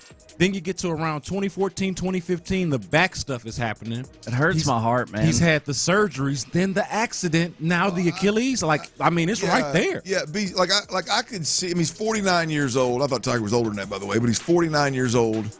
I guess in the past I could see where like Tiger, you know, I mean, he's a hot year or two of golf away from like just crushing things. You know, I mean, just being viewed totally different. And so I was always like, okay, I can see pushing. It's over, man. You finna be 50. Now you got a damn bad wheel. I wonder if that Achilles is on that same leg that got all twisted up in that car. Gotta be. I'm telling you, if it's not, he's gonna have a hellacious time limping around the house on a bad Achilles and that bad Alex Smith wheel he's got. Because he ain't got a good leg between the two, if that's the case. This is a sports story, like, and all kidding aside, like, man, that hurts my soul. It should. Like, this is a childhood hero. This is a guy who changed the game literally. Yeah, well, also because you look at golf as one of those, like, I think back when he was changing the game, right? And Tyler, you and I were growing up at this time. Clint, this is when you were, you know, he comes onto the scene and you're like late teenage into your college years. Yeah. Mm-hmm. Like, so we've been with this for a long time. At that time, we probably figured, hey, Tiger's going to do this thing. The greatest of all time. Yeah, no we're going to all grow old together watching Tiger Woods. Jack easy. Yeah. And so, yeah, like that was not just would he catch Jack, but he would pass him and at the very least be competitive into his 50s, possibly his 60s, because golf's that kind of game where you expect that. Damn. But we didn't see what his future was going to look like with all of those injuries and those accidents. It is a sad story. It's time. Tiger, get on that bag, man. I mean, what a hell of a run. And the fact that I don't even know if he's going to be able to get on the bag now that he's got an Achilles and that twisted up Smith leg. Oh, he's going to have to drive the cart. He's going to have to – what is he going to do? Have to do his best, John Daly. We got to find out, T. Can you find out if that's on that same leg, that if it's on that Alex Smith leg, or if it's on his other one? That's going to be. That's going to be. Could it go Tom Brady? I think I've actually read that somewhere, that he is interested in a career like in the booth, for lack of a better term. I think it's a way to get people to watch once he's done. I get a real vibe with Tiger. That Tiger's got that former player. Take it from a guy that's been in the media since he got done. That former player that just can't get out of the spotlight. I can see that. The Achilles, for what it's worth, is the left leg. The leg that looks like Alex Smith is the right leg. So he's losing both of his legs. Yeah, he can't walk. I mean, he needs crutches, but I don't know which leg he's leaning on. Even when he doesn't need crutches, it's going to be a funny wobble, ain't it? It's going to be. That's going to be there's going to be a gangster limp on Tiger, man. Hey, Tiger walking worse than Kenny Smith. Damn. Damn, that would be awful. Damn, Tiger. But Kenny don't have no excuses. His leg is not shattered. He just walk like that. Maybe we don't. Sorry, Kenny. Hey, no, look, Kenny's just built bad. That's what I'm saying. That's Kenny. Kenny, the good Lord gave that to Kenny. Hell, Tiger signed up for all this crap he's doing. That's what I'm saying. What did Tiger? Tiger. What did he do really, man? Well, like what did he do to deserve all this, man? I mean, it had to be more than just chasing a little tail, man. There has to be more back here, man. I'm telling you that. He that didn't Navy deserve SEAL training. Yeah, and that tail chasing was a long time ago, man. I feel like he paid for his sins. Lost his wife. She threw a club through his vehicle. I mean, I feel like he did his time. I don't know. This is bad. You wouldn't wish that accident on nobody, obviously. I don't think you can do anything that bad to warrant that kind of karma, but all of it, man, it's sad, bro. He strikes me as a guy that's going to get in that meeting. Now, whether he's any good or not, I would imagine in that golf game, he's probably going to be really, really good if he'll be critical of the guys that I'm sure he looks at as his friend. Yeah. But he strikes me as a guy that he's single. Yeah. Right. He's not. He didn't remarry. TV and media goes a long way if you're single. That's for well, and think about it. They're gonna pay him a boatload of money because of who he is, yeah. and right. Think about the point I was making earlier, the draw that you're gonna bring in with Tiger Woods. That'll be really valuable. I got a quick, since it is Dirty's Daily. I got a quick. I don't know if it's a bone to pick, but I just a suggestion. And I want to start. Look, I support and respect all law enforcement. Right, all first responders. Unbelievable amount of respect for y'all. Right. I want to make that clear first and foremost. I need y'all to make one change for me. Just one change for me. And I think the police are the only ones that have the authority to make it happen. When there's a fender bender, I need y'all to get that thing cleaned up and get the hell out of the way. Oh, yeah, when they just stuck in the middle of the road like that? Scott, I bet in the last week I pulled up on 3 or 4 different fender benders. Now, all this is in the city of Houston. If you're on the outskirts, you just go around, ain't no big deal. But in the city of Houston, on these streets, and there's a little old fender bender. And, fighting the everything shoved down to one lane or the turning lanes closed, the red light, all this kind of job, right? But then you finally get up there. And you got 2 tow truck drivers that are just kind of Cadillacing around, kicking broken glass, just kind of looking around, waiting. Yeah. You got a cop that's trying to coordinate all of it, moving at a snail's pace. And then you got families trying to figure out what in the hell's going on, right? Yeah. I like the fender bender thing. If you're going sub 20 miles an hour and it's just a little fender bender, we got to get this thing going. Yeah. We got to get this thing moving. And I just think. The cops are the only one, the police, they're the only ones that can move at a little different sense of urgency, a little pace, and get them tow truck drivers, kick them tow truck drivers into gear, and get them rolling, and get these things out of the damn street so we can get moving. Yeah, man, especially in a city like this where we have, I would say, as much traffic as we already have, just like aside from the fender, like we're always working on something. Always. Something always got to be fixed or changed. And then we have like real bad accidents on top of that, but just because of the masses of people that we got and all the different highways we got, like we got enough issues to deal with without slow poking the fender bender game. That was put so well. But I want to put you on game on something else though here with this. I don't think you realize how much politics is involved between police who respond to accidents and the truck drivers, the tow truck drivers. Like, they be in some of them guys' pockets. They be kind of, then they're like politics. Who gonna get the tow and all of that? Like, there is a whole economy around that exists. Well, that I wish didn't, because it'd be taking up time. Well, I know, and I don't know about here, but I can tell you, I insured a few of those the truck drivers and the tow truck drivers in Arkansas, and there is a list of like order of call, like who gets this call. It's not just who's the closest, who can get it done the quickest. It's okay. Well, so and so company is next on the list to call for this accident. Yeah, and you're kind of at their mercy. So I understand some of that, but I don't care how you get to it, B. Scott. Whenever everybody's on scene there, let's not kick glass around the street, man. Let's move with a little different sense of urgency. It ain't nothing worse than being 20 minutes late and you get up there and everybody's just kind of dragging them old feet around, boy. Yeah. Yeah. Ooh, I'm going to tell you, man, we got to get that right. And I feel like the only one, I'm sure it's a lot of people's responsibility, but the only ones that have the authority, I think, to make the change are my Popo brethrens out there. Yeah. I mean, this is just a basic, I think, civic duty. Yeah. Basic civic duty. Go ahead and clear the road. Let us get by. Because, again, we got enough to deal with.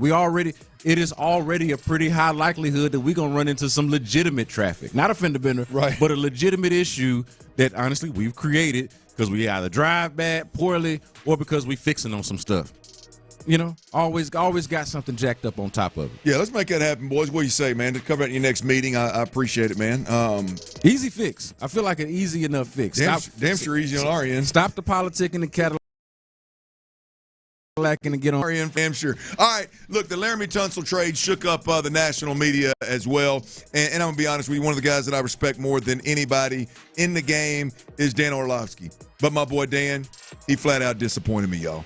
He disappointed me in a big way. I got to let y'all in on that. We got a little audio, and we're going to do more cussing than discussing, but we'll do that next right here on Sports Radio 60. And before we do that, though, I got to tell you about my man, Dr.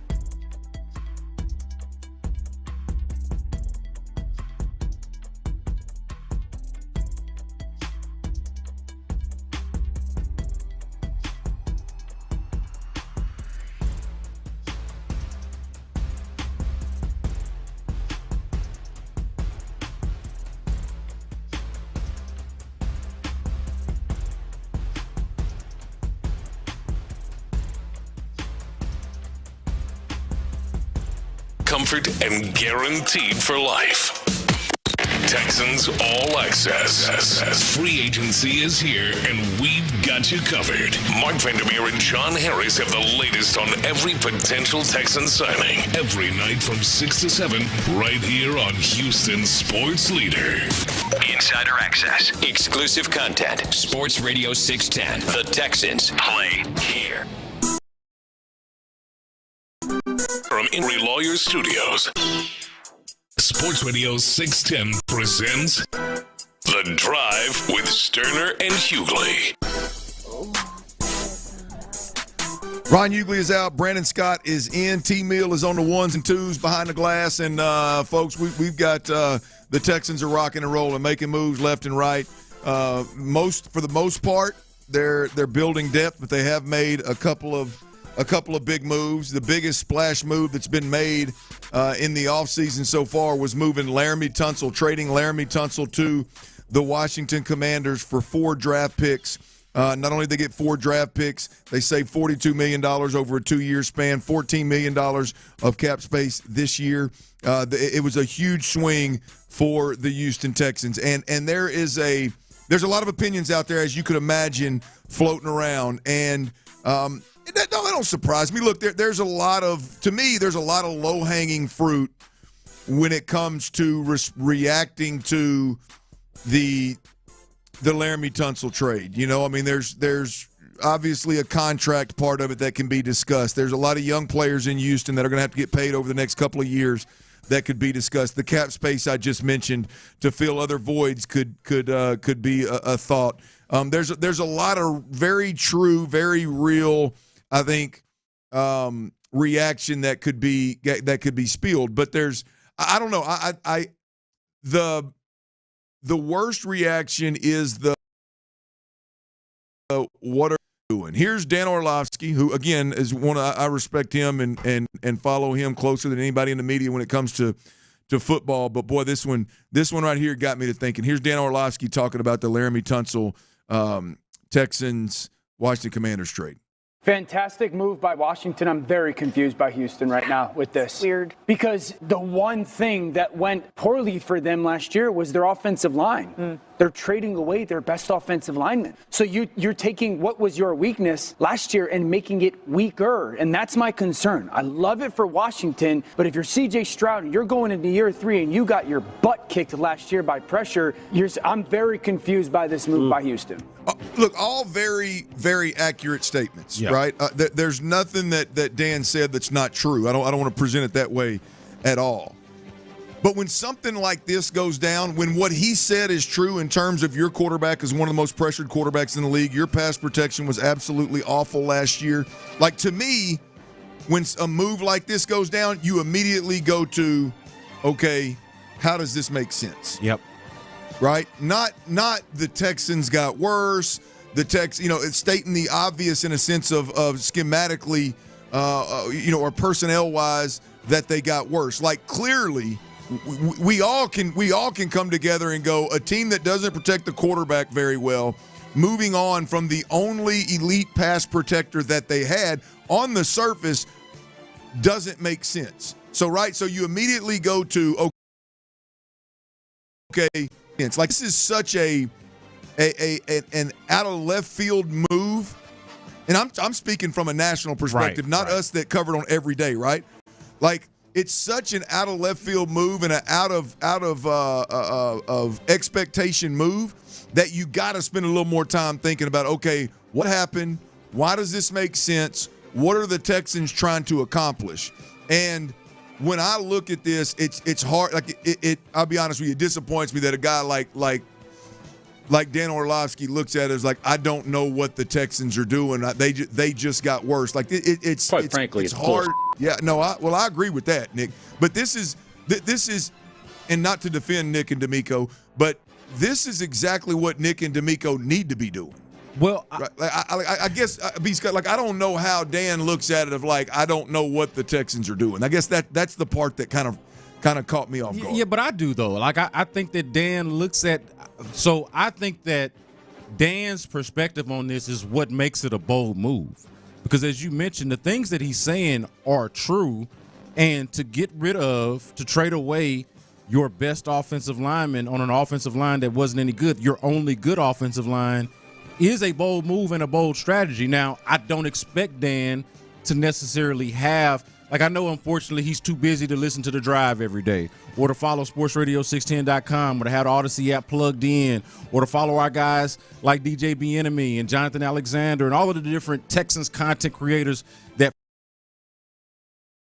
fully text could be to a move like this, or why it is that they might want to move on from a guy like Laremy Tunsil. He doesn't have all of that. All he can see is, on the surface of it, this ain't a good offensive line, and they only got one good offensive lineman, and they sending them out the door. There's nuance to that and context to that we understand better, but to me, this is what makes it a bold strategy. I do think that Dan needs to ask the next logical question, okay, why is that? And I do think you can just look at it and say, hey, there is something to be said for having an offensive lineman as good as Laremy Tunsil, as well paid as Laremy Tunsil is, and to not have a productive offensive line. What good does that do you? I made this point earlier in the show. If you are going to have a guy that expensive, you damn sure better have a productive offensive line.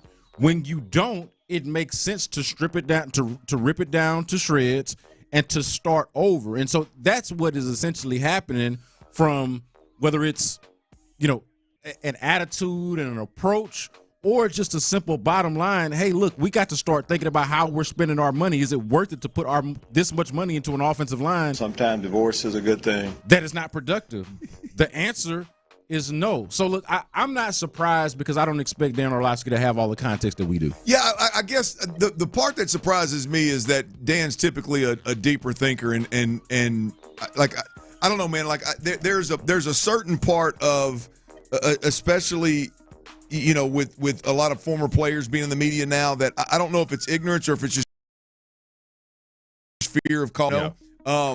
I don't think it's a secret around the NFL, even on a national level, that Laremy Tunsil's not a Joe Tooney type leader in an O-line room or on the offensive side of the football. I don't think that's a secret. And I'm not knocking Laremy. I'm just saying, I think people know Laremy Tunsil's an elite left tackle, and Laremy Tunsil's going to do Laremy Tunsil things. Yeah. Laremy Tunsil's going to do him. He's going to beat to his own drum. He's going to be there when he wants to be there. And that's Laremy Tunsil to a T. That's who he's always been.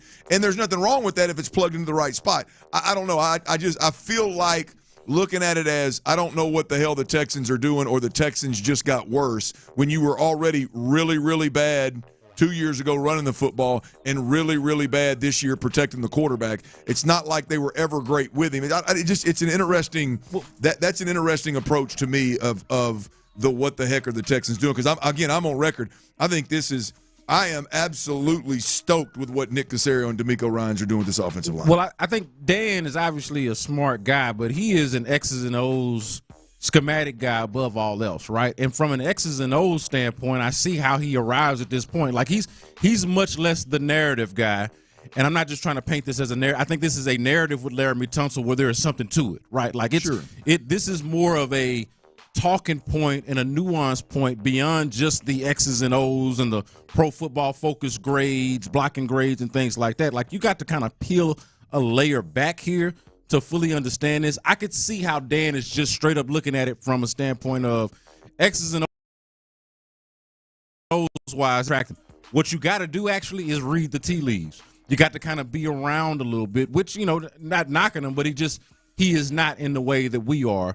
And to us, I think it is obvious why it is you would want to get out of the Laremy Tunsil business, both from a funding standpoint and from an attitude standpoint. Right. I just encourage Texans fans out there to again, and I'm typically not this guy, but be patient with this process, because this is a good thing. You want your OC all the way down to the 7th, 8th offensive lineman on this roster. You want them all pulling the rope the same way. You want them all rowing the boat the same direction.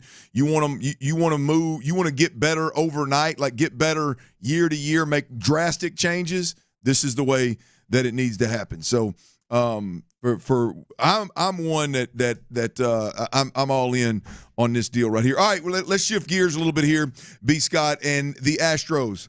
The Astros, we'll give you a quick update on the Astros, Cam Smith, Christian Walker, and a couple of other things. going on the Astros front. We'll do that next right here on Sports Radio 610. Before we do that, though, I got to tell you about Twin Peaks, y'all. There's 5 locations.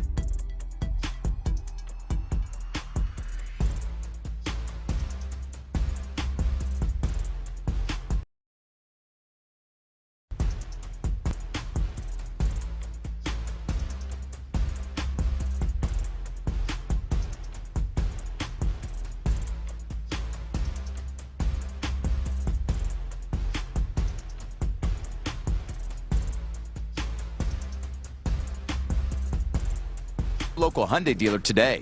Offers end March 31st. Call 562-314-4603 for details. Don't mess with the Houston Astros.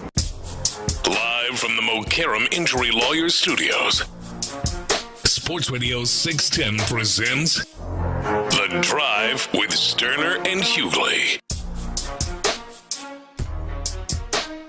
Ron Hughley's out. Brandon Scott is in. T-Mills behind the glass. The Drive is rolling. We've already given away 1 4-pack of tickets to see Parker McCollum at the Houston Livestock Show and Rodeo, and we've got another 4-pack of tickets to the Houston Livestock Show and Rodeo.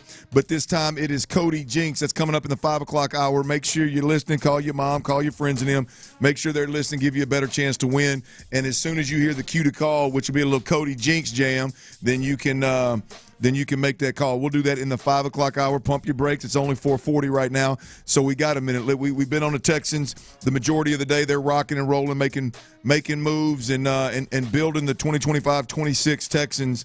And it's getting real interesting over there. Y'all stick with us the rest of the show. We'll make sure that we dig into that. But right now, we got to we got to cover a little bit of the Astros here. The Cams.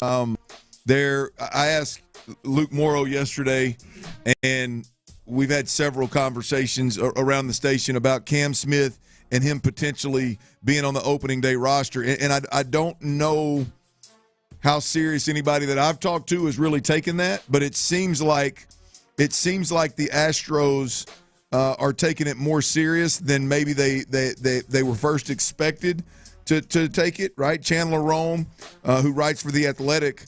He had a piece on Cam Smith and the audition for the Astros opening day roster. He moves to right field and is going to play some outfield, which he's never done, but a couple of times in college is the report that I read here in Chandler Rome's article. And the thought is that the only way he would be on the opening day roster is if he could play multiple positions and ultimately be an everyday player and not just be a part-timer. That's what the article reads, right?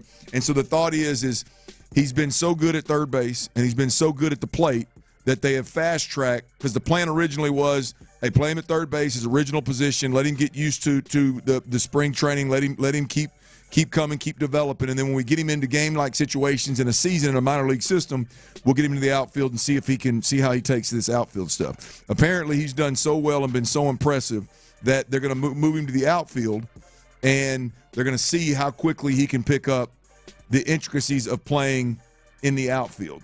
And that roster, how early we see Cam Smith with the Astros at Dyken Park. Now, here's the thing: is Joe Espada in this article is quoted and basically saying, "Hey, man, things change. Yeah, right. The kid has impressed us, and things change. So we're taking the next step." Your thoughts on Cam Smith and just the ability or potential of him being on an opening day roster for the Astros this year? Well, first, I really like the things change dynamic of this, like the willingness to pivot off of an original notion or original idea, right? Which I understand where that came from. It was when spring training started. It was a far-fetched idea to think that this, based off of his experience or lack thereof, that this 22-year-old was going to go from top prospect, really promising, to, hey, he's ready to be on the big league roster from day one. Like, I think conventional wisdom would have told you that, hey, while he is promising, he needs to go and play some AA and AAA ball. And if he continues to rip the cover off the ball like you and Luke Morrow were talking about yesterday, if he continues to do that, then there's got to be a place for him.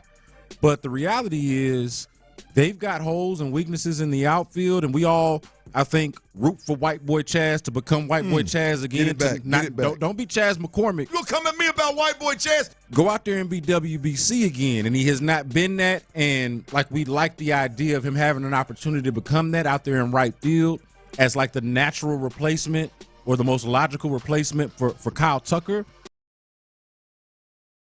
It feels to be that guy. And the part that I love about this is, like, I never wanted them to rush Cam Smith just because they're excited about a prospect. Don't operate like fans or like we're excited about Cam Smith. Yep. From a fan standpoint, we want them to be more logical and more measured and strategic than that.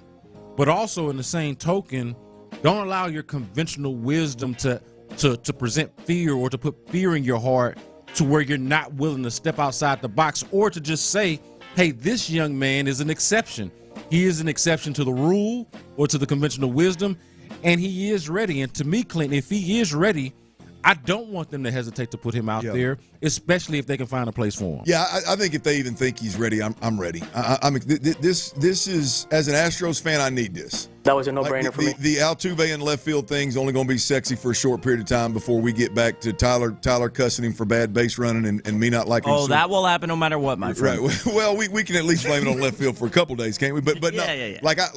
I need something, and this Cam Smith kid's got me good and juiced up. I don't care if it's right field. I don't care if it's third base. It seems like third base would make more sense, and you move Isak Paredes to second, and you just and Dubon back to your super utility guy, and you keep moving. But I know it's early. I know it's crazy talk. I know it's spring training, but I'm ready to see it, man. Yeah, so I was thinking about this too, because the logic, I'm with you on that of, hey, let him play the position that he's most comfortable at, the position that he's best at, and then, hey, if you got the luck, then you could do that. They did go out and sign Brendan Rodgers, who has been a Gold Glover, and they like him at second base. But I'll say this, Clint, and I think this is important to think about. The logic, a similar logic, I think, that puts Jose Altuve out in left field, to me, puts Cam Smith out in right field. And that is, hey, look, this might not necessarily be the ideal defensive circumstance or situation, but we got to find a way to get this bat in the lineup, right? Like Altuve, second base, DH, left field, whatever it is, he's going to be in the lineup, right? That's your leadoff hitter. He's Jose Altuve. You got to find a way to get his bat in the lineup, right? Well, Cam Smith appears to be forcing the issue in a way of, hey, look, we've got holes in the outfield. We lack a little bit of pop. We've lost two guys that, provided some of that for us. Cam Smith might be one of those guys. We got to find a way to get him into the lineup. So it's less about him playing right field and trying to figure out, hey, what can he do so he can be in our lineup, because we need that. Yeah, I think that's what it's about, and I support it. I'm with it. Yeah, well, he's word on the street is that the initial reports out of the outfield is he's obviously a quick learner. The athleticism is going to play well out there. He's still, game time is going to tell the intricacies of whether he can get it done. The right field, that is, and I think Thursday, I think he's going to play a little bit of right field in actual for the first game time. And his outfield experience, just to be clear, is actually in left field.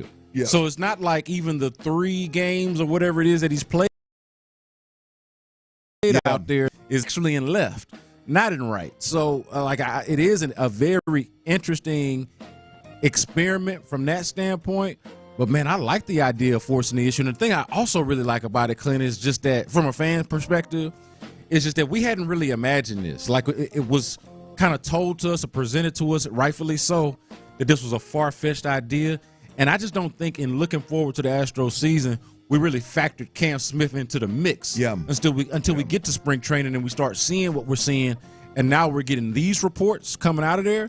Like, it to me, adds a different element to the team that we just were not considering. Right. Okay, that's Cam Smith. Now, on another front, the injury front, right, we got word about 3 days ago, I guess, that Christian Walker, we dodged a bullet with the MRI showed that there was no strain in the oblique. And we're told he's going to get back to action. It looks like today, again, according to Chandler Rome, it looks like today that Christian Walker, he's not yet swinging a bat, but he is. The plan is that he takes infield today. Now, that may have already happened. That was, 3 hours ago. So actually, looks like 5 or 6 hours ago when that report came out. So it may have already happened in terms of happening today. Probably has. Out on the West Coast, the East Coast, it's 5:50. It's probably already happened. But good news on the Christian Walker front, any way you slice it, once I get past figuring out what time it is. Good news on the Christian Walker front in terms of, hey, there's no strained oblique, and now he's back to at least, getting a little field work in, and there's no holding him back at this point. Yeah, Christian Walker, the biggest change we talk about the least. Mm-hmm. And that's because we just haven't seen it out in practice, out there in the field yet. But, and I've said this on the show before, we have focused a lot on, and rightfully so, on what they have lost and what has been sent out. And then with the Cam Smith dynamic, that's presented us this like kind of new shiny tool and something that's really like fun to talk about in spring training. But Christian Walker is a proven guy at first base, and they've had a hole there for the last couple of years. And you could even say it the last few years if you count the last year of Hughley, as he was starting to kind of, regress with his age and everything. Christian Walker, I think, and obviously health is going to be key in this, but that to me is one of the things that has me still optimistic about the Astros being a contender, because like you sub out Kyle Tucker and Alex Bregman, but you bring in the likes of Christian Walker, and then you talk about, of course, Isaac Paredes. I don't want to, poo-poo that either. But then you talk about what is Cam Smith on top of that. Like, this is a very new-look Astros team, but what does it look like in terms of its potential? That has a lot to do with what Christian Walker is going to bring to you at first base. So, yeah, they definitely dodged the bullet. He's going to be a huge part of what they do this year. Yeah, I'm excited about Christian Walker. I just look, the way the dude's wired, I love it, man. The just old school grinder. I think it pays off on a lot of when that's one of your leaders, one of your veterans, man. That pays off in a big way for the Yainer Diaz, the Jeremy Peñas, not to mention the Cam Smiths of the world. It's over the Mets. Jose Altuve was 1 for 3 with a double, a 2-run double. Isaac Paredes 0 for, Yordan Alvarez 0 for 3, Yainer Diaz 0 for 3, Jeremy Pena 1 for 2. When you go on down the list here, it looks like old Chas McCormick's going to remain Chaz again. He's 0 for 3, y'all. Mauricio Dubon, though, today it looks like he was 2 for 2. Doobie doing Doobie things, man. Dude just shows up and shows out. Hunter Brown went 4 innings, 2 hits, no earned runs. Josh Hader, 1 inning, no hits, no earned runs, obviously. Bray, you got a little work today, 1 inning, no runs, no hits, no nothing.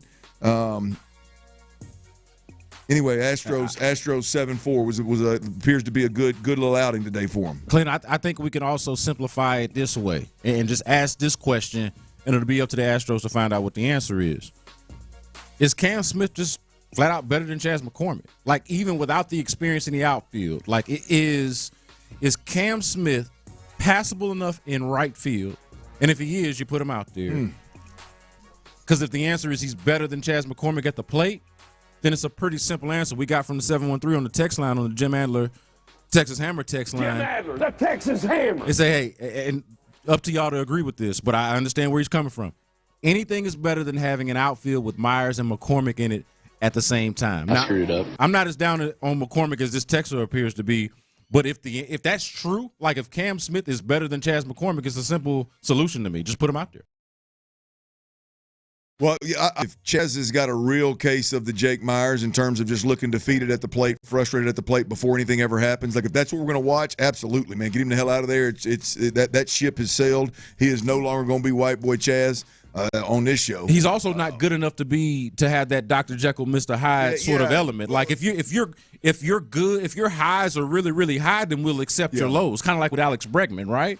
Yeah. But Chas McCormick, even the best of him is just not quite good enough to accept the worst of it.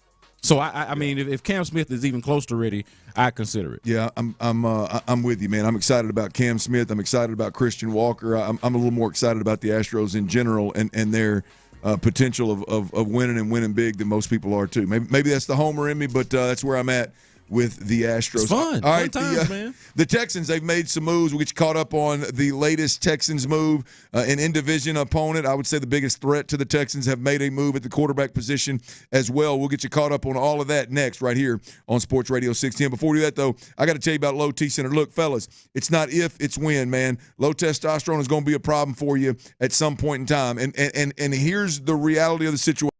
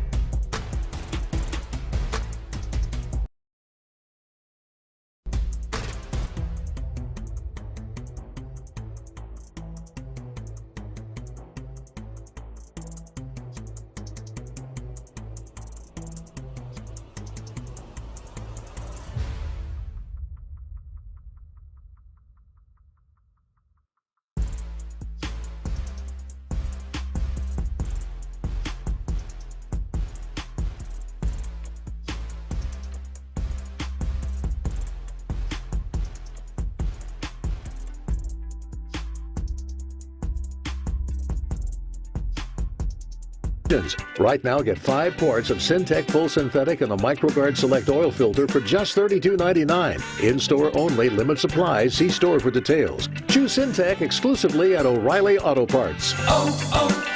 O'Reilly Auto Parts. KILT, WILT-FM HD2 Houston. Insider access, exclusive content. Sports Radio 610. The Texans play here. An Odyssey sports station. There's a hot link place that I used to eat at way back in the day. We have a liftoff. Sports Radio 610 presents The Drive with Stoerner and Hughley. It's the 5 o'clock fire.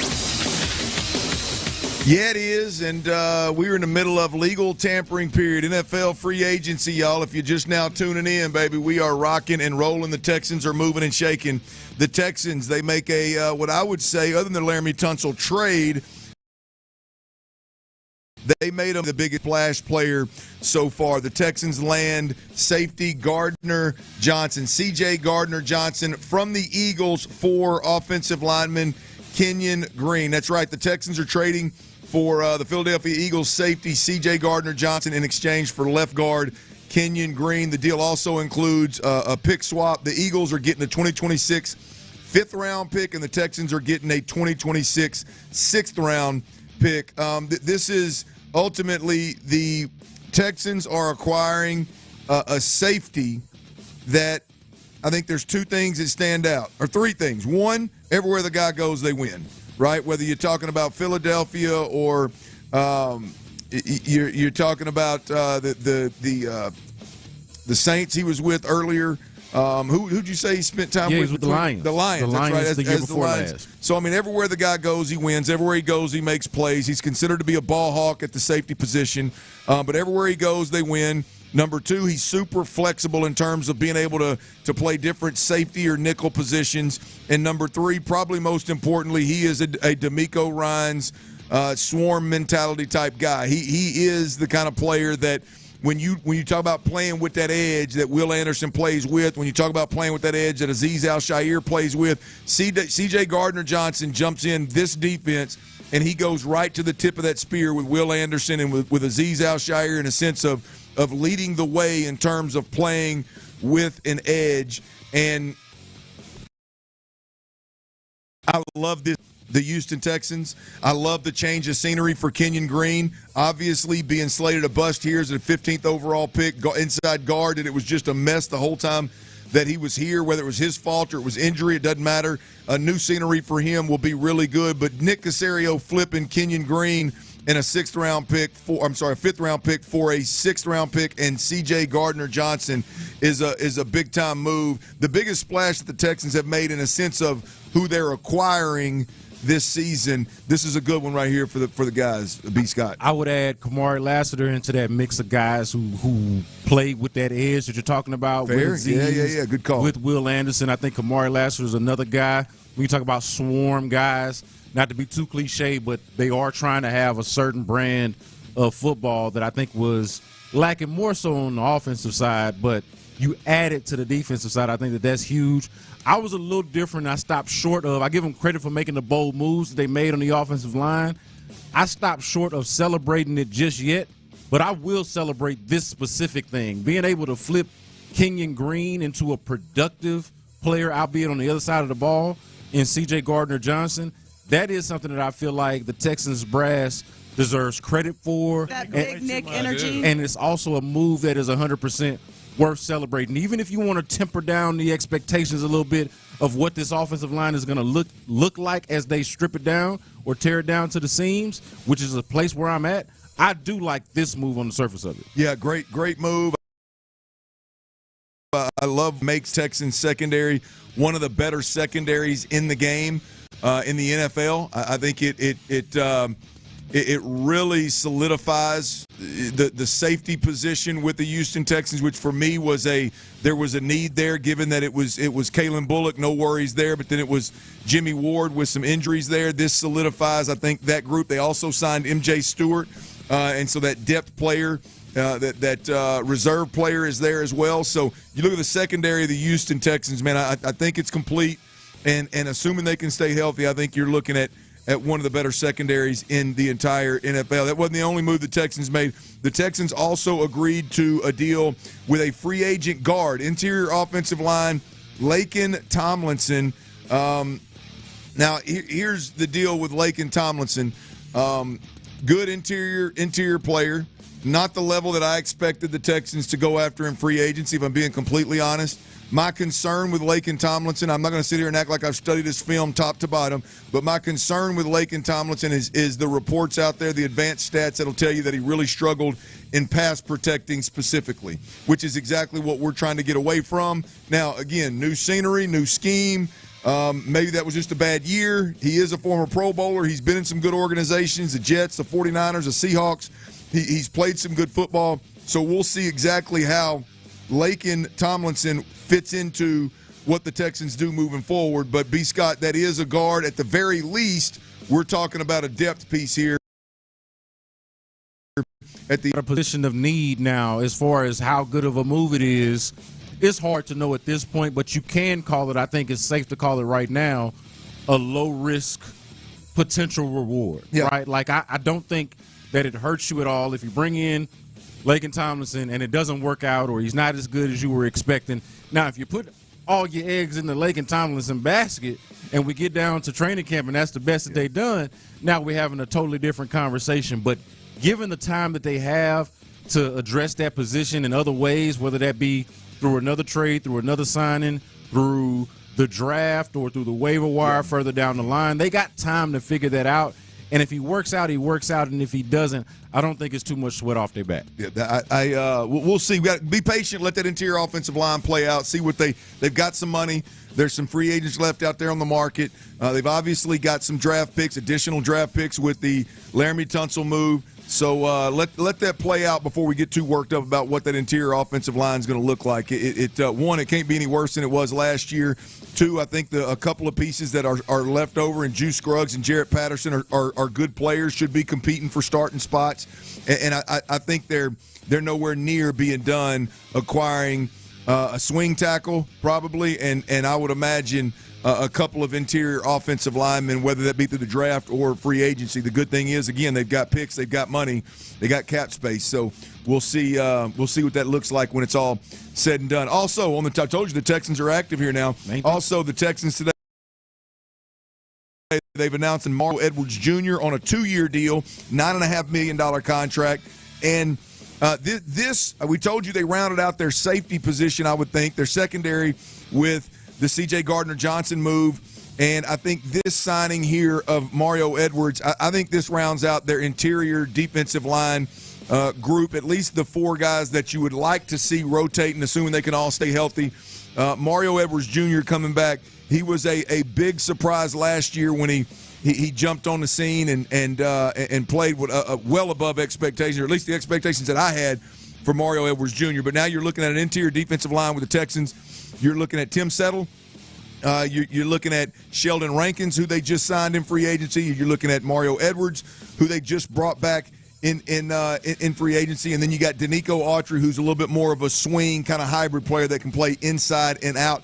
I said this wraps up the interior D-line position, B. Scott. I don't know that to be completely true. When I say wraps it up, for me, my concern level is extremely low right now. You got 2 guys in there, so your numbers are right. I think your rotation is going to be really good. Now, do you stumble up on the opportunity to trade or sign somebody in free agency that's a huge upgrade, that's a game changer? Do you stumble up on a draft pick to where somebody falls in your lap and it's too good to pass up that happens to be an interior defensive lineman? That sounds great, but my concern level is next to nothing with these moves at the interior defensive line position. We mentioned earlier that I think it was somebody that said either on the text line or somewhere where you're able to interact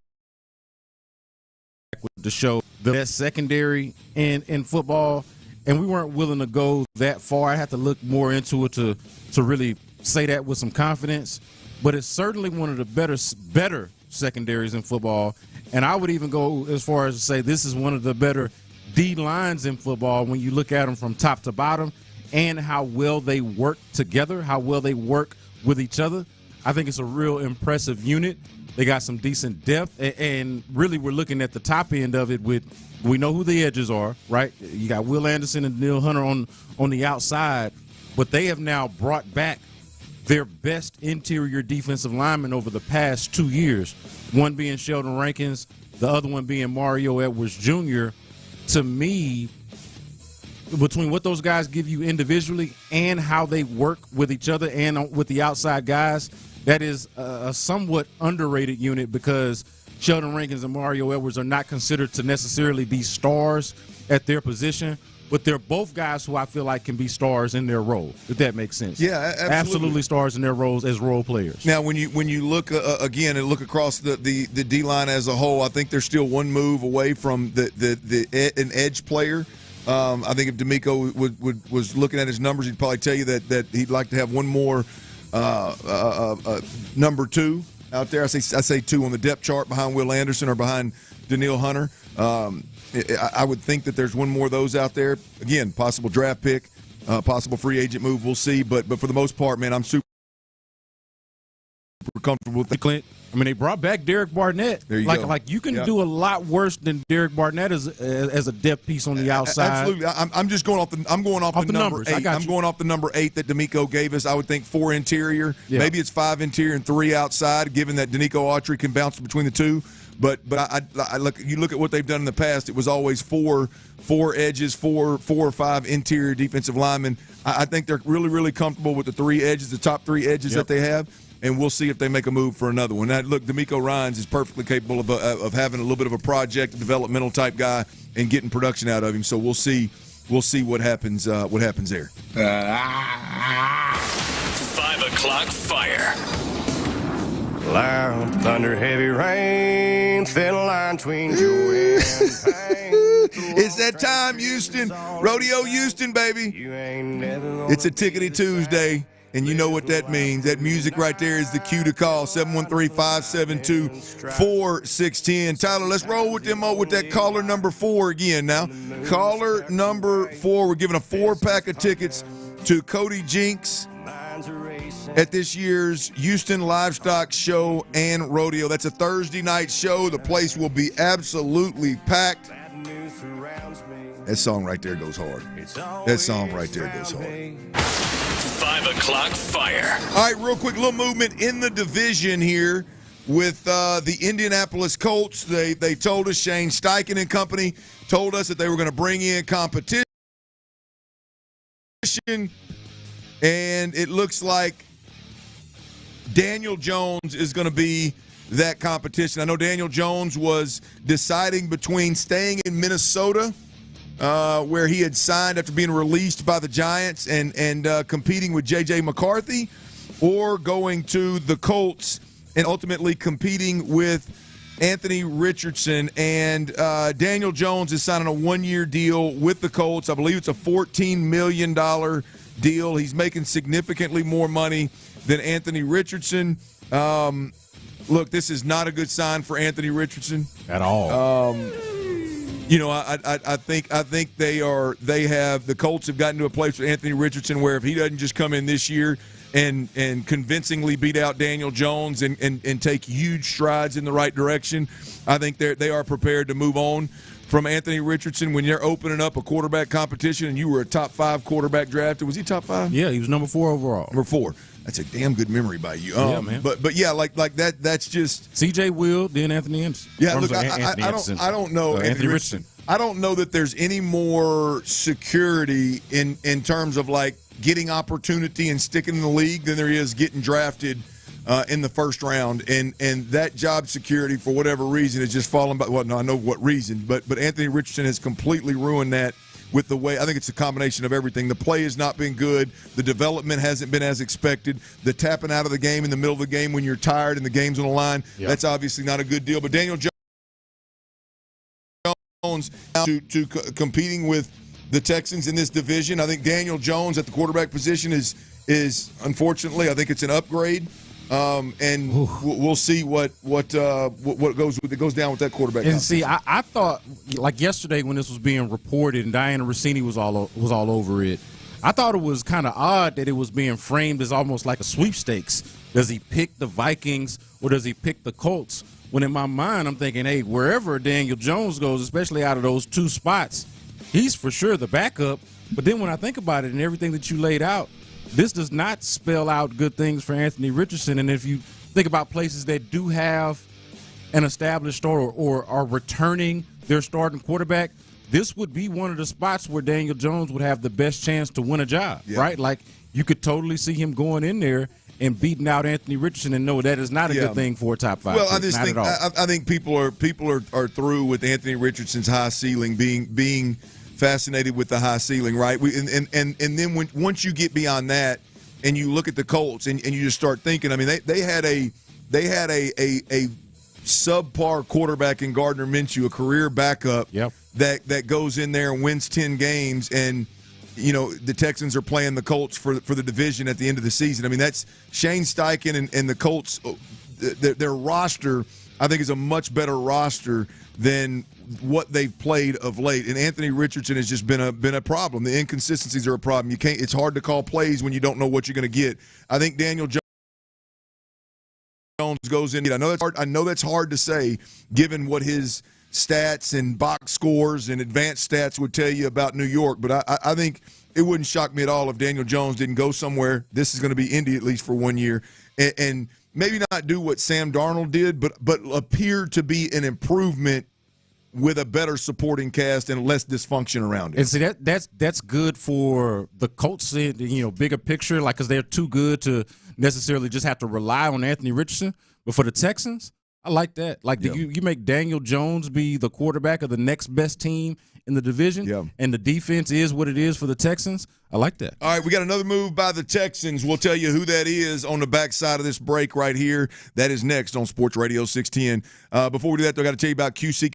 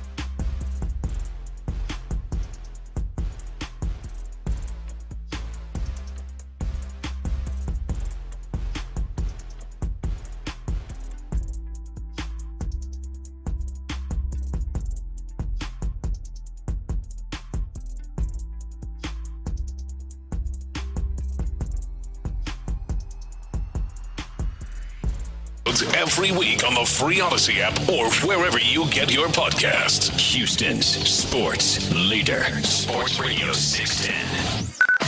Sports Radio 610 presents The Drive with Stoerner and Hughley.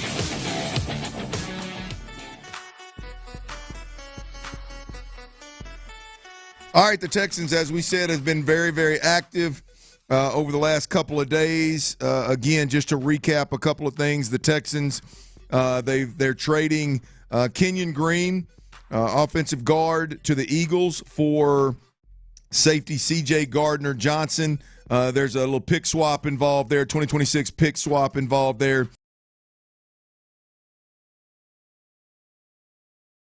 As Tomlinson, again, a guy that in his past has been a Pro Bowler. Again, there's some advanced stats out there that'll tell you that he struggled mightily in pass protection as a guard here of late, and that is a little bit concerning, but that is a move that they've made to, at the very least, add some depth at that interior offensive line position. They've also announced that they're bringing back defensive lineman Mario Edwards Jr. on a 2-year, $9.5 million deal. Now, on top of that, I told you on the other side, we got some new news here. Tyler teased me. Tyler done teased me.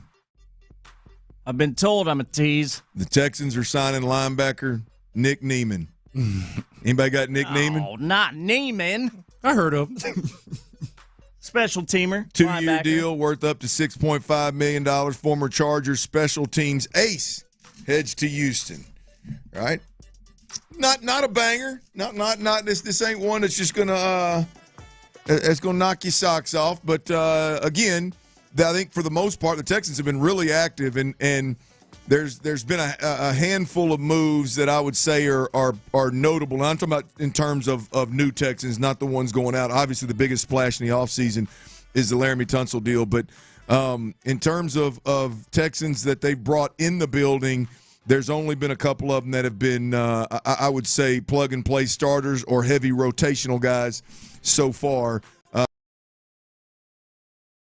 Nick, a depth player that we would rather not see on the field at the linebacker position, and that we will see in the special teams room. Which, when you're churning the depth on your roster, they've got to be guys that can play special teams. So that's the latest move with the Texans. Yeah, but Clint, I wouldn't want to overlook the special teams dynamic. Like, you're not just talking about a special teams player, but if he's being characterized as a special teams ace or as a plus or high level special teams player, and you marry that up with what the Texans have going on in special teams. I know they struggled a little bit at times in special teams last year, but for the most part, under Frank Ross, even when the Texans have been bad, special teams has been good.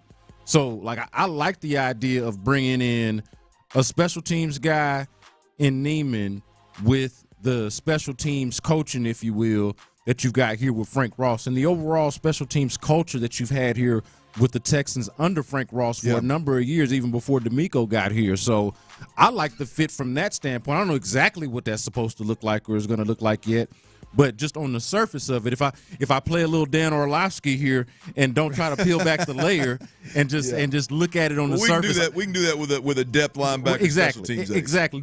This is just fine to me. I like it. All right, let's talk a little deeper on the Texans here. Look, I think what they've accomplished so far in free agency or with trades is they've filled some I would say some needs on the team, not just wants but needs. I think the interior defensive line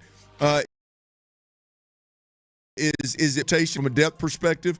I think at the safety position we're really comfortable and really like what's there.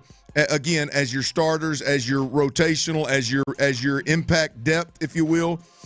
Still, O-line and wide receiver have to be addressed. Okay, I want to add one to that real quick. I'm adding to this mix, and as we move forward on this show, at least as far as I'm concerned, this has got to be part of and mentioned in the needs. The running back position, right? And this was the thought that hit me a while back when the Texans decided they were going to re-sign Dare Ogunbowale, and I like Dare Ogunbowale, but this has got to be a special teams ace. You know what I mean?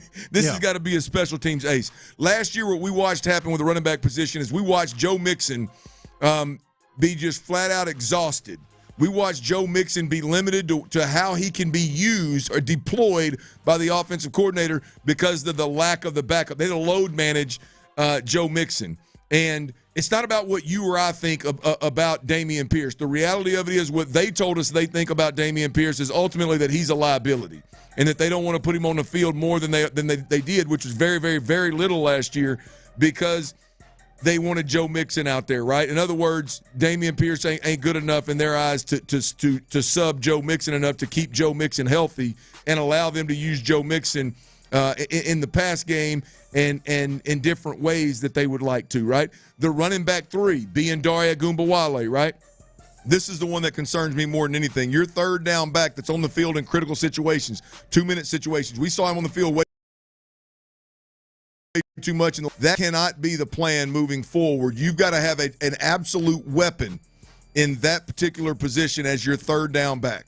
And now, is that your backup running back that then becomes your third down back that has that scat back skill set? Cool, I'm good with that. But you got to have a scat back skill set as your third down back. You got to have a guy that can catch the ball in open field, get north and south, and threaten teams with the very least your speed, if not the twitch, the change of direction, and explosion to go along with it. Like the Texans addressing their running back room beyond Joe Mixon, B. Scott, is an absolute must. Yeah, so as much as I like Dameon Pierce, and I like him a lot, I'd be a fool to disagree with the point that you're making right here that backup running back, while perhaps not an urgent need, probably more important than we want to give it credit for. Think about right now as we try to put the team together and think about what the most pertinent needs are, right? It's easy to put on the back burner because you do have to figure out this interior offensive line situation. You do need more weapons on the outside in terms of wide receiver. And so it's hard to really prioritize, but the truth remains that you cannot run Joe Mixon into the ground the way that you did last year. And this is an important position. I'll throw a couple of names out there in terms of trying to figure out solutions. And I've seen a couple of them already kind of go away here. Like Najee Harris is somebody that apparently is signing with the Chargers. He's off the board. But a couple of names that I like in terms of this specific role for the Texans. Okay. Second, a local guy, comeback player of the year finalist for the Chargers, and, honestly has it has a chance to really get closer back to form now being 2 years removed from that Achilles injury that he had. Yeah. And then my favorite one out of all of them is really Kenneth Gainwell. Like, I just think that he fits on any team, but fits perfectly for the role that you're describing, right? The scat back, change of pace, but also somebody that can come in and relieve Joe Mixon either in a pinch or just to kind of keep him fresh. Like, you want the best version of him. So it makes sense to not, beat the hell out of them the way that they did last year. I just don't want to look up and we're not seeing Joe Mixon catching the ball out of a 2-point stance in the as a receiver, so to speak. And the thought is as well, man, we can't wear him out. Like that just can't be the case. All right, we hadn't taken many calls, man, since the Laremy Tunsil deal went down. Texans making a lot of moves. Let's get my man in here. Larry, man, what's going on, baby? You know what's going on, Big Town Badass. You and B. Scott up there making sweet music, man, talking about this stuff, man. Look here, man, a couple things. Let me help Texas fans out for a minute. Been in this game since 2002, watching our squad over there on Kirby, man, try to just become the franchise that we wanted to become. And we have not sniffed the AFC championship, right? And everybody in our division has been to an AFC championship except for the Texans. And so we've all been sitting around here wanting them boys to go over there and do something exactly like, but you have to make these kind of moves, getting rid of that albatross, Laremy Tunsil, and then you flip Kenyan Green and you go and get you another heavy hitter in the secondary. Hey, man, I cannot be more proud to be a Texan fan than I am today, because here's the thing about it. Sometimes in life you got to do things that make people uncomfortable. And now Titus Howard has got to become very uncomfortable over there if he's going to be a part of that offensive line over there. And if Nick and D'Amico have not told us anything, they told us that they was going to revamp that culture over there, and they was going to revamp that locker room. If your ass is an offensive lineman, and you walking your ass in the NRG Stadium in skinny jeans and Gucci and had a man bag and all that other stuff. I can't cut for that, man. I need somebody that's going over there in some Levi's 501 and some Timberlands and got on a white T-shirt and going over there and maul somebody's ass. That was not Laremy Tunsil. We have seen enough of it, and he was too passive. Like I tell people, he was like my Shih Tzu that I pushed around over here. He looked mean and he walked mean, but his ass wasn't mean enough for me. So now you got to go get you a Cane Corso and get them boys over there to start leaning on somebody, because you got to keep the main thing the main thing. And the main thing is C.J. Stroud needs to be able to sleep like a baby every Sunday without having to worry about them boys not being able to pick up stunts. I love everything them boys doing. And if you know, like I know, Nick and D'Amico ain't finished, because there's a couple more bullets we're going to fire at these boys to get these boys to the Super Bowl. I love the fact that everything has changed when Cal McNown started wearing that damn pinky ring, man. You put a pinky ring on your finger, you telling everybody you ain't playing no more, Clint. You're a Baytown badass for a reason, and B. Scott, you know how we get down in the Clark and our hollow. Yes, sir. Yes, sir. And Larry, speaking of, it's by setting the tone. It's about the offensive line. If was good as talented as he is, the offensive line is supposed to be a tone setter. They're supposed to set the tone, and it wasn't no tone setting happening. And that's the bottom line of it, man. I like the tone setting thought right there, and in fact, I like the Laremy Tunsil topic right there to put a cap on the show today. Let's talk a little Laremy Tunsil move. We've had 24 hours to sleep on it. Had almost this is the second show that we've had to kind of sleep on it. Hadn't heard a ton of it from B. Scott as of late, but let's touch on that Laremy Tunsil topic and that big time trade, big time move by the Houston Texans. Let's do that next right here on Sports Radio 610. Before we do that, though, I got to tell you about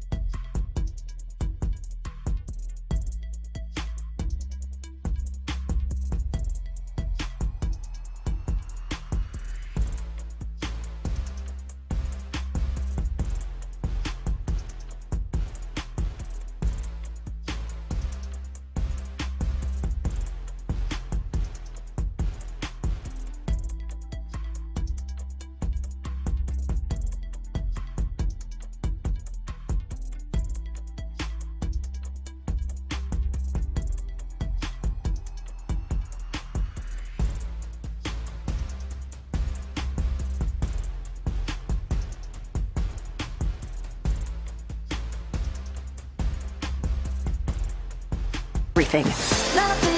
Ask your doctor today about Skyrizi, the #1 dermatologist-prescribed biologic in psoriasis. And visit skyrizi.com or call 1-866-SKYRIZI to learn more. Live from the Mokaram Injury Lawyers Studios, Sports Radio 610 presents The Drive with Stoerner and Hughley. Ron Hughley is out. Brandon Scott is in. T-Mills behind the glass on the ones and twos. And a big shout-out to Donald in Houston. He won the Parker McCullum 4-pack of tickets to the Houston Livestock Show and Rodeo. And my man Sammy Magnolia, Houston Livestock Show and Rodeo. Big shout out to you guys. Thanks for listening, man. Thanks for participating. Big shout out to all our listeners out there, man. We couldn't do it without you. We greatly appreciate you, and we love when we can get you involved. Big Larry, thanks for calling in as well. Everybody out there listening on the AM dial, love the old school way of doing things, baby. The AM dial, that little FM, HD FM dial. We appreciate y'all listening. YouTube, Twitch. Appreciate y'all listening and watching and getting involved. I know B. Scott's over there on the on the YouTube chat line, as well as appreciate everybody getting involved on the text line as well, and letting us know how you feel about what it is we're talking about, what it is the Texans are doing. Again, it makes this thing fun with all the different interactions. Now, the Odyssey app is what I want to focus on now. I want everybody to download the Odyssey app, AUDACY. We podcast all the different segments, so if you miss something, you can go back and listen to it. You miss an interview, you can use the rewind feature. You go back and listen to it. There you go, that noise right there. I don't think it still makes that noise, but you get the point. Now, here's the other deal is you can put us on your hip. It's obviously on your phone. You can take us anywhere you go, man. You're working out, you're traveling, you're at the office, no matter where you're at. As long as that Odyssey app is there, you can find Sports Radio 610 and stay updated on what all your squads are doing, man. The Texans, the Astros, and the Rockets. And the biggest waves made in the offseason since the Super Bowl, I do believe, is the move that the Texans traded Laremy Tunsil to the Washington Commanders for 4 draft picks, which also of it, they'd create roughly $14 million worth of cap space, which is going to go a long way in filling voids across the offensive line as well as other positions. And over 2 years, I believe it was $42 million cash that they recouped, if you will, by moving Laremy Tunsil. So that is that deal. We have now had 24 hours plus to sleep on the Laremy Tunsil trade and kind of gather our thoughts. B. Scott, you weren't here yesterday to give your immediate reaction, your thoughts right now on the Laremy Tunsil trade the Houston Texans made. Well, what I'm thinking about right now, just as I listen to you talk, Clint, is just what they could do with that just under $14 million, 13.8 of this year. Totally cleared. Now, this isn't taking on the players that they've signed, but just in terms of restructuring and some trades going in and out, they cleared $30 million plus of cap space to play with there. Now, they've already signed some guys, right, and they're going to pay Gardner-Johnson and all that, but you get the point. There's a little room there. That's big picture. But, just specifically to Laremy Tunsil and what that allows you to do, think about it. Like, if you can – because you got tackles on the team, right? And you can think however you want to think. I think you and I are higher on Titus Howard at left tackle than some others might be, but they got tackles on the team. You can't dispute that, between Titus Howard and Blake Fisher. If you're able to flip – hell, it ain't got to even be the whole damn near 14. If you're able to flip a portion of that into just a passable guard somewhere, and I don't know how that's going to happen, how you create that exactly, but you got in-house tackles. This just under 14 into a guard or into let's say another outside wide receiver. Yeah. Like, to me, that is honestly just as much of an intriguing part about this as just letting Laremy Tunsil go in the first place. Now, not to be confused, this is a bold move, and you called it this yesterday. It's the boldest move they could make. I cannot disagree with that. To me, it is 100% the boldest move they could make. I don't think I would have done it, to be honest with you, Clint, because just for the simple fact that from a numbers standpoint and from a personnel standpoint, he's the only good offensive lineman or offensive lineman at that level that you got on the team. But when you talk about setting the tone, and we were talking about this with Larry and Stafford when he called in just in the previous segment, you're talking about trying to set a tone. You were not doing that even with a Laremy Tunsil. So, I just think that it's a good idea, or I respect the idea of doing a hard reset from the coaching staff all the way down to your personnel of just saying, hey, we're going to start over and totally remake the identity of this offensive line. Oh, and by the way, on top of that, we're going to use the money that we save by doing that to help us in that regard, whether that be with an offensive lineman or to just use the money to go get you a wide receiver or meet some of your other needs. Yeah, look, I think there are several different layers to this Laremy Tunsil trade. I think the biggest point that I want to make after sitting on it for 24 hours, sleeping on it for 24 hours, it would be easy, Tyler, easy. After sleeping on it for 24 hours, is now the Texans have the ability, right, to put offensive coordinator Nick Neeman and their new offensive line coach Cole Popovich to go in there, set the standard, create an identity, hold everybody accountable, no exceptions, right? Think about this. We've talked a lot about this, but we've never couched it like I'm fixing to couch it, right? We always talk about how many offensive line coaches the Texans have been through over the last 5 years, right? Yeah, they've been through 5 or 6 different coaches over 5 or 6 years, right? And so we're always talking about the coach, and they've been through 4 or 5 different offensive coordinators over the year. What's the one common thread that's been in that room for the last 5 years? Yeah, Laremy Tunsil been there since 2019. Exactly. So that leads me that is just a little bit of support for my thought of it is. I've been on bad teams before, man. I've been on bad teams before. When your best player, your highest paid player, is a guy that is beats to his own drum, doesn't necessarily buy into everything the coaches say in a sense of going the extra mile, showing up when you're not expected to show up, playing hurt, taking pride in what you're doing. Like, that is impossible to be coached around. It is absolutely impossible to be coached around. And when you look at what's gone down in Houston, and coaches have constantly just churned. They've gone other places and coached really well. Some have, not all of them, but some of them have. I'm talking about offensive line coaches. And you look at what's gone on in Houston. I'm telling you, I'm not saying it makes it impossible. I just did, didn't I? It is borderline impossible to coach block, if you will, when that guy beats to his own drum and everybody expects you to make all these other guys, hold each other accountable. That is extremely difficult to overcome. And I, for one, for that reason and many other, am glad that they got out of the Laremy Tunsil business to see if Nick Neeman and Cole Popovich can actually, set the tone, create the identity, hold guys accountable, set the standard. If they can do all those things now that they don't have to work around Laremy Tunsil doing Laremy Tunsil things. Yeah, so I agree that it's difficult to coach around, damn near impossible to coach around. I do think it's something that they could have worked around or compensated for if everything around Laremy Tunsil was better. Like if they had the better coaching, which they did not. If they had better personnel outside of Laremy Tunsil, which they did not. But absent of those things, it is impossible. When Laremy Tunsil is not only the best, but the only one, I don't think that is something that is tenable. And then, when you talk about trying to remake it, that's where you have to start. Like, you have to start with leadership, start from the top, from the top down. So, like, again, I think this is something that they could have survived had everything around it been better. But what did they do around the Laremy Tunsil move, right? They let go of Shaq Mason, and then they ended up trading Kenyan Green, and nothing else around it has been good enough. You can survive a guy who is aloof or is not a tone setter, who is not necessarily the greatest